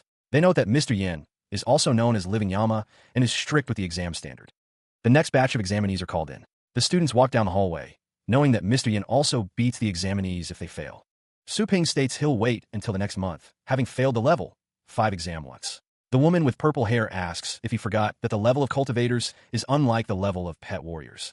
The appraisal mechanism judges the students. Failing the exam 3 times results in being demoted 1 level. Only one passes the level 7 exam and hands in a fine thesis. The woman with purple hair explains that a level 8 master cultivator will be qualified to be a teacher. Only veteran professors are level 9 top cultivators. The text states that becoming a cultivator is unimaginable then. It is asked how many times one can take the exam per day. Su Ping is told that he can take the exam as many times as he wants before the examiner gets off work, but that examiner really hates the students. The student decides to put it off to next month, as it took lots of effort to reach level 6. He doesn't want to drop back. He addresses the group of examinees, his voice echoing through the large hall. Mr. Yin demands to know what they are waiting for. The examiner gestures impatiently with his baton, singling out the group at the door. He is clearly addressing them directly. Su Ping stands at the front, flanked by 2 other examinees. He reassures himself that starting from level 1 means he won't be demoted. Another student observes the scene, whispering about how terrifying the examiner is. The student believes someone will suffer. Mr. Yin instructs the group to come forward and register their information. He identifies Su Ping as a level 1 newbie. 2 other students comment on the situation. They believe the newbies have nerve and that some poor guys are going to take a beating. The student with purple hair thinks to herself that the information on the cultivator certificate won't lie. She believes that no one can hide their ability anymore. A visual enhancement effect activates, highlighting the registration process. The system is analyzing the examinees. Su Ping steps forward to register his information. The registration process begins with a whooshing sound. The student with purple hair is confused, wondering why her vision is blurring. She is experiencing some kind of visual disturbance. Su Ping is using an astral power turbulence barrier, a senior astral power operation method. He can twist the light around to make a shield. The system confirms that the initial qualification of the cultivator has been registered. Su Ping is registered as examinee number 44, level 1, with 0 time of failure. The examinees are instructed to enter the test field. One of the examinees declares he will go all out as the countdown begins. The holy place for cultivation has even made the rats big. Another examinee shouts as he uses his astral power on the lab rat, attempting to dye its hair. Mr. Yin stares intently as one of the examinees uses his astral power. The rat sizzles under the pressure. Mr. Yin questions why the examinee's hands are trembling as he uses his astral power on the rat. The examinee wonders if the rat will bite him as his astral power fades away. The examinee has failed. The examinee cries out as astral power clatters around him. Mr. Yin reminds the remaining examinees that time is half past and they should seize the time. Astral power cracks and rumbles as the examinee's attempt fails. The astral power explodes with a bang. Another examinee notes the examinee in black. The other examinees discuss the situation, noting that the examinee is outputting his astral power too heavily and that it's not a pet warrior fight. Mr. Yin thinks he'll surely mess it up. He states that it will work whether it's gently nurtured or stimulated. The masked examinee focuses, the air around him crackling with energy. Energy surges from his hand, ready to be applied to the task at hand. The rat hisses, now sporting brightly colored hair and crackling with energy. Mr. Yin observes the rat, noting that it only took a few minutes to dye and grow the rat's hair. A hand reaches out towards the rat, the sound of clattering filling the air. Mr. Yin is surprised, not expecting the dyed hair to be special. The text explains that the examinee changed the rat's property fundamentally, affecting the color of its superficial hair, making it a multiple-element rat. The 2 men marvel at the fact that it was completed without the help of any materials. Mr. Yin wonders if the masked examinee is new to the school, while the examinee thinks he has never met such a satisfying student. The text explains that the fierce-looking and extremely harsh examiner is actually laughing and will make an exception to let him take the level 7 exam. If he passes it, he'll graduate right away, the text explains as the arena waits. A voice commands someone to tame and enhance the pet as a loud clank echoes. The cage contains a blood mist soul, a level 7 bloodline pet. A man states that there's half a day to try. The blood mist soul is described as a level 7 evil, demonic, and mind pet, extremely hard to deal with. It is said that if one fails to tame the pet and is attacked instead, they'll face the consequences. Someone thinks that this is a living Yama indeed. He declares that he doesn't need half a day. A monstrous howl tears through the air, shaking the very foundations. The group recoils, sensing the monster's presence. Ugh, what a rich smell of blood, one exclaims. The woman warns that the monster is immune to physical attacks, unless one has a holy or thunder secret treasure. Behind bars, a figure wonders how he will deal with the approaching threat. The sound of clattering echoes as Su Ping, masked and determined, prepares to bring something forth. The monster, surrounded by the words, wicked soul possession, prepares to cry out. Su Ping moves with incredible speed, a blur of motion against the ominous backdrop. The swishing sound intensifies as Su Ping continues his rapid movements. The monster looms large, its single eye glowing with malevolent intent as Su Ping approaches. Su Ping stands atop the monster, asking what it would like to see. He taps the monster, thinking of the Tao of Thunder, as a powerful energy gathers beneath his hand. A resounding bang erupts as the Tao of Thunder is unleashed, engulfing the monster in a blinding light. The air crackles with raw power, the energy almost visible in the confined space. The monstrous eye widens, pupils dilating in a sudden surge of fear and realization. A desperate scream echoes through the prison, a sound of pure, unadulterated terror. The caged monster thrashes against its bars, a futile attempt to escape the impending doom. He observes the glowing platforms. Now that the beast has been tamed, it is time for the enhancement stage. The Netherworld Forging Cultivation method records the way for demonic pets below level 9 to level up, and he can take the chance to try the newly acquired cultivation method. Su Ping prepares a blue orb and a purple plant, ready to begin Baby Skeleton's future improvement. Blood Mist Soul is extremely afraid of thunder, so Su Ping will compensate for its weakness, digesting the soul-gathering herb and thunderous orchid with astral power. Energy crackles and sizzles as he focuses, manipulating the swirling power in his hands. A figure leaps towards a spectral creature, ready to strike with a burst of speed. The spectral creature cries out in pain as it is engulfed in a swirling vortex of energy. The woman with purple hair wonders if it is the light, a question hanging heavy in the air. A radiant form takes shape, its essence coalescing into a humanoid silhouette. Is this a sign of evolution? With a rush of displaced air, Su Ping extends his hand, observing the transformation with focused intensity. The man with the beret notes that he looks so composed and acts fluently. He believes Su Ping is backed by a master and is extraordinary indeed. The evolving entity rustles, its form becoming more defined with each passing moment. The Thunder Giant Spirit towers over Su Ping, a colossal being of crackling energy and immense power. The onlookers are shocked. They exclaim that the Blood Mist Soul's appearance has changed and wonder what kind of evolution this is. Su Ping explains that during the level-up cultivation, he added some comprehension of Thunder Pets. The demonic bloodline has been oppressed, and it's now resistant to the attacks of Holy and Thunder. The Thunder Giant Spirit howls, its voice echoing through the confines of its cage. But as for its shortcoming, pets. Confined, the Thunder Giant Spirit is contained, but it'll be grumpier than usual. The cage clanks ominously. The onlookers, including unknown purple-haired woman, are astonished by the powerful destruction. They note that the cage is squeaking. Mr. Yin prepares himself, thinking that through evolution, Blood Mist Soul has become more powerful after it's leveled up. Before it breaks free, he's got to. With a resounding crack, the Thunder Giant Spirit begins to shatter its prison, its raw power threatening to overwhelm its confines. He stood before the massive, glowing blue hand, a sense of foreboding washing over him. Something significant was about to happen. Elsewhere, a man with a stern gaze narrowed his eyes, his expression unreadable as he observed the unfolding events. A surge of red energy crackled from a hand, the air around it shimmering with intense heat. The power was palpable. A silhouette roared, its voice filled with fury. It dared to challenge the power that held it captive. The figure in the long coat channeled the energy, the red glow intensifying as it prepared to unleash its full potential. The Thunder Giant Spirit recoiled within its cage, seemingly disgusted. The impact of its struggles reverberated through the barrier. Su Ping stood his ground, watching the spectacle unfold before him. The power emanating from the cage was immense. Inside the control room, one of the figures breathed a sigh of relief. The purple-haired woman admitted how close they came to losing control. Su Ping stood within the examination room, awaiting the results. He wondered if he had passed the test. The man with the beret acknowledged that he not only passed the exam, but also did a good job with the 2 pet taming activities. Given his performance, the man with the beret stated that he could even become a level 9 top cultivator. The figure in the long coat listened intently. The purple-haired woman expressed her disbelief, wondering who on earth was taking the exams from level 1 directly to level 9. She chuckled to herself. The man with the long white beard seems pleased with what he sees. That flawless astral power is noted by the unknown purple-haired woman.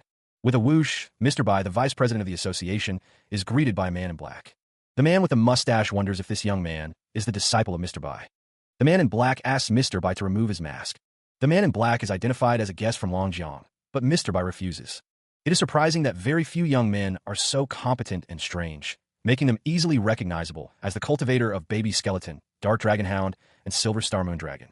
The man in black's investigation is quite thorough, as he knows that Su Ping is the owner of Naughty Pet Shop.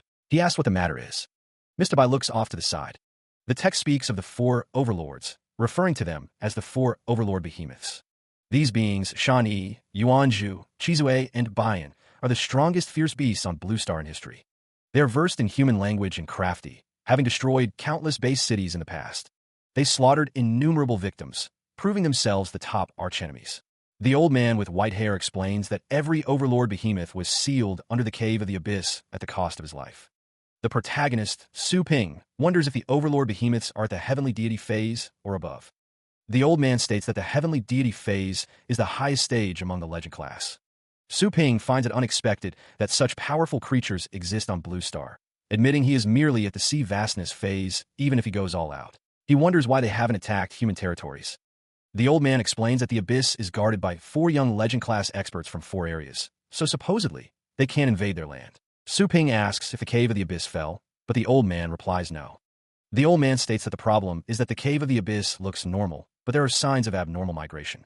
Su Ping mentions that fierce beasts have been detected in deserted areas, and that he also came across an anomaly on the way here, where the whole train was almost destroyed.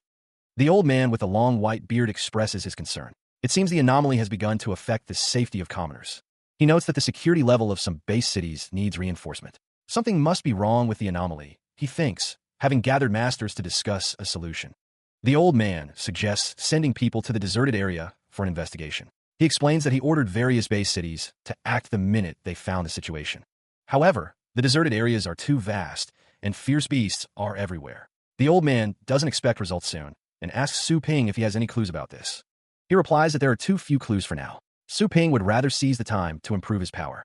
The old man mentions the intelligence development skill of cultivators. He asks Su Ping if he felt this in the exam. Su Ping wonders aloud if he is qualified for level 9. The old man assures him that he is. He adds that Su Ping is likely to become the second person studying pet fighting and cultivation, as well as reaching the legend class and the Holy Spirit class in history. Su Ping asks who the first one is. The old man explains that the only person reaching the legend class and the peak of the Holy Spirit class in history is the great human emperor, able to confront the 4 overlords alone. Without further ado, Su Ping decides to start learning intelligence development. The old man clarifies that it requires 2 theses to reach level 8 and 4 to reach level 9. He asks if the other party can bend the rules a bit for him, seemingly in good spirits. The person refuses outright. They explain that the more urgent something is, the more necessary it is to abide by the rules. The person continues, stating that if all the superiors are power-oriented, the weak will have no room for survival. How can he be the glory of humans? Su Ping scratches his head, thinking that the old man is quite stubborn. He laments that he is good at fighting, but not at writing theses, wondering when he can finish 7 of them. He realizes that Zhongling Tong seems to be good at this, and decides he will turn to her for help. The sound of rustling paper fills the air as crumpled balls of paper overflow from a trash can. More rustling sounds emanate from a desk piled high with books, where a woman with green hair sits surrounded by her work. The pen scratches across the page, the sound of rustling accompanying each stroke. Still, she can't seem to make progress. There are too few cases of real combat to complete her research on.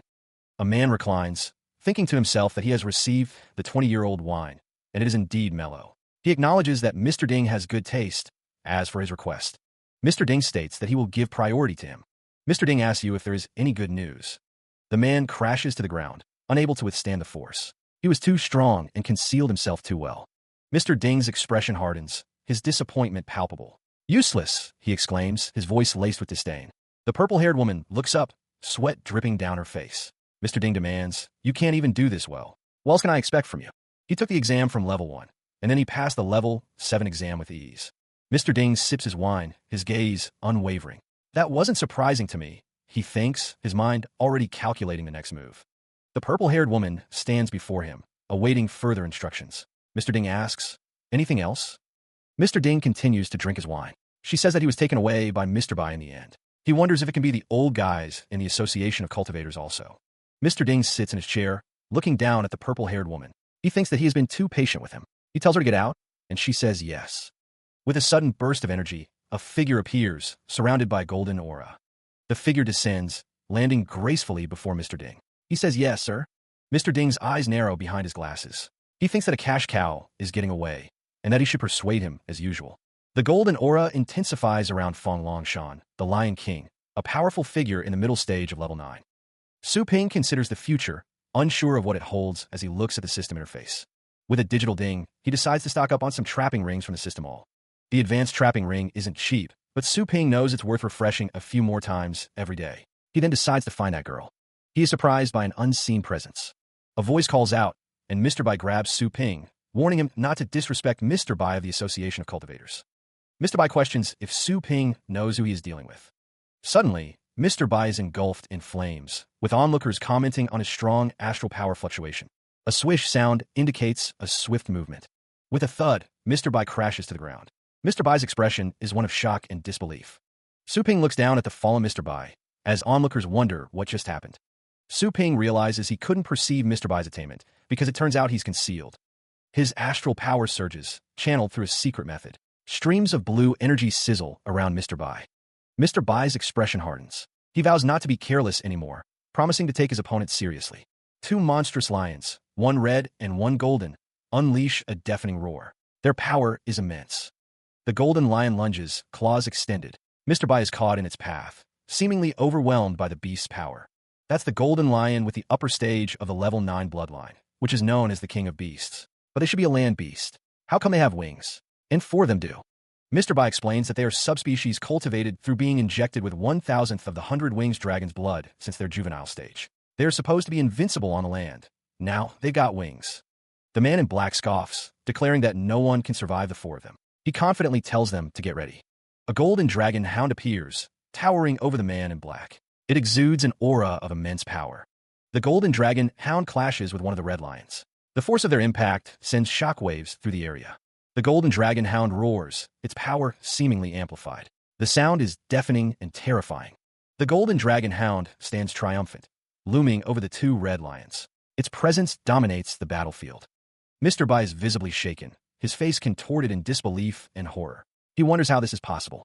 He stood before the massive, glowing golden dragon hound, its power palpable. Su Ping challenged, questioning why the laughter had ceased. Elsewhere, a blonde-haired man lamented, his face etched with distress. He muttered that it was a total mistake. An old man with long white hair observed the scene with interest. He wondered if there was a rat in the barn and warned someone not to come near.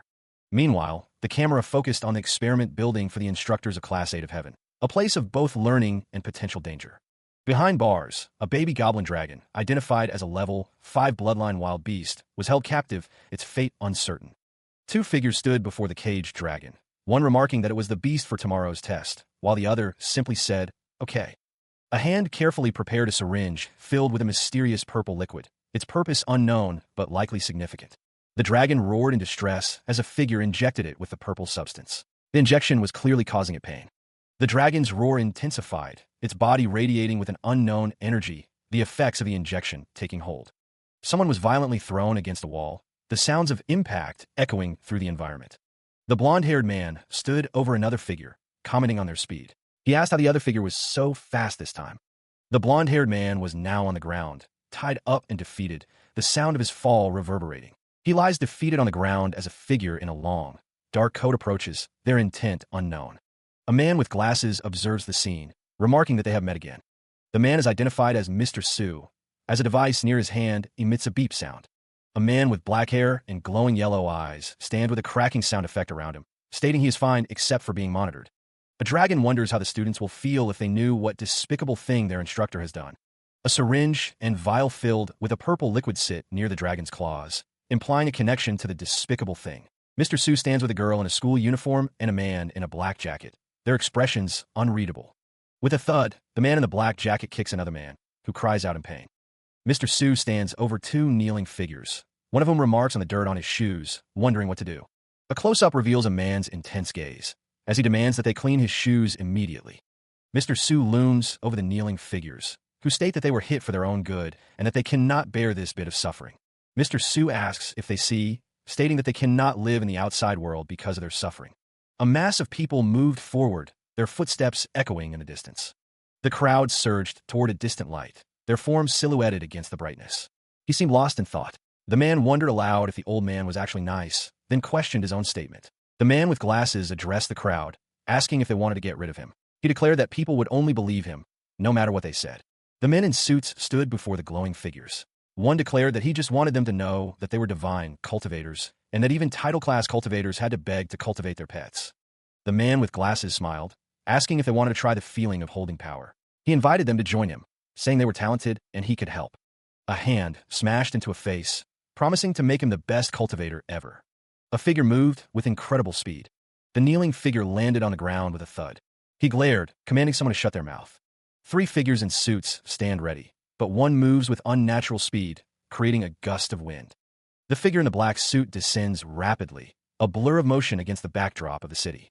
He seizes one of the men by the throat, the force of the impact echoing loudly. Su Ping's eyes narrow, his expression cold as he commands his captive to silence. One of the men declares that what he said sickens him, demanding that Su Ping release Master Ding, threatening him if anything untoward happens. Su Ping's gaze intensifies, his eyes glowing with power as he dismisses them as mere ants. A surge of energy erupts, sending the man in the suit flying backward from the force of the blast. The man in the suit challenges Su Ping, daring him to come and fight if he wants to die. One of the men seems surprised, questioning what is happening. Su Ping stares intently, his opponent noting that he exudes a breath comparable to level 9, warning to be careful as he is a title class expert. 2 men stand over a fallen figure, a message indicating that whoever kills this hound will be rewarded with 1 year of cultivation service. The 2 men are outlined with a glowing aura, one stating that it's Master Ding's message via astral power. The title declares Fury Lord's power at the upper stage of level 9. 3 years of cultivation service have passed. Crackling energy surrounds 3 figures, power visibly radiating from their forms. They are engulfed in a sizzling aura. A crimson slit appears on the man's neck. He seems shocked by the sudden wound, uttering a confused "eh?" A figure in a red cloak stands amidst fallen bodies, multiple blades extended. The sound of swish echoes as the figure moves. Under the downpour, a figure stands beneath an umbrella. Splashes erupt around them, the scene awash in a somber light. The figure in the black coat declares this will be the last time. A chilling warning: step forward if you want to die. The cloaked figure stands before a crowd, the sound of swish accompanying their movement. They seem ready to find out if their power works. Panic sets in as one man shouts to run. The 3 experts at the upper stage of level 9 were killed in an instant. The men in suits express their shock. They've heard of this online, but didn't expect it to be true, commenting on the League on Asian land. The man with glasses observes that the young, outstanding pet warrior has legend-class power. He seems impressed by the display. The shadowed figure is questioned. Su Ping. The figure's eyes glow ominously in the darkness. The figure with the long cloak is identified as the one. The tension hangs heavy in the air as the scene unfolds. He groveled, begging to be spared, willing to pay any price. Su Ping considered the man's plea, his gaze unwavering. What was the value of a spared life? A smirk crept across Su Ping's face. If he couldn't spare the man, perhaps he would simply take what he wanted. The man with glasses was seized, his collar clutched in a threatening grip. With a resounding crash, the man was hurled into the crowd, bodies scattering before him. A glimpse of a small, horned creature, its presence hinting at something sinister. Su Ping's expression remained unreadable, his thoughts hidden behind a veil of stoicism. Su Ping remarked that he runs a pet shop, presenting the baby skeleton with a flourish. A cloaked figure declared that the baby skeleton is cultivated by him. The crowd discussed the baby skeleton, comparing it to an overlord behemoth and noting that Master Ding has never cultivated such an awesome pet. The crowd wondered what Su Ping wanted, noting that no cultivator in the Tianlong Academy could be as competent as him, and that if they also wanted such an amazing pet. Su Ping held a scroll, the sound of rustling filling the air as he prepared to reveal its contents. He is offered the scroll, a soft glow emanating from within its ancient seals. A stern voice cuts through the air, ordering all bystanders to leave the immediate vicinity. The cloaked figure stands silently, daring anyone who wishes to follow him to reveal themselves. Whispers spread among the crowd, some questioning if they should betray Master Ding, while others admire Su Ping's pet. A man with graying hair erupts, silencing the dissenters and accusing them of being ungrateful. The crowd murmurs about Ding Chunfeng's abusive behavior, admitting they have long wanted to teach him a lesson. The man in the light-colored suit shouts, demanding if they're defying his orders. The metallic clang of a blade being drawn echoes through the chamber. Another man, face contorted with rage, tells someone to go to hell. A large group of men brandish their sabers, ready to strike. An identity token is presented, revealing it belongs to Ding Chunfeng. The token is handed to him, the cloaked figure warning the giver to never call him. He held the token aloft, a subtle smirk playing on his lips. The man suggested that he be addressed as Mr. Su, declaring that they were all. Elsewhere, 2 men in dark suits discussed a grim situation. Someone was involved with the murder of a level 9 cultivator. They knew what had to be done. The crowd of men addressed Su Ping as Mr. Su. They claimed they had never come here, nor had they met Ding Chunfeng. They knew nothing, they insisted. Su Ping raised his hand, a surge of blue energy crackling around him. He seemed pleased with the situation. Good, he remarked. Meanwhile, a dragon, wreathed in fire and blue energy, roared. It was commanded to burn everything off, consuming all in its path with hellfire. The target of the dragon's fiery wrath was the students' dorm of Class 8 of Heaven. The order to incinerate the building hung in the air. Elsewhere, a woman with dark hair stood outside a door, a tray of food in her hands. She worried that Tong hadn't eaten her favorite fried chicken and pasta in days, and feared she would get sick. Tong sat at her desk, overwhelmed. She was getting nowhere on her report, and the deadline loomed. If she couldn't hand it in, Mr. Ding would punish her severely. A hand slams down on a desk, the sound echoing in the room. Yesterday, no absence was allowed. The meeting room is full, but the mood is tense. What's wrong with Class 8? Did he ignore the advice? At her desk, the secretary reports that Mr. Ding's communicator isn't responding. His emergency contact hasn't seen Mr. Ding since yesterday. The principal orders them to pull up Mr. Ding's location. He wonders where Mr. Ding could be. The secretary and the principal exchange worried glances. Where is he? The secretary reports that Mr. Ding's location is unknown. She's afraid Mr. Ding is missing. The principal thinks that a cultivator needs to check in even when he gets out of school. How come he's missing? Another man wonders if he got his comeuppance. The principal reminds him that a level 9 cultivator is guarded by title-class pet warriors. He shouldn't show disrespect. Someone wonders who would have the guts to attack a level 9 cultivator. For the instructor, he'll be beaten or even murdered on the spot. A hand glows with energy as the principal searches for Ding Chunfeng. The energy crackles as he focuses. Within a radius of 50 kilometers, the principal can't perceive his energy at all. He is shocked. The principal orders his guards to move out, the urgency clear in his voice. The man with gray hair demands answers, furious that Ding Chunfeng was abducted in plain sight. He orders an investigation into anyone who contacted him recently. Cloaked figures kneel before him, acknowledging his command. They understand that anyone who gets in the way will face severe consequences. A phone rings, interrupting the tense atmosphere. Mr. Bai seems hesitant, but he answers the call. Mr. Bai, the vice president of the Association of Cultivators, silences his subordinates. He states that he has an important call to take. A blue, spectral figure appears, seemingly a projection or a spirit. The spectral figure greets Mr. Bai. He asks what he can do for him. The figure offers advice regarding the instructor's loss, implying Mr. Ding's disappearance is a significant blow. The man with gray hair warns the figure not to take it further, hinting at a potential conflict or disagreement. The spectral figure expresses surprise that Ding Chunfeng messed with a bigwig like Mr. Bai. The cloaked figures beg for forgiveness. The figure states that Mr. Ding's students and young talents are being trampled. He believes Mr. Ding deserves to die. The spectral figure says he should thank Mr. Bai for ridding the garbage of their academy. He questions why he didn't discipline him. Mr. Bai seems taken aback by the figure's words, his expression a mix of surprise and unease. The authority figure bows deeply, declaring that he will clean the climate in the academy from now on. The spectral figure warns him to remember his words, or he won't be able to protect him if anything untoward happens. A subordinate acknowledges the spectral figure, noting that the storm is coming and it's the senior's responsibility to protect the young talents. The spectral figure receives confirmation, his words marked. Outside a large building, a crowd of students gathers, the atmosphere noisy with anticipation. A notice announces that instructor Ding Chunfeng is retiring in advance, and the students of Class 8 will have a placement test at the cultivators' exchange meeting. One student celebrates not needing to study anymore, while another is concerned, knowing they can only avoid the awful classes of Earth if they pass the test. The students continue studying, aware that failing the test means being assigned to the awful classes of Earth, where they'll have to clean up after the wild beasts of the whole academy. One student expresses his fear of being expelled, while another wonders why a particular wimp is present, having heard his thesis failed. One student tells another that he can take the opportunity to go to the class of Earth, as the class of Heaven isn't for him, reminding him that he shouldn't think he's great just because he used to run errands for Mr. Ding. Another student stands up for the belittled student, questioning if the first student said anything wrong, noting that she can't even tame a beast on the field, which is a shame for the class of Heaven. Anyway, two students decide to ignore the two losers, stating that they won't meet them after the cultivators' exchange meeting. The student with maroon hair suggests they split up, fearing the green-haired student will be targeted. The green-haired student insists she isn't afraid and tells her not to listen. The green-haired student reminds the other that she is the one teaching her the theories of beast taming. The maroon-haired student says that others must envy her for being the top student in the class. The green-haired student walks away, stating that she doesn't want to hear it. The maroon-haired student follows behind her.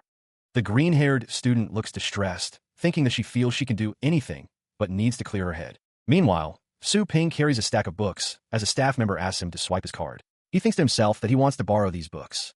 Su Ping holds a card that glows with a blue light. The green-haired student tries to get in front, saying to let her go first. He refuses, saying he can't be assured unless he sees her sign up for the test. The green-haired student is close to Su Ping, as the sound of rustling fills the air. The woman with red hair remarks that he doesn't look well. She mentions Mr. Ding failing her thesis, despite her efforts, and assigning her a subject about death. The woman with green hair questions who came up with the idea of cultivating a dead beast, finding it ridiculous and nonsensical. Su Ping addresses the thesis, stating he is trying to find a scholar whose association of cultivators. The woman with green hair wonders if he knows such a person, someone experienced in writing theses and doesn't mind co-signing. She adds that they will take a placement test. The two of them explain the whole thing to Su Ping. He thinks to himself that getting rid of the level 9 cultivator became justifiable instead of causing any sensation in the school. He wonders if anyone dealt with the aftermath.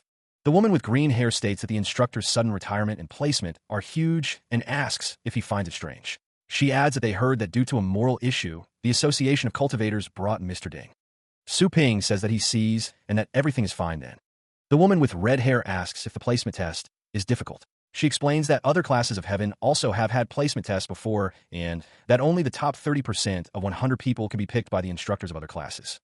The woman with red hair tells her to be confident in herself. The woman with green hair says that they can pass the test. The woman with green hair says that she really doesn't feel like she can do anything. Su Ping observes that this girl looks like she's being seriously brainwashed. Su Ping asks if she was in a class of Earth. The woman with red hair says that the living condition there is simple and crude. Students must complete all sorts of chores, which are glorified as training. More importantly, an instructor must guide a few thousand students. If it weren't for Tong, the student with purple hair would still be cleaning poop in the class of Earth now. Tong states that she only taught the students some basics of cultivation. It was the student's effort that got her into the class of heaven. All students of the classes of Earth are striving to advance to the classes of heaven. The student wonders how many of them are so lucky to be enlightened, his expression thoughtful. The map shows the activity area of teachers and students of the classes of heaven and earth. The student wonders why anyone would want to go to that kind of place. Garbage trucks rumble down the road, their engines roaring. Su Ping stands silhouetted against a wall, his expression unreadable. A garbage truck rumbles along, its contents unseen but undoubtedly foul. The garbage trucks continue their journey, the sound of their engines echoing through the streets. A pile of grotesque beasts lies discarded, a testament to some unseen battle. 3 men stand before the pile of beasts, one urging the others to hurry. 2 men walk along the road, one hoping to pick a useful beast if they act slowly. He cradles the purple, wolf-like beast in his arms, declaring it essential for his fur research, despite its contamination. The winged, pig-like creature whimpers, seemingly after being washed multiple times. Discovering a living beast amongst the pile, one of the figures exclaims about their luck, eager to heal it and practice beast-taming skills. Inside a vehicle, one man attributes success to hard work, suggesting others reflect on why they couldn't join the classes of heaven. The poor ones must get up early and run far for a few credits. The man in the black coat stands between 2 women, one with purple hair and the other with green, as the woman with purple hair asks why he is in a trance. The woman with green hair, Tong, asks if he cares about those things, after he asks if they asked him to take them there. Tianlong Academy is the best among the top academies, but it shouldn't leave so many. The woman with purple hair says she doesn't know. It has been like this since she came here, as Tong is asked to guide them. A man is sent flying through the air with a bang. One man kicks another who is already on the ground. A man holding a baseball bat is told that the guy is really tough and is told to go away. Punching and kicking is... The girl with purple hair wonders what they intend to do. The girl with green hair warns that they'll kill him. A man with brown hair swings his arm, ready to strike. With a whoosh, the man with brown hair strikes the man on the ground. The man on the ground is shocked by the sudden attack. Tong, holding a baseball bat, asks who dares spoil his fun. The man in front of him claims to be just an ordinary citizen. The man smirking watches the scene unfold. The man with brown hair tells the man on the ground to stay out of their business. The man on the ground begs for cultivation skills to be assessed in the advancement test. Someone thinks one can act as he wants in the Earth Zone with a few resources. The man smirking tells someone not to tell him they haven't experienced it yet. The girl with green hair thinks this is wrong. The girl with purple hair thinks the despicable guy is afraid that the student may get revenge after passing the... Someone doesn't think he'll teach the poor guy anything good. Another person asks how about they teach him some real cultivation skills. The girl with purple hair asks me. Someone responds exactly as a bat clangs on the ground. Tong presses his foot into Su Ping's back, asking if he wants to cause trouble. The man on the side warns him to think carefully before he speaks, declaring that their leader, Xiao Fengxiu, represents the cultivation department. A man proposes a bet, suggesting that if he wins, they leave Su Ping to him and his associates. Another man asks what will happen if he loses, warning that he shouldn't think he can still get away. He clenches his fists, a crackle sound effect accompanying the gesture, as he declares that he will take his place. The top student in class 4 proposes a bet. The stakes are considered too insane by onlookers as Su Ping faces off against 2 others. Tong admits that she can't win, given her current condition. Another suggests they apologize and prepare for the placement test. The girl with purple hair sees someone and says, "Oh, it's you." She reveals that he is the loser of Class 8. The girl with purple hair declares that they have messed with her and won't get away easily, her expression hardening. Su Ping tells Tong to trust him. She thinks that kind of fop is no match for him, her expression worried. A figure is shown on the ground, with someone's foot pressing down on their back. Someone asks if they don't want to help this poor guy, as the foot continues to press down. Su Ping's eyes narrow, his gaze intense. Tong's eyes are downcast, her expression unreadable. Tong clenches her fist, her expression determined as she looks forward. Someone declares they'll do it. Another voice says that he is merely a loser who can only offer lip service, and that he'll get a piece of their mind later, telling him to follow, as they know a good place. Elsewhere, a high-angle shot shows several figures walking through a courtyard, their destinations unknown. The courtyard is shown again, with fewer figures present. The destination is still unknown. Tong and another woman stand among a crowd of onlookers, observing the events unfolding before them. A caged beast lets out a deafening roar, the sound echoing through the arena as a man watches on. A handshake seals a deal as a man assures, "No worries." Below, another man's eyes glow ominously. A man in a long coat stands amidst a crowd, energy radiating from his feet as he declares, "No one dares to hurt you here." Tong states, on the game, her expression focused and determined as she prepares for the challenge ahead. A voice declares, "Okay," as the scene shifts to a beast-taming arena, ready for the competition to begin. A man explains the rules, gets 1 point, and whoever wins in a beast fight can get a point too. Who gets 2 points first prevails. Tong listens intently. Caged beasts roar ferociously, their cages squeaking as they strain against their confines, while a man stands nearby. A beast lunges from its cage, its massive claws reaching towards Tong, who stands her ground, unfazed. A man puts on black gloves, stating, "This is the most chaotic and dangerous underground pit in the Earth Zone. And here you can't expect to use the gentle beasts." Tong pants, her breath coming in short gasps as she witnesses a brutal beast fight unfolding before her eyes. Her hands clench tightly, knuckles white, as the intensity of the competition begins to take its toll. The crowd roars from the stands, their voices echoing through the arena. The woman with purple hair expresses her concern. She notes that Tong has been through a lot. The woman with purple hair suggests they shouldn't let her compete. Su Ping counters that she's trying hard. The woman with purple hair argues that he met her by chance. She claims he doesn't know her condition at all. Su Ping asks if she's ever heard the story about the can and fish. The woman with purple hair asks what he means. A fish swims in a transparent can. Someone used to cover the fish in a transparent can. The fish bumps against the glass, trying to escape. It can't see the glass and only wants to swim out, but after bumping against the can countless times, it still can't get out. The fish has to believe the world outside the can is fake. It can't get there anyway. Su Ping concludes that in the end, the fish has to spend its life in the can. End of the story. The woman with purple hair asks if that's what he wants to say. If they lose, they'll be beaten. Now the can is gone. A woman with green hair looks down. As long as it makes the move. Su Ping looks surprised, his eyes widening as he stares at something out of view. Tong, standing beside him, shares his expression of bewilderment. A spectral blue dragon coils, its form shimmering with an ethereal light. Bathed in a soft glow, the girl with light green hair declares, "Let's get started." The man with a dark aura around his hand is frustrated. He thinks to himself, wondering how she has such momentum and telling himself to get over it. Su Ping faces a monstrous beast, ready to tame it. In the background, the girl with light green hair watches. The man smiles, a purple aura emanating from his hand. He thinks that they're second-hand goods that have been tamed or cultivated. The girl with light green hair stands with a small dragon-like creature. She thinks that only those who often hang around in the Earth Zone know that, and there's no way he could defeat her. The man with the dark aura is shocked. He wonders how it is possible and how she can know how to deal with second-hand goods. Tong is happy that she is back. Su Ping is now inside a cage with the beast. A man presses a green button, activating something. A man stands in front of an electrified fence, the air crackling with energy. The fence of the whole field has been secretly electrified. If the beast hits the fence during a fight, it'll definitely lose the game for the electric shock. The girl with green hair examines the golden objects, wondering if they possess astral power. The black-haired man thinks he has overthought this, as a violent brown bear roars nearby, its cultivation complete. The large blue, dragon-like beast roars, dwarfing the girl with green hair who stands beside it. A lightning crash. The blue beast is struck by a powerful bolt.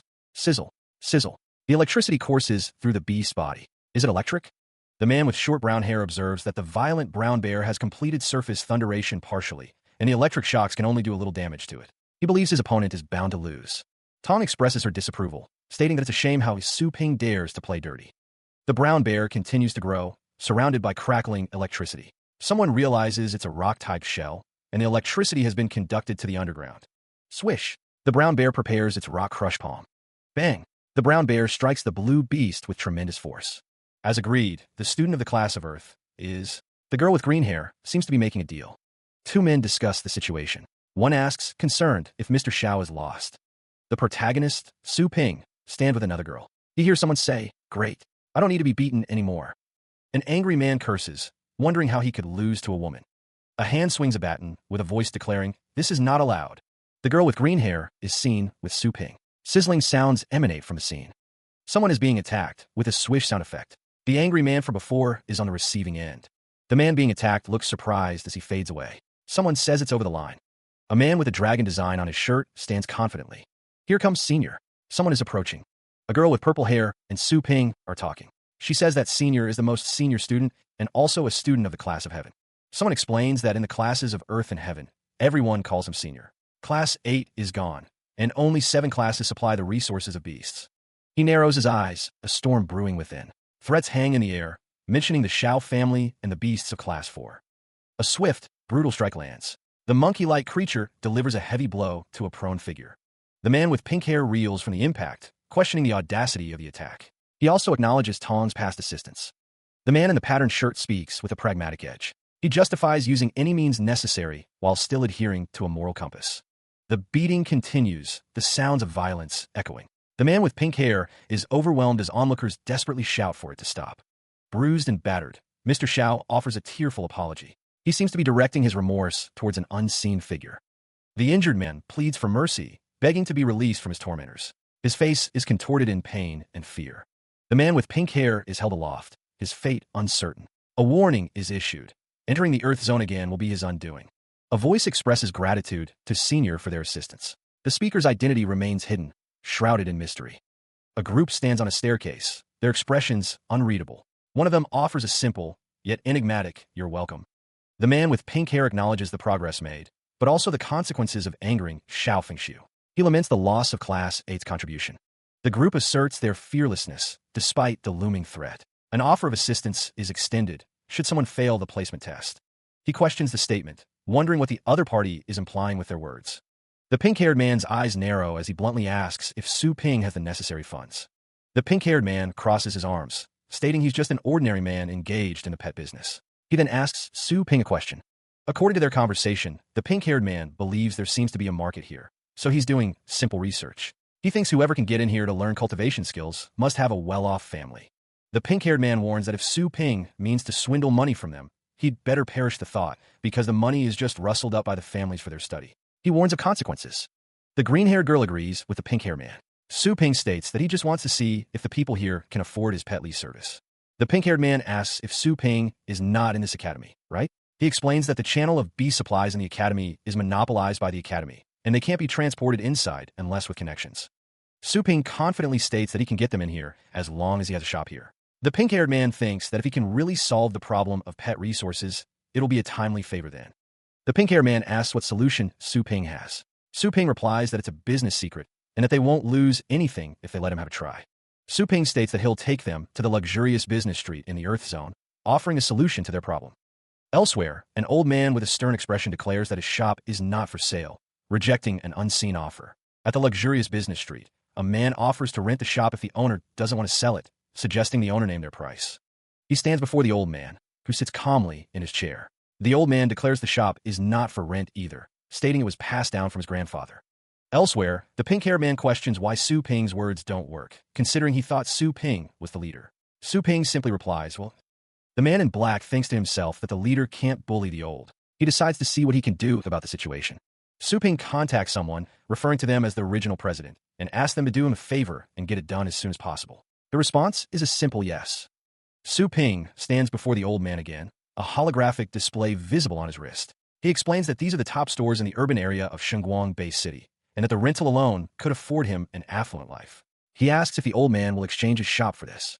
The pink-haired man is impressed by Su Ping's wealth, wondering if the pet business is so profitable. The old man is asked to sign a contract, but he seems hesitant. Su Ping thinks to himself that after the contract is signed, this shop will belong to him.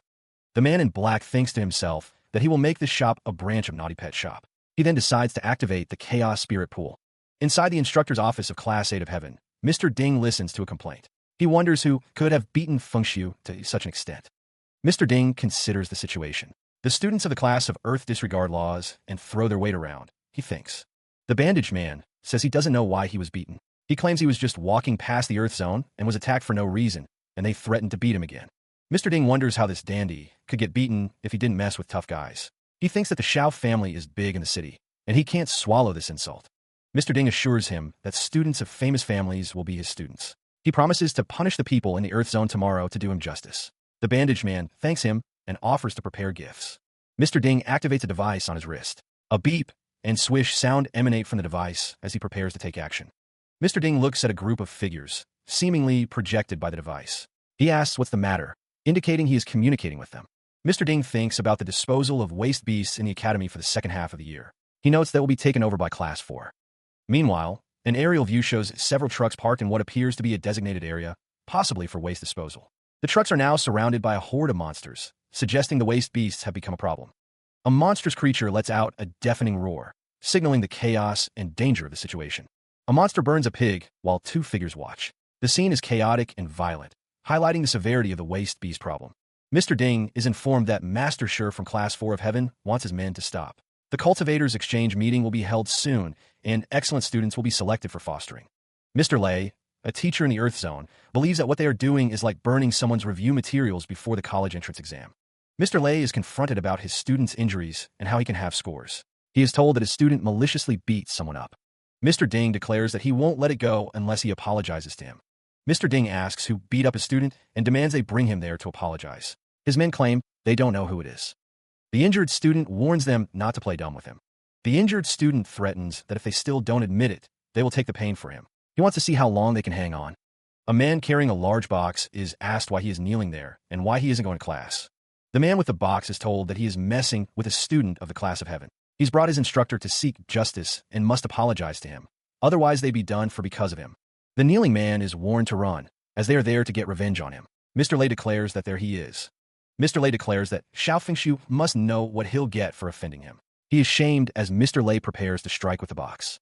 Mr. Lei strikes Xiao Fengshu with the box.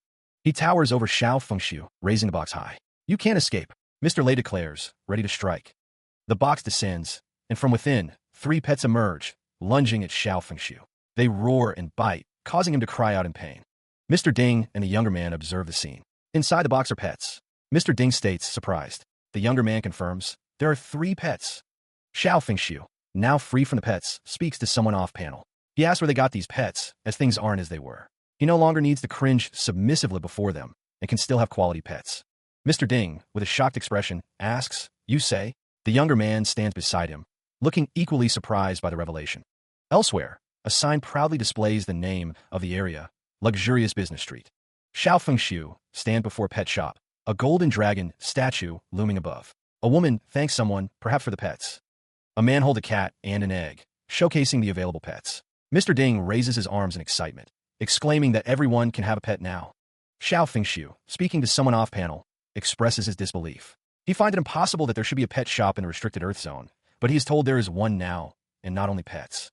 Shelves display various kinds of pet foods, promising a wide selection for discerning pet owners. Mr. Ding and the younger man discuss the pet foods. The younger man notes that these are the advanced pet foods exclusive for the professional training of the Class of Heaven, and wonders how this shop can get these foods. Xiao Fengshu and Mr. Ding discuss the pet foods and pets, noting they're affordable with a price lower than a market price, and the quality isn't inferior to that of the special supply in the academy. This is great, as the students can use quality resources. He points a finger, declaring something is wrong with the shop. According to him, this shop must be illegal, as the pet foods and pets supplied in the academy are all on the record. The man in the white shirt orders the guards to smash the shop and confiscate those undocumented pets. The other men respond with a resounding, yes. The golden dragon hound statue's eyes snap open, revealing a golden glow. A rumble echoes as the men in suits begin to move forward, intent on carrying out their orders. A deafening roar erupts as the golden dragon hound statue springs to life. The men exclaim in shock as the massive hound rises, now fully animated. Xiao Fengxiu, still recovering from his earlier injuries, wonders where this golden dragon hound came from, noting its overwhelming momentum. Meanwhile, Su Ping stands silhouetted in the doorway of his shop, observing the commotion outside. Su Ping emerges, asking what they are doing around his shop. A deafening bang echoes as a colossal golden dragon foot descends. Silhouetted figures stand dwarfed before the behemoth, questioning its capabilities. The man with bandages orders a retreat, dismissing their opponents. He believes they can't defeat the dragon hound. The golden dragon's head looms, its eyes glowing ominously. A voice pleads for guards to be sent immediately. A figure in a black coat stands before the dragon, his expression unreadable. It seems the old man is here to stand up for the brat. The man with bandages is shocked, his eyes wide with disbelief. He admits he's never known such a person in school. Xiao Fengxiu explains that he received a report of someone being badly beaten. He asks the man with bandages to explain the situation. The man with pink hair questions why the instructor is suddenly talking in a servile way. He seems confused by the change in demeanor. The girl with green hair reassures her companion, telling him not to be afraid. She says that Mr. Su will protect him, suggesting they explain things to Mr. Sure. The man with bandages thinks to himself, hoping his family's donations will ensure Mr. Sure will do him justice. He believes they are blowing smoke. In a chibi style, Xiao Fengxiu declares it fair enough, stating both sides took a beating. He seems to be mediating the dispute. The man with bandages questions why Xiao Fengxiu is defending them. Xiao Fengxiu replies that they still owe them an apology for attacking them stealthily after the contest.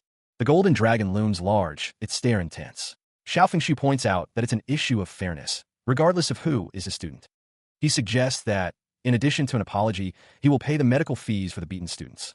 Xiao Fengxiu asks if the other party is satisfied with this mediation solution. The group responds that they are fine with the proposed solution. The man in the white shirt is told to apologize now, but he questions why he should apologize when he was the one insulted.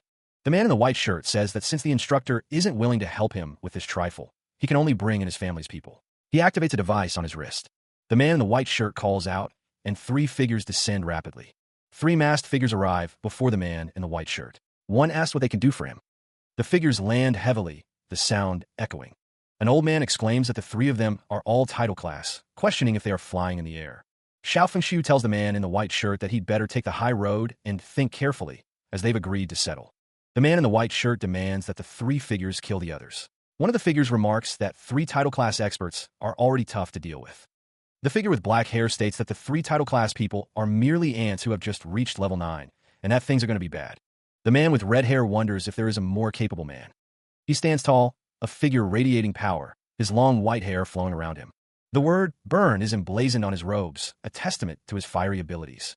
The bandaged man shouts, demanding, D****. It's Mr. C. Xiao C looks down, his expression unreadable as the man questions his presence. The bandaged man continues his tirade, insisting that Mr. C must deliver justice. A notification appears, indicating that the branch's status is under threat and a side quest has been released. Su Ping considers the coupon reward for the Chaos Spirit Pool, calculating the potential benefits. Rumble, rumble. 3 figures stand in the distance as the bandaged man and Xiao C face off. Bang, bang, bang. Energy waves surge, filling the air with raw power.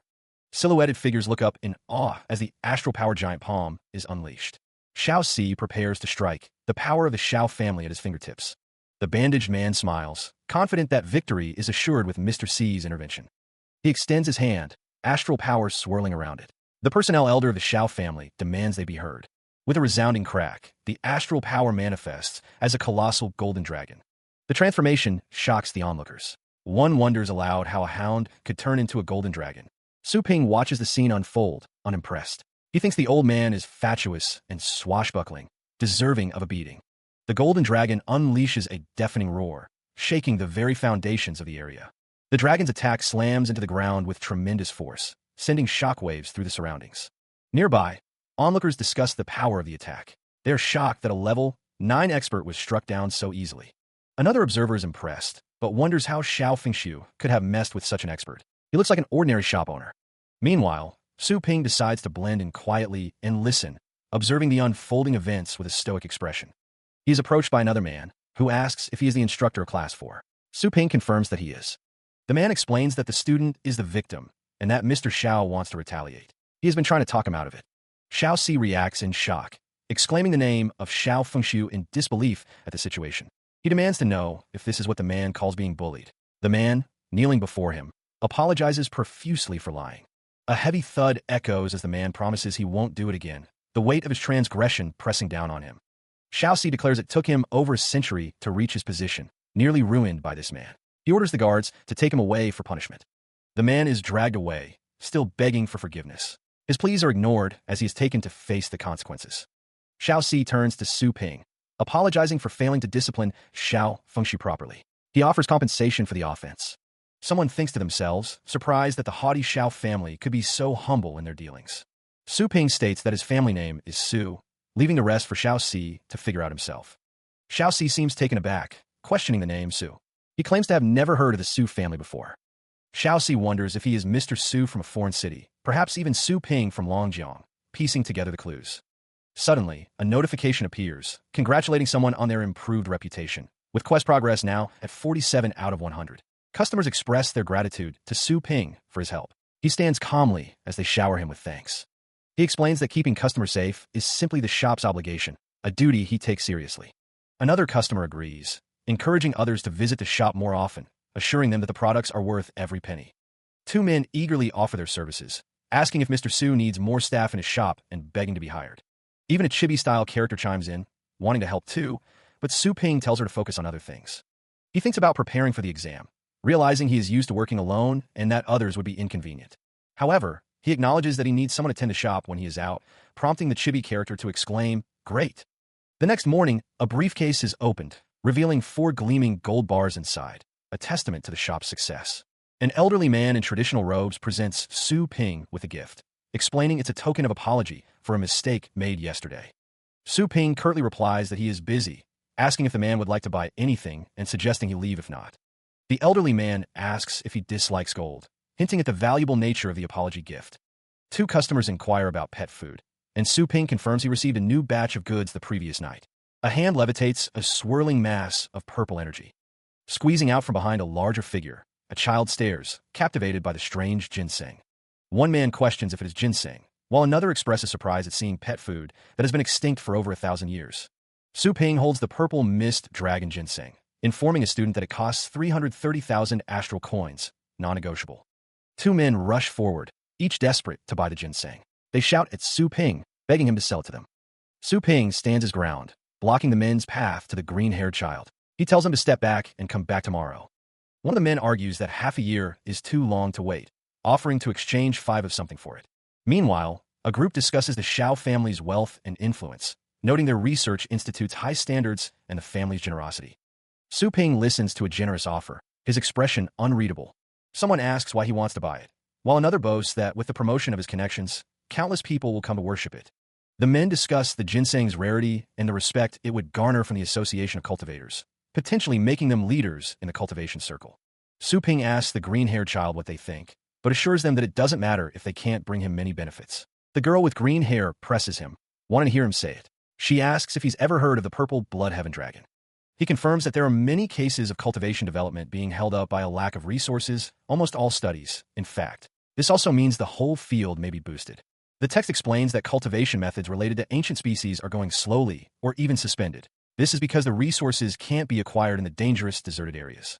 The man in the white robe states that it is hard to restore them, and this ginseng alone can hardly change anything. He warns that he may end up getting. Su Ping asks who told her that this is the only ginseng. He tells her to wait a minute, and he'll pick some for her now. Su Ping walks towards a door, followed by the man in the white robe and another figure in white. The man in the white robe asks, what? The girl with green hair asks, Mr. Su? She then asks if he isn't called Su Kwang. Half an hour later, the door emits electrical sizzles. Su Ping emerges, declaring done. He holds a glowing purple object in his hand. Su Ping walks towards the viewer, holding the glowing purple object. The man in the white robe and the other figure in white are shocked, exclaiming what? Su Ping states that each of them will get one, and to pay him now. The man in the white robe asks him to go easy. The man in the white robe exclaims that this is a 1,000-year-old antique, and asks how he can hold it, as if taking a cabbage. Su Ping assures him that it's not that precious, and there are a lot more in his bag. He is told that he seems to have bled a lot, and is asked if he is alright. The blood on him doesn't matter to Su Ping, though. The man with purple hair wonders what kind of family could have so many resources. The older man with white hair says he can't see through Su Ping, despite being over 100 years old.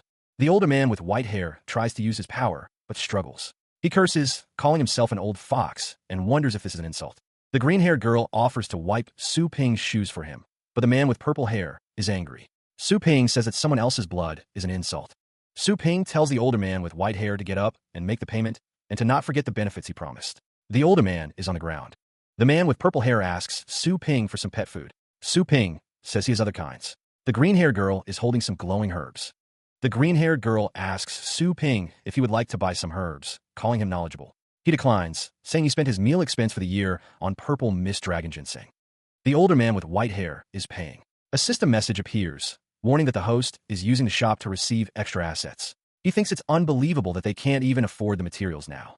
The green-haired girl asks Su Ping who told him he would keep the items. She is being asked to transfer the big presents to her by Mr. Xiao and Mr. Sher. The girl with green hair is questioned by two men, who ask if the money is for her. The scene shifts to Su Ping, who is standing with the girl and another man. The text explains that the money and buildings are for her to buy materials and sites for research. One of the men from the first panel says that this is too silly, while the other asks if there are any problems. The man with gray hair and a beard states that with the help of the Xiao family, he guarantees they can make it to the top of the global rich list within 1 year. One of the men says that he can't offer such a handsome reward and asks if this is worth it. A warning message appears, accusing someone of using an agent to gain extra financial benefits. The text explains that the Xiao family only means to monopolize the business and make money, and that they even bully the weak. The man with gray hair and a beard is asked if what he's doing is worthy of his position. He replies that he is more than ashamed. A man with pink hair is praised for speaking up, while others express their approval.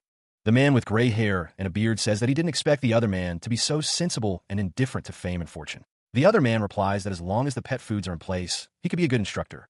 Meanwhile, Su Ping thinks that high-end pet foods aren't easy to sell, and that others want to monopolize his products. Su Ping tells the system to listen. He plans to invest in Zhonglingtong to introduce niche pet foods to the public and expand the market. He also plans to unlock new pet skills and cultivation techniques and acquire intelligence development by putting a name in her theses. He wonders how he can be suspected of making her his agent. The next day, the imposing school building stood tall, ready for another day of classes. Inside, the classroom felt like a self-access room of Class 8 of heaven. One student felt the author was already at his wit's end. Two female students stood in the doorway. One suggested they take the books back to the dorm first, and the other agreed. Another student, lounging in the classroom, declared he was done with his phone. He wondered aloud what they should do for fun later. The blonde-haired student leaned forward, a sly grin spreading across his face. He announced that he had something fun planned, but one of the girls told him to stop. Someone wondered if the green-haired girl was the busy bee, Zhonglingtong. The girl, identified as Feng Iliang, remained silent. The blonde-haired student confronted Feng Iliang. He questioned why she wasn't studying for the placement test and accused her of being a wuss. The purple-haired student exclaimed, "Classes of Earth, haha," before calling out a hey. The blonde-haired student continued to tower over Feng Iliang, pressing his point. Legs walked, perhaps away from the confrontation. Feng Iliang sat at her desk, packing her bag, seemingly unaffected by the confrontation. The purple-haired student remarked that Feng Iliang was too aloof to talk with, as the blonde-haired student puffed out his cheeks. A hand reaches into a bag, grasping the books within. The man holds the books high, taunting, "I'm talking to you. Didn't you hear me? Please return the book to me." Feng Iliang intervenes, telling him to stop. "Stop it. Are you pupils? So boring," she exclaims. He smirks, dangling the books. "You want it? I'll give it back to you if you admit your mistake. Weren't you the best at admitting mistakes?" His expression darkens. "I can't wait to see you crying," he says, grabbing the books tighter. The man's face is filled with a questioning expression. A student wonders, "The bodyguard of our instructor?" A thud echoes as the man falls to the ground. "Ouch!" He groans. Zhonglingtong says, "Let's go." "Thank you." Another person asks, "Hello, are you all right?" Two men observe the scene. One hisses, "Weird. Why is Mr. Ding's bodyguard protecting Zhonglingtong?" The other man responds, "TSK, TSK, TSK. No wonder that girl is different. Turns out she's got." A man orders, "Go. Follow them. When I take photos of her, I must teach her a serious lesson." The towering institute loomed in the distance, two figures walking towards its imposing structure. Peering from behind some foliage, the man with blonde hair wondered why she would go to the instructor-level institute. The man with dark hair thought the idea was pretty crazy and suggested they go inside to take a look as well. A machine beeped, its purpose unknown. Zhonglingtong was greeted by another student. The student with purple hair asked what happened. The man with blonde hair wondered what so many students of Earth were doing here. Kneeling, Zhonglingtong examined a small creature, wondering if she had applied too many spiritual gush herbs. The man with dark hair and the man with blonde hair observed that they were learning a basic cultivation method here, despite it being a place for high-end research. The man with dark hair was confronted by another man, who said, You too again. The man with blonde hair reported to the guard that the people of the classes of Earth were occupying the research institute illegally. The man with blonde hair accused Zhong Lingtong of illegally occupying the research institute and filmed her. He warned that stealing instructor-level equipment was a grave crime. Zhong Lingtong held out her hand, telling someone to see it for themselves. The screen displayed the official documents, outlining the parties involved in the institute's operation. The blonde-haired character expressed surprise. The institute was given by Mr. Shi, and the Xiao family paid for the cultivation resources. One of the women excused herself. Zhong Lingtong told her not to waste time, stating they needed to restart the study on Purple Blood Heaven Dragon. The blonde-haired character questioned restarting the Purple Blood Heaven Dragon study. The dark-haired male added that even if she didn't attend the placement test, many instructors would. Su Ping gazes in awe at the enormous sand snail, its shell gleaming under the artificial lights. The huge sand snail sits on a platform, a pet cultivated with stronger power and stamina. Onlookers click photos. The judges observe the snail's cultivation, deeming its emotions stable and the cultivation a success. The man in the lab coat didn't expect the judge to praise his cultivation method. He wonders how many points he can get. The scorecards are revealed, showing scores of 10 to 1 and October 2nd. The judges seem to agree on the assessment. The man in the lab coat is surprised, as the highest score he can give is apparently only 2 points. The judges ask for a minute, wondering if there is any hope for a higher score. The man with dark hair thinks that the cultivation method already existed 100 years ago, deeming it merely a little practical. The man with dark hair believes the cultivation method is not innovative and forward-looking. This is the Cultivators Exchange meeting, where all the elite cultivators in this city are gathered, but there's no room for innovation. The Cultivators Exchange meeting starts now in Tianlong Academy, ranking 5th in Xinguang Bay City. They appreciate the academy offering the site. The principal of Tianlong states it's their honor that the top talents of the city are in their academy, hoping they can all bring out their best to get a good ranking and find their investor. He appreciates the person making time to come. The elder notes that there are 3 judges to rate the contestants. The screen encourages people to join the association. Historically, selected students became level 9 top cultivators, and the last winner reached level 8 at the age of 19.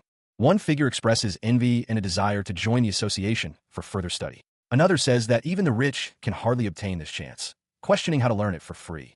A high-angle view shows a building with chairs. Someone holds a green card with intricate designs. 2 figures stand, seemingly waiting. One wonders if any talent has been found, but the association hasn't taken action yet.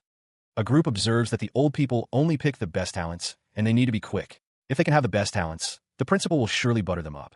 A figure in a suit is determined to seize the chance, seeing the opportunity before them. 2 figures are seated in chairs. The words "SIT down" are displayed prominently. The group wonders who the young man is and how he dares to take the seat of the level 9 instructor. Someone suggests he might be a guest invited by the association.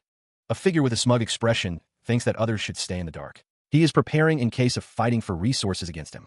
A figure kneels, observing optical camouflage invisible skill. He notes that he can get 3 points maximum. The group discusses what kind of skill is smearing the invisible paint on the pet.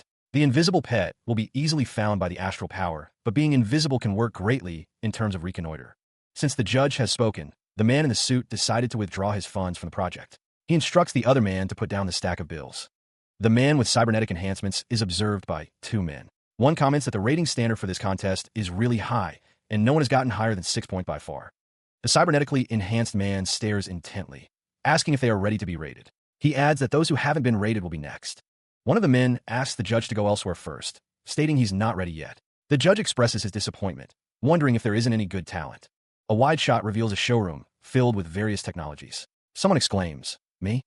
A girl with green hair raises her hand, calling out, "A look." The judge asks who that is, and someone responds, questioning if it's a woman. He notes that she dares to step forward at this. The judge tells the green-haired girl that she's got some nerve and to show him the way. He seems impatient.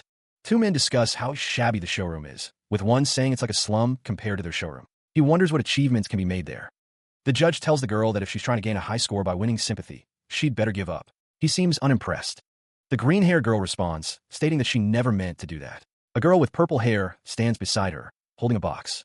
A hand carefully places a test tube filled with purple liquid into a container, creating a clattering sound. He sniffed the air, trying to discern the source of the strange scent. His companion wondered aloud what she intended to do with it. The girl with green hair held up a test tube. Inside, a viscous, purple liquid sloshed gently as she asked someone to check it out. The purple liquid flowed from the test tube into the mouth of an uncultivated, level 4 dragon cub. It eagerly drank the substance. With a whoosh, the girl adjusted her black gloves, a slight smile playing on her lips. The The woman with maroon hair watched her every move. The two girls stood on either side of the dragon cub, their hands glowing with energy. They were performing the dragon blood vessel tempering method, absorbing the power. Su Ping watched with concern. He wondered what would happen after the creature absorbed the blood, his brow furrowed with worry. A massive, spectral dragon began to materialize, crackling with purple energy. The smaller dragon cub floated at its center, sizzling with power. A deep rumble echoed through the area, the air thick with magical energy. The very ground seemed to vibrate with the dragon's power. Su Ping felt a strong sense of oppression, his face contorted in pain. Another man clutched his head, feeling as if it were splitting open. The massive dragon loomed, its form now fully realized. Su Ping recognized it, the purple blood-heaven dragon that died out 9,000 years ago. A spectral dragon of pink and purple energy manifests in the air. Two figures gaze upwards, observing the strange phenomenon in the sky. A blimp floats in the sky, displaying a woman on its screen as someone wonders what they just witnessed. Two women stand near a smaller, purple dragon, discussing the data and the unexpected changes they are observing. The crowd murmurs, one voice dismissing the dragon blood vessel tempering method as a mere gimmick. It seems Zhong Lingtong's performance was not up to par, as the standards for this contest are quite strict. The onlookers jostle for a better view, each eager to see the cultivator who is drawing so much attention. The instructors of Tianlong Academy express great interest in the contestant displayed on the screen. The student of Class 8 is finally recognized, her talent now undeniable. The information about the student of Class 8, Zhong Lingtong, 17-year-old level 6 cultivator, is being reviewed. Instructors begin to vie for the student, each offering their own unique advantages and cultivation methods. The instructors eagerly try to recruit the student, promising afternoon tea and other benefits. A man with blue hair, dressed in a suit, apologizes, declaring he will go first. The man with long white hair is surrounded by a burst of speed, a whoosh marking his sudden movement. Mr. Bai, vice president of the Association of Cultivators, narrows his eyes, questioning an unseen presence. The man with long white hair chuckles, claiming old age and invalidity as he prepares to stretch. Mr. Bai scoffs, refusing to believe his opponent is as weak as he claims to be. The man with long white hair declares to it as he rapidly accelerates, readying himself. Mr. Bai accuses his opponent of being too crafty, sensing a trick. The man with long white hair reveals his power, level 9 teleportation, declaring that all is fair in war. Two beams of light converge with a resounding thud, shaking the city below. The man with long white hair and Mr. Bai have arrived simultaneously, prompting onlookers to suggest others leave. The man with long white hair is approached by two girls, one of whom asks to see the dragon he cultivates. Mr. Bai is invited inside, with others expressing excitement about talking to such a big shot. The onlookers discuss the situation, wondering what kind of talent could be treated in such a way. One cautioned against counting chickens before they hatch. Mr. Bai stood beside a small purple dragon, as someone remarked that his standards were higher than the judges. The dragon croaked. The dragon's wings carried purple electricity, its scales were translucent and contained rich dragon energy, and its eyes gave off a domineering air. It integrated with the bloodline of the purple blood-heaven dragon.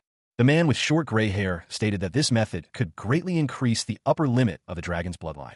Mr. Bai chuckled, calling the talent in their academy brilliant. Despite some shortcomings, the dragon was given 9.5 points, the highest score. Mr. Bai asked the girl with green hair to go with him, stating she would have the full support of the whole association. The man with short gray hair told Zhong Lingtong not to leave with him. He added that she was fostered by their academy and should contribute to her alma mater. The onlookers commented on how they've really gone all out to win that girl over. One stated that it was the best treatment under the principal, but Mr. Bai's offer was really tempting. 2 secret skills from him will be enough for one to make a name in the cultivation field, one of the onlookers stated. Another said that girl has actually had a meteoric rise, adding that he can't accept this. The man with short gray hair sighed, wishing he had a second chance to establish a good relationship with her. He and Mr. Bai waited for the girl with green hair to make her decision. The girl with green hair confirmed that she had made her choice. The onlookers wondered who she chose, and who on earth gets to take in this new star of the cultivation field. One thought the principal had a better chance, while another didn't think so. The 2 students speculated about who would be chosen. One was sure she would be the lucky one. Elsewhere, a figure sat upon a throne, preparing to rise. It was time to return to the shop and stock up. Zhong Lingtong addressed Mr. Bai and the principal, thanking them for their offers. She had made her decision. The protagonist, Su Ping, was stunned by her choice. He was completely taken aback. Su Ping, in a chibi form, declared his true identity. I'm Su Kuang.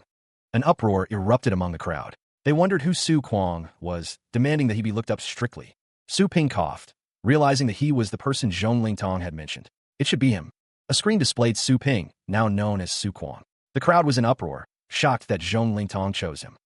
One of the older men laughs, remarking that someone has beaten him to it. The other asks seriously who it is. Zhong Lingtong explains that Mr. Su has helped her when she was in trouble several times. Her research materials and funds were all donated by him. The materials required for the project of Purple Blood Heaven Dragon must have long died out.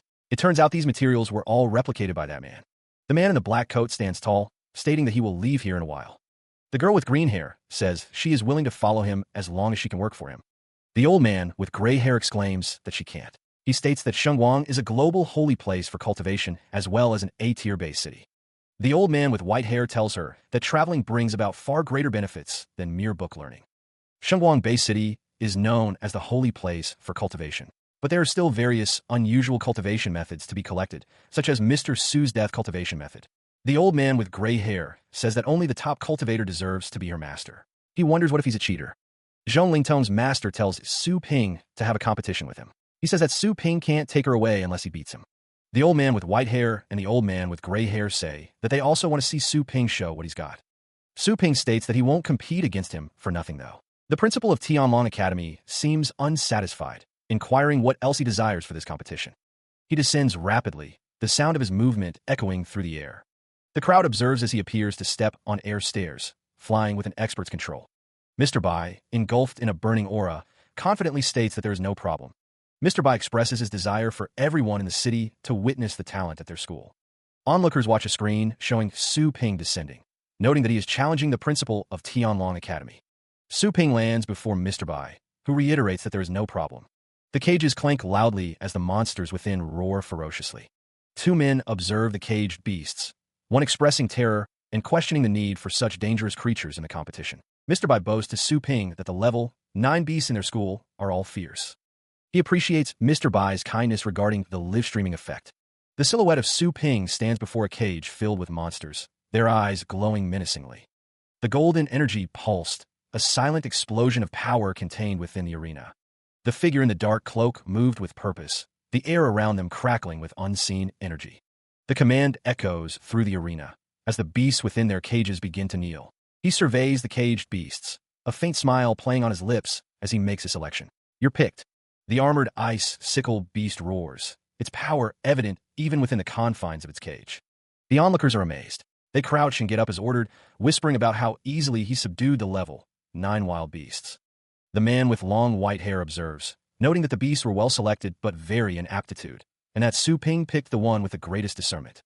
The woman with purple hair exclaims that the competition between the two experts has started from such a small detail. Mr. Bai holds a glowing cube, a smug look on his face. Your armored icicle beast is talented indeed. A red dragon roars within its cage, as a man in white robes commands it to rise. The man with long white hair explains that the dragon isn't afraid of elemental restraints, and its potent bloodline can make up for any difference in aptitude. The man with long white hair concludes that if cultivated properly, the dragon can easily suppress the armored icicle beast, and most importantly, Tianlong. The man in the purple robe intends to teach Zhong Lingtong this skill, after acknowledging her as his disciple. Addressing an unseen person as young lad, the man in the purple robe declares he will now show the skill. With a whoosh, a centurial dragon bone appears, glowing with an inner light as it floats in the air. The dragon bone is engulfed in blue flames, the word forge appearing as it begins to burn. A spectral blue dragon howls, the sound echoing with a howl as it rustles in the ethereal space. The spectators observe that a dragon soul is looming in the dragon bone, calling it unbelievable and a rare treasure.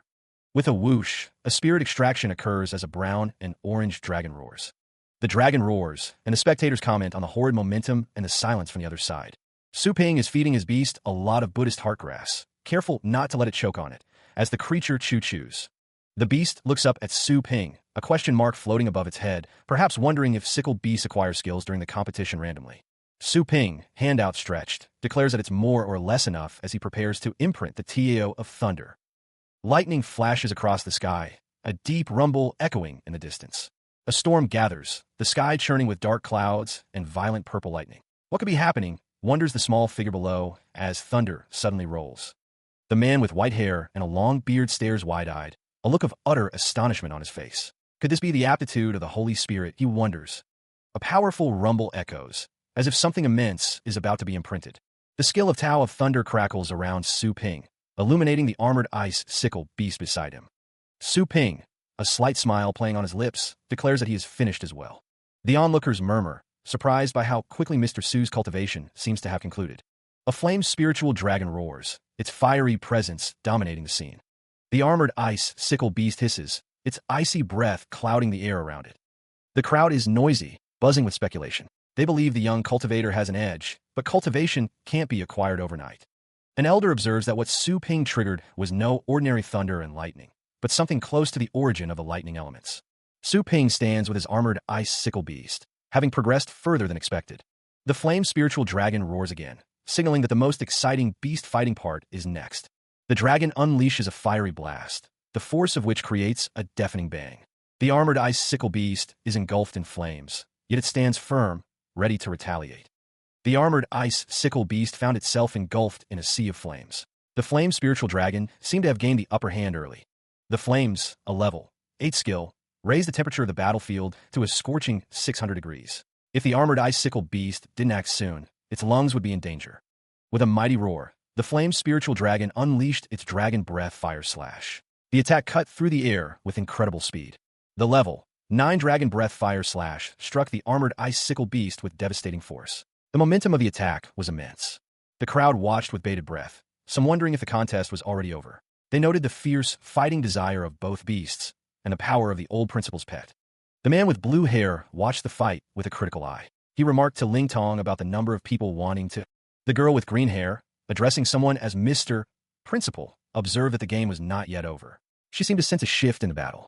The man with blue hair, overhearing the girl's comment, seemed surprised. He questioned what she meant by that statement. The armored ice sickle beast remained surrounded by the intense flames, but something was changing. A subtle shift in the air could be felt.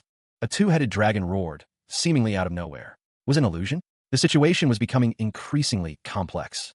The two-headed dragon stood on a platform of armored ice, surrounded by the sea of flames. The battleground had transformed once again. Su Ping noted that the sickle beast was gone. He seemed to know where it had gone, and that it was now here. He stood firm against the gale, the wind whipping around him. Through the chaos, a blurry shape emerged, wreathed in fire. The two-headed dragon staggered, its form now visible, as a woman perched atop one head. Nearby, a man's eyes began to glow with power. The man with glowing eyes focused, enhancing his vision. He muttered that the armored ice sickle beast's breath was still on the field, and it couldn't escape his sight. His eye blazed with an intense, otherworldly light. The woman on the dragon looked on, questioning what was happening. The old man with the white beard chuckled, stating that seeing once is better than hearing 100 hearsay. He suggested switching to the high-speed camera. The woman asked what was going on, then requested the broadcaster switch the image. Inside the broadcast room, the camera equipment whirred to life. The staff watched the screens with growing concern, seeing the crowd of people below. The screen displayed the two-headed dragon at 100,000 frames per second. The view switched to 1 million frames per second, revealing even more detail of the dragon's movements. The high-speed camera captures the armored ice sickle beast's movements, recording an astonishing 10 million frames per second. The spectators watch, amazed. The wind pressure generated by the armored ice sickle beast's high-speed movements is terrifying. With a mighty roar, the red and orange dragon unleashes its power, filling the arena with a deafening whoosh. The white-haired man looks on in dismay. His flame spiritual dragon can't even begin to fight back against such power. Su Ping snaps his fingers, a sharp sound cutting through the arena. He calmly orders a stop to the contest. The red dragon's head whips around, the swish of its movement echoing as it responds to the sudden halt. Defeated, the white-haired man kneels, the thud of his body hitting the ground punctuating his admission of defeat. The announcement rings out. The armored ice sickle beast has won the contest by a crushing margin. The winner is declared to be Su Kuang. The white-haired man vehemently objects. He insists that the winner's name is not Su Kuang, contradicting the official announcement. The protagonist stands calmly, his hands in his pockets. He reveals that the winner hails from Longjiang Bay City. The camera focuses on his feet as the winner's true identity is revealed, Su Ping. Su Ping's image is displayed on a screen, with onlookers discussing his legendary status and incredible talent. His cultivation skills and shop services are also praised. Others discuss Su Ping, noting that even the old principal is no match for him. They agree that he is impeccable in fighting and cultivating and the most suitable. A girl expresses that she knew Su Ping was not simple. She seems to be in company of Mr. Bai and another girl. A notification appears, congratulating Su Ping on completing a task to make a name across the city. He receives a 50% off entry coupon for the Chaos Spirit Pool. Su Ping acknowledges the notification, stating that he is done. A screen displays the reward he has received. Mr. Bai tells Su Ping that he has heard a lot about him. He admits that he lost fair and square, and asks about the cultivation methods Su Ping used. Mr. Bai is told that he asked the question too directly, as one won't pass down his skills easily. Su Ping reveals that it is called Tao of Thunder Imprint, acquired by accident, but not fully comprehended. Su Ping thinks to himself that he can only use it at present and can't teach it to others. He considers the impact if this kind of magical cultivation method could be popularized. Su Ping acknowledges that he knows that. He is shown gathering energy in his hand, stating that his understanding of the Tao of Thunder improves. Others discuss Su Ping's willingness to share his secret skills. One person states that they will find a way to record it, while another says they will show their support. Su Ping states that he is not going to charge any fee for his cultivation method. Someone says that they'll buy it, even if it costs a high price. Su Ping decides to share it online for free. Others express surprise and excitement about his decision, questioning if it is for real. He considered the implications of his decision, understanding that his cultivation method wasn't just for him. It was meant for everyone to learn advanced cultivation methods equally.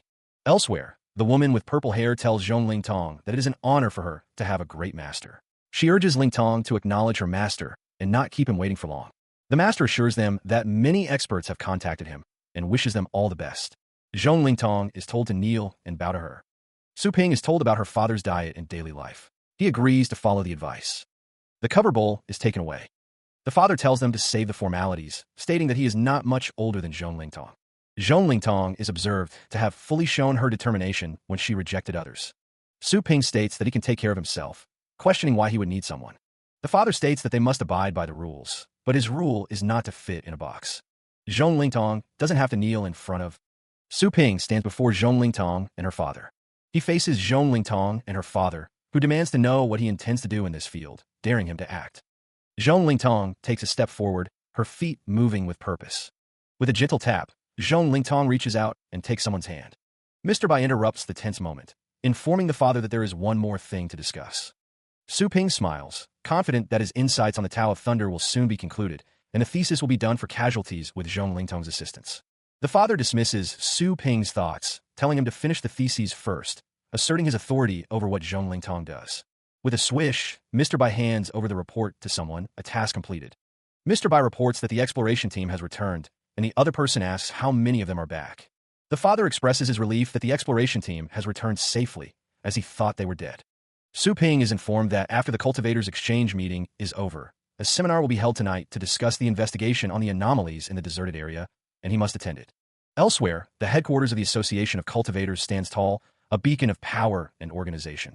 A noisy meeting is underway, with discussions about the appearance of many pets where they shouldn't have appeared, and a feeling that they seem to be hiding from something. He wondered if it could be the four overlords. The other man hoped not, knowing they were at the pinnacle of a legend class. The speaker declared that people of Peak Tower wouldn't stand a chance of winning. He ordered the exploration team to give a report on the investigation now.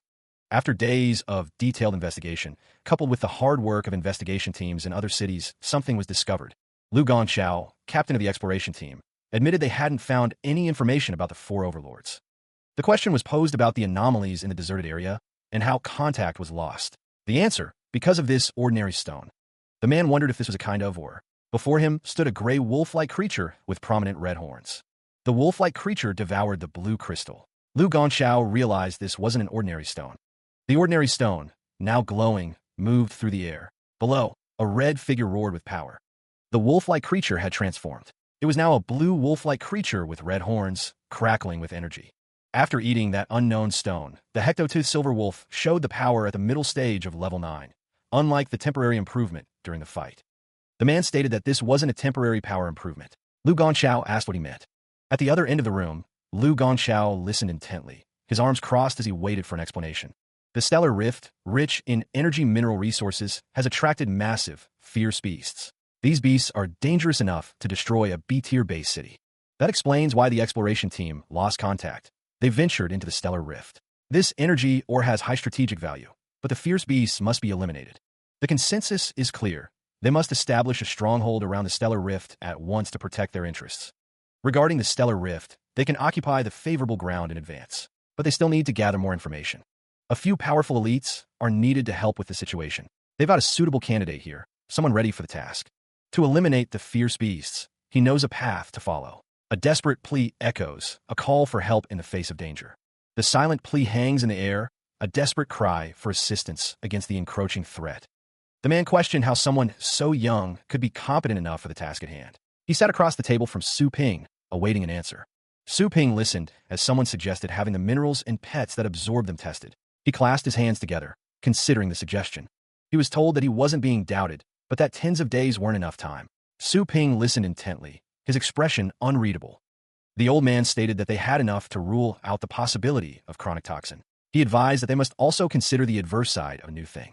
Another man agreed with Su Ping this time, slamming his hand on the table. A cloaked figure stood beside a large, winged creature. The old man questioned when young people could point fingers in their association. He chuckled, stating that the new generation excels the last one. 5 hours later, Mr. Bai was informed that the results were in. The mineral was referred to as the energy crystal below, after testing it in tens of ways. The man stated that giving him an opportunity still couldn't work and that it was totally unnecessary. He added that they've been exploring the deserted area for the association for tens of years. Lu Gongxiao stated that it's taboo for an amateur to tell the experts what to do. He added that Captain Lu is an expert at this, and they should listen to him more. Su Ping asked if there were any indigenous residents on the other side of the rift and inquired about their power. He stood with his hands clasped, awaiting an answer. Static filled the screen, accompanied by a sizzling sound. The interference seemed to be disrupting communications. The man observed strong magnetic interference in that place, stating that recording is impossible. He looked down at the device on his wrist with concern. He offered his answer, though it felt no different than having no idea at all. As long as he could confirm the landform in that world, Su Ping knew he could safely plunder the resources in the cultivation ground of the system, all for the sake of such powerful resources. It was worth a shot. A clack echoed in the meeting room as a man adjusted something. The man in the suit stated that he could go with him to deal with the situation. A chuckle filled the air as the man with short, spiky hair, Lu Gongxiao, declared that Su Ping was too juvenile and didn't even feel like he was giving off astral power. He requested at least 15 more power be allocated. The man with long white hair chuckled, addressing Lu Gongxiao. He noted that Lu Gongxiao spent most of his time in the deserted area and probably knew little about the recent situation in their base city.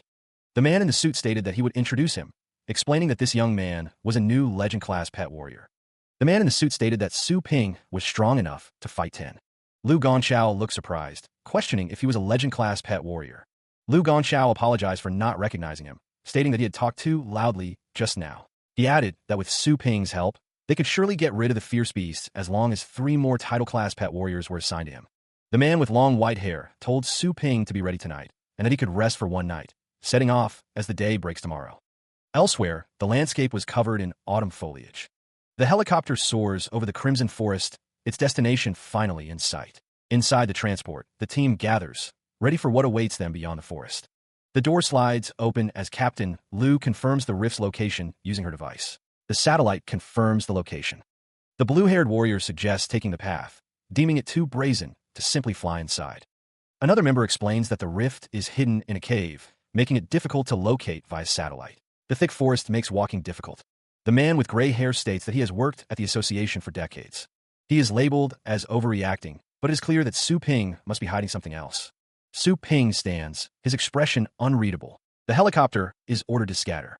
The team prepares to enter the fight, energy flaring around them.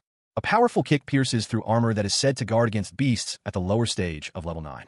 Monstrous figures roar, their presence a terrifying omen. A barrage of arrows streaks through the air. Where do these beasts come from? Deep within the forest, hulking, crimson beasts emerge, their eyes glowing menacingly. The 2 figures stand back to back, deflecting the incoming attacks. One shouts, "There are too many of them," so they will take defensive measures. An eagle claw 100 punch technique is unleashed, the hand glowing with intense energy. The beasts rustle through the undergrowth, but one is struck by a powerful energy blast. One of the crimson beasts bares its fangs, a sinister grin spreading across its face. The blue-haired figure clicks their tongue, remarking that these crafty beasts are good at hiding. The figure states that their sharp, eagle claw 100 punch can only cause a few scrapes, and that the trees are extraordinary too.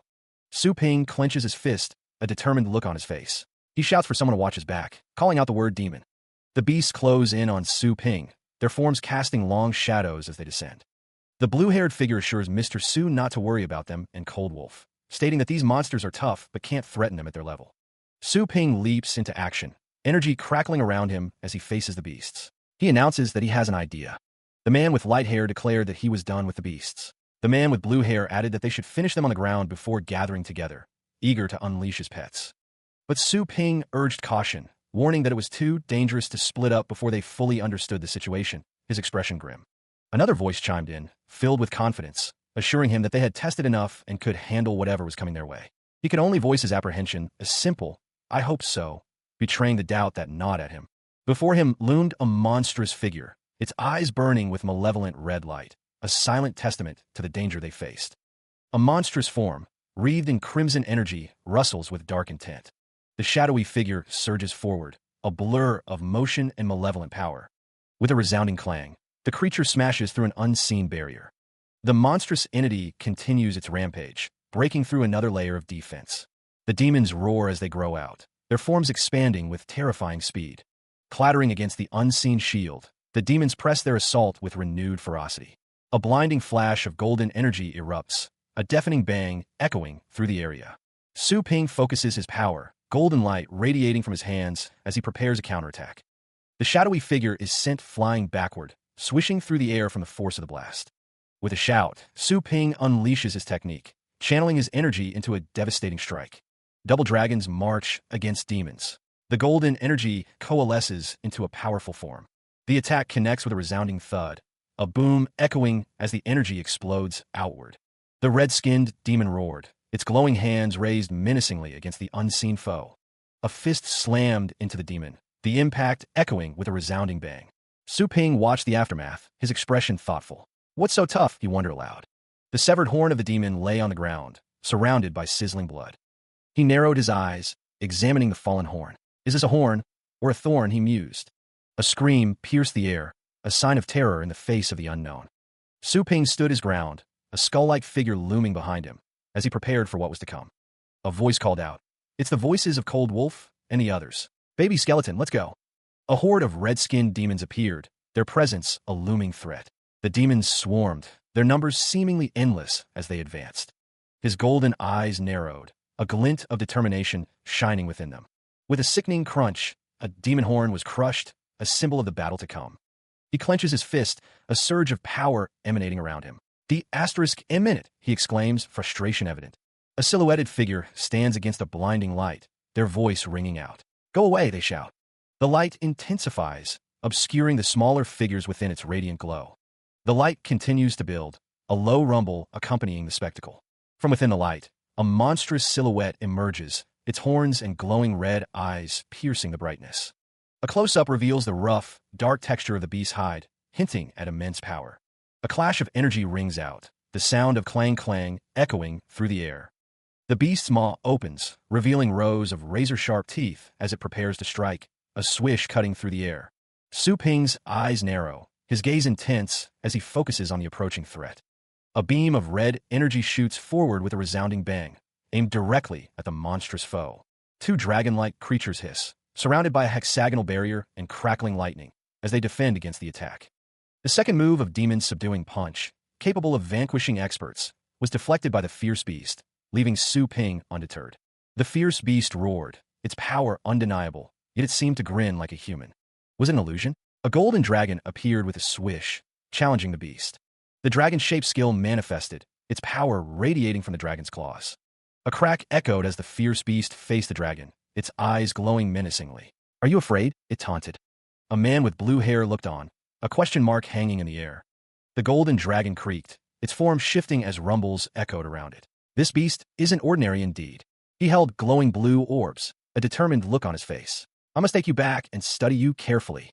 Medium and advanced trapping rings are displayed, showing their capture probabilities. Fortunately, some of these rings have already been acquired. Su Ping gazes down, trapping rings encircling the red baboon-like creature. He reflects on the energy it cost him, thinking it will soon be back in his shop. The red baboon-like creature squeaks, declaring its unwillingness to bow regardless of abilities. It then makes a sudden leap outward. Su Ping looks up as the creature looms larger, now accompanied by another of its kind. The air rushes around them. His expression hardening, Su Ping prepares to intervene. A vertical slash of yellow energy cuts through the air. The red baboon-like creature is struck, the impact resounding with cracking sounds. It seems surprised by the sudden attack. An orange glow emanates from Su Ping as he commands, "Go." The red baboon-like creature has grown significantly larger, its eyes now glowing with menacing red light. The massive creature moves with incredible speed. The trapping rings shatter into fragments, their power nullified. The creature, now towering, seems to be shortening something, a sinister grin spreading across its face. Su Ping touches a device on his wrist, sending the coordinates. A soft beep confirms the transmission. A complex mechanical structure whirs to life, its components clattering as it calibrates. The target is being corrected, a voice declares as a beam of light pierces through a swirling cloud of energy. The red creature stands tall, its form radiating power as it prepares for what's to come. A surge of energy explodes outward, creating a splash effect as the creature is engulfed in light. Sizzling energy crackles around the red creature as it cries out in pain, its form shifting and changing. With a swish, the creature's silhouette shifts, becoming more defined amidst the fiery energy. The creature's transformation nears completion, its new form emerging from the light with a menacing presence. A clank echoes as the transformed creature's hand meets an unseen force, its expression one of pain. Elsewhere, a dragon-like creature roars, unleashing a wave of energy as it clashes with the transformed red creature. Cracks form around the transformed red creature as it struggles against the dragon-like creature's attack. The transformed red creature shakes away the effects of the attack, preparing to retaliate. The red, horned creature roars, teeth bared, as it faces a dark dragon. A blinding beam erupts, engulfing the dragon in a cataclysmic explosion. The red creature pauses, considering something, as a swish sound echoes around it. Surrounded by a fiery aura, the creature declares it won't fall for the same trick again. A bang rings out as the creature is struck by multiple projectiles, accompanied by swish sounds. An exclamation mark appears above the creature's head as it grits its teeth, enduring the barrage. The projectiles strike the creature's hand, producing a clank sound as they impact. A question mark hovers as the creature's eyes glow red, and a blue energy dissipates from its hand. More projectiles rain down, accompanied by the sound of swish as the creature remains standing. The creature grunts, humph, as the projectiles continue to strike, making ding sounds. The creature's profile is highlighted as a projectile impacts its chest with a thud. A skeletal figure with glowing red eyes appears, declaring, "Red baboon, just laugh when you." The red, horned creature is surrounded by a swirling vortex of golden energy. The energy intensifies, forming a cage of light around the struggling beast. The creature grunts in pain, questioning how this could be happening as a skeletal figure looms below. The red creature, now panicked, desperately attempts to flee the onslaught. The skeletal figure stands firm, while in the distance, Su Ping kneels, observing the scene. The red creature lies defeated on the ground, bloodied and seemingly unable to move. Meanwhile, Su Ping, accompanied by two others, expresses his frustration at arriving late to the scene. The figure in the cloak stands silhouetted against the horizon, watching Su Ping's approach. One of Su Ping's companions wonders where the fierce beasts have gone. Another figure asks if they were repelled, their arm around the female companion. He is supported by the man with short silver hair, concern etched on the man's face as he calls out to Su Ping. In the distance, two figures stand before a massive, dragon-like beast, the air thick with the aftermath of battle. Had they been repelled by Su Ping? A man in a long coat looks down, the word rise emblazoned behind him. The man in the long coat walks away from a massive claw, the aftermath of a fierce battle evident. Even the Hell Candle Dragon, which is usually invincible, couldn't resist them. The man in the long coat stands over a body, his expression unreadable. The man with short silver hair admits it was his fault, having misjudged the fierce beast's power. He apologizes for holding Su Ping back. A foot steps on a glowing object, the man with short silver hair asking if Su Ping remembers what Cold Wolf said before something went wrong with their plane. The man with short silver hair hisses, stating that the stellar rift mentioned by Captain Lu couldn't be found on the satellite.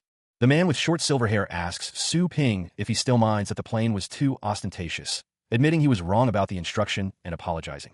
The man with short silver hair notes that only 3 of them are left before they enter the stellar rift, adding that Silver Owl has been injured. He suggests going back to the base city and giving it further thought. The man with gray hair agrees, suggesting they return to ask for help. They will gather more powerful men to eliminate their foes. Massive hands descend, ready to catch the pair. The two are lifted into the air, their fate uncertain. With a whoosh, a dragon soars through the sky, its fiery tail blazing. The pair are carried away. The man with gray hair is asked what he is doing. He is being carried away by the dragon. Meanwhile, Su Ping stands, his expression thoughtful. He acknowledges that those monsters are crafty. The dragon soars, a voice echoing that to return to the base city safely, the two have to suffer a bit. The man with gray hair is motionless in the dragon's grasp. He is told that they are back. Su Ping contemplates exploring the stellar rift that Lu Gongxiao mentioned. He acknowledges the questionable points and decides not to act recklessly. Elsewhere, 2 dragons fly through the sky, their forms silhouetted against the horizon. They are returning to their destination. The dragons approach a city, a statue of a lion standing guard. They are nearing their destination. Figures in suits stand on a tiled floor, awaiting the dragon's return. One with long white hair wonders why he only feels 3 people's breaths. The dragons land on a building with a thud. They have returned to the city. The report came in. Captain Liu and Silver Owl were injured. The speaker urged someone named Mr. Su to hurry and order his pet to let them go, stating they needed treatment. He prepared an individual ward for each of them. 10 armored guards above level 9 were ordered to protect them and to ensure they didn't communicate with others without his consent. A man looked on in shock at the scene unfolding before him. Mr. Bai watched with a stoic expression as the man exclaimed, "What?" The man with long white hair questioned if they were going to keep them under detention. His expression was stern, awaiting an answer. One of the men in suits explained that Captain Liu and Silver Owl were veteran pet warriors with years of service and many deeds of merit. He then asked what they had done wrong. The woman with silver hair, looking distraught, said it was her presumptuous action that caused the failure. She was willing to accept any punishment. Mr. Su stood before the group, his back to the viewer. One of the men stated that they could hardly be convinced, awaiting further explanation. He stated that he had solid proof for now. The enemies were extremely tough, and no mistake was allowed, he thought to himself. The man with long white hair instructed someone to just do as he says. The man in the suit, looking surprised, called out, "Mr. Bai?" The situation was tense, with disagreement in the air. A voice commanded, "Do it," indicating a difficult decision was being made. Elsewhere, a woman in a white robe stood in a hallway as Mr. Su approached. She remarked that not all the people under him were as free as he was, and asked what happened during the exploration. He hadn't agreed to join them yet, old chap. This was the first time they'd sent out the pet warriors directly under the association, right? Mr. Bai states that Silver Owl and Cold Wolf are the first batch. Su Ping holds up 2 breastplates, wondering if they are exclusive to the direct pet warriors. The man with sharp teeth claims to have seen Silver Owl and Cold Wolf die with his own eyes, his fists clenched. Someone suggests that the 2 breastplates of their army should match as well. Someone doubts that the person locked in the ward looks the same as Silver Owl. The person with gray hair states that there was something fishy about the exploration. The cloaked figure tells Mr. Bai that there is urgent news and demands that he say it. Su Ping learns that all base cities have decided to dispatch more exploration teams to discover energy crystal.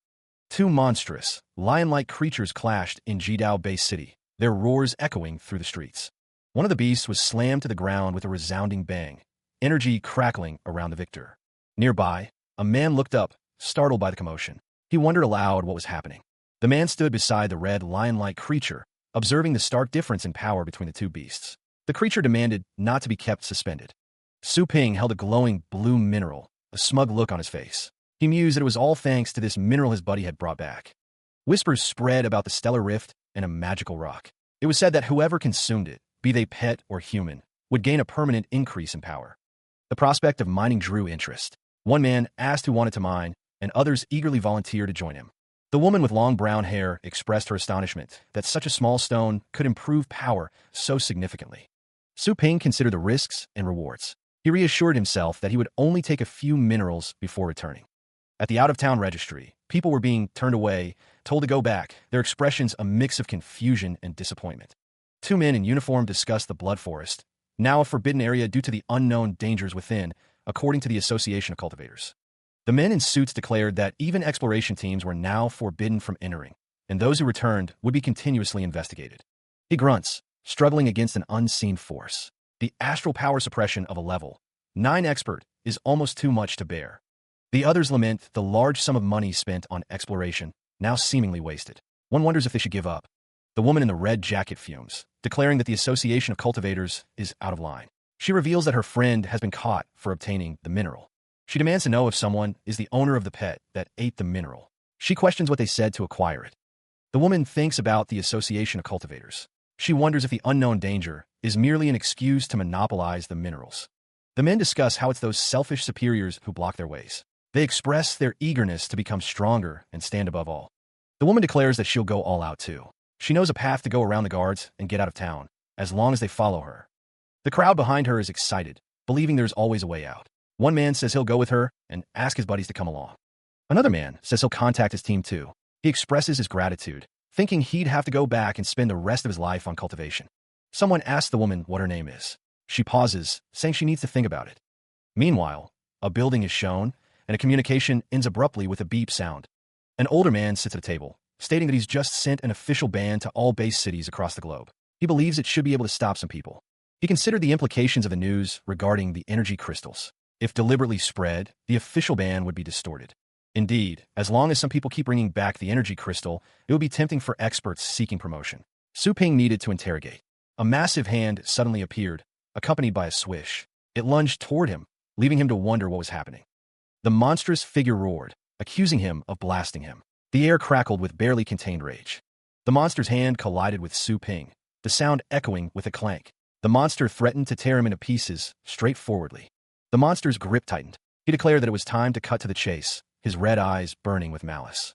Surrounded by the massive hands, he demanded to know where the monster had acquired those energy crystals, his expression unreadable. The monster questioned what he was up to, accusing him of hiding his abilities. He was told to take a guess and answer the question. The monster laughed, a deep, rumbling sound. He told him not to be ridiculous, the word burn appearing around him.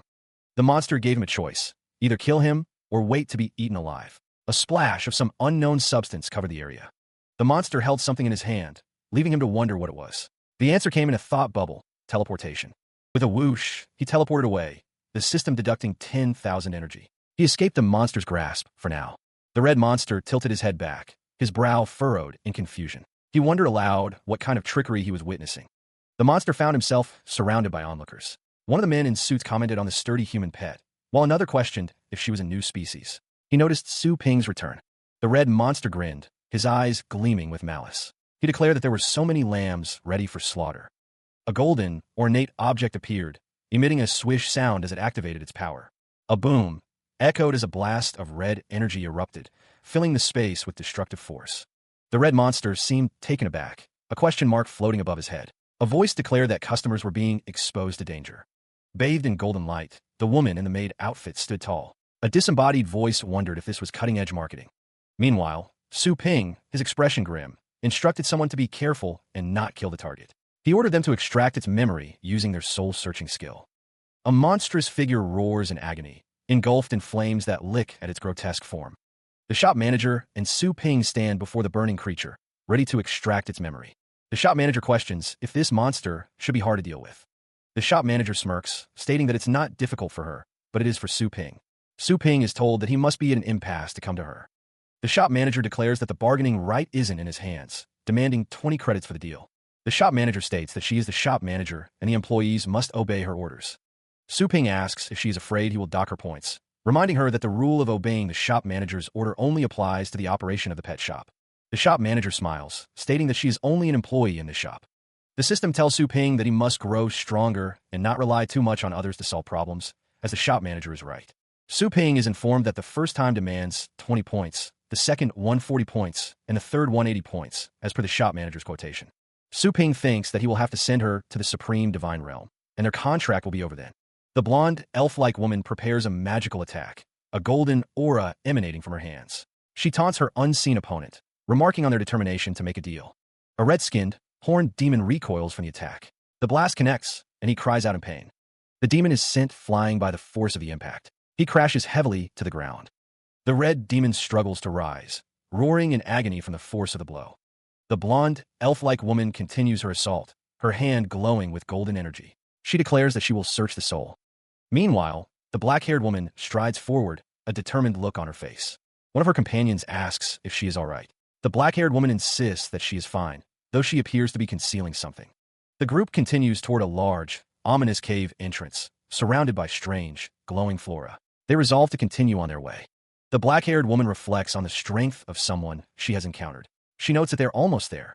The woman focuses, her hand tensing as she senses the direction they need to go. Elsewhere, the blonde, elf-like woman and a man in a black coat are caught in a sudden explosion in Longjiang Bay City. The man in the black coat questions if they should smash whatever is attacking them to death. A golden barrier protects the blonde, elf-like woman, who realizes a power is perceiving her and controlled the beast to explode. He clicked his tongue in annoyance. He spent 20 points and received nothing in return. Elsewhere, the blonde, elf-like woman wielded a staff, the weapon whistling through the air. The blonde, elf-like woman remarked that the guy he messed with this time was pretty crafty. She offered to answer another question for him. Su Ping thought to himself that he had long known that, if there was nothing else, he would apply for a refund. There was no rush as compensation. A blue crystal hummed with energy. He was told that this thing was called an energy crystal, and one could become stronger after eating it. Many pet warriors are tempted to risk it. The blonde, elf-like woman grinned, asking if he dug it, referring to the mineral. Su Ping asked if she was playing dumb or had lost her memory, demanding she drop the act. Many innocent people had died because of this thing. The blonde, elf-like woman stated there were many similar things in their place, asking if he couldn't recognize it. He was told that many pet warriors are tempted to risk it, or just because the raw material is their fellow creature. A close-up of the blonde, elf-like woman's hair and maid outfit. Su Ping looked annoyed, thinking that he couldn't accept it. Images of similar things were shown. The raw material, they say, comes from energy crystals. Are these energy crystals made of humans? His wrist device rings, interrupting his thoughts. A holographic message appears. Lu Gongxiao and Silver Owl suddenly exploded and died. He has asked for an update and if he was responsible. Where's his trail of clues gone to? Who on earth is so capable? Su Ping hasn't figured out, but he is sure someone is setting a plot. Those energy crystals are formed by the pet warriors' lives. Really? He has never heard about it. What evidence does he have? There seems to be something in the blood. He is told to take it out. He says okay. A bloody, winged creature floats, dripping blood. Ambushed in the blood forest, did the fierce beasts he killed. Yes, but they were quite tiny. He is holding the bloody creature. Lu Gongxiao and Silver Owl also left a similar thorny tissue after they died. Back then, he couldn't confirm it, but he can be sure of it after seeing this. He found himself surrounded by a swirling vortex of biological tissue, its origin point a mystery. The text declared this to be the plant type Overlord Behemoth among the 4 overlords, Bayan. The man in the red robe stood tall as a prone figure lay before him. Bayan is surrounded by men in suits as one of them voices his disbelief. He finds it impossible that Mr. Bai and the 4 overlords are suppressed. The man with black hair states that the overlords are at the heavenly deity phase. He explains that they can move mountains and fill the sea with ease. One of the men in suits explains that the abyss isn't a facility like the door or the wall. It is located in the northernmost part of the deserted area and is an artificial depression. At the bottom of the depression, a stellar rift swirls with purple energy. The planet that the stellar rift leads to is Abyss. It is also the prison where the 4 overlords are kept. The man with black hair realizes that the world the stellar rift leads to can also be used as space. However, the door problem is still not solved. The man with black hair is questioned about mentioning artificial. He confirms that the depression is artificial, as a depression a few kilometers deep can't be formed naturally. It's explained that this is also the reason why the 4 overlords can't dip into Blue Star through the stellar rift. The astral sea, formed by massive, rich astral power, covers the stellar rift. The astral sea is shown, formed by massive, rich astral power that covers the stellar rift. The landform is formed as the human emperor went all out at the cost of his life. The man with black hair feels terrified and suffocated by the pressure generated by this amount of astral power. Bayan says that the astral power will fade away one day. Moreover, as they say, Bayan may have. Bayan and the men in suits discuss that it would be fine if only Bayan got out. What worries them most is that the other 4 overlords have all broken through the seals and arrived at Blue Star. They're also concerned about Mr. Bai and the entrance of the abyss. The landscape stretches, dotted with towering obelisks. Each one is said to be guarded by 4 legendary pet warriors, ever vigilant. Perched atop those monoliths, the pet warriors stand ready. But the warriors can't stay quiet, and the overlords might take action. Su Ping stares intently at the screen, his expression a mask of concern. The blue light reflects in his dark eyes as he considers the implications. Bayan clasps his hands, his gaze distant. He explains that the images in the security videos are all mimic creatures of his own making. A hand tears into a strange, fleshy substance. The sound of tearing echoes in the silence. Another man holds a similar piece of the fleshy material, his expression unreadable as a faint hiss fills the air. The fleshy substance writhes, glistening wetly. A chorus of hisses emanates from its depths, a disturbing symphony of the unknown. A heavy foot comes down, crushing the fleshy mass. Each impact sends a dull thud through the chamber. A mass of tentacles undulates, the sound of their movement a wet, unsettling swish that echoes in the darkness. Several people kneel, tendrils reaching towards them. One cries out, sensing a strong being trying to pry into their minds. Su Ping's expression hardens with resolve. He realizes that this is happening in Longjiang Bay City, his home. Su Ping and another figure stand together, each holding a glowing blue object, ready to face the encroaching threat. A man with long black hair and piercing red eyes calmly instructs, "Go ahead, kids." A monstrous creature lurks, its sharp teeth and glowing blue tendrils hinting at a hidden danger. The white-haired man explains the need to summon and detain all pet warriors from the deserted area, urgently screening them from mimic creatures among the humans. The men in suits discuss the energy crystal fraud, deciding to ask Peak Tower for help, as they can't afford to lose their power. To confirm the current situation in the abyss, the man on the screen receives confirmation. The white-haired man believes the reason may become the decisive factor in their investigation. Su Ping turns a switch, adjourning the meeting. The blonde woman in the maid outfit is told that she is not the only choice for a task. She retorts that she will figure it out herself. Su Ping, on a call, recalls leaving Su Lingwei and Su Kuang to the exploration team of Yiqinshan. A man with an orange jacket asks a girl with blue hair when Ping came back. The man with the orange jacket, the girl with blue hair, and Su Ping discuss something weird happening in the deserted area. Something has happened in the deserted area, and Captain Yi asks them to stay in the city for now. Yiqinshan's prudence is very helpful.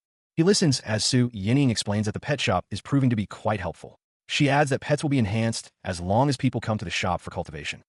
Su Yining suggests taking this opportunity to open branches in other cities. She explains that people in several nearby cities are craving the cultivation effect of their shop.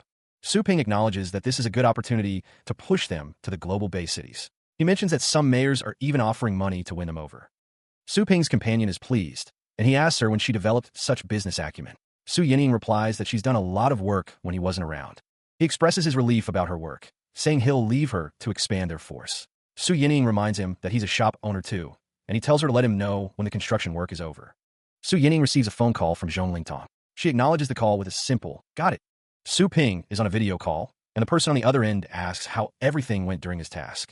The girl with light blue hair says she was looking everywhere for him, and that she's in another bay city now.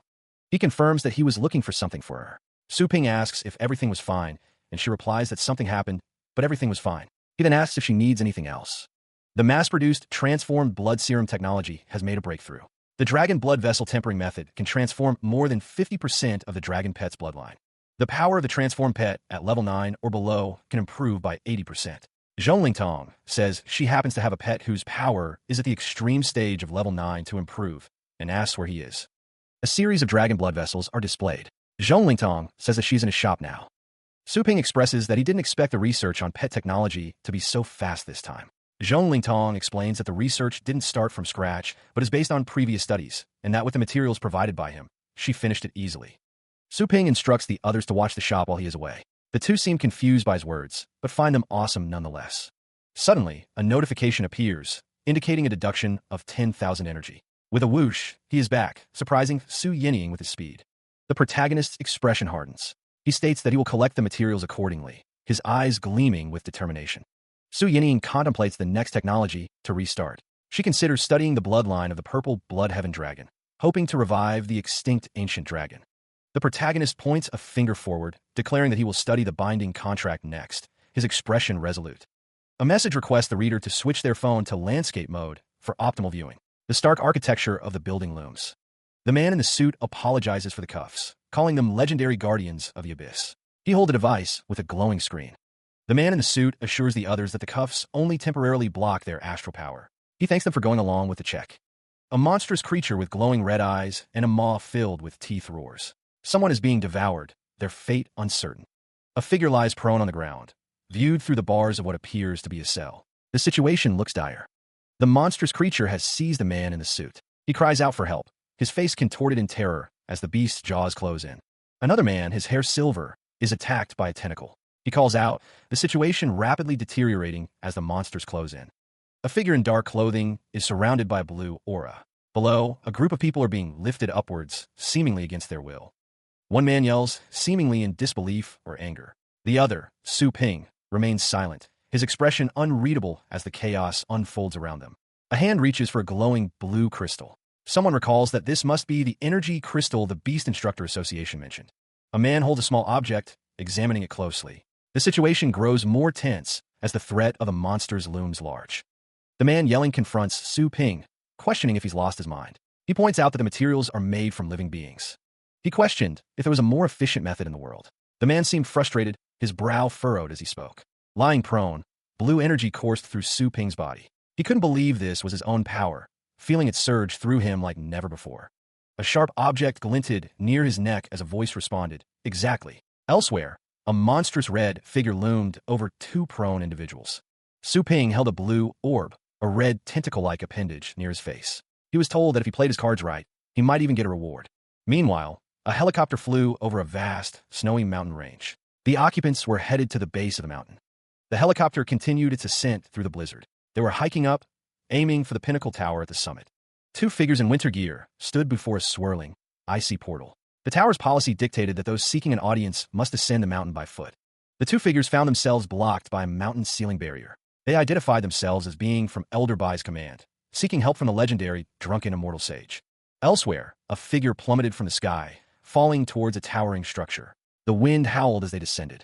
The monstrous figure loomed, its silhouette stark against the falling snow. Every member of the tower was at the legendary tier. A fist slammed down on a desk with a resounding thud. Frustration evident, the unseen figure exclaimed, "Damn it." The woman with silver hair stood behind several figures at computer stations. 3 orders had been issued, but all of them weren't smoothly executed. Besides, an evil organization that hunts humans for... Theoretically, Bayan has developed a force, escalating from defrauding to outright robbery. The classes in many base cities have begun to shuffle, causing turmoil. The old man wonders aloud if there are any results from Su Ping's investigation. He hasn't heard a report in days and wants to know what he's been doing. The man in the suit confirms something with a yes, as he continues to type on the futuristic keyboard. Mr. Su has been walking around multiple base cities lately. The old man wonders if it's for the investigation. It's understandable. The old man thinks, after all, that's Bayan, who is famous for his craftiness. They don't even know where he is. His appearance must have changed tremendously. The man in the suit is told to investigate Bayan. He shouldn't urge Mr. Bai, but give him more time. He doesn't seem to be doing an investigation, but stocking his shops with goods. The man in the suit wonders what Mr. Su has been doing, opening many branches in multiple base cities recently. At this point, Su Ping wonders what open branches are. The Naughty Pet shop bustled with activity in Yohai Base City. Something glowing emitted a soft hum. A man in a gray jacket held a glowing green object triumphantly. He exclaimed that the Hades Bone Lotus was the last pet food. The crowd clamored, desperate to acquire the rare pet food. Some offered 3 times the price, others even 5 times. Su Ping, with a stern expression, ordered everyone to stay away from the shelves. A faint sizzle emanated from his hand. He prepared to restock the shelves, the air shimmering around him. Now is the shelf restocking time. With a wave of his hand, the shelves began to fill with glowing orbs and flora, each item radiating a soft light. The shelves were now fully stocked with a variety of pet supplies. A nearby customer was impressed, exclaiming, "Awesome, bro." The man in the purple shirt wondered where Su Ping had gone. A screen indicated that he had teleported to Shuhu Base City, deducting 10,000 energy. Back at the shop, Su Ping continued to restock the shelves. Another man approached, stating that the shop manager was there to restock. Su Ping stated that he had restocked the shelves in Machuan Base City 7 times today. He had been seen there 3 times. His work was interrupted by a call from Su Lingwei. He answered, asking what was the matter, as he was busy replenishing the goods. Su Lingwei explained that the shops in Shegu, Zhuhe, Chuanxi, Yangqi, and Hokwang were all short-handed. She asked if they should hire people locally. He considers the need for employees to be their own people. In Longjiang Bay City, all the branches except the main store are managed by the Qin and Zhou families. The right of shop management has been delegated, allowing the deployment of veterans to other Bay cities. They have plenty of veterans by far from the Tang, Mu, Lu, and Yi families. Su Ping states that the 6 families will send new people to fill the vacancies, if any. Longjiang will be the base for employee training, he decides. A call comes in from the command center of the Association of Cultivators. He acknowledges the call, realizing he has to answer it. 2 men confront Su Ping, demanding to know what he is doing. He is lost in thought, considering the situation. One of the men accuses him of opening new branches and questions if that is even allowed. The situation escalates. Meanwhile, a man in a suit urges Mr. Su to look at the data, indicating that there is more to see. The situation seems dire. Half of the base cities have fallen into disorder due to the impact of Bayan's force. They are in a state of chaos, a grim reality. Warriors are being captured and eaten, a gruesome fate befalling those caught in the chaos. The scene is horrific. In the fallen base cities, it is most dreadfully, a sense of impending doom hangs in the air. The higher-level pet warriors are part of the pet warrior hunting tragedy. The scope of the disaster is immense. Whoever doesn't join will be eaten, a stark warning in these desperate times. Survival demands unity. One can grow in power, it seems, by consuming others. The force of Bayan has swept across half the base cities in the world within several days. Is opening branches appropriate now? The man in the suit is told to check the attrition rate. He is also asked to compare the total number of pioneers in each base city. The man acknowledges the instruction. He is informed that 13 base cities have an extremely low attrition rate. The man with long white hair notes that 12 of them belong to the Asian land. He wonders if the last one is the city they're in. One thing they all have in common. Su Ping's branches are open there. The man in the suit agrees that it is totally correct. The man states that the places are like asylums. He then asks Su Ping how he can manage nearly 100 shops in such an organized way. A woman in a suit stretches in her chair. She says, "Hello, I seem to hear someone talk about me. I'm the acting." Su Ping is shown on a screen.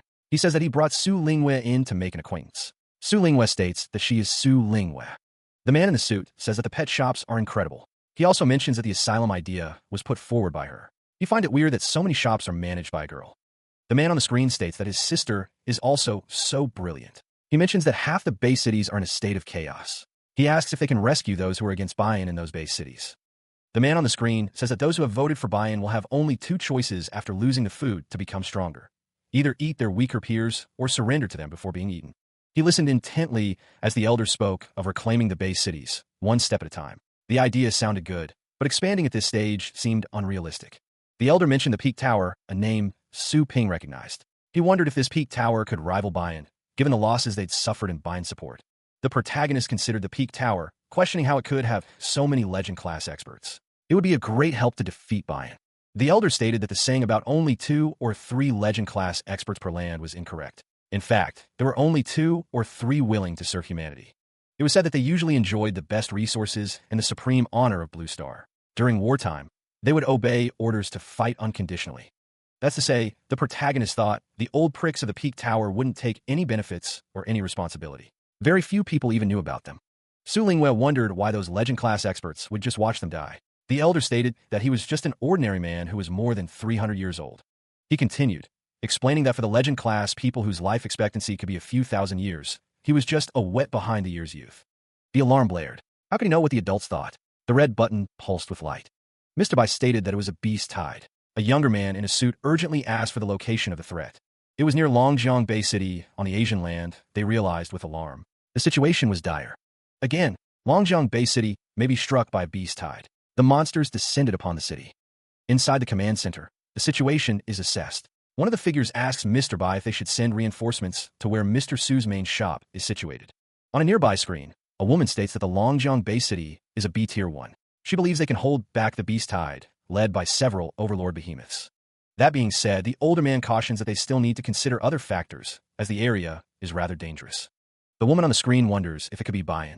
She adds that Mr. Bai must guard against buy-in's secretive force, apart from the beast tide on the surface. The older man acknowledges that they don't know how powerful buy-in's force is. He warns that if they miss the chance and wait until they join the beast tide, it'll be too late to support. The woman on the screen asks when the beast tide will arrive at Longjiang. The response comes that it will be in 2 days by estimate. Elsewhere, a man with black hair is on the phone. He tells the person on the other end to hold on, looking puzzled. Mr. Bai stands in front of a screen displaying number 43 C-Tier Bay City on the land. He asks if the alert about the beast tide was sent to the headquarters. A man with a cap confirms that it was sent. A warning flashes on a screen. Several fierce beast groups are found to press in on Longjiang Bay City. The estimated arrival time of the beast tide is 48 hours. The screen displays a message. Any base cities with enough manpower must send troops to assist Longjiang immediately. They can't let Longjiang fall. One man pats another on the shoulder, saying it's very good that so many base cities responded. He thanks him for his hard work.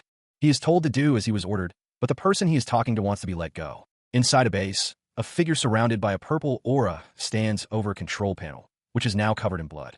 The figure declares it a waste of time, as bodies litter the floor around them. The figure states that the other person may as well come. A blonde-haired man with blood on his face states that it's Lord Bai-in's order to spread the news that they'll attack. Mr. Bai, with his hand on another's shoulder, says he knows it's Lord Bai-in's order. He questions the point of killing ordinary people who have no astral power. The blonde-haired man states that it's the power of a level 9 expert. He can make one's bones crush, internal organs explode, and blood gush out with a thought. The man, identified as a member of Bai-in Cavalry, asks if they have not dreamed about this. Mr. Bai, also a member of Bai-in Cavalry, tells someone not to be silly. He says he now feels it's totally a group of people stand with tentacles wrapped around their necks, seemingly controlled. They are being used to conquer Blue Star. A pile of bodies lies beneath a red sky, with dark tentacles looming above. The scene is one of death and destruction. A city burns, having been occupied by the Bai-in Cavalry for 1 hour and 14 minutes. The periphery of the land area has fallen. It's hard to monitor the real-time situation of the beast tide. A monstrous, crimson wolf unleashes a deafening roar. Amidst the sounds of destruction, the demonic beast looms over a burning city. The muscular cadre of the Bai-in Cavalry declares that they must pave the path for the beasts. Another cadre of the Bai-in Cavalry questions how a weak weapon could stimulate alertness. The silver-haired cadre believes the people on the Asian land must be terrified by the speed of the falling C-Tier base cities. The dark-haired man smirks, noting that other base cities are open, just as Lord Bai-in expected, and he can't wait. The next step of the plan is to be executed, but someone wonders where Lord Bai-in is and if he has taken action too. The response is simply, of course. With a rushing sound, a massive swarm of creatures flies over a field of demonic wolves. 2 days later, a woman with long black hair stands ominously, a spooky aura surrounding her. The red and black robe rustles, adorned with eerie skull designs. The man in the suit is told to tell all armies of Longjiang to get ready for fighting, as Lord Bian is the key to the distraction plot. Boots step forward with a determined yes. The soldiers report that all Praetorians of Longjiang are in position, awaiting further instructions. A figure overlooking the scene requests that a combat order be issued immediately. The Praetorians of Longjiang, handpicked by Su Ping from the elite families, were carefully fostered. He reminds someone to stick to the plan. A disembodied hand confirms receipt of the order with a resounding yes. Bian observes that it looks like a welcoming ceremony has been prepared. Su Ping retorts that he has prepared a funeral for Bian instead. The pack of crimson wolves snarled, their eyes glowing menacingly in the dim light. A massive foot slammed down, crushing the earth with a resounding bang. The armored leg continued its relentless march, each step a thunderous echo. The ground trembled as the colossal being advanced, leaving trails of destruction in its wake. In the city, Xie Jinshui, the mayor of Longjiang Bay City, watched with concern. He remarked on the savage animal, identifying it as an overlord behemoth. The behemoth's foot continued its heavy descent, each step shaking the very foundations of the earth. Deep beeps echoed as the behemoth approached the minefield, unaware of the danger ahead. A mine detonated, engulfing the behemoth in a fiery explosion. The explosions continued, rocking the landscape as the behemoth triggered more mines. One of the men exclaimed that the behemoth had barged right into their minefield, which was full of anti-beast mines. The behemoth continued its charge, seemingly unfazed by the explosions. One man thought even an overlord behemoth would be blasted into pieces. Despite the blast, the behemoth pressed on, its massive feet pounding the earth. It's totally unscathed, one of the men observes, noting that it's a level 9th defense skill of overlord behemoth, Gaia defense. Ordinary means aren't enough to resist it, he adds. It's because of Titan giant elephant's superior defense and huge size. No wonder Bian would send an overlord behemoth to fight in the van. Someone comments as an explosion erupts. The woman with long black hair states that it's meant to clear a path in the minefield, her expression resolute. Hud, hud, hud. The overlord behemoth continues its advance, its massive form unwavering. Xie Jinshui looks on in disbelief. What? Can it be that it intends to knock over the rampart? He wonders. Su Ping's eyes narrow, a determined glint in them. He declares that they should go and fight. Sizzle, sizzle. Energy crackles around a hand, power coalescing into a tangible force. Whoosh. A dark, winged figure streaks through the air, a blur of motion against the red sky. Sizzle, sizzle. A dragon-like creature looms, its form silhouetted against the light. Thud. The behemoth's massive foot comes down, crushing everything beneath it. Swish. The dragon-like creature moves with incredible speed, its purple flames dancing around it. The overlord behemoth is now surrounded by an orange aura, its power intensifying. The overlord behemoth exerts its force, a low moo echoing. The behemoth roars, the sound waves causing the ground to crack as enemies retreat. With a resounding bang, the overlord behemoth shatters through what appears to be a barrier. The overlord behemoth's maw glows as it burns with energy, a silent question hanging in the air. A boom announces a massive eruption of purple energy. The overlord behemoth suppresses something with its power, the purple energy radiating outwards. A chilling hiss accompanies the appearance of a skull-like head on the overlord behemoth. The overlord behemoth roars again, tearing at something with immense force, leaving one observer in shock. One man exclaims that they've won, having slain an overlord behemoth. Another wonders if Mr. Su's Hell Candle Dragon has reached the legend class, noting the Titan giant elephant was no match. One of the men states that his master's purple flame candle dragon has succeeded in advancement, adding that it was a rare occurrence. The other man admits he's never heard of this advancement branch. The text describes an advancement path for integration with the bloodline of a purple bloodheaven dragon, a superior ancient dragon extinct for over 1,000 years, explaining the extraordinary energy. A dragon appears, surrounded by purple flames, its power resonating with a whoosh. A beam of purple energy streaks through the air. Su Ping stands firm, bracing against the unseen force. The overlord behemoth roars, its massive claws outstretched, ready to strike with devastating power. The purple beam connects, engulfing a distant figure in a blinding flash of violet light. Xie Jinshui exclaims that the purple flame candle dragon still holds its own against the two overlord behemoths. His companion urges him to look at the beast tide.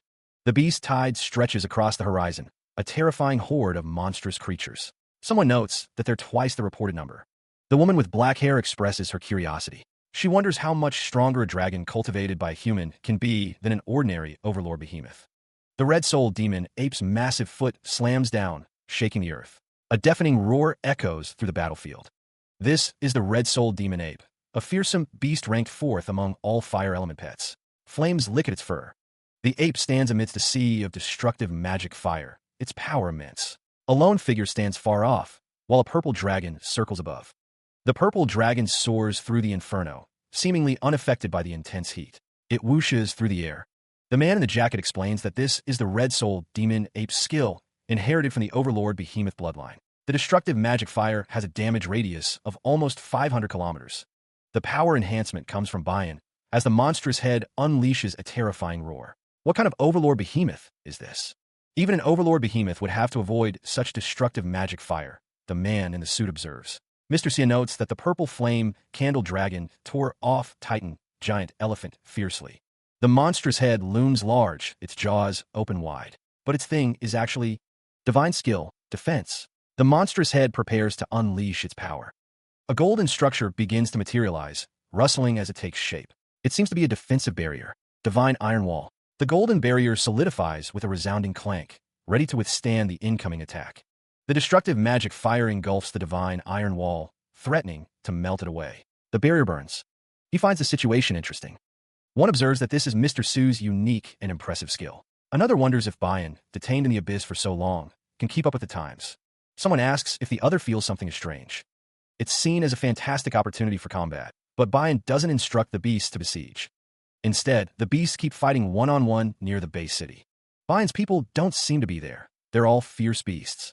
The people who have sworn allegiance to Bayan are mentioned, and it's noted that Bayan doesn't mobilize all the forces to attack Longjiang.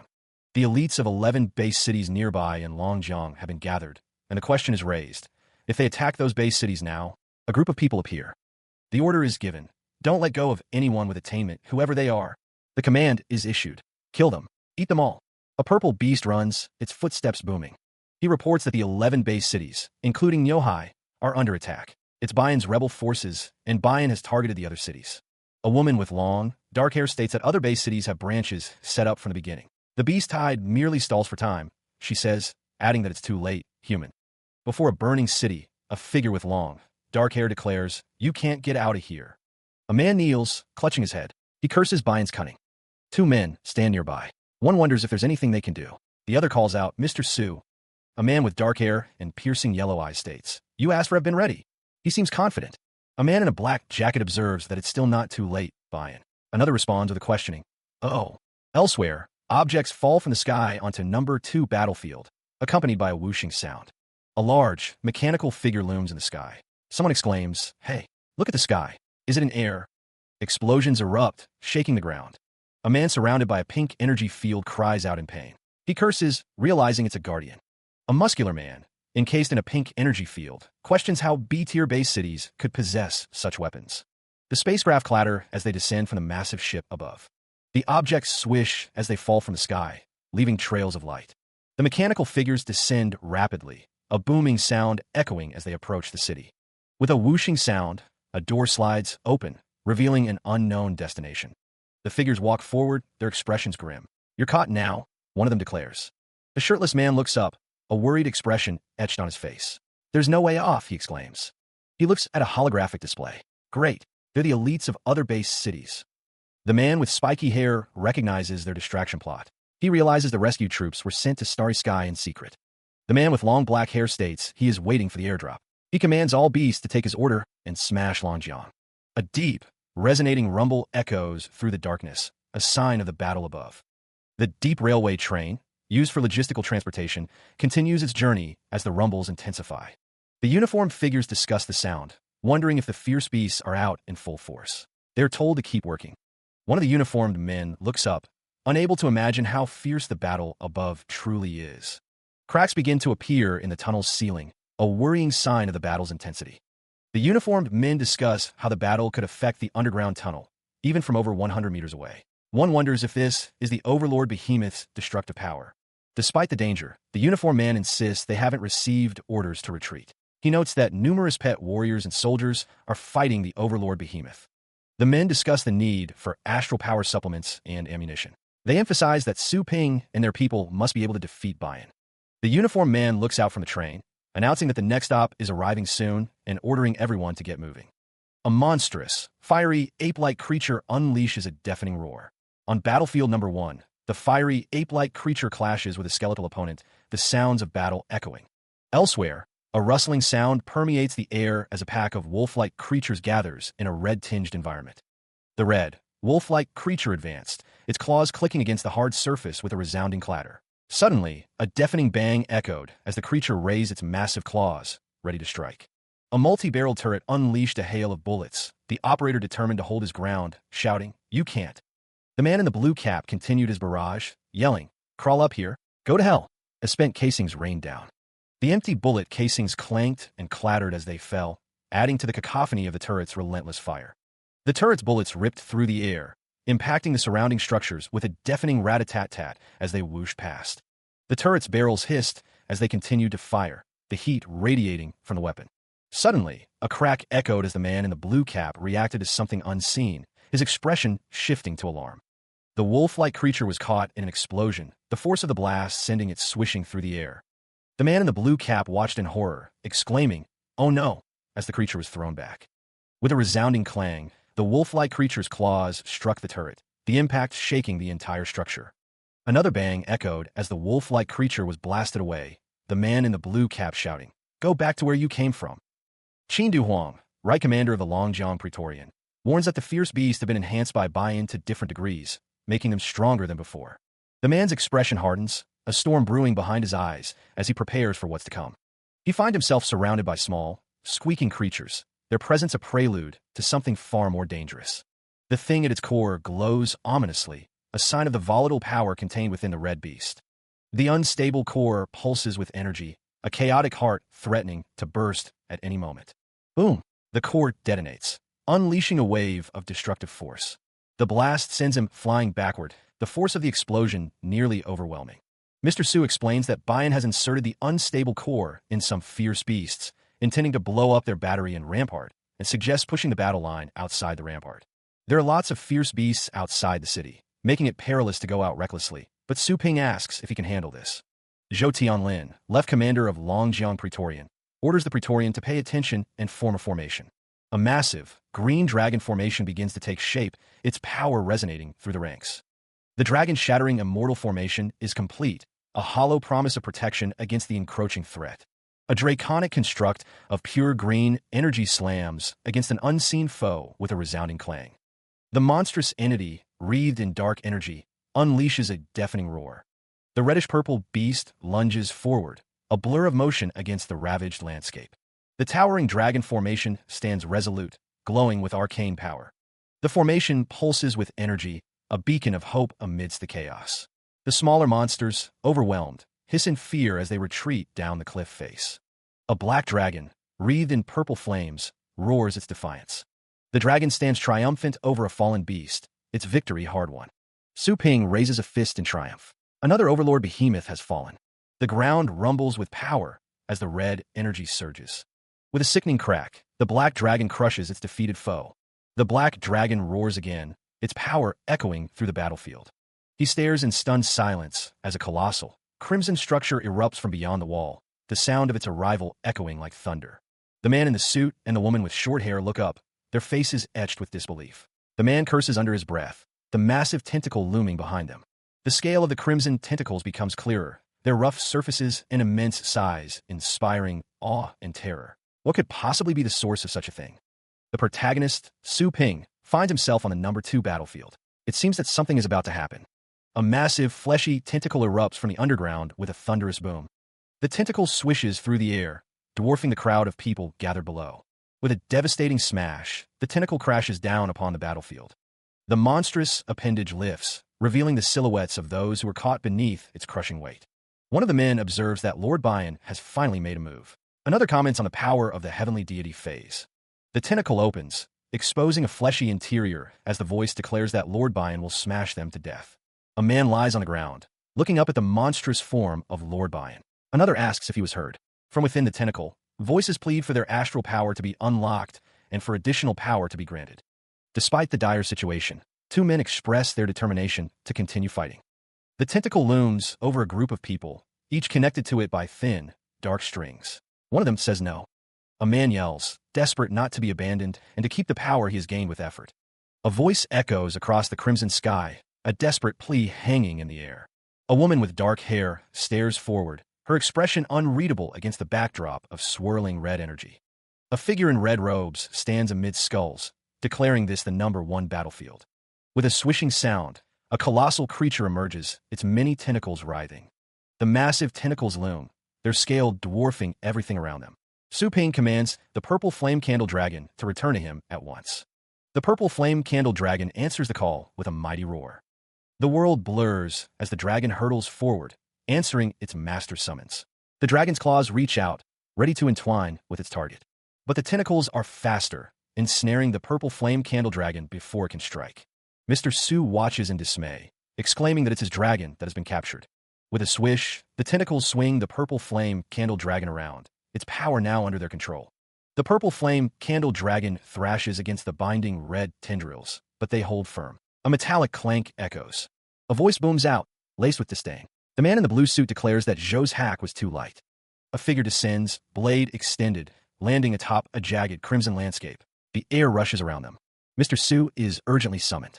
The call comes from a man with spiky hair, his face etched with concern. The dragon-like form soars through a sky painted with swirling red energy, struggling against its restraints. A close-up reveals the sharp, menacing edges of the crimson spikes. A sinister hiss fills the air. Eyes snap open, burning with an intense, crimson light. A figure with long, dark hair is revealed. The crimson gaze intensifies, the eyes glowing with an unholy power. The air crackles with energy. The dragon-like form is now completely engulfed by the crimson spikes, its struggles growing more desperate. The figure with the blade continues to move with blinding speed, a whirlwind of crimson energy surrounding them. The man in the blue suit urgently warns Mr. Su to be wary of Bayan, his expression grave. A skull wreathed in crimson energy appears, its eyes burning with malevolent intent. A harbinger of doom. A tear forms in the fabric of reality, a silent prelude to chaos. The rift widens, a purple energy crackling at its edges. With a final, resounding crack, the seal breaks, the sound echoing like a death knell. The dragon is free, its roar shaking the very foundations of the world. A figure stands atop the dragon, commanding it to unleash its power. The dragon's tentacles lash out, a whirlwind of destruction. The sword plummets, a harbinger of doom descending from the heavens. The dragon assures Mr. Su that it will provide cover, a promise of protection amidst the chaos. The green dragon's form begins to crack, its power waning. Mr. Su coughs, blood trickling from his lips as the battle takes its toll. The defense, once impenetrable, is shattered instantly by a horrifying, destructive power. The difference is too great. This is the power of Bayan, the being at the heavenly deity phase.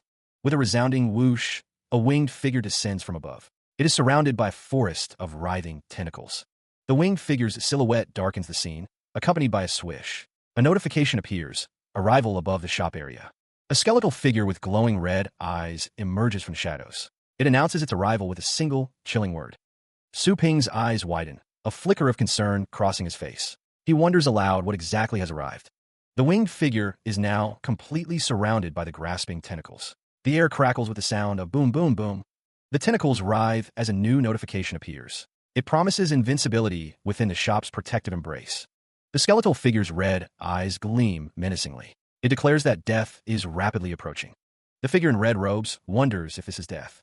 The figure stands atop a mass of writhing, crimson tendrils, the sound of rustling filling the air. The ground trembles as a colossal, muscular leg comes into view. A giant, humanoid figure towers over the landscape, its presence creating a powerful gust of wind.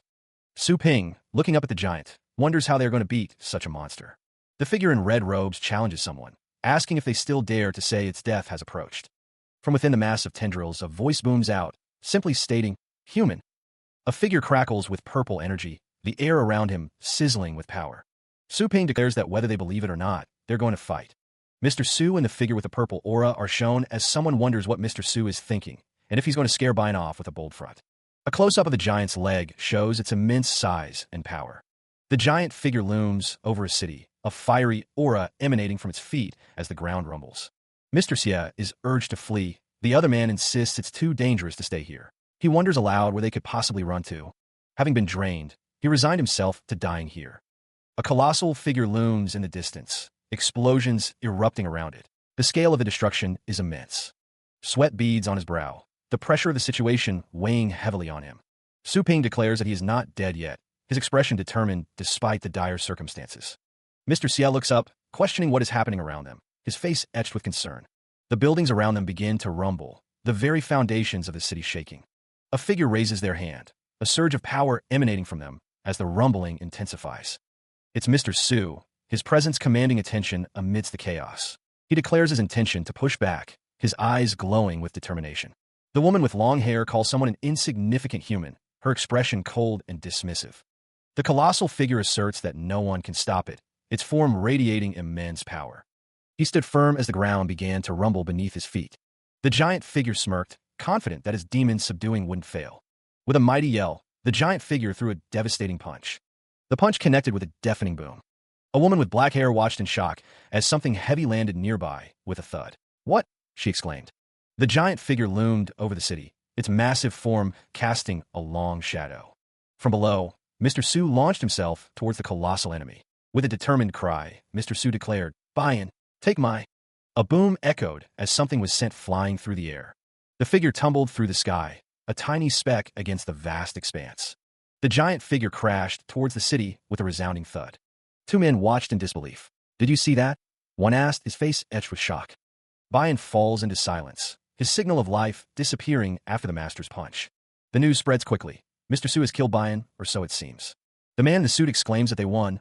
Longjiang City is saved. Su Ping is saved, but he is hurt by the words of the man in the suit. Enough, he thinks it's time to drop the act. Su Ping wonders what on earth he has done. A voice booms, accusing him of merely being a human who faked his legend class. The voice demands that Buy-in come out. Despite the apparent defeat, Buy-in isn't dead and is still talking to someone, though his body remains where it fell.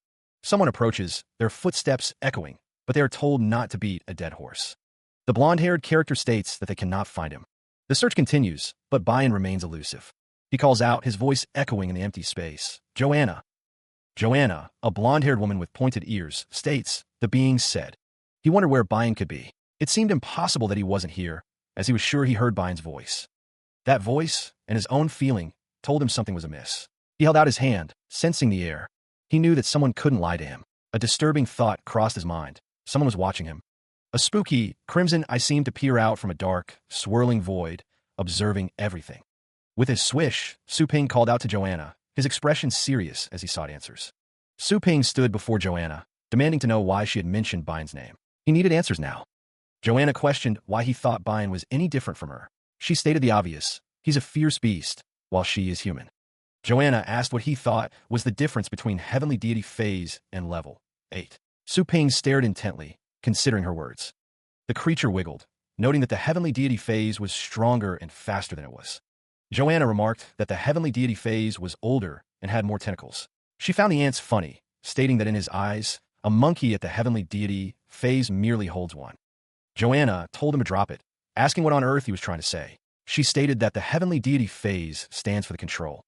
Su Ping muttered about the law, as energy sizzled around his hand. It was just like he is told that his control of the law of thunder is far from actual control. Joanna assesses it's only as good as the basics. Joanna continues, stating that the being he calls Buy-in is actually in charge of the space law. The blonde-haired employee explains that no one can find Buy-in. She believes it's because its space law has been recognized by her. Within a dark, cracked space, a pair of menacing red eyes pierce the gloom. The pair stand in a large room, the silence broken only by the echoes of their conversation. The protagonist expresses his discomfort, stating that he doesn't like being stared at anymore, his expression hardening. He realizes Buy-in has run away, and the body he killed outside the city was a fake. The revelation dawns on him. Joanna retorts that he doesn't have any power of the law, no matter how hard he tries, her tone laced with condescension. The employee tells Su Ping not to be upset, though her expression suggests otherwise.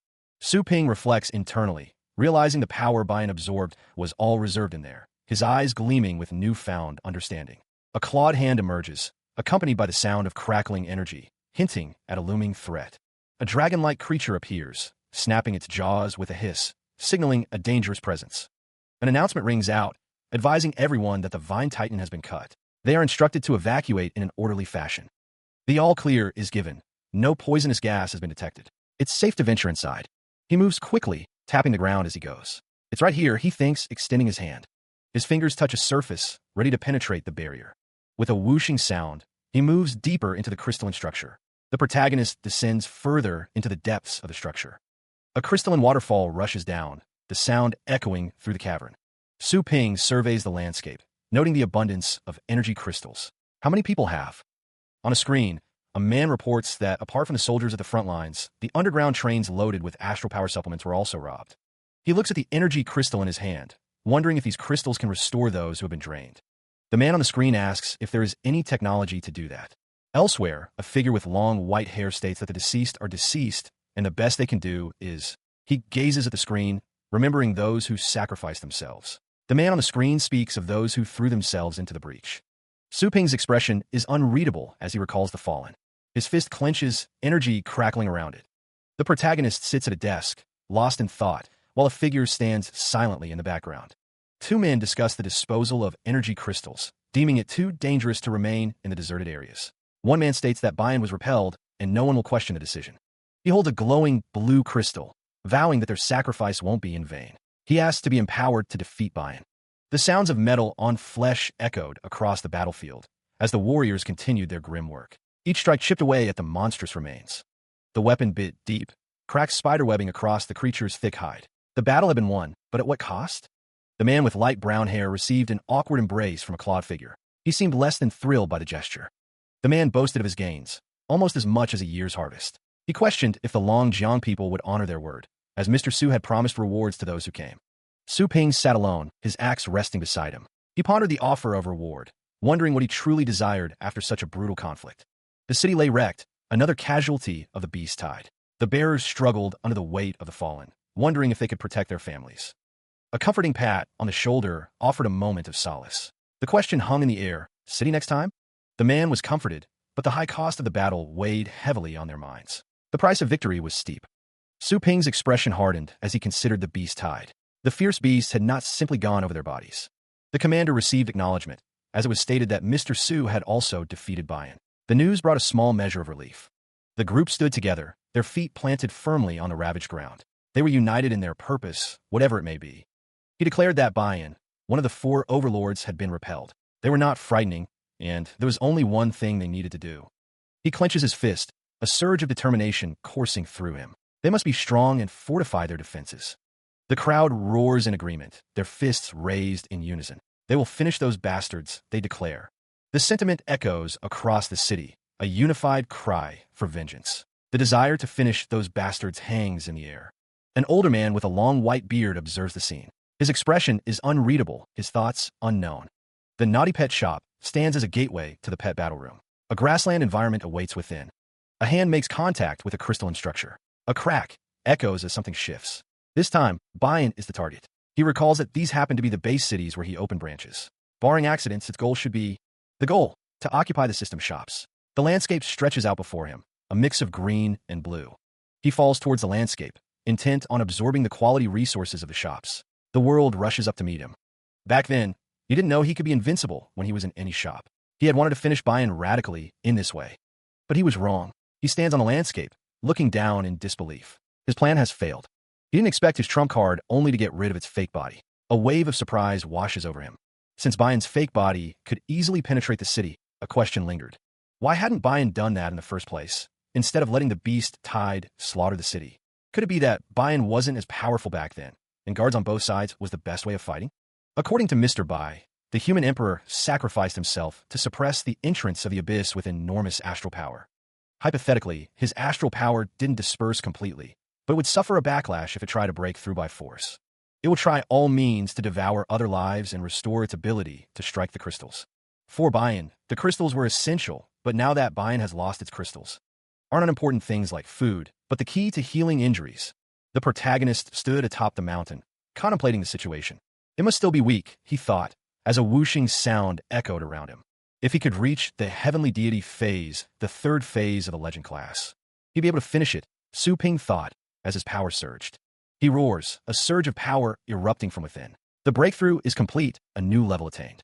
A system notification appears, confirming the achievement. Su Ping has reached the extreme stage of the sea vastness phase, the first phase of the legend class. The power radiates from Su Ping, a tangible aura surrounding him. He stands tall, a cape billowing behind him.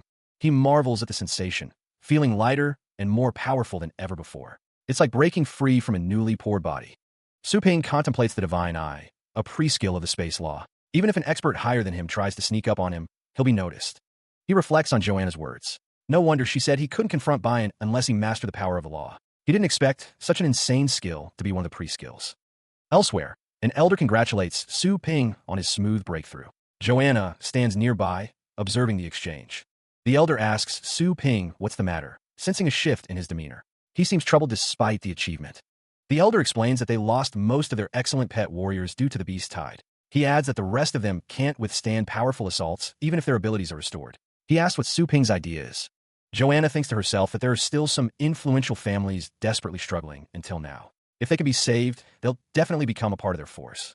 Joanna states that it's indeed a good idea to win over the existing big families. Su Ping asks why she is taking this matter.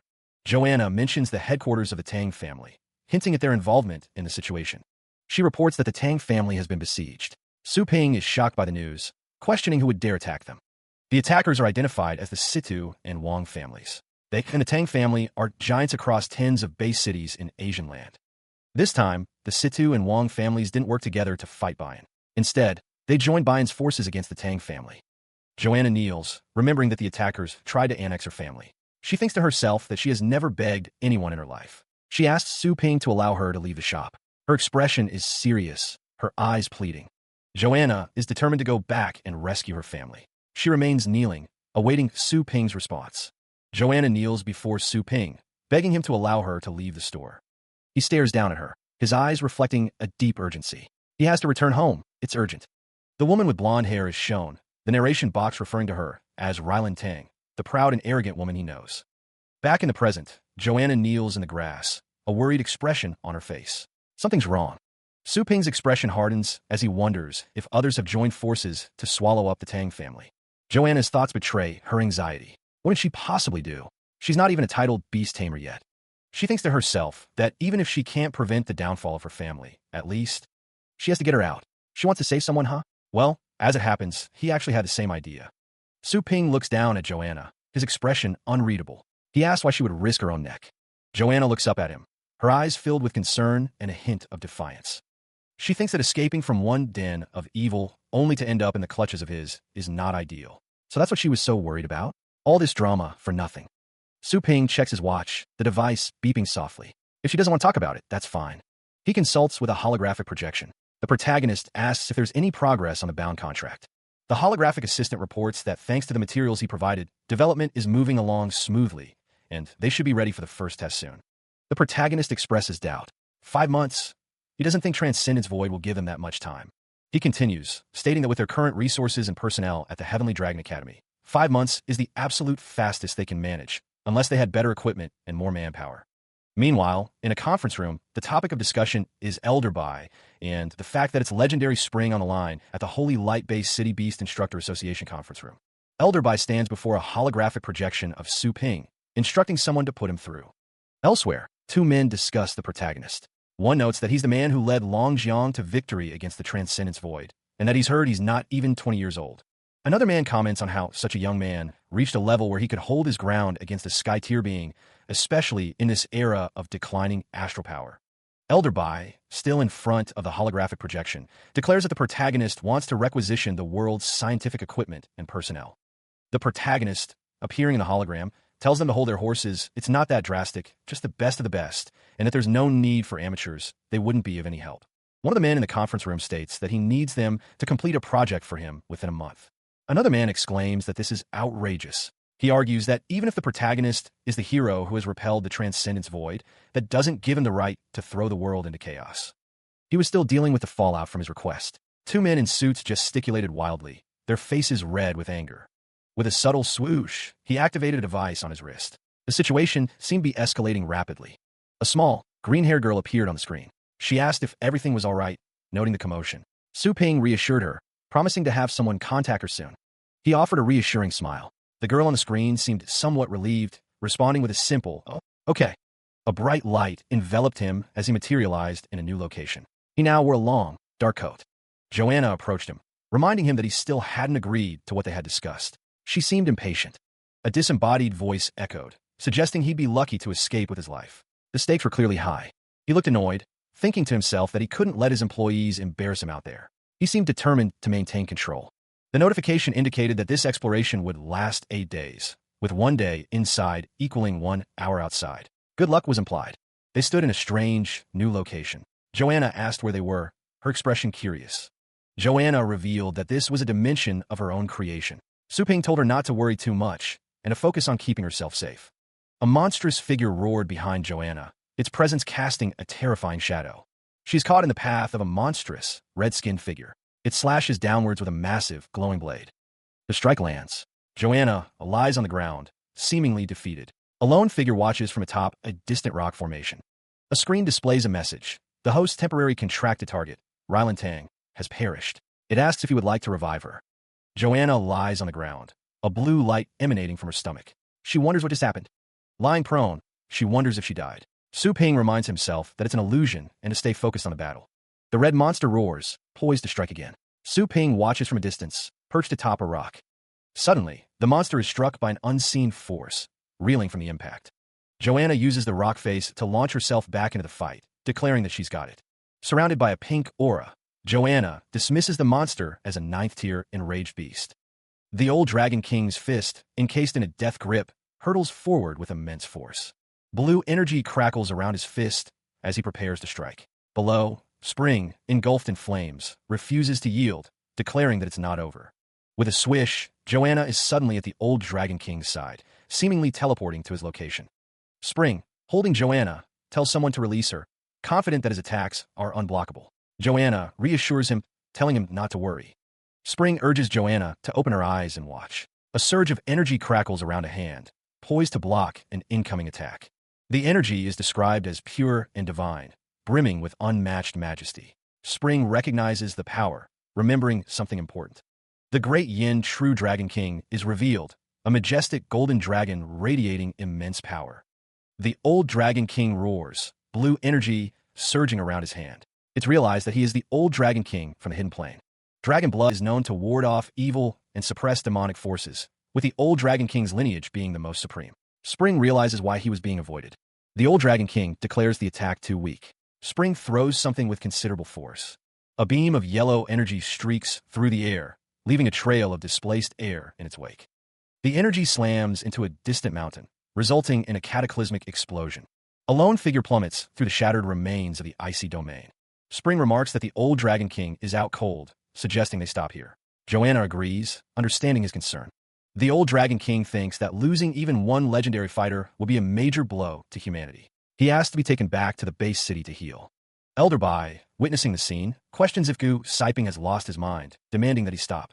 Spring wonders what he is doing, sensing the energy fluctuations emanating from the old Dragon King. Spring releases Joanna, while she asks what he is doing. Spring declares that he is testing his strength in this moment. The old Dragon King is gathering a sphere of crackling blue energy. Spring, engulfed in flames, challenges the old Dragon King, ready to unleash the full power of the great Yin True Dragon bloodline.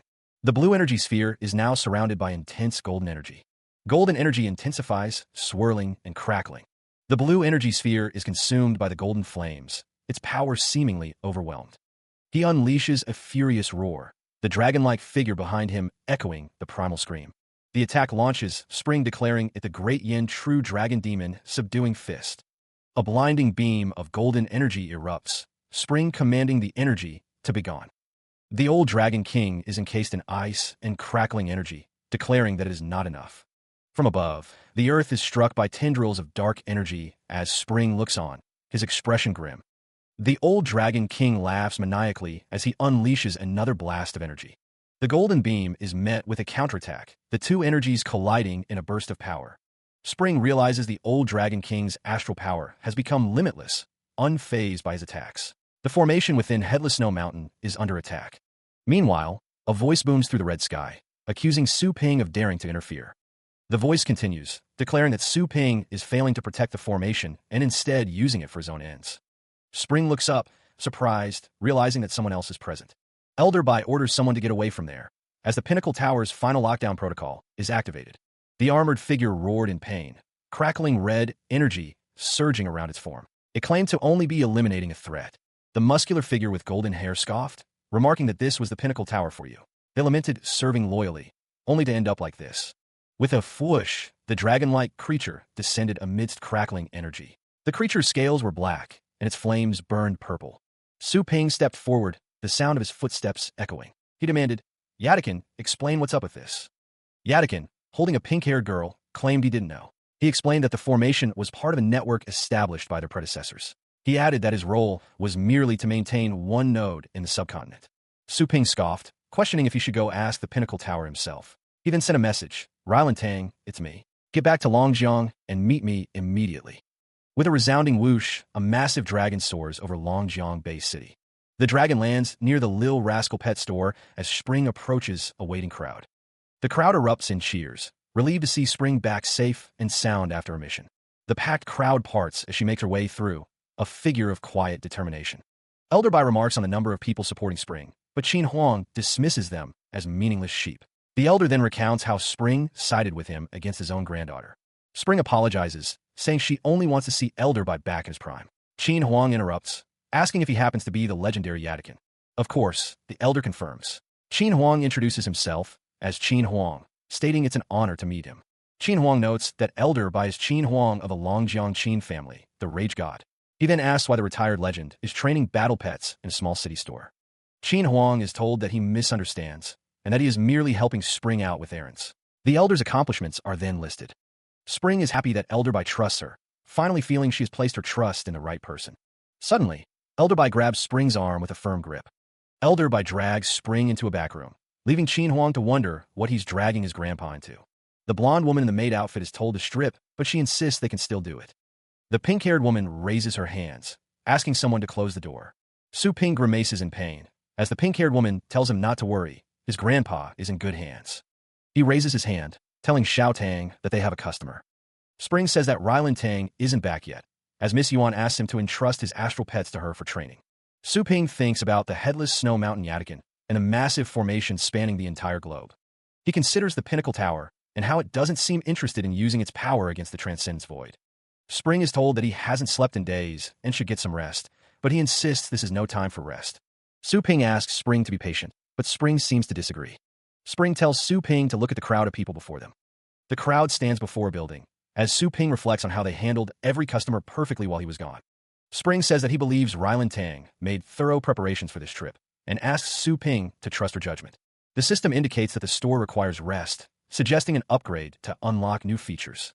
Su Ping, lounging comfortably, hears the system's notification. He remarks about the timing and immediately orders the upgrade. The system tallies the points, revealing the upgrade will cost 1 billion points. A chibi version of Su Ping reacts with shock at the revelation that upgrading to level 5 costs 100 billion astral coins. The system displays Su Ping's energy balance, confirming he has enough points to cover the upgrade cost, and asking if he wants to proceed. Su Ping glances at his wrist device, which emits a beep. A holographic projection appears, and a woman asks what he wants. The holographic woman explains how the store makes so much money, attributing it to the Transcendence Void incident and the branches across the globe. The scene shifts to show explorers training their battle pets, highlighting the cycle of training, exploring, and earning money. The holographic woman, Su Yinying, refers to Su Ping as brother and comments on the success of the automated shadow clone training feature. Su Yinying expresses regret that the Transcendence Void wiped out so many base cities, limiting potential profits. Su Yinying assures him that she will deal with the Pinnacle Tower situation to bring back more people and boost the bottom line. She mentions that customers are requesting more premium pet foods. Su Ping states that upgrading the store to level 5 will help fill that gap. Su Ping is told later, and good luck. He raises his hand and confirms the store upgrade with the system. The system confirms the deduction of energy and states that the store upgrades and renovations will be completed tonight. Su Ping steps into the high-grade nurturing spaces. He muses that this is what it feels like to be a battle pet. With a splash, Su Ping is fully inside the nurturing space, ready to experience its effects. The nurturing space is a large pool of water surrounded by lush greenery and distant mountains. He didn't expect the nurturing space to look so different from the inside as he lowers his hand into the water. His hand is submerged in the water, feeling the unique properties of the nurturing space. Su Ping notes that the water isn't ordinary, filled with some weird energy that relieves fatigue and replenishes astral power. 2 dragons, one red and orange, the other black, are also present in the nurturing space. He decides to take a quick nap and then wakes up inside a capsule, being called by someone. Stretching, Su Ping is asked how his rest was. He replies that it was amazing. The man with blue hair assures him that letting the customers know about the upgrade will be a huge hit.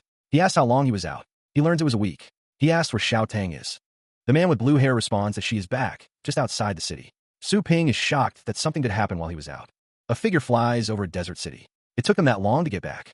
Su Ping is shocked. In the distance, a woman with white hair and a figure in dark armor stand in the desert. The woman with white hair and the figure in dark armor stand with other figures in the desert. The figure continues to fly over the desert city. They wonder if those are all the survivors Rylan Tang rescued. Footsteps echo as a large group approaches the city. Guards stand watch before the towering, futuristic skyline. The sound of many feet grows louder as the crowd moves closer, their destination now in sight. One by one, each person undergoes a series of biometric scans, confirming their identity to the city systems. The scans confirm that they are human survivors, rescued from other base cities, now seeking refuge within these walls. With a resounding groan, the massive gates slowly open, welcoming the weary travelers home. A figure in blue robes watches as Su Ping approaches. He remarks, surprised by the sheer number of people Spring has brought back.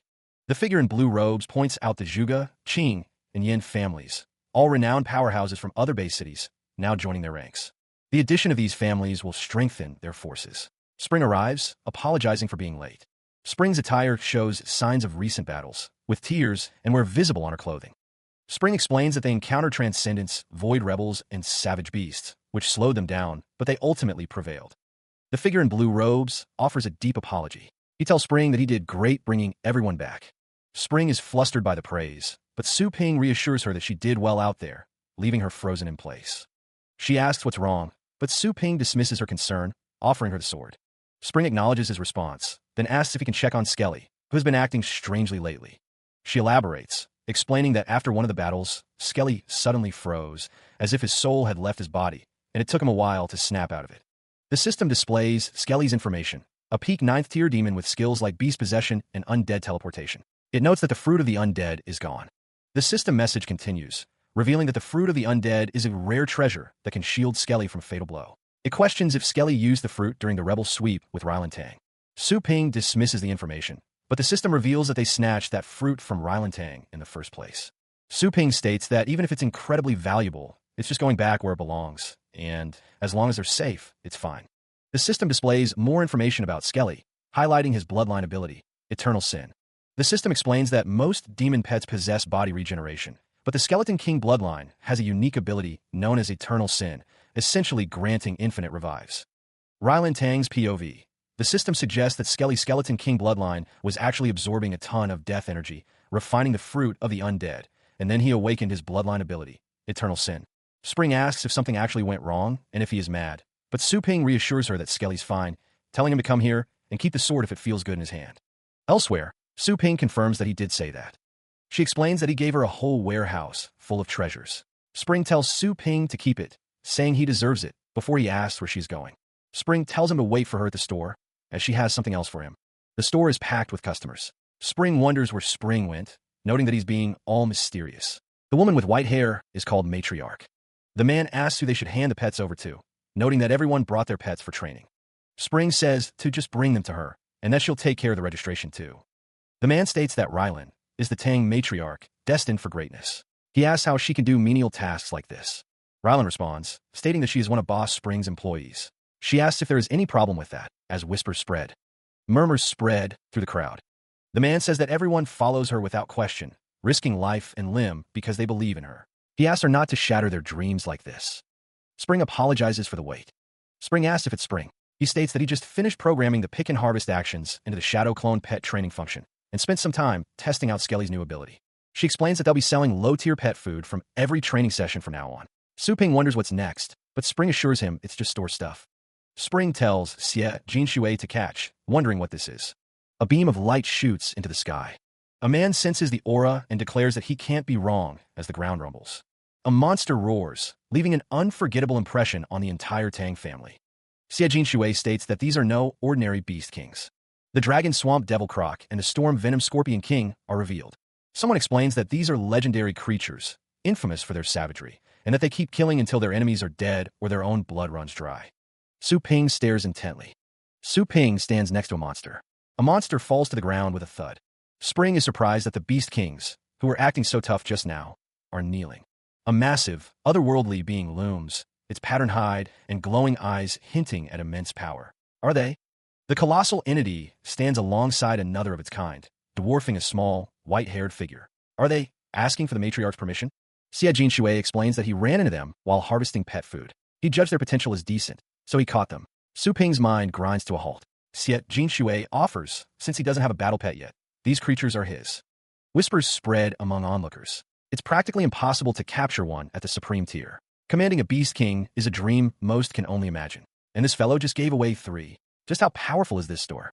One man realizes he almost messed everything up, foolishly questioning Ryland's judgment. Another acknowledges the matriarch's brilliant move, seeing the bigger picture now. The snow crinkles underfoot as someone makes their way through the frozen landscape. A voice calls out, questioning why he is leaving again, wondering what has gotten into him to show concern all of a sudden. The voice continues, asking if this trip is dangerous. Not enough. He needs more. The pinnacle tower looms in the distance. Su Ping continues his journey, knowing he has to go there to figure out what's really going on and to take care of a few useless parasites sitting on power. The voice acknowledges that he's got it, as the pinnacle tower looms closer. The pinnacle tower headquarters on Nightfall Mountain stands tall. Xie Jinshui stands before a ceiling barrier, realizing this is what Elderby was talking about. Su Ping prepares to act, energy swirling in his hands. Su Ping is asked to state his business. Spring declares that he has important matters to discuss with the Tower Master. Su Ping stands firm, explaining that the Tower Master is unavailable and everyone is extremely busy. A resounding crack echoes as the barrier begins to shatter under immense force. Su Ping's eyes glow with power as he retaliates against the sudden attack. He warns his opponent not to get the wrong idea about his intentions. The force of the blows sends Spring crashing through the barrier, shattering it further. Another strike lands with a deafening thud, continuing to break the illusion. With the barrier crumbling, Su Ping stands over the defeated Spring. The illusion of the mountain fades as the true path is revealed. The last vestiges of the barrier crack and fall away, revealing the truth. Su Ping observes that the pinnacle tower lies on the other side of the newly opened portal, while Spring lies unconscious at his feet. A portal shimmers into existence, ready for passage, as Spring is deemed useless. He floats through the rift, the text around him indicating the headquarters are on another planet. It is connected only by a rift in space-time. The portal opens into a vibrant landscape, a stark contrast to the space rift. A field of flowers stretches beneath a bright sky. He steps onto the grass, the sound of rustling leaves accompanying his arrival. The astral energy here is several times denser than on Blue Star, a hidden utopia. Just taking a few breaths here feels like it's adding years to his life. He has heard countless titled powerhouses fight tooth and nail just to serve the legendary figures here. Floating palaces dominate the skyline, ancient structures suspended amidst the clouds. The wind whistles past, carrying the scent of unknown energies. He gazes up at the floating structures, a sense of awe mixed with apprehension in his eyes. Those buildings, what secrets do they hold? The names of the palaces flash by: Slaughter Palace, Shadow Hell Palace, Prison Palace. Each name evokes a sense of foreboding and danger. He can sense the astral vortex of a legendary tier powerhouse in practically every palace. So these are the members of the Pinnacle Tower. A long staircase stretches towards one of the palaces, a daunting path leading into the unknown. The wind howls, a symphony of strange. He approaches the Slaughter Palace, the air thick with the aura of carnage. The very stones seem to whisper tales of death and destruction. Every step he takes up these stairs feels like he's drawing closer to the gates of hell. Tens of thousands, maybe even hundreds of thousands, must have perished here. He has a feeling that the folks inside are nothing like that old geezer up on the mountain. Better summon all his battle pets just in case. The man in the suit tightens the rope, the victim's body contorting in agony. He stares, his eyes wide with a mixture of shock and disbelief at the scene unfolding. The sound of metal echoes as a bloody cleaver falls. Su Ping looks up, muttering, "What the?" He observes people being cooked on a rooftop, the sizzling sounds filling the air. He wonders, what are these people doing? The select few among the masses are born with extraordinary talent, destined to become beast tamers. They are strong, agile, and quick on the draw, able to forge contracts with rare beasts and mythical creatures, commanding them in battle. The difference between a beast tamer and an ordinary person is like night and day, as stark as the contrast between an adult and a toddler. Even among beast tamers, there's a strict hierarchy. From grade 1 to grade 10, the higher you climb, the harder it gets. The journey has just begun, and the Supreme Tier realm is a vast expanse. Most tamers reach grades 1 through 6 during their student years, usually around the age of 20. By 30, many advance to grade 7, often working as teachers or explorers, backed by immense financial resources. It's common for most beast tamers to not surpass grade 8, and only the most gifted geniuses can reach grade 9 and earn a title. Those who should be humanity's greatest warriors, the heroes who are supposed to fight fierce beasts and protect our world, are instead chefs carefully chop and sizzle ingredients, preparing a feast. And now, dinner is served. A feast is laid out, the dishes gleaming, promising an exquisite culinary experience. The chief servant of Slaughter Palace explains that these dishes are tributes from across the subcontinent. Veteran explorers spent months gathering these ingredients. The legendary glutton inhales deeply, sampling the aroma of the meticulously prepared dishes. The chief servant awaits the legendary glutton's judgment. He confirms the order. Yes, sir. Chefs stand ready, presenting their culinary creations with pride and anticipation. The chief servant orders the dishes to be thrown out. The chefs are shocked, questioning the command. The legendary glutton looks on, his expression unreadable, as the food is rejected. The chefs plead with the chief servant to reconsider, desperate for the legendary glutton to taste their creations. The gates open, revealing a crowd eager to take what is being discarded. Chaos erupts as the chefs are attacked, their hard-won dishes stolen by those desperate for a taste. The chefs cry out as their food is taken, the promise of recognition and reward snatched away. Some choose to remain, believing that even the smallest guidance from the legendary lord is worth more than risking their lives. The chief servant looks down upon the new servants, making it clear what is expected of them. The chief servant expresses that only those who please Lord Glutton earn his guidance, reminding them of the importance of their task. Elsewhere, Su Ping clenches his fist, a whoosh sound effect accompanying his movement. The chief servant addresses a newcomer at the door, informing them of the requirements for new arrivals. Su Ping's hand glows with power, a bang sound effect emphasizing the intensity. Golden energy flares around Su Ping, accompanied by a guttural sound. The chief servant, breathing heavily, wonders if what he just saw was a hallucination. The chief servant declares that failing to meet the standards is unforgivable. Su Ping moves with killing intent, radiating such energy within the Pinnacle Tower. Visions of the Pleasure Palace and Delusion Palace flash by, perhaps representing Su Ping's targets. The Peace Palace appears as well, another potential destination or target in Su Ping's path. Su Ping's descent continues, a whoosh sound effect marking his rapid movement as he wonders who dares to stand in his way. He recognized that voice, a familiar echo in the vast expanse of the tower. The voice crackled with power, a furious declaration that ripped through the very air. The Vice Tower Master, a figure of immense authority, demanded to know where the ignorant brat came from, accusing him of barging in. His eyes now glowed with an inner light, focused straight to the point. The Vice Tower Master's face contorted in rage, his eyes burning as he questioned what Su Ping had just said, deeming it a complete joke. A cataclysmic explosion rips through the sky, shaking the very heavens. Below, a bearded man and a long-haired woman stare up in disbelief, alongside a small green creature. A once proud building now burns, smoke billowing into the sky. The scene is one of utter devastation, the structure consumed by raging flames. A golden-armored figure stands tall, flanked by a man in a blue coat, a woman in a red dress, and the small green creature. The air crackles with unseen energy. The group gazes upward, their eyes fixed on a distant tower piercing the clouds. One of them gasps, recognizing the structure. A colossal purple dragon looms, its form crackling with power. Beside it, a winged figure stands ready, prepared for battle. The white-haired figure is engulfed in swirling green energy, a fusion taking place. Power sizzles in the air around him. The winged figure stands, a hybrid of dragon and humanoid. Its presence radiates immense strength. The silver-haired woman looks on as Su Ping speaks, questioning the formation. He seems ready to confront whatever lies ahead. The white-haired figure pulls open a portal, a starry expanse revealed beyond. He declares he was looking for you. A sinister sword, adorned with skulls, hums with dark energy. The weapon seems to pulse with a malevolent power. A swirling vortex of pink energy and skulls coalesces, a harbinger of chaos and destruction. A towering demonic figure stands, wreathed in red energy. It wields a sword, accompanied by a bird-like creature, ready to unleash its fury. The trap has been sprung, and the Void-Bane Godword is revealed. Someone didn't think their target would walk right into it. The Palace Master of the Delusion Palace observes that the situation is being taken seriously. He laments that the Vice Master's presence is overwhelming. The Palace Master of the Delusion Palace believes someone was forced into this situation. The woman in red seems to question this. The Palace Master of the Delusion Palace states that the Vice Master of the Pinnacle Tower is the second strongest in the world. Another voice confirms that someone tried to assassinate him. The Palace Master of the Pleasure Palace wonders if someone's brains have rotted from overeating or gambling. She notes that the drunken immortal isn't here. Someone calls the Palace Master of the Delusion Palace a lecherous, day-drinking hussy, questioning if they are calling them brainless. The palace master of the Peace Palace, dressed in a dinosaur costume, seems surprised by the unfolding events. The focus shifts to that young man in black, standing before a towering pagoda in the distance. Su Ping is surrounded by a surge of power, the wind whipping around him as he prepares to summon something. Energy crackles around Su Ping as he commands something to come forth, his expression determined. A massive dragon appears, roaring with immense power, its form radiating a dark energy. Su Ping stands atop the summoned dragon, ready to face whatever challenges lie ahead. He stood before the massive dragon, its golden scales shimmering in the light. Flames erupted around Su Ping as he underwent a transformation. Fusion, he declared.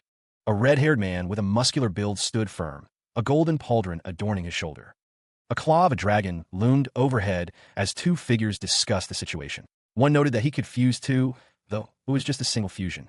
A winged figure brandished a sword. It was said that he was still at the first grade of the legendary tier, the C tier, but he could perform a double fusion. A spectral blade crackled with dark energy, the Vice Master's power being the scariest part. The red-haired man ran, knowing he couldn't block that blade head-on. The blade could cut through space itself. He needed to create some distance first. Below, figures in white uniforms pointed, exclaiming that the thief was getting away. The bearded figure sneered, declaring that the fleeing person wouldn't escape. He wore not to look where one wasn't supposed to. The winged figure unleashed a wave of power, his sword gleaming in the light. The red-haired man looked up, wondering why he wasn't being chased at all. The spectral blade loomed above. The spectral blade pulsed with ominous purple energy. A swift, bird-like silhouette soars through the air. A powerful force follows, tearing through the atmosphere with immense speed. The attack intensifies, revealing the words Void Bane Divine / amidst the swirling energy. The blonde-haired figure cries out, questioning if they can dodge the incoming attack. The skeletal figure declares, Skelly Blaziken, full power, who can only perform a single fusion.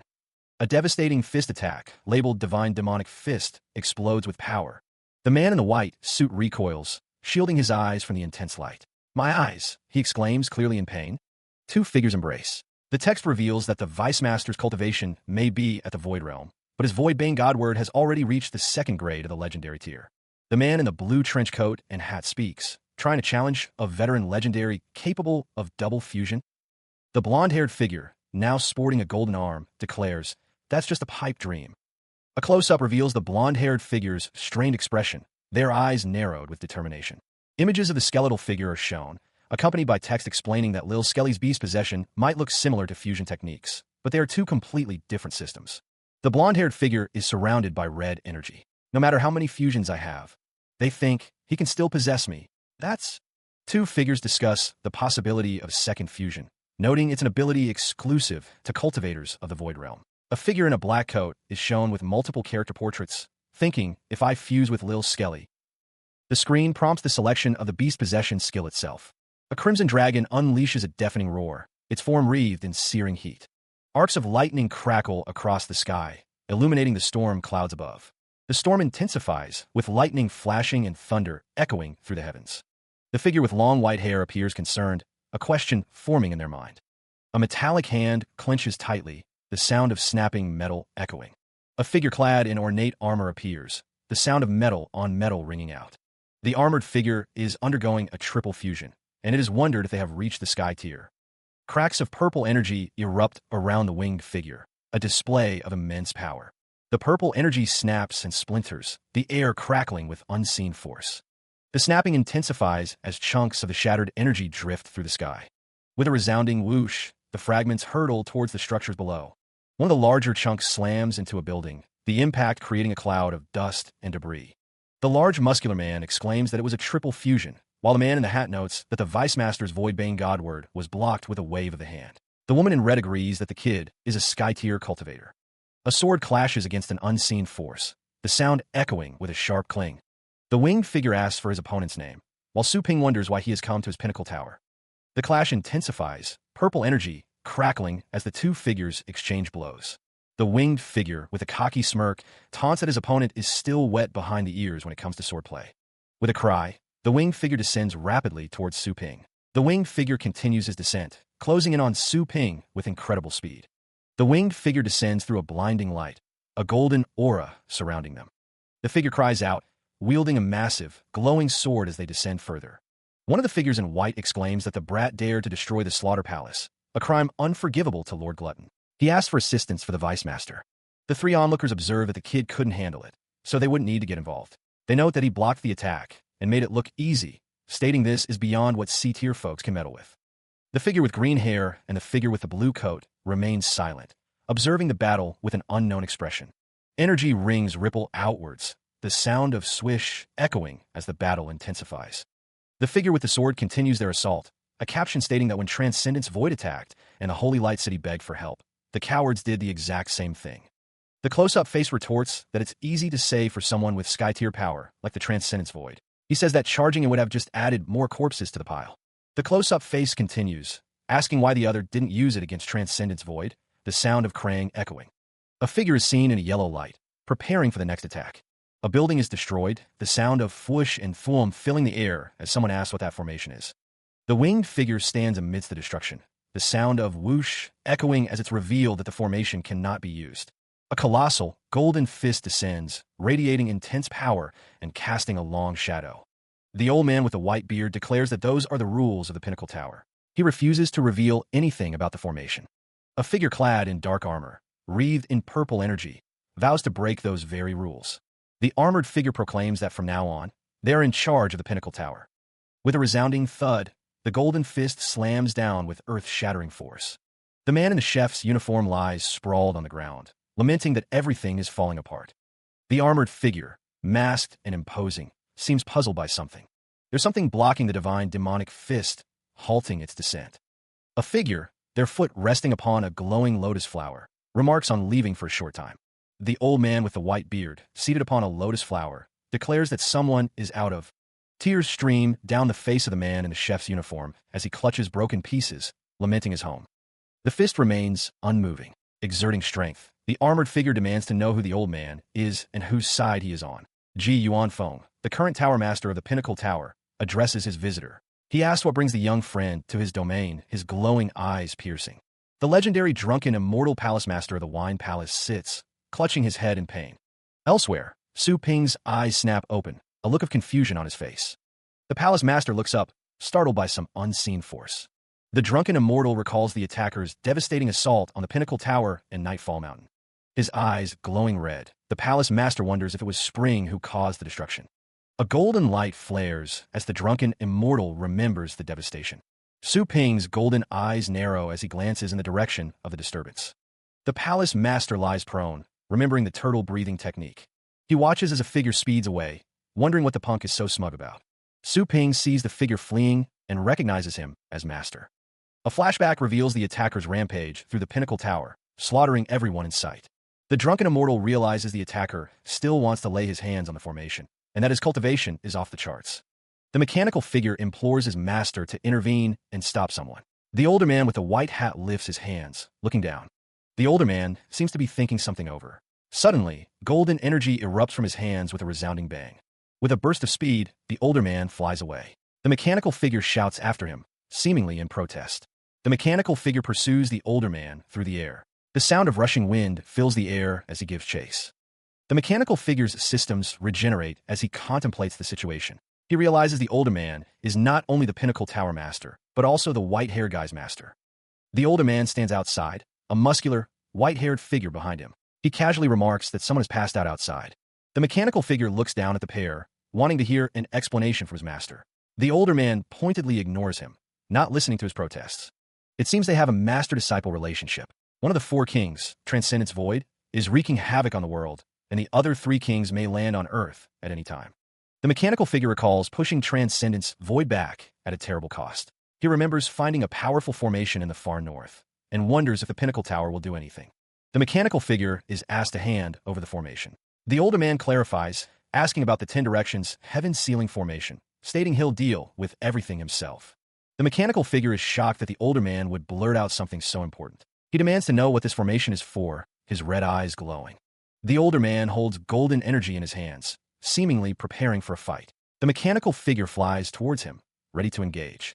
A massive, glowing structure hangs in the void, dwarfing a smaller planet below. Ji Yuanfeng gestures with a fan.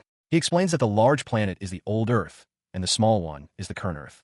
Su Ping wonders why Earth got so small and where the rest of it went. Ji Yuanfeng replies that it's inside the formation. Ji Yuanfeng claims the Ten Directions heaven-sealing formation draws its power from all the land ripped out of Earth, and that this was done to survive.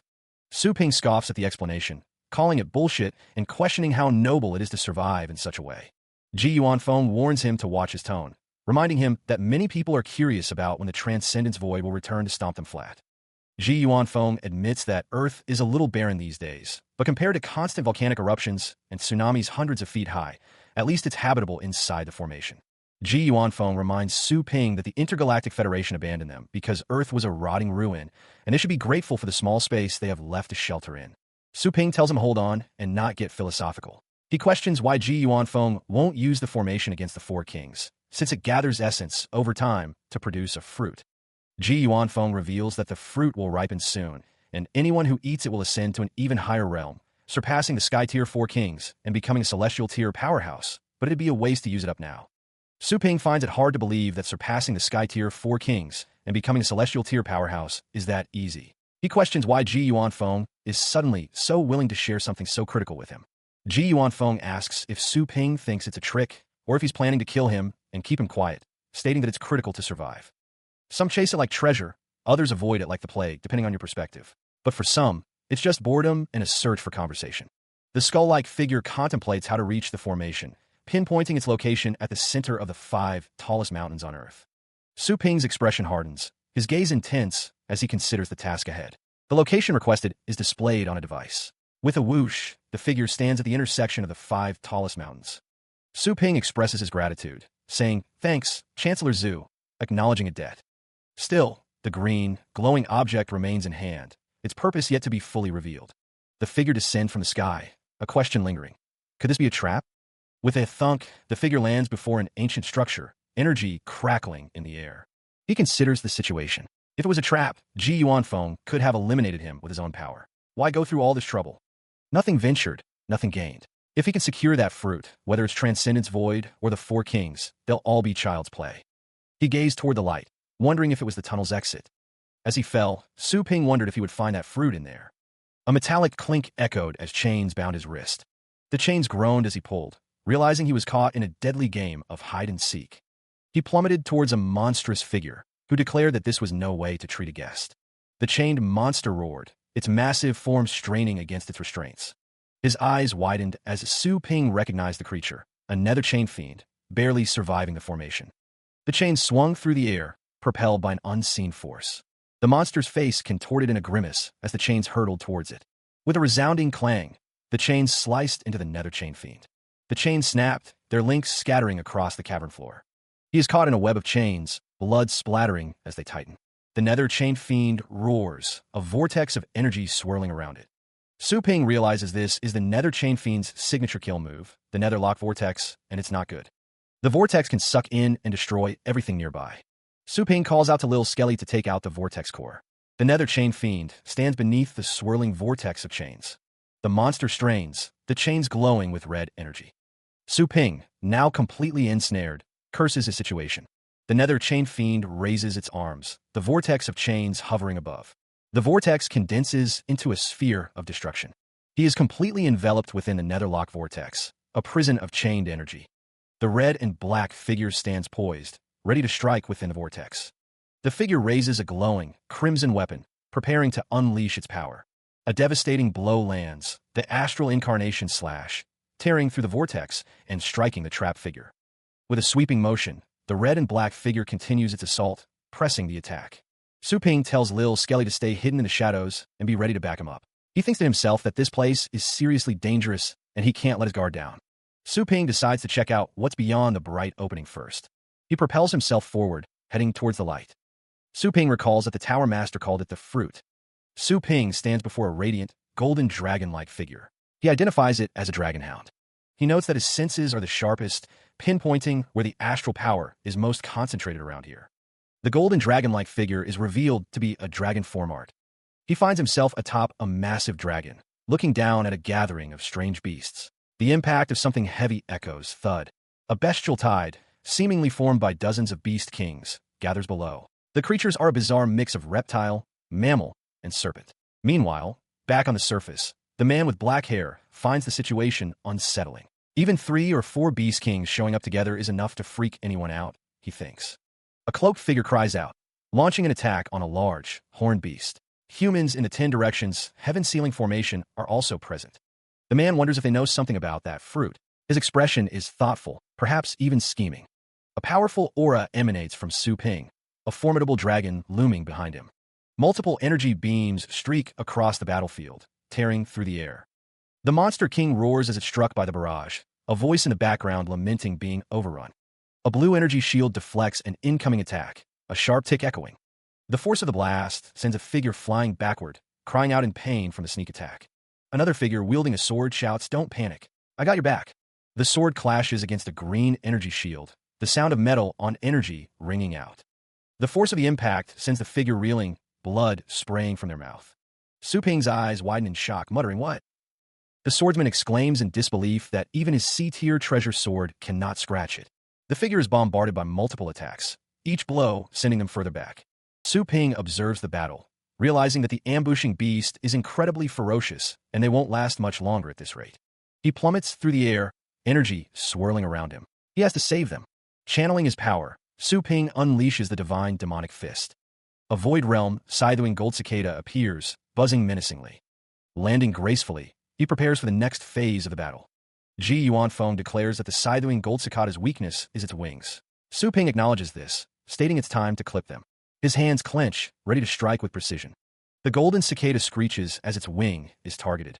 A wing snaps, a critical hit against the resilient creature. The gold cicada sheds its skin in a desperate attempt to escape. Buzzing loudly, the cicada attempts to flee.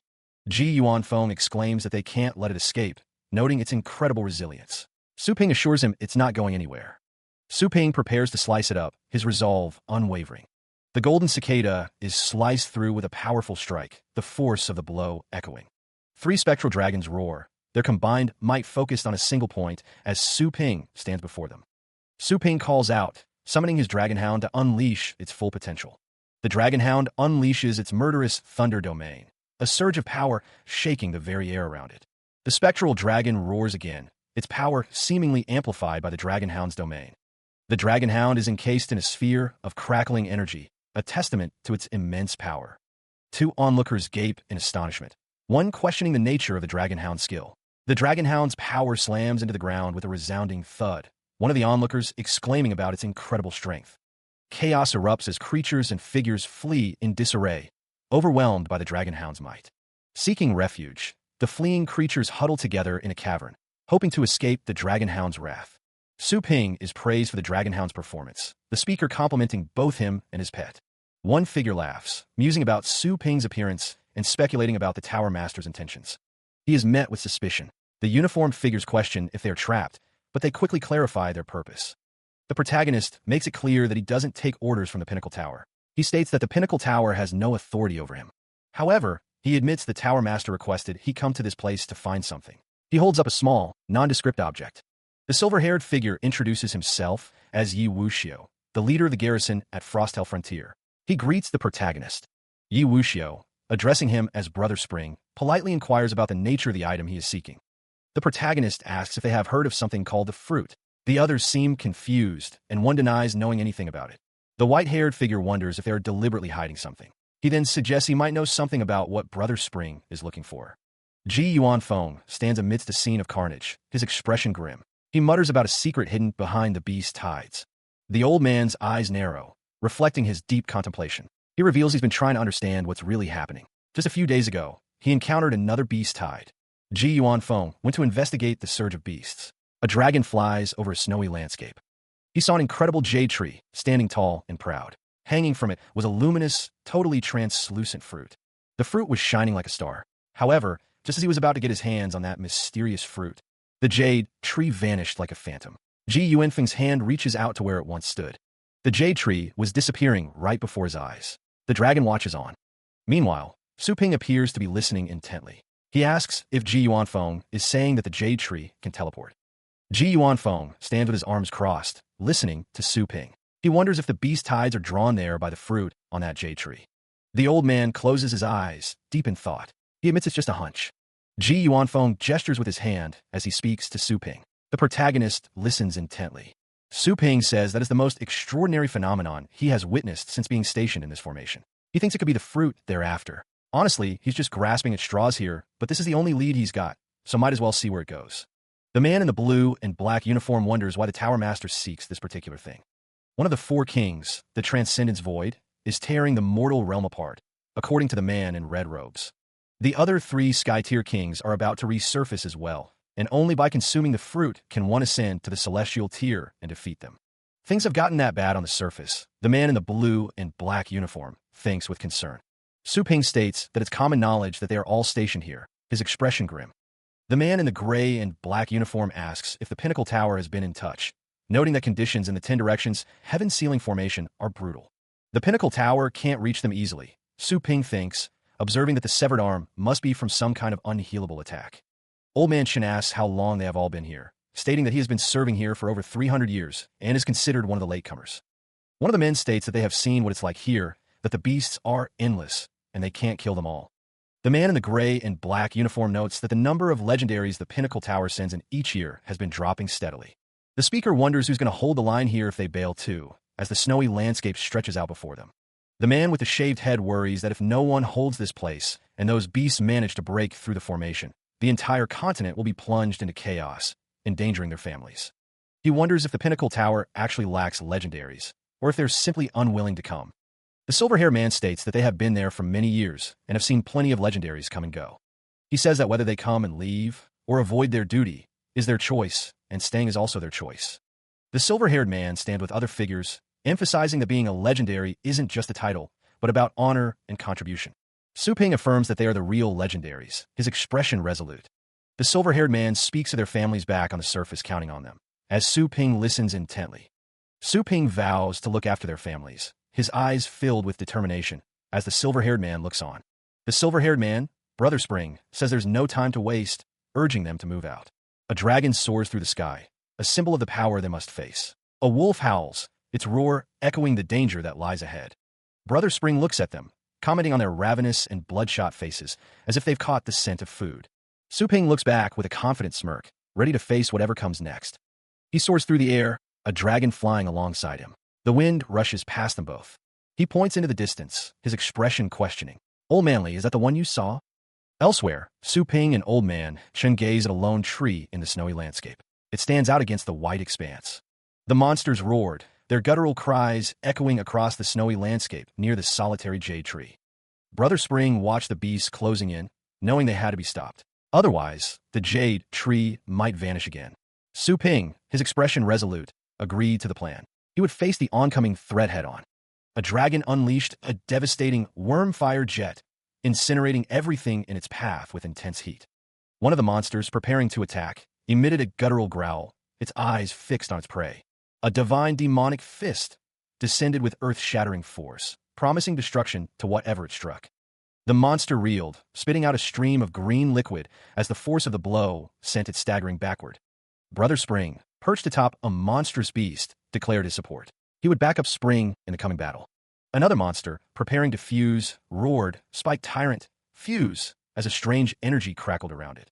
The monster's legs, encased in armored greaves, glowed with an ominous red light, ready to unleash their power. With a swift slash, one of the monsters was decapitated, its head flying through the air in a spray of blood. The dragon and a hulking monster roared at each other, their challenge echoing across the battlefield as the fight intensified. The green dragon-like creature is struck with brutal force. A sickening squelch echoes through the air as blood splatters. The wounded beast reels, its face marred by the attack. Behind it, the white-haired figure remains untouched. The figure in dark armor dives from above, a dark shadow against the snowy landscape. The green dragon is now far below.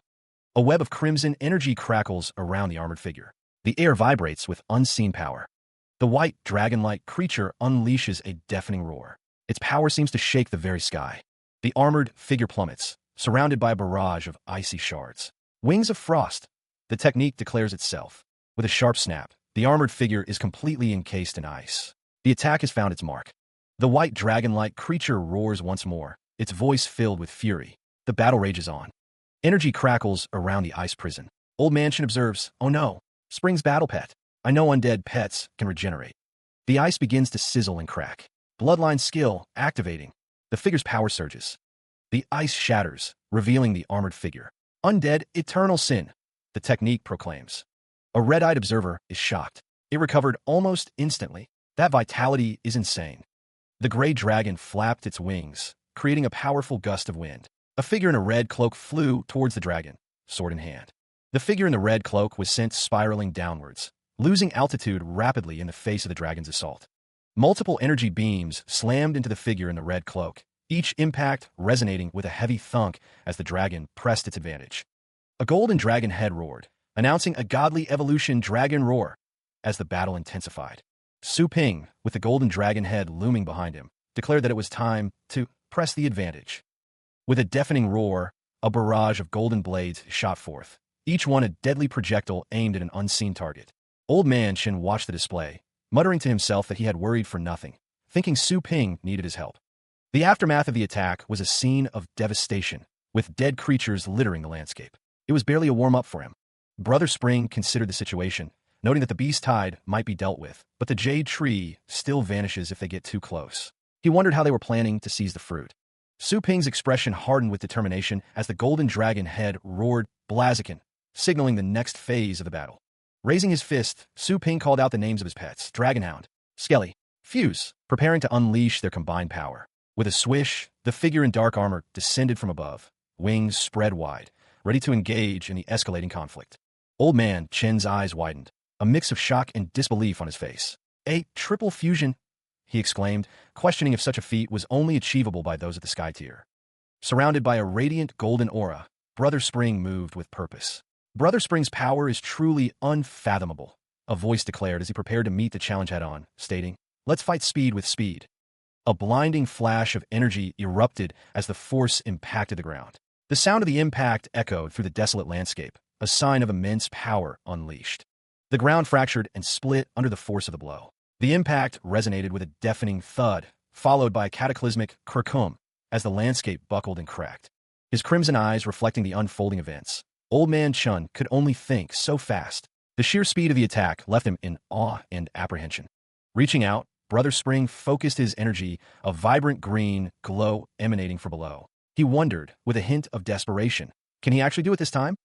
A swirling vortex of dark energy looms, its red eyes burning with malevolent intent as the armored figure stands ready below.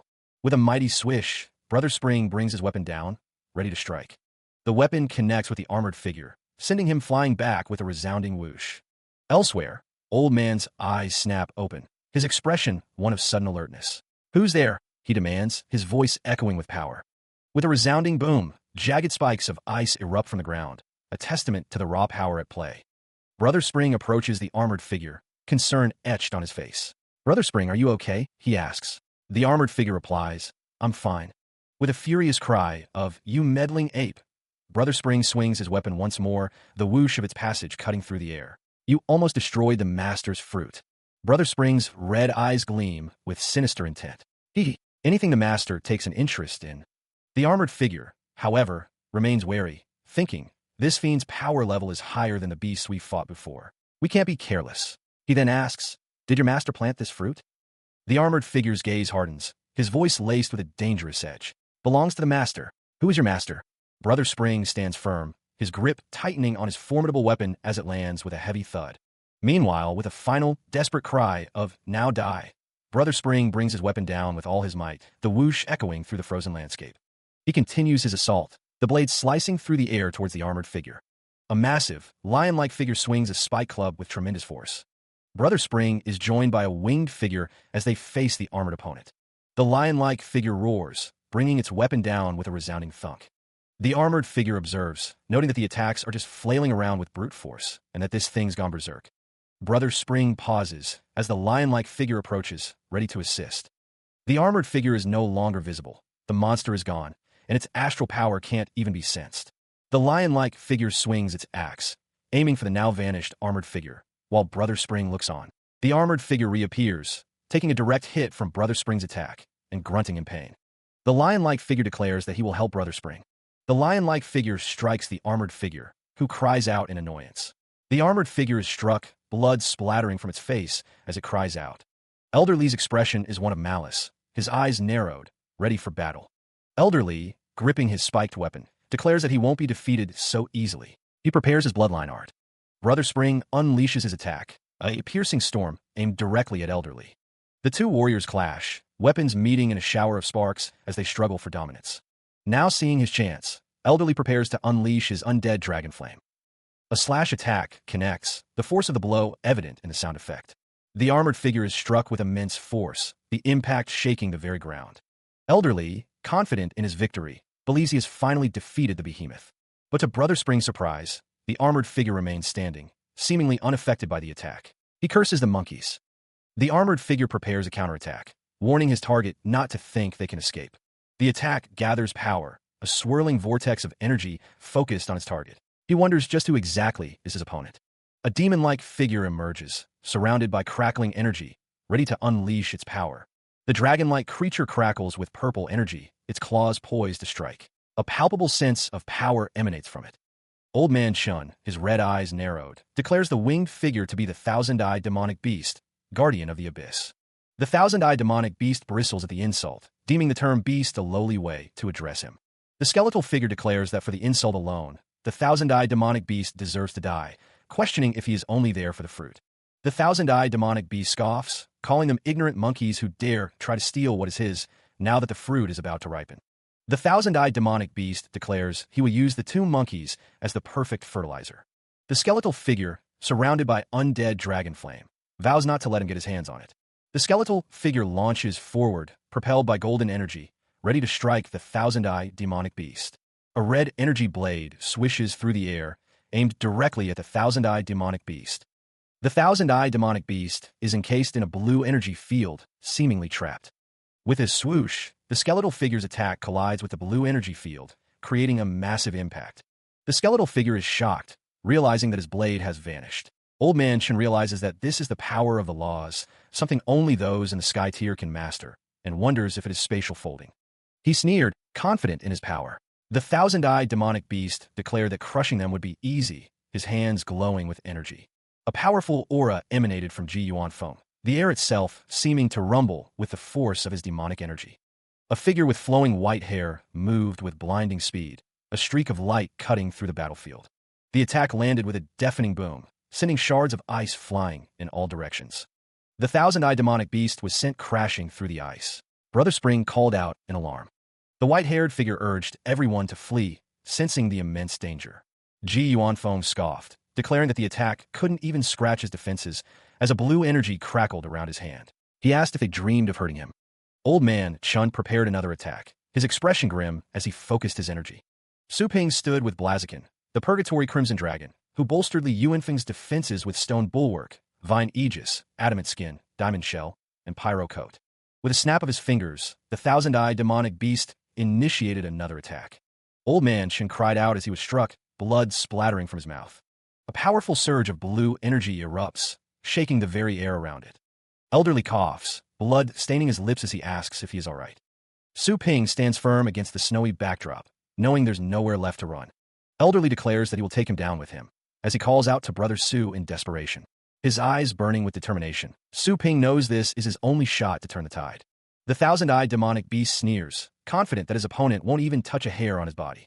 Channeling the divine demonic fist, Su Ping locks on his target, ready to unleash its power. The fiery fist hurtles towards its destination, the fruit. A colossal, golden fist slams down with earth-shattering force, the impact resonating outwards. The tall, muscular figure snaps his fingers, his red eyes gleaming with menacing intent. He warns that no one will lay a hand on him. A crystalline structure erupts from the ground, humming with potent energy as the figure declares no one will lay a hand on the fruit. Nearby, Su Ping stands with a dragon and another figure. He prepares to cast a spell, bracing for the incoming attack. The golden fist hurtles towards the crystalline structure, the air crackling with destructive energy. A man with white hair warns Brother Spring that their attack is being reflected back at them. Su Ping smirks, stating that it was just as he intended. Su Ping commands Dragonhound, Blaziken, and Skelly to give them defensive buffs, preparing for the reflected attack. A powerful barrier erupts around Su Ping and his companions as the reflected golden fist hurtles towards them. Inside the barrier, Su Ping commands his summoned creatures to return, bracing for the impact. The golden fist crashes against the barrier, sending Su Ping flying backward from the force of the impact. Across the snowy landscape, the barrier and the golden fist are visible, a testament to the immense power being unleashed.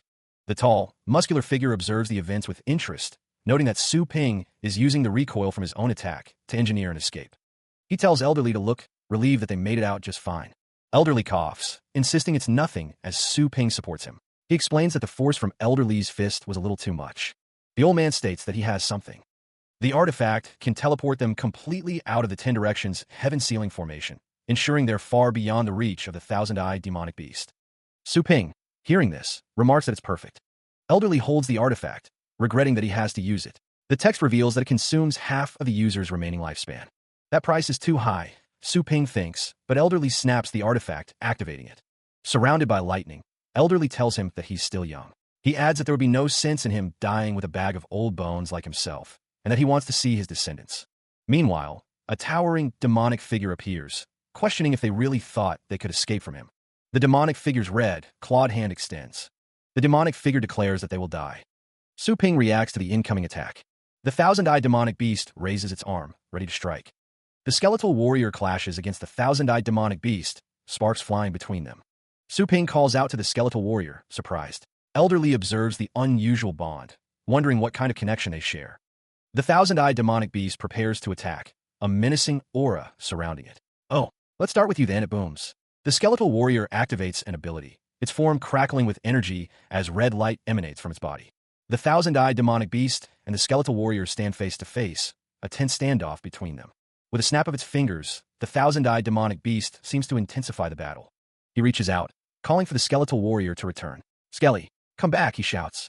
Elderly explains that the skeletal warrior is defying the recall command, enduring immense mental strain. It could even cost the pet its life. Elderly warns that if no one holds back the thousand-eyed demonic beast, the escape talisman will be instantly destroyed. Su Ping vows that none of them will die here. He looks up at the ongoing battle, telling them to wait for him. The thousand-eyed demonic beast and the skeletal warrior continue to clash.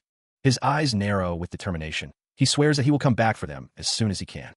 Elderly sits hunched over, supported by his dragon, as Su Ping looks down at him. Elderly chides Brother Spring for leaving his pet behind like that. Elderly apologizes, explaining that no one could have predicted a sky-tier monster would appear out of nowhere. Coughing, he admits his vital energy is severely depleted. Su Ping asks how his injuries are.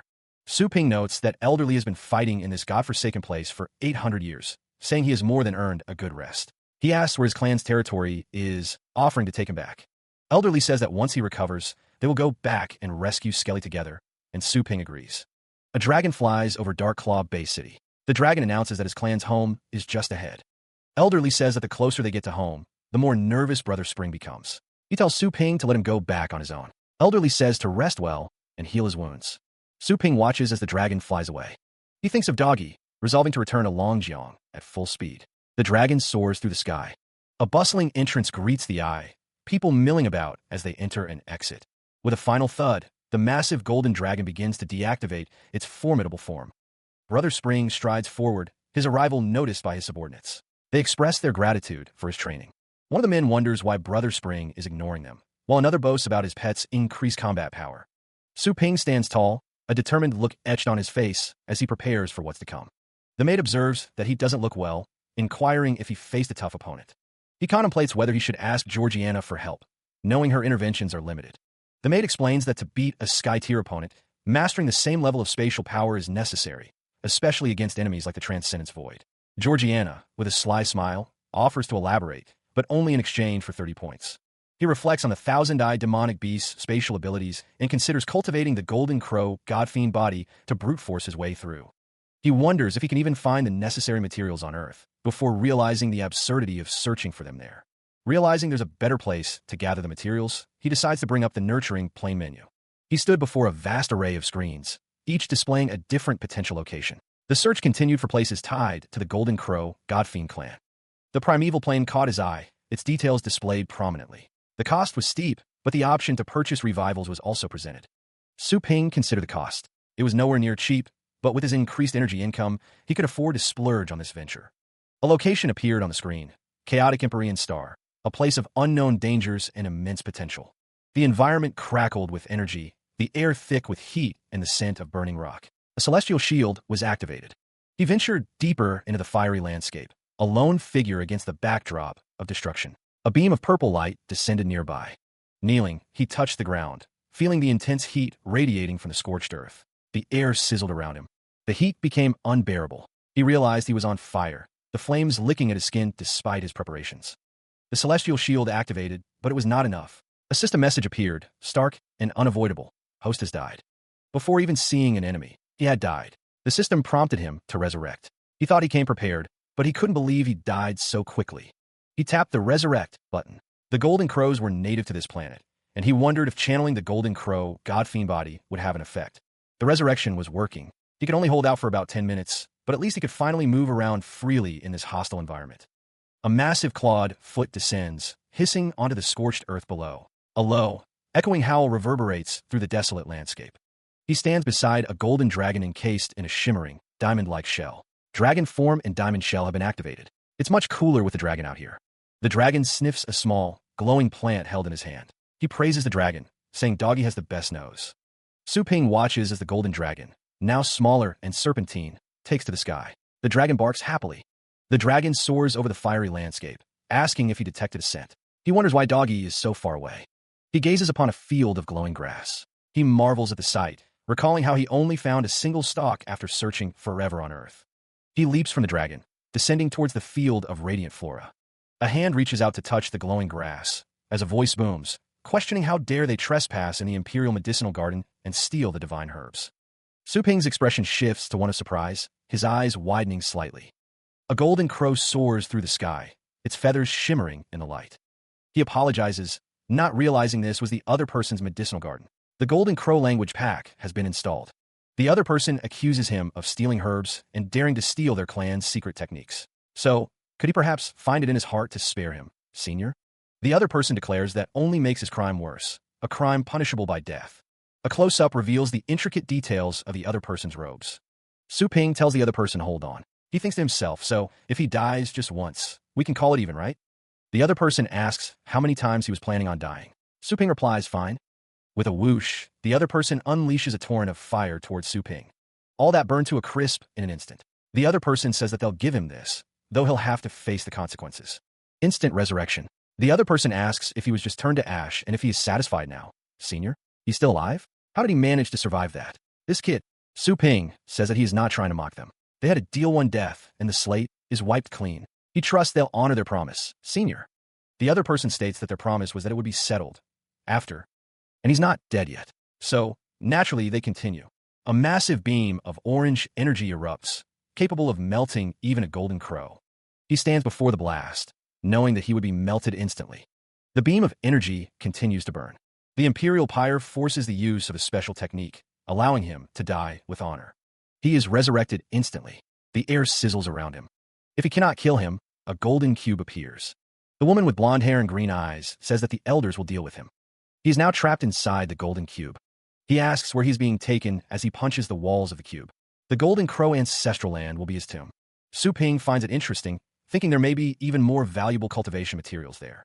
He is taken to the golden crow ancestral land, a landscape of towering cliffs and ancient trees. The golden crow soars through the air, carrying its captive towards a grand structure. Di Qiong pays her respects to the elders as Su Ping remains encased in the golden cube. The first elder of the Golden Crow clan questions Di Qiong about the situation. Di Qiong reports to the first elder that the outsider stole celestial herbs and clan secrets, explaining that she brought him back for judgment. The second elder remarks that Su Ping was completely unharmed, despite his actions. The third elder states that even the most resilient members of the undead race couldn't withstand the Imperial Pyre. The first elder is taken aback, wondering if Su Ping could be a descendant of the human celestial sovereign, recalling seeing the celestial sovereign in his youth. The elders discuss Su Ping's heritage, realizing that the Imperial Pyre couldn't harm him because he is a descendant of the celestial sovereign, and order Di Qiong to free him. Di Qiong is surprised to hear that Su Ping is a descendant of the celestial sovereign. An elder explains that Su Ping needs materials to reach the third level of the Golden Crow Godfiend body to save his companion, and mentions the Divine Body Awakening trial. Su Ping learns that if he passes the requirements to join, he will receive the cultivation materials necessary to reach adulthood level. Elderly elaborates on the trial, explaining that it is divided into 4 stages. The first 3 will test strength, spirit, and comprehension, while the final stage is a comprehensive ordeal. He confirms that the ordeal will test every aspect of his combat ability. Su Ping responds, seeking confirmation. If he passes, he gets the materials, right? He had to thank you. The trial grounds buzzed with anticipation. The blonde-haired woman wondered if all the gathered people were here for the trial. The crowd stirred with commotion. She questioned if it was just a competition, thinking they only needed to pass the test to get the cultivation materials. He responded that if the rewards were all the same, how would they separate the mediocre from the geniuses? Only the first-place winner would get a special reward from the elders. Everyone else would just get the standard prize. He learned that those were Jin Ranyu and Yin Ku from the three royal clans. He realized their power was far beyond that of a typical young golden crow. If he wanted the best materials, he'd have to size them up carefully. I see, he muttered. Di Cheong of the D royal clan stated that if there were three royal clans, the surname of the third was naturally D. She seemed to be there just to show off. If their clans were on the same level, their power must be incredible. The awakening trial would begin soon. The first elder was here, and all participants were to enter the array. Su Ping and Di Cheong walked toward the trial grounds. She told them to try not to get eliminated in the first round. Okay? Swirls of energy gathered around the circular platform, indicating the start of the trial. The air crackled with anticipation. The first stage was a test of strength. An elder held a glowing orb, explaining that participants should choose one of the divine stones, graded from 1 to 10 mu. Di Cheong was already heading in. A participant flew through the air, navigating a series of floating stones, each marked with ancient symbols.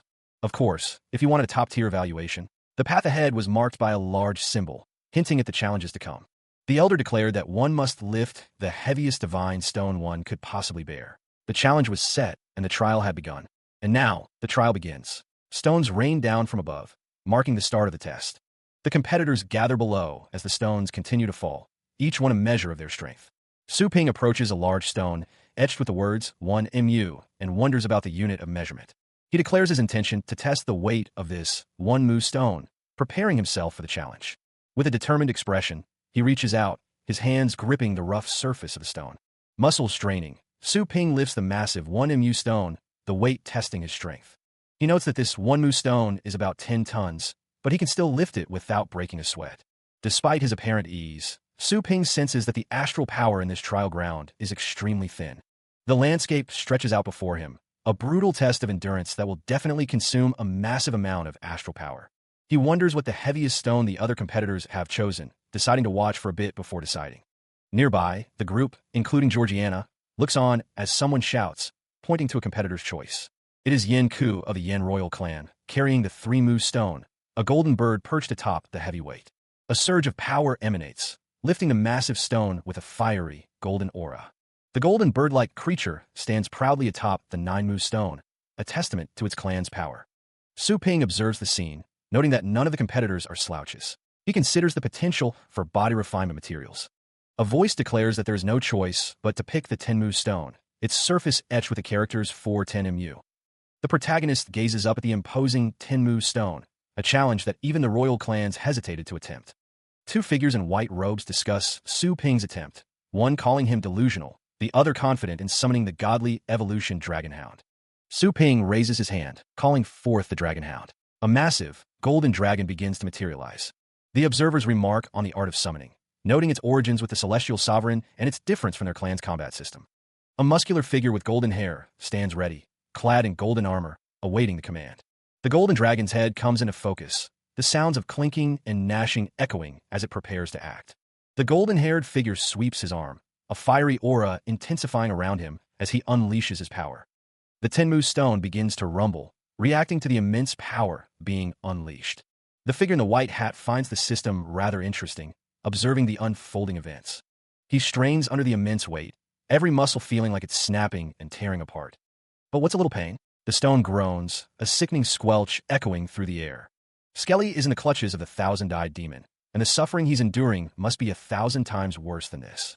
This is a trial for both him and Skelly, and no matter what, they have to overcome it. Yin Ku of the Yin royal clan tells the human brother not to be a fool, warning that he's already exhausted. Right now, the one thing he's not afraid of is death. The stone finally gives way, cracking and breaking apart with a resounding crunch.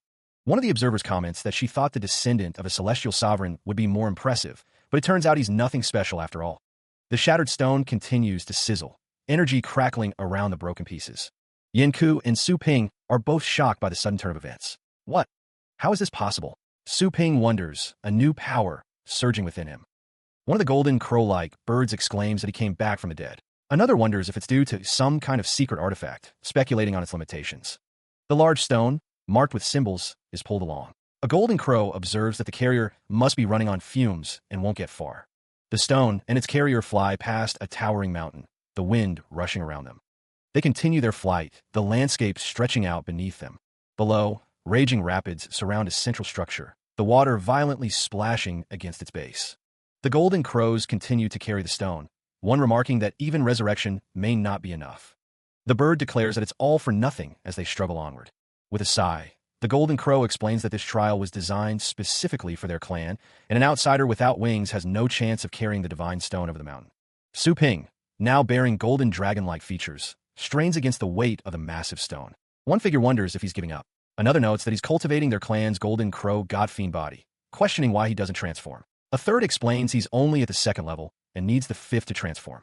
Clad in golden armor, Su Ping prepares to strike. It's said that outsiders shatter their meridians with a single punch, but a golden crow can withstand it. He unleashes the great Yin True Dragon demon-subduing fist. Su Ping pushes the power and the backlash of a single punch to its absolute limit, betting his life on this one ultimate strike. A sphere of pure energy hurtles forward, radiating intense heat and power. The blonde-haired, horned figure collapses, impaled by unseen forces. The text declares, "Host has died." The yellow bird creature scoffs, declaring the attempt as futile as a mayfly trying to shake a tree. He kneels, his body now a glowing blue silhouette, energy crackling around him. With a surge of power, the blonde-haired figure rises, resurrected by an instant resurrection. The spectators look on in disbelief. One asks, what the hell is that human trying to do? A series of devastating punches rained down upon the mountainside, each blow echoing with immense force. Cracks begin to spiderweb across the rock face, signs of the mountain's weakening structure. With a deafening boom, chunks of rock explode outward, a testament to the raw power unleashed. A massive section of the mountain crumbles, glowing with the heat of the impact. The spectators are astonished. I can't believe it. He's actually using this method. The bird creatures look up in awe. He brute-forced a path right through the mountain.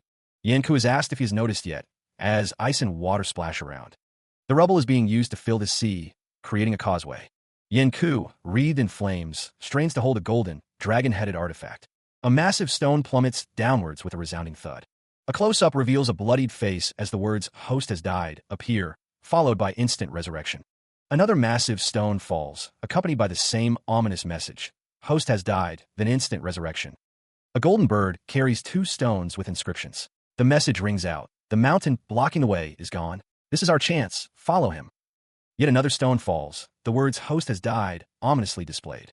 Yanku is shown again, bloodied, but seemingly resurrected, as the words, "Host has died," and instant resurrection appear. A silhouette is crushed beneath a falling stone.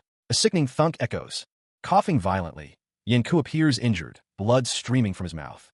A stone tablet displays the rankings. First place, Spring. Second place, Jin Ranyu. Third place, Yanku. The spectators couldn't believe it. An outsider had taken first place. One wondered how someone who dies and comes back could fight again. The injured fighter, Tin Mu, had actually done it. It had been hundreds of years since anyone had achieved that score, but what kind of monster was he? The smug woman considered Tin Mu's victory. To think he'd win against contestants of the royal bloodline like this. Was this the power of a celestial sovereign's descendant? A monstrous roar echoed. Purple energy crackled as the character in white robes extended their hand, seemingly controlling the chaotic power. A massive demon dragon looms, its eyes glowing with an eerie light. It seems to be speaking, though its words are unclear. Before the beast, a multitude of figures stand, seemingly dwarfed by the sheer scale of the dragon's tail and immense presence. The young of each species hold a deep-seated fear of the other, much like a human fears a lion, or a lion fears a human with a hunting rifle. The tension is palpable as some tremble.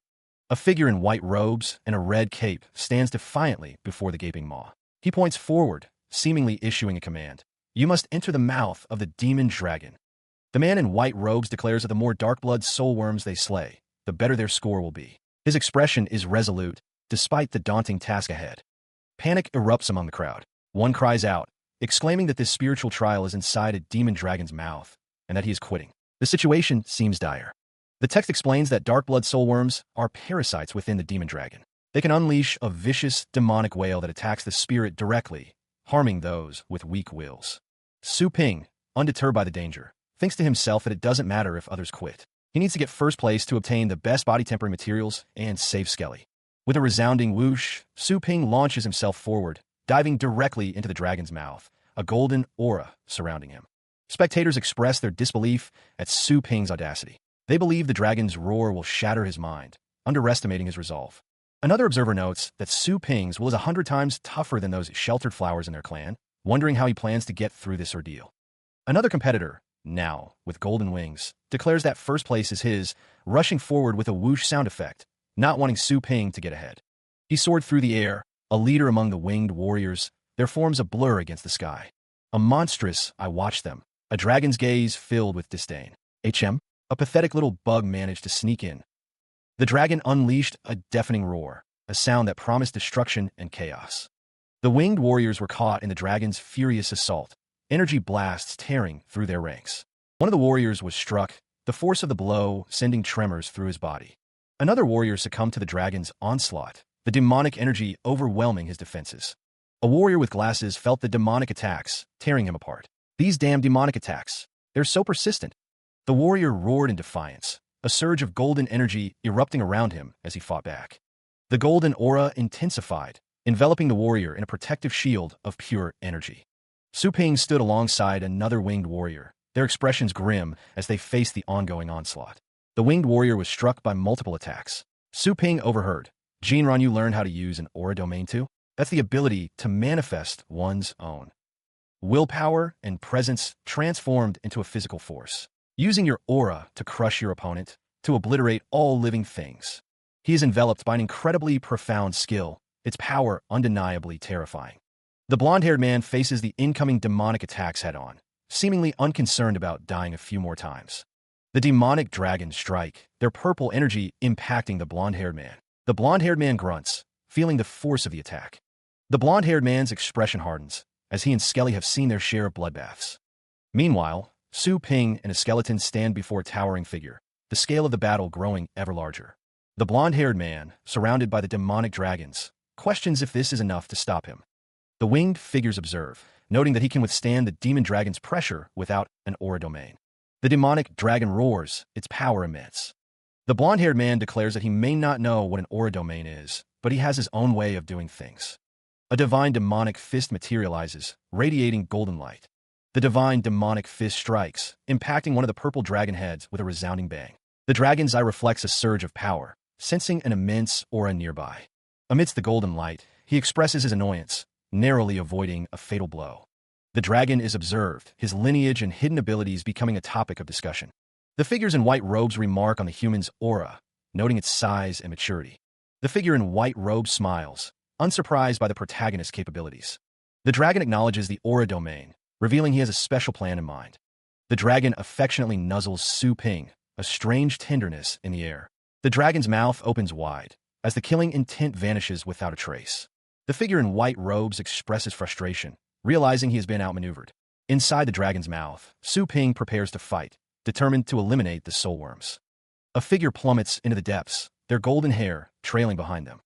The figure, adorned with horns and a scaled top, descends further into the fleshy tunnel. Emerging into a more open space, the figure stands tall, revealing black pants and a dragon-shaped gauntlet. Exhaling, the figure focuses power into the gauntlet, preparing to unleash the divine demonic fist. With a resounding bang, the figure unleashes a burst of energy from their fist. The figure wonders how they destroyed their target without even trying. The figure realizes they can control the soul worms, causing them to self-destruct. The dragon's head contemplates avoiding angering the celestial sovereign candidate and possibly earning some goodwill. The figure observes the worm-like creatures writhing and squeaking before them. Again, the figure unleashes the divine demonic fist, assuming a stance and releasing a punch. The figure thinks to themselves that everything is proceeding as expected, even if they don't fully understand why. The observers are baffled by how the figure is effortlessly killing the soul worms, questioning the nature of this evil technique. The worm bites down hard, drawing blood. He cries out in pain as the creature's teeth sink into his arm. He declares that he is a heavenly ranker of the Royal Gene clan. How could he possibly lose to someone from outside his clan? He realizes he can use the divine demonic fist too. The man prepares to strike the worm with the technique. The attack lands, but didn't budge an inch. He is shocked, realizing the defense of this worm is no ordinary thing. The worm continues its firm bite, blood flowing freely from the wound on his arm. The creature seems unfazed by the previous attack. He is stunned by the worm's offensive power, which is no ordinary thing either. He realizes he has no choice but to use his ultimate move. He prepares his ultimate move, declaring Imperial Pyre, Golden energy gathers around his hand, ready to be unleashed. The golden energy injects into the worm. The creature is being burned from the inside out by the Imperial Pyre. The worm is destroyed by the Imperial Pyre. The golden energy explodes outwards, shattering the creature's form. He stands, still focused, as the last vestiges of his attack dissipate. The battle has clearly taken a toll. He thinks that killing a single soul worm consumed so much power. The man seems surprised by the amount of energy required. He's now able to kill them so easily. The worms are being destroyed en masse by his attacks. The incense stick burns out, signaling the end of the trial. The man in white and orange robes announces that the incense stick's time is up. A dragon unleashes a torrent of fire.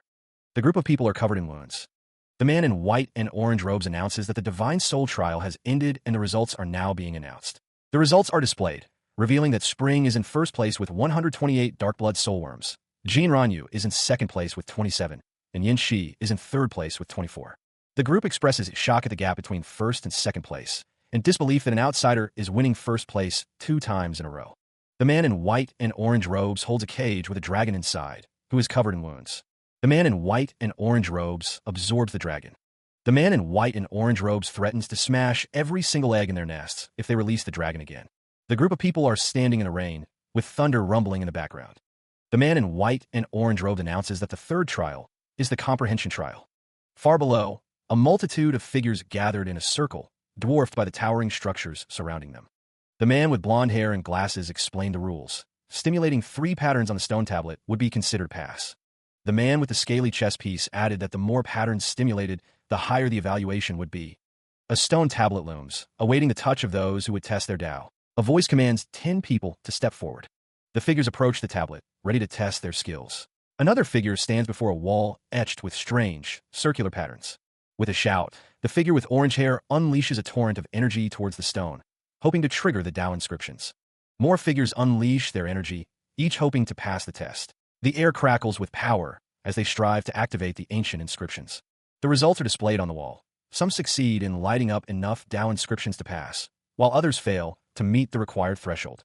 One of the figures, pleased with his performance, remarks that 4 Tao inscriptions were lit, just as he expected of himself.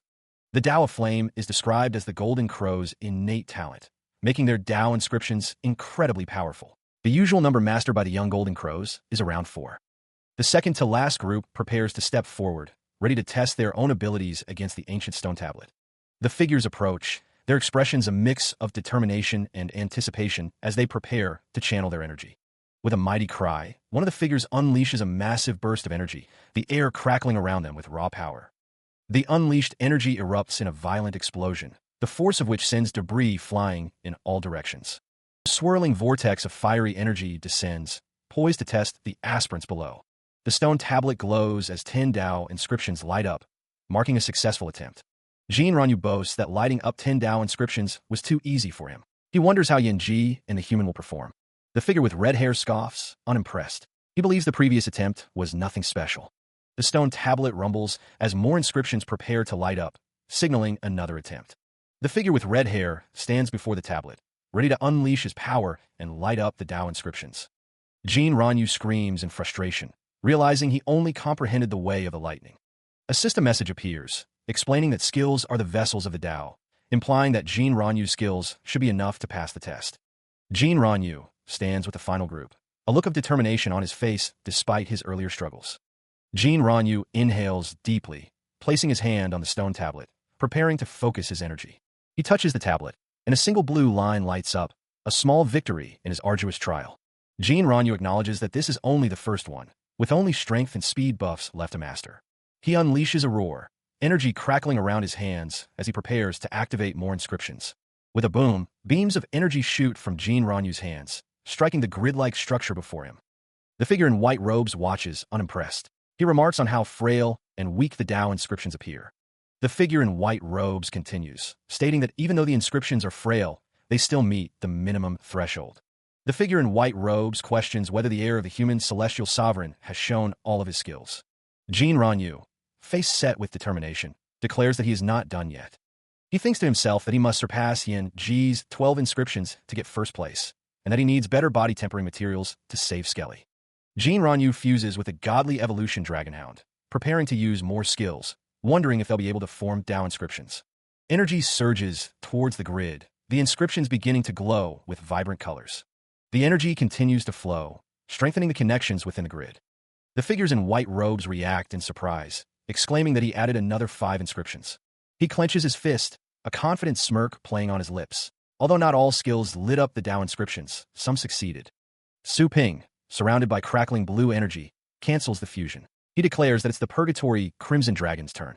The Purgatory Crimson Dragon looms, a terrifying figure of immense power. Its armored form casts a long shadow, a testament to its formidable strength. A surge of multicolored energy erupts, a chaotic display of raw power. 4 Dao inscriptions light up, bringing the total to 12. The power continues to build.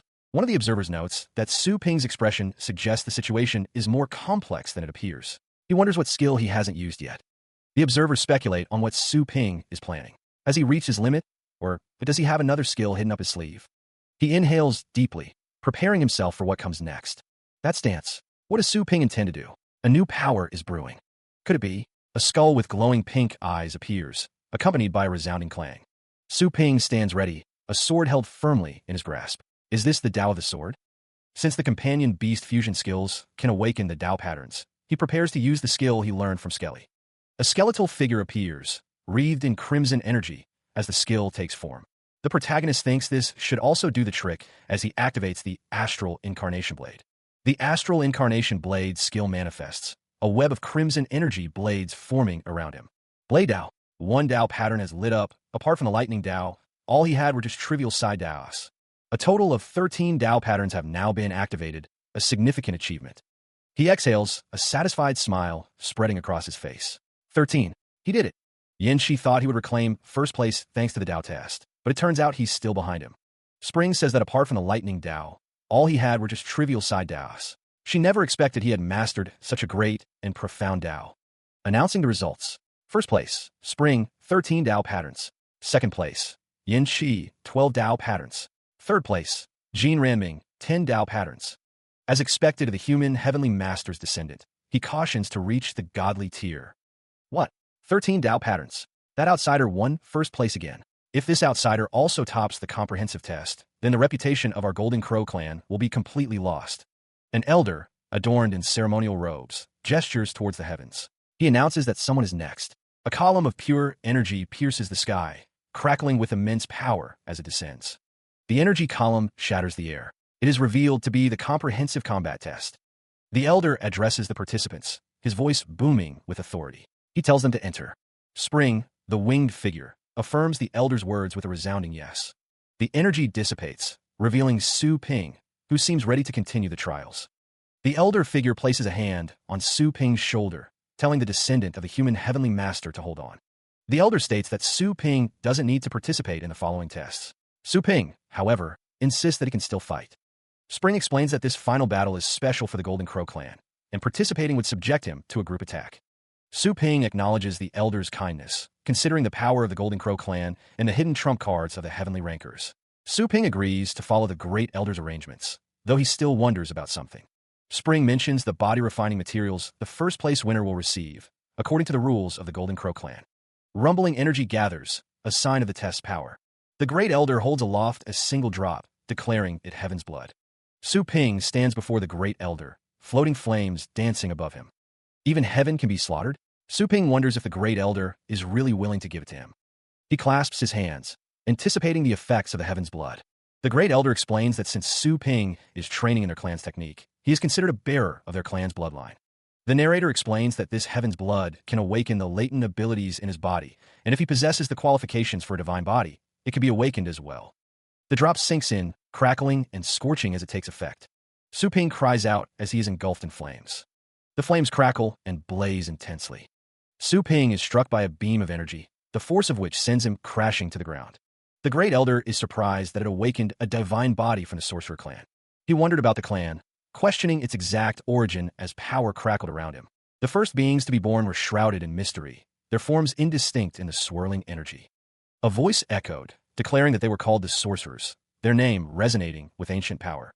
Su Ping considered the power of their divine bodies, realizing that the sorcerer clan was stronger than even the Golden Crow clan. These were the body-refining materials needed to train the third level of the Golden Crow God Fiend body, a path to immense power.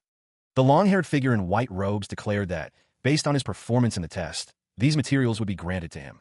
The figure announced that the awakening of the divine body qualifications was complete, as Su Ping thought to himself that Skelly would have to wait for him. He stepped through the swirling pink portal, announcing his return to the blonde maid.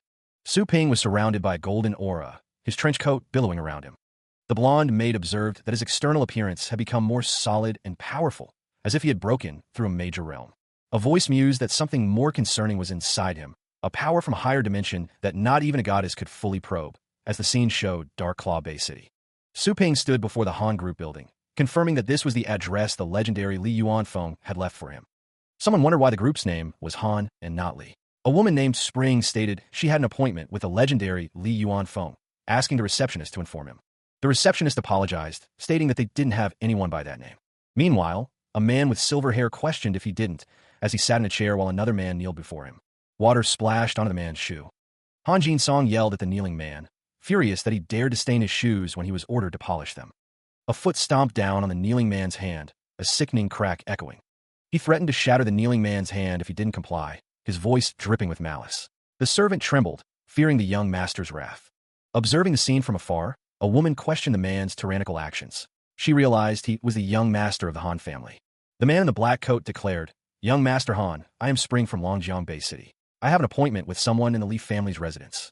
Han Jin-song wondered why he only saw the Han family here. He mentioned that legendary rancors had appeared in Dark Claw Bay City, including one with the surname Li, who unfortunately fell 100 years ago. The man with short hair thought to himself that the legendary Li was only missing. As long as his body hadn't been found, it couldn't be confirmed that he was dead. Han Jin-song dismissed the idea, telling the man to stop with these childish fantasies. His expression was one of smug superiority. Han Jin-song stated that the Pinnacle Tower organization had officially issued Li's obituary. He then added that a few days ago, he brought the legendary Li here himself. Su Ping wondered how Li could have died 100 years ago, his brow furrowed in confusion. The mystery deepened. The man with short hair was shocked, realizing that the legendary Li of his family might still be alive. Hope flickered in his eyes. Han Jin-song kicked the kneeling man, demanding what family he was talking about. He reminded him that he now bore the surname Han and was merely a servant in the Han family.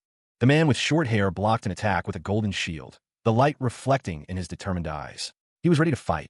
Han Jin-song was surprised, recognizing the celestial shield. He demanded an explanation of what the man meant by now bearing the surname Han. Golden energy crackles around Su Ping, a visible manifestation of his power. He demands, his voice edged with steel, to know where exactly the legendary Li is hidden. Han Jin-song scoffs, asking where this lunatic came from, claiming he's merely disciplining his servant. He questions if he needs to explain himself. Han Jin-song dismisses Li Yuanfeng, saying he died long ago in some desolate wilderness. Su Ping retorts that it's fine if he doesn't want to talk. With a mighty exhale, a massive, golden dragon emerges, its power palpable.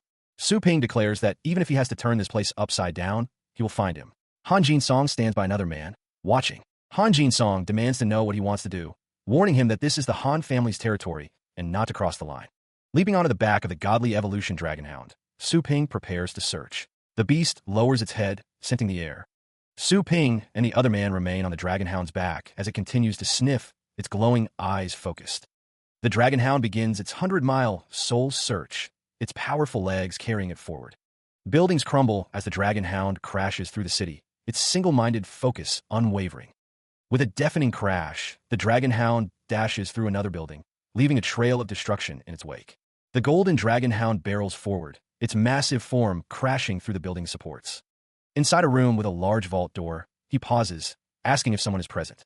A man in a suit looks up, fear etched on his face as the dragon hound's massive paw descends. The elite secret guards of the Han family, with combat power at the peak of the supreme tier, surround the dragon hound. Su Ping shouts, demanding that someone release the young master. The figures in black suits rush towards Su Ping, weapons raised, but he is surrounded by golden aura. One of the figures screams as he is struck, red energy erupting around him. His eyes narrowed. Su Ping focuses his power, his fist now crackling with golden energy. Su Ping unleashes a devastating punch, the force of the blow echoing through the room. The man in the suit is bleeding, his eyes wide with terror as he recalls how Su Ping crushed 8 Supreme Tier guards instantly. Golden energy radiates from Su Ping's fist, a testament to his immense power. Su Ping strikes the golden dragon hound, his fist connecting with a resounding impact. A deafening whoosh echoes as a massive hole rips through the ground. He stares, his expression a mix of shock and disbelief. That's deep within a cavernous space. A figure is completely bound by thick, web-like strands. The captive is Legendary Lee, his face etched with sorrow as he remains trapped. Su Ping declares he's getting Legendary Lee out of this. Legendary Lee asks how he got here. With a sharp K sound, Su Ping cuts the bindings holding Legendary Lee. He warns him to watch out. Suddenly, Su Ping finds himself restrained. He is tightly bound by an unknown force. Legendary Lee asks who the newcomer is. The man responds that he wants to ask the same question. With a heavy stomp, Han Yingzhua, master of the Han family, arrives. He demands to know who dares break into the forbidden area of his Han family. Su Ping declares that Han Yingzhua is not worthy of knowing who he is. A fiery aura surrounds him. Su Ping prepares to attack. He shouts that Han Yingzhua should take this punch. Su Ping launches a fiery attack. The spider monster demands that he stop chattering. With a KA sound, Su Ping's fist connects with the spider monster. Su Ping notes that the spider monster knows it's a fire-type technique, and yet dares not to dodge it. Activating his power, Su Ping declares he'll turn the spider to ash with a single blow. The spider monster laughs, calling Su Ping a fool. It boasts that it feeds on the energy of the fire type. The massive demonic spider absorbs the flames, a deep thud resonating as it grows larger. The creature declares that the flames are merely fuel. In the background, a man observes, noting that he has already stepped into the C tier. He is a legendary tier battle tamer, second to only one. The silver-haired man, eyes gleaming with malice, declares that the reckless fool will face the consequences for provoking the Han family. Surrounded by crackling golden energy, Su Ping responds to the threat with a calm, almost mocking. Oh, really? The demonic spider looms, but Su Ping is now completely engulfed in flames, seemingly unharmed by the intense heat. The spider monster's carapace sizzles as the flames intensify. It seems confused by the unexpected effect. The demonic spider wonders aloud how these flames could possibly affect his flame-devouring demonic spider form. The silver-haired man's eyes widen in disbelief, sweat beading on his brow. He commands something to swell up like this? The man screams in agony as purple energy erupts around him, accompanied by strange, glowing green orbs. The silver-haired man is thrown backwards, the purple energy and flames engulfing him as he falls. Dark, viscous, purple energy drips from above, solidifying into sharp, crystalline structures on the ground.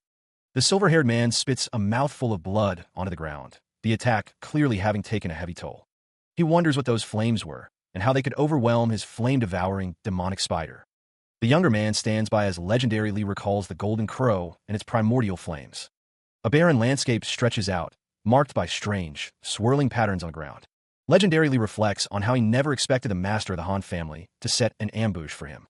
He recalls being imprisoned, forced to heal and recover his strength in secret. Legendary Lee thinks about the barren land, full of poisonous fog, scorpions, insects, rats, and poisonous ants. The silver-haired man states that this place is more comfortable than the place he guards. Elsewhere, a tall building is shown, bearing the name Han family. A large group of people, presumably members of the Han family, are gathered. Two men in suits kneel before the assembled crowd, heads bowed in supplication. Another group of people, identified as the Lee family 12 people, stand in a different location.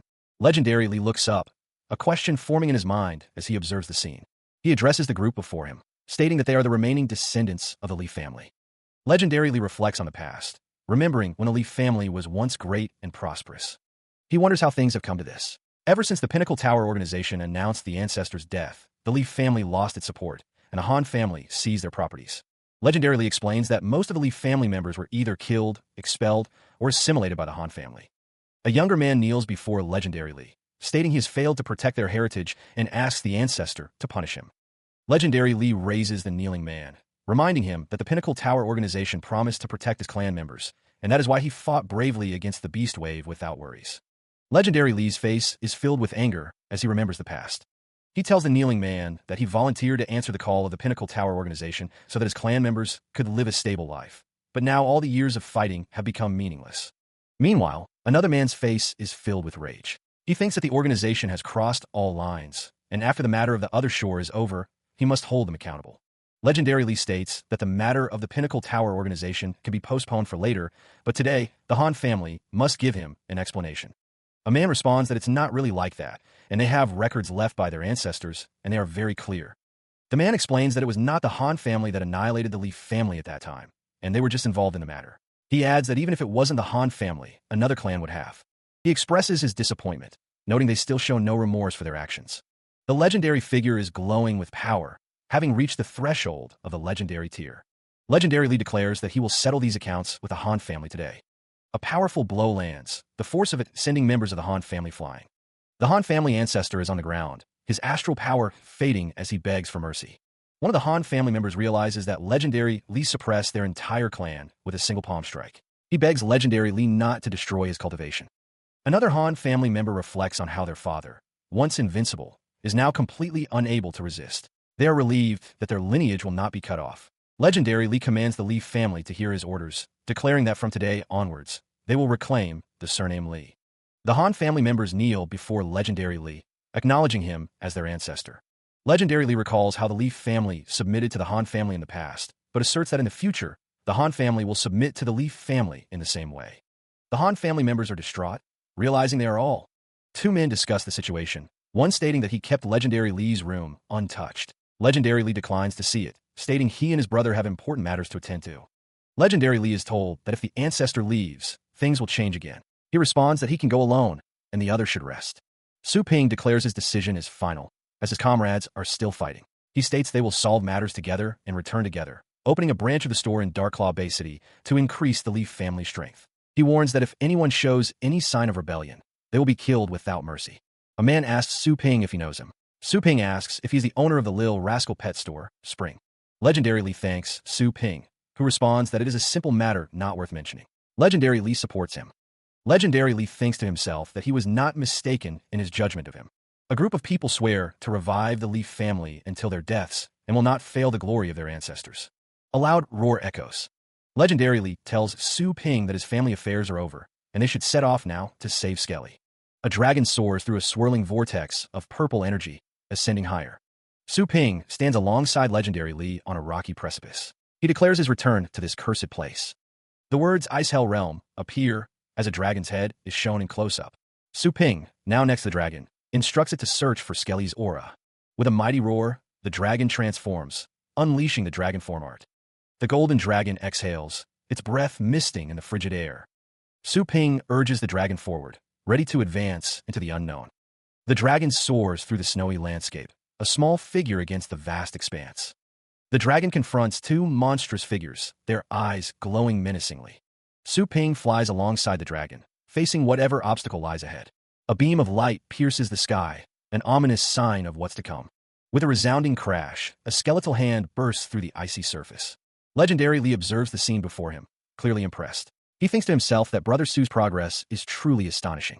With a burst of speed, the golden dragon form art is cancelled, its energy dissipating into the cold air.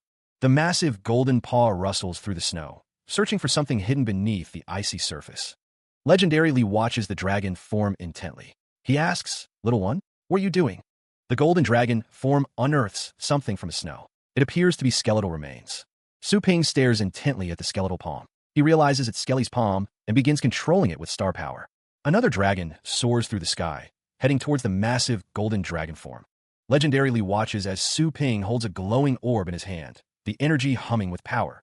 Within the orb, traces of spatial tears fill the entire skeletal hand. He can't imagine how many times the thousand-eyed demonic beast has tortured him. Su Ping's eyes narrow as he inserts the skeletal hand into his storage space. He thinks to himself that he must continue searching for the rest of Skelly's remains. The other dragon flies closer, its presence looming over the golden dragon form. Su Ping looks up, a determined roar escaping his lips as he prepares for what's to come. A cataclysmic explosion rocks the area, the force of it immense. His hands glow with power, energy crackling around him. The bones of Skelly float within glowing orbs, suspended in the air. Legendary Lee holds the skeleton, stating that the skull is the most important part. A swirling purple portal tears open the sky, its purpose unknown.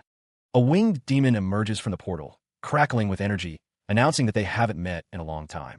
The demon exhales, a sinister smile on its face, asking if he is looking for something. Legendary Lee identifies the newcomer as a thousand-eyed demonic beast. The demonic beast holds Skelly's skull, noting its annoying resilience, and offers it as a new toy. With a crushing grip, the demon shatters Skelly's skull, promising to give it back. Legendary Lee cries out for Skelly, warning Su Ping not to be reckless. He realizes the demon is deliberately luring him into range. The winged demon muses on his expression, warning that escape is futile. Su Ping declares the distance is sufficient, preparing his grasp once more. The demon boasts of controlling objects with star power, activating his spatial ability, Ghostly Annihilation Palm. The demon commands Su Ping to obediently accept his blow as an explosion erupts. An observer notes that the beast's cultivation has reached the initial stage of the sky tier. He laments that Su Ping is not in a fusion state. He exhales, preparing for what comes next. Su Ping stands firm, as the winged demon questions if he is done attacking. The winged demon is shocked, wondering how he can be unharmed. Then, Su Ping prepares to retaliate. Flames erupt around his hands as he declares it's his turn. The winged demon calls him an arrogant ant. The demon's ghostly hands hum with power. He unleashes a series of rapid-fire energy blasts, each one crackling with immense power. The demon marvels at the protagonist's formidable body, wondering how he withstood his ghostly Annihilation Palm. He sneers, declaring Su Ping is just an insect he can play with. The protagonist retorts that the demon's spatial ability can no longer restrain him, as he prepares to break free. The energy blasts collide with an unseen barrier, creating a dazzling display of light and force. Elsewhere, an older man is struck, blood splattering as he wonders how the protagonist was not affected by the spatial ability. The protagonist smirks, stating that it's a matter of reaction speed, implying his superior reflexes allowed him to overcome the spatial ability. He is ejecting a glowing, fragmented orb from his hand, declaring that it will never be able to trap him. The older man reflects on how the protagonist's physical strength has become comparable to, and even surpasses, the thousand-eyed demonic beast at the initial stage of the sky tier. He wonders where such a great person can be found on Blue Star. Meanwhile, a puppet is being assembled, its construction nearing completion, suggesting a new threat or ally is about to enter the fray. The protagonist's expression is serious, his golden eyes gleaming with determination as he prepares for the next phase of the battle. A skeletal figure stands silently amidst the snow, a faint, ethereal sound emanating from it. Su Ping kneels, his brow furrowed as he examines the motionless form. Why is it no response? Even sensing the star power, Su Ping finds no fluctuations. Undead, eternal, sin is a supreme regeneration ability. Su Ping's eyes narrow, searching for an answer. Does the damage he took have a maximum limit? Or did the thousand-eyed demonic beast place some kind of seal on him? Legendary Lee places a hand on Su Ping's shoulder, calling out to him. He realizes he overlooked a crucial fragment. Electrical energy crackles and arcs across the sky, a sign of immense power gathering. The thousand-eyed demonic beast reveals itself, its form crackling with energy. Really, the monstrous form exhales, a visible wave of power radiating outward.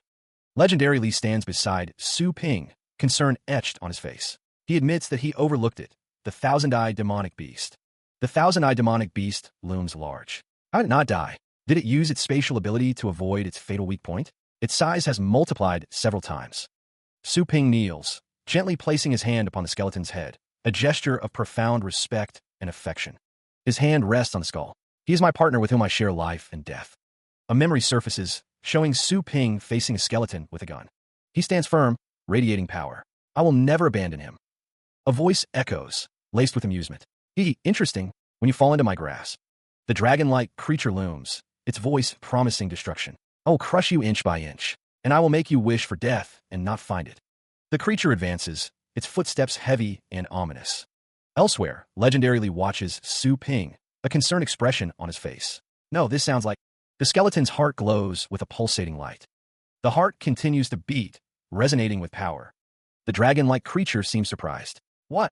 The skeleton's heart intensifies its glow, burning with inner strength. A voice booms from the heart. Don't you dare harm my master. The skeleton warrior stood firm, its red eyes glowing menacingly as rain lashed around its armored form. Su Ping watched, legendarily cautioning him not to celebrate prematurely, despite the skeleton's resilience. The old warrior sensed the deep bond between Su Ping and the skeleton. Ergu, the Purgatory Crimson Dragon, declared that even with the addition of another monkey, Su Ping's fate remained unchanged, to be crushed by his hand. The skeleton warrior prepared to attack, its stance firm as it faced the looming dragon. Let's attack, it declared. With a burst of speed, the skeleton warrior launched itself forward, leaving a trail of displaced air in its wake. Ergu scoffed, questioning what would happen even if he completed a triple fusion. He reminded the skeleton that he was of the sky tier. The skeleton warrior's blade sliced through the air, connecting with Ergu's flesh with a sickening swish. Ergu was caught off guard, a look of shock spreading across his face as blood began to flow from the sudden wound. The skeleton warrior pressed its advantage, continuing its assault. Ergu cried out, acknowledging the warrior's speed. Blood splattered from the deep gash, a testament to the skeleton warrior's enhanced power. Ergu screamed in pain, realizing that whether in speed or strength, the skeleton warrior had become immeasurably stronger than before. The skeleton warrior's attacks intensified, leaving trails of energy as it moved. Urga wondered how a monkey could completely surpass him. The multi-eyed monster declares that his target can evade his spatial abilities. However, the winged silhouette within the pink circle is confident that other things cannot be evaded.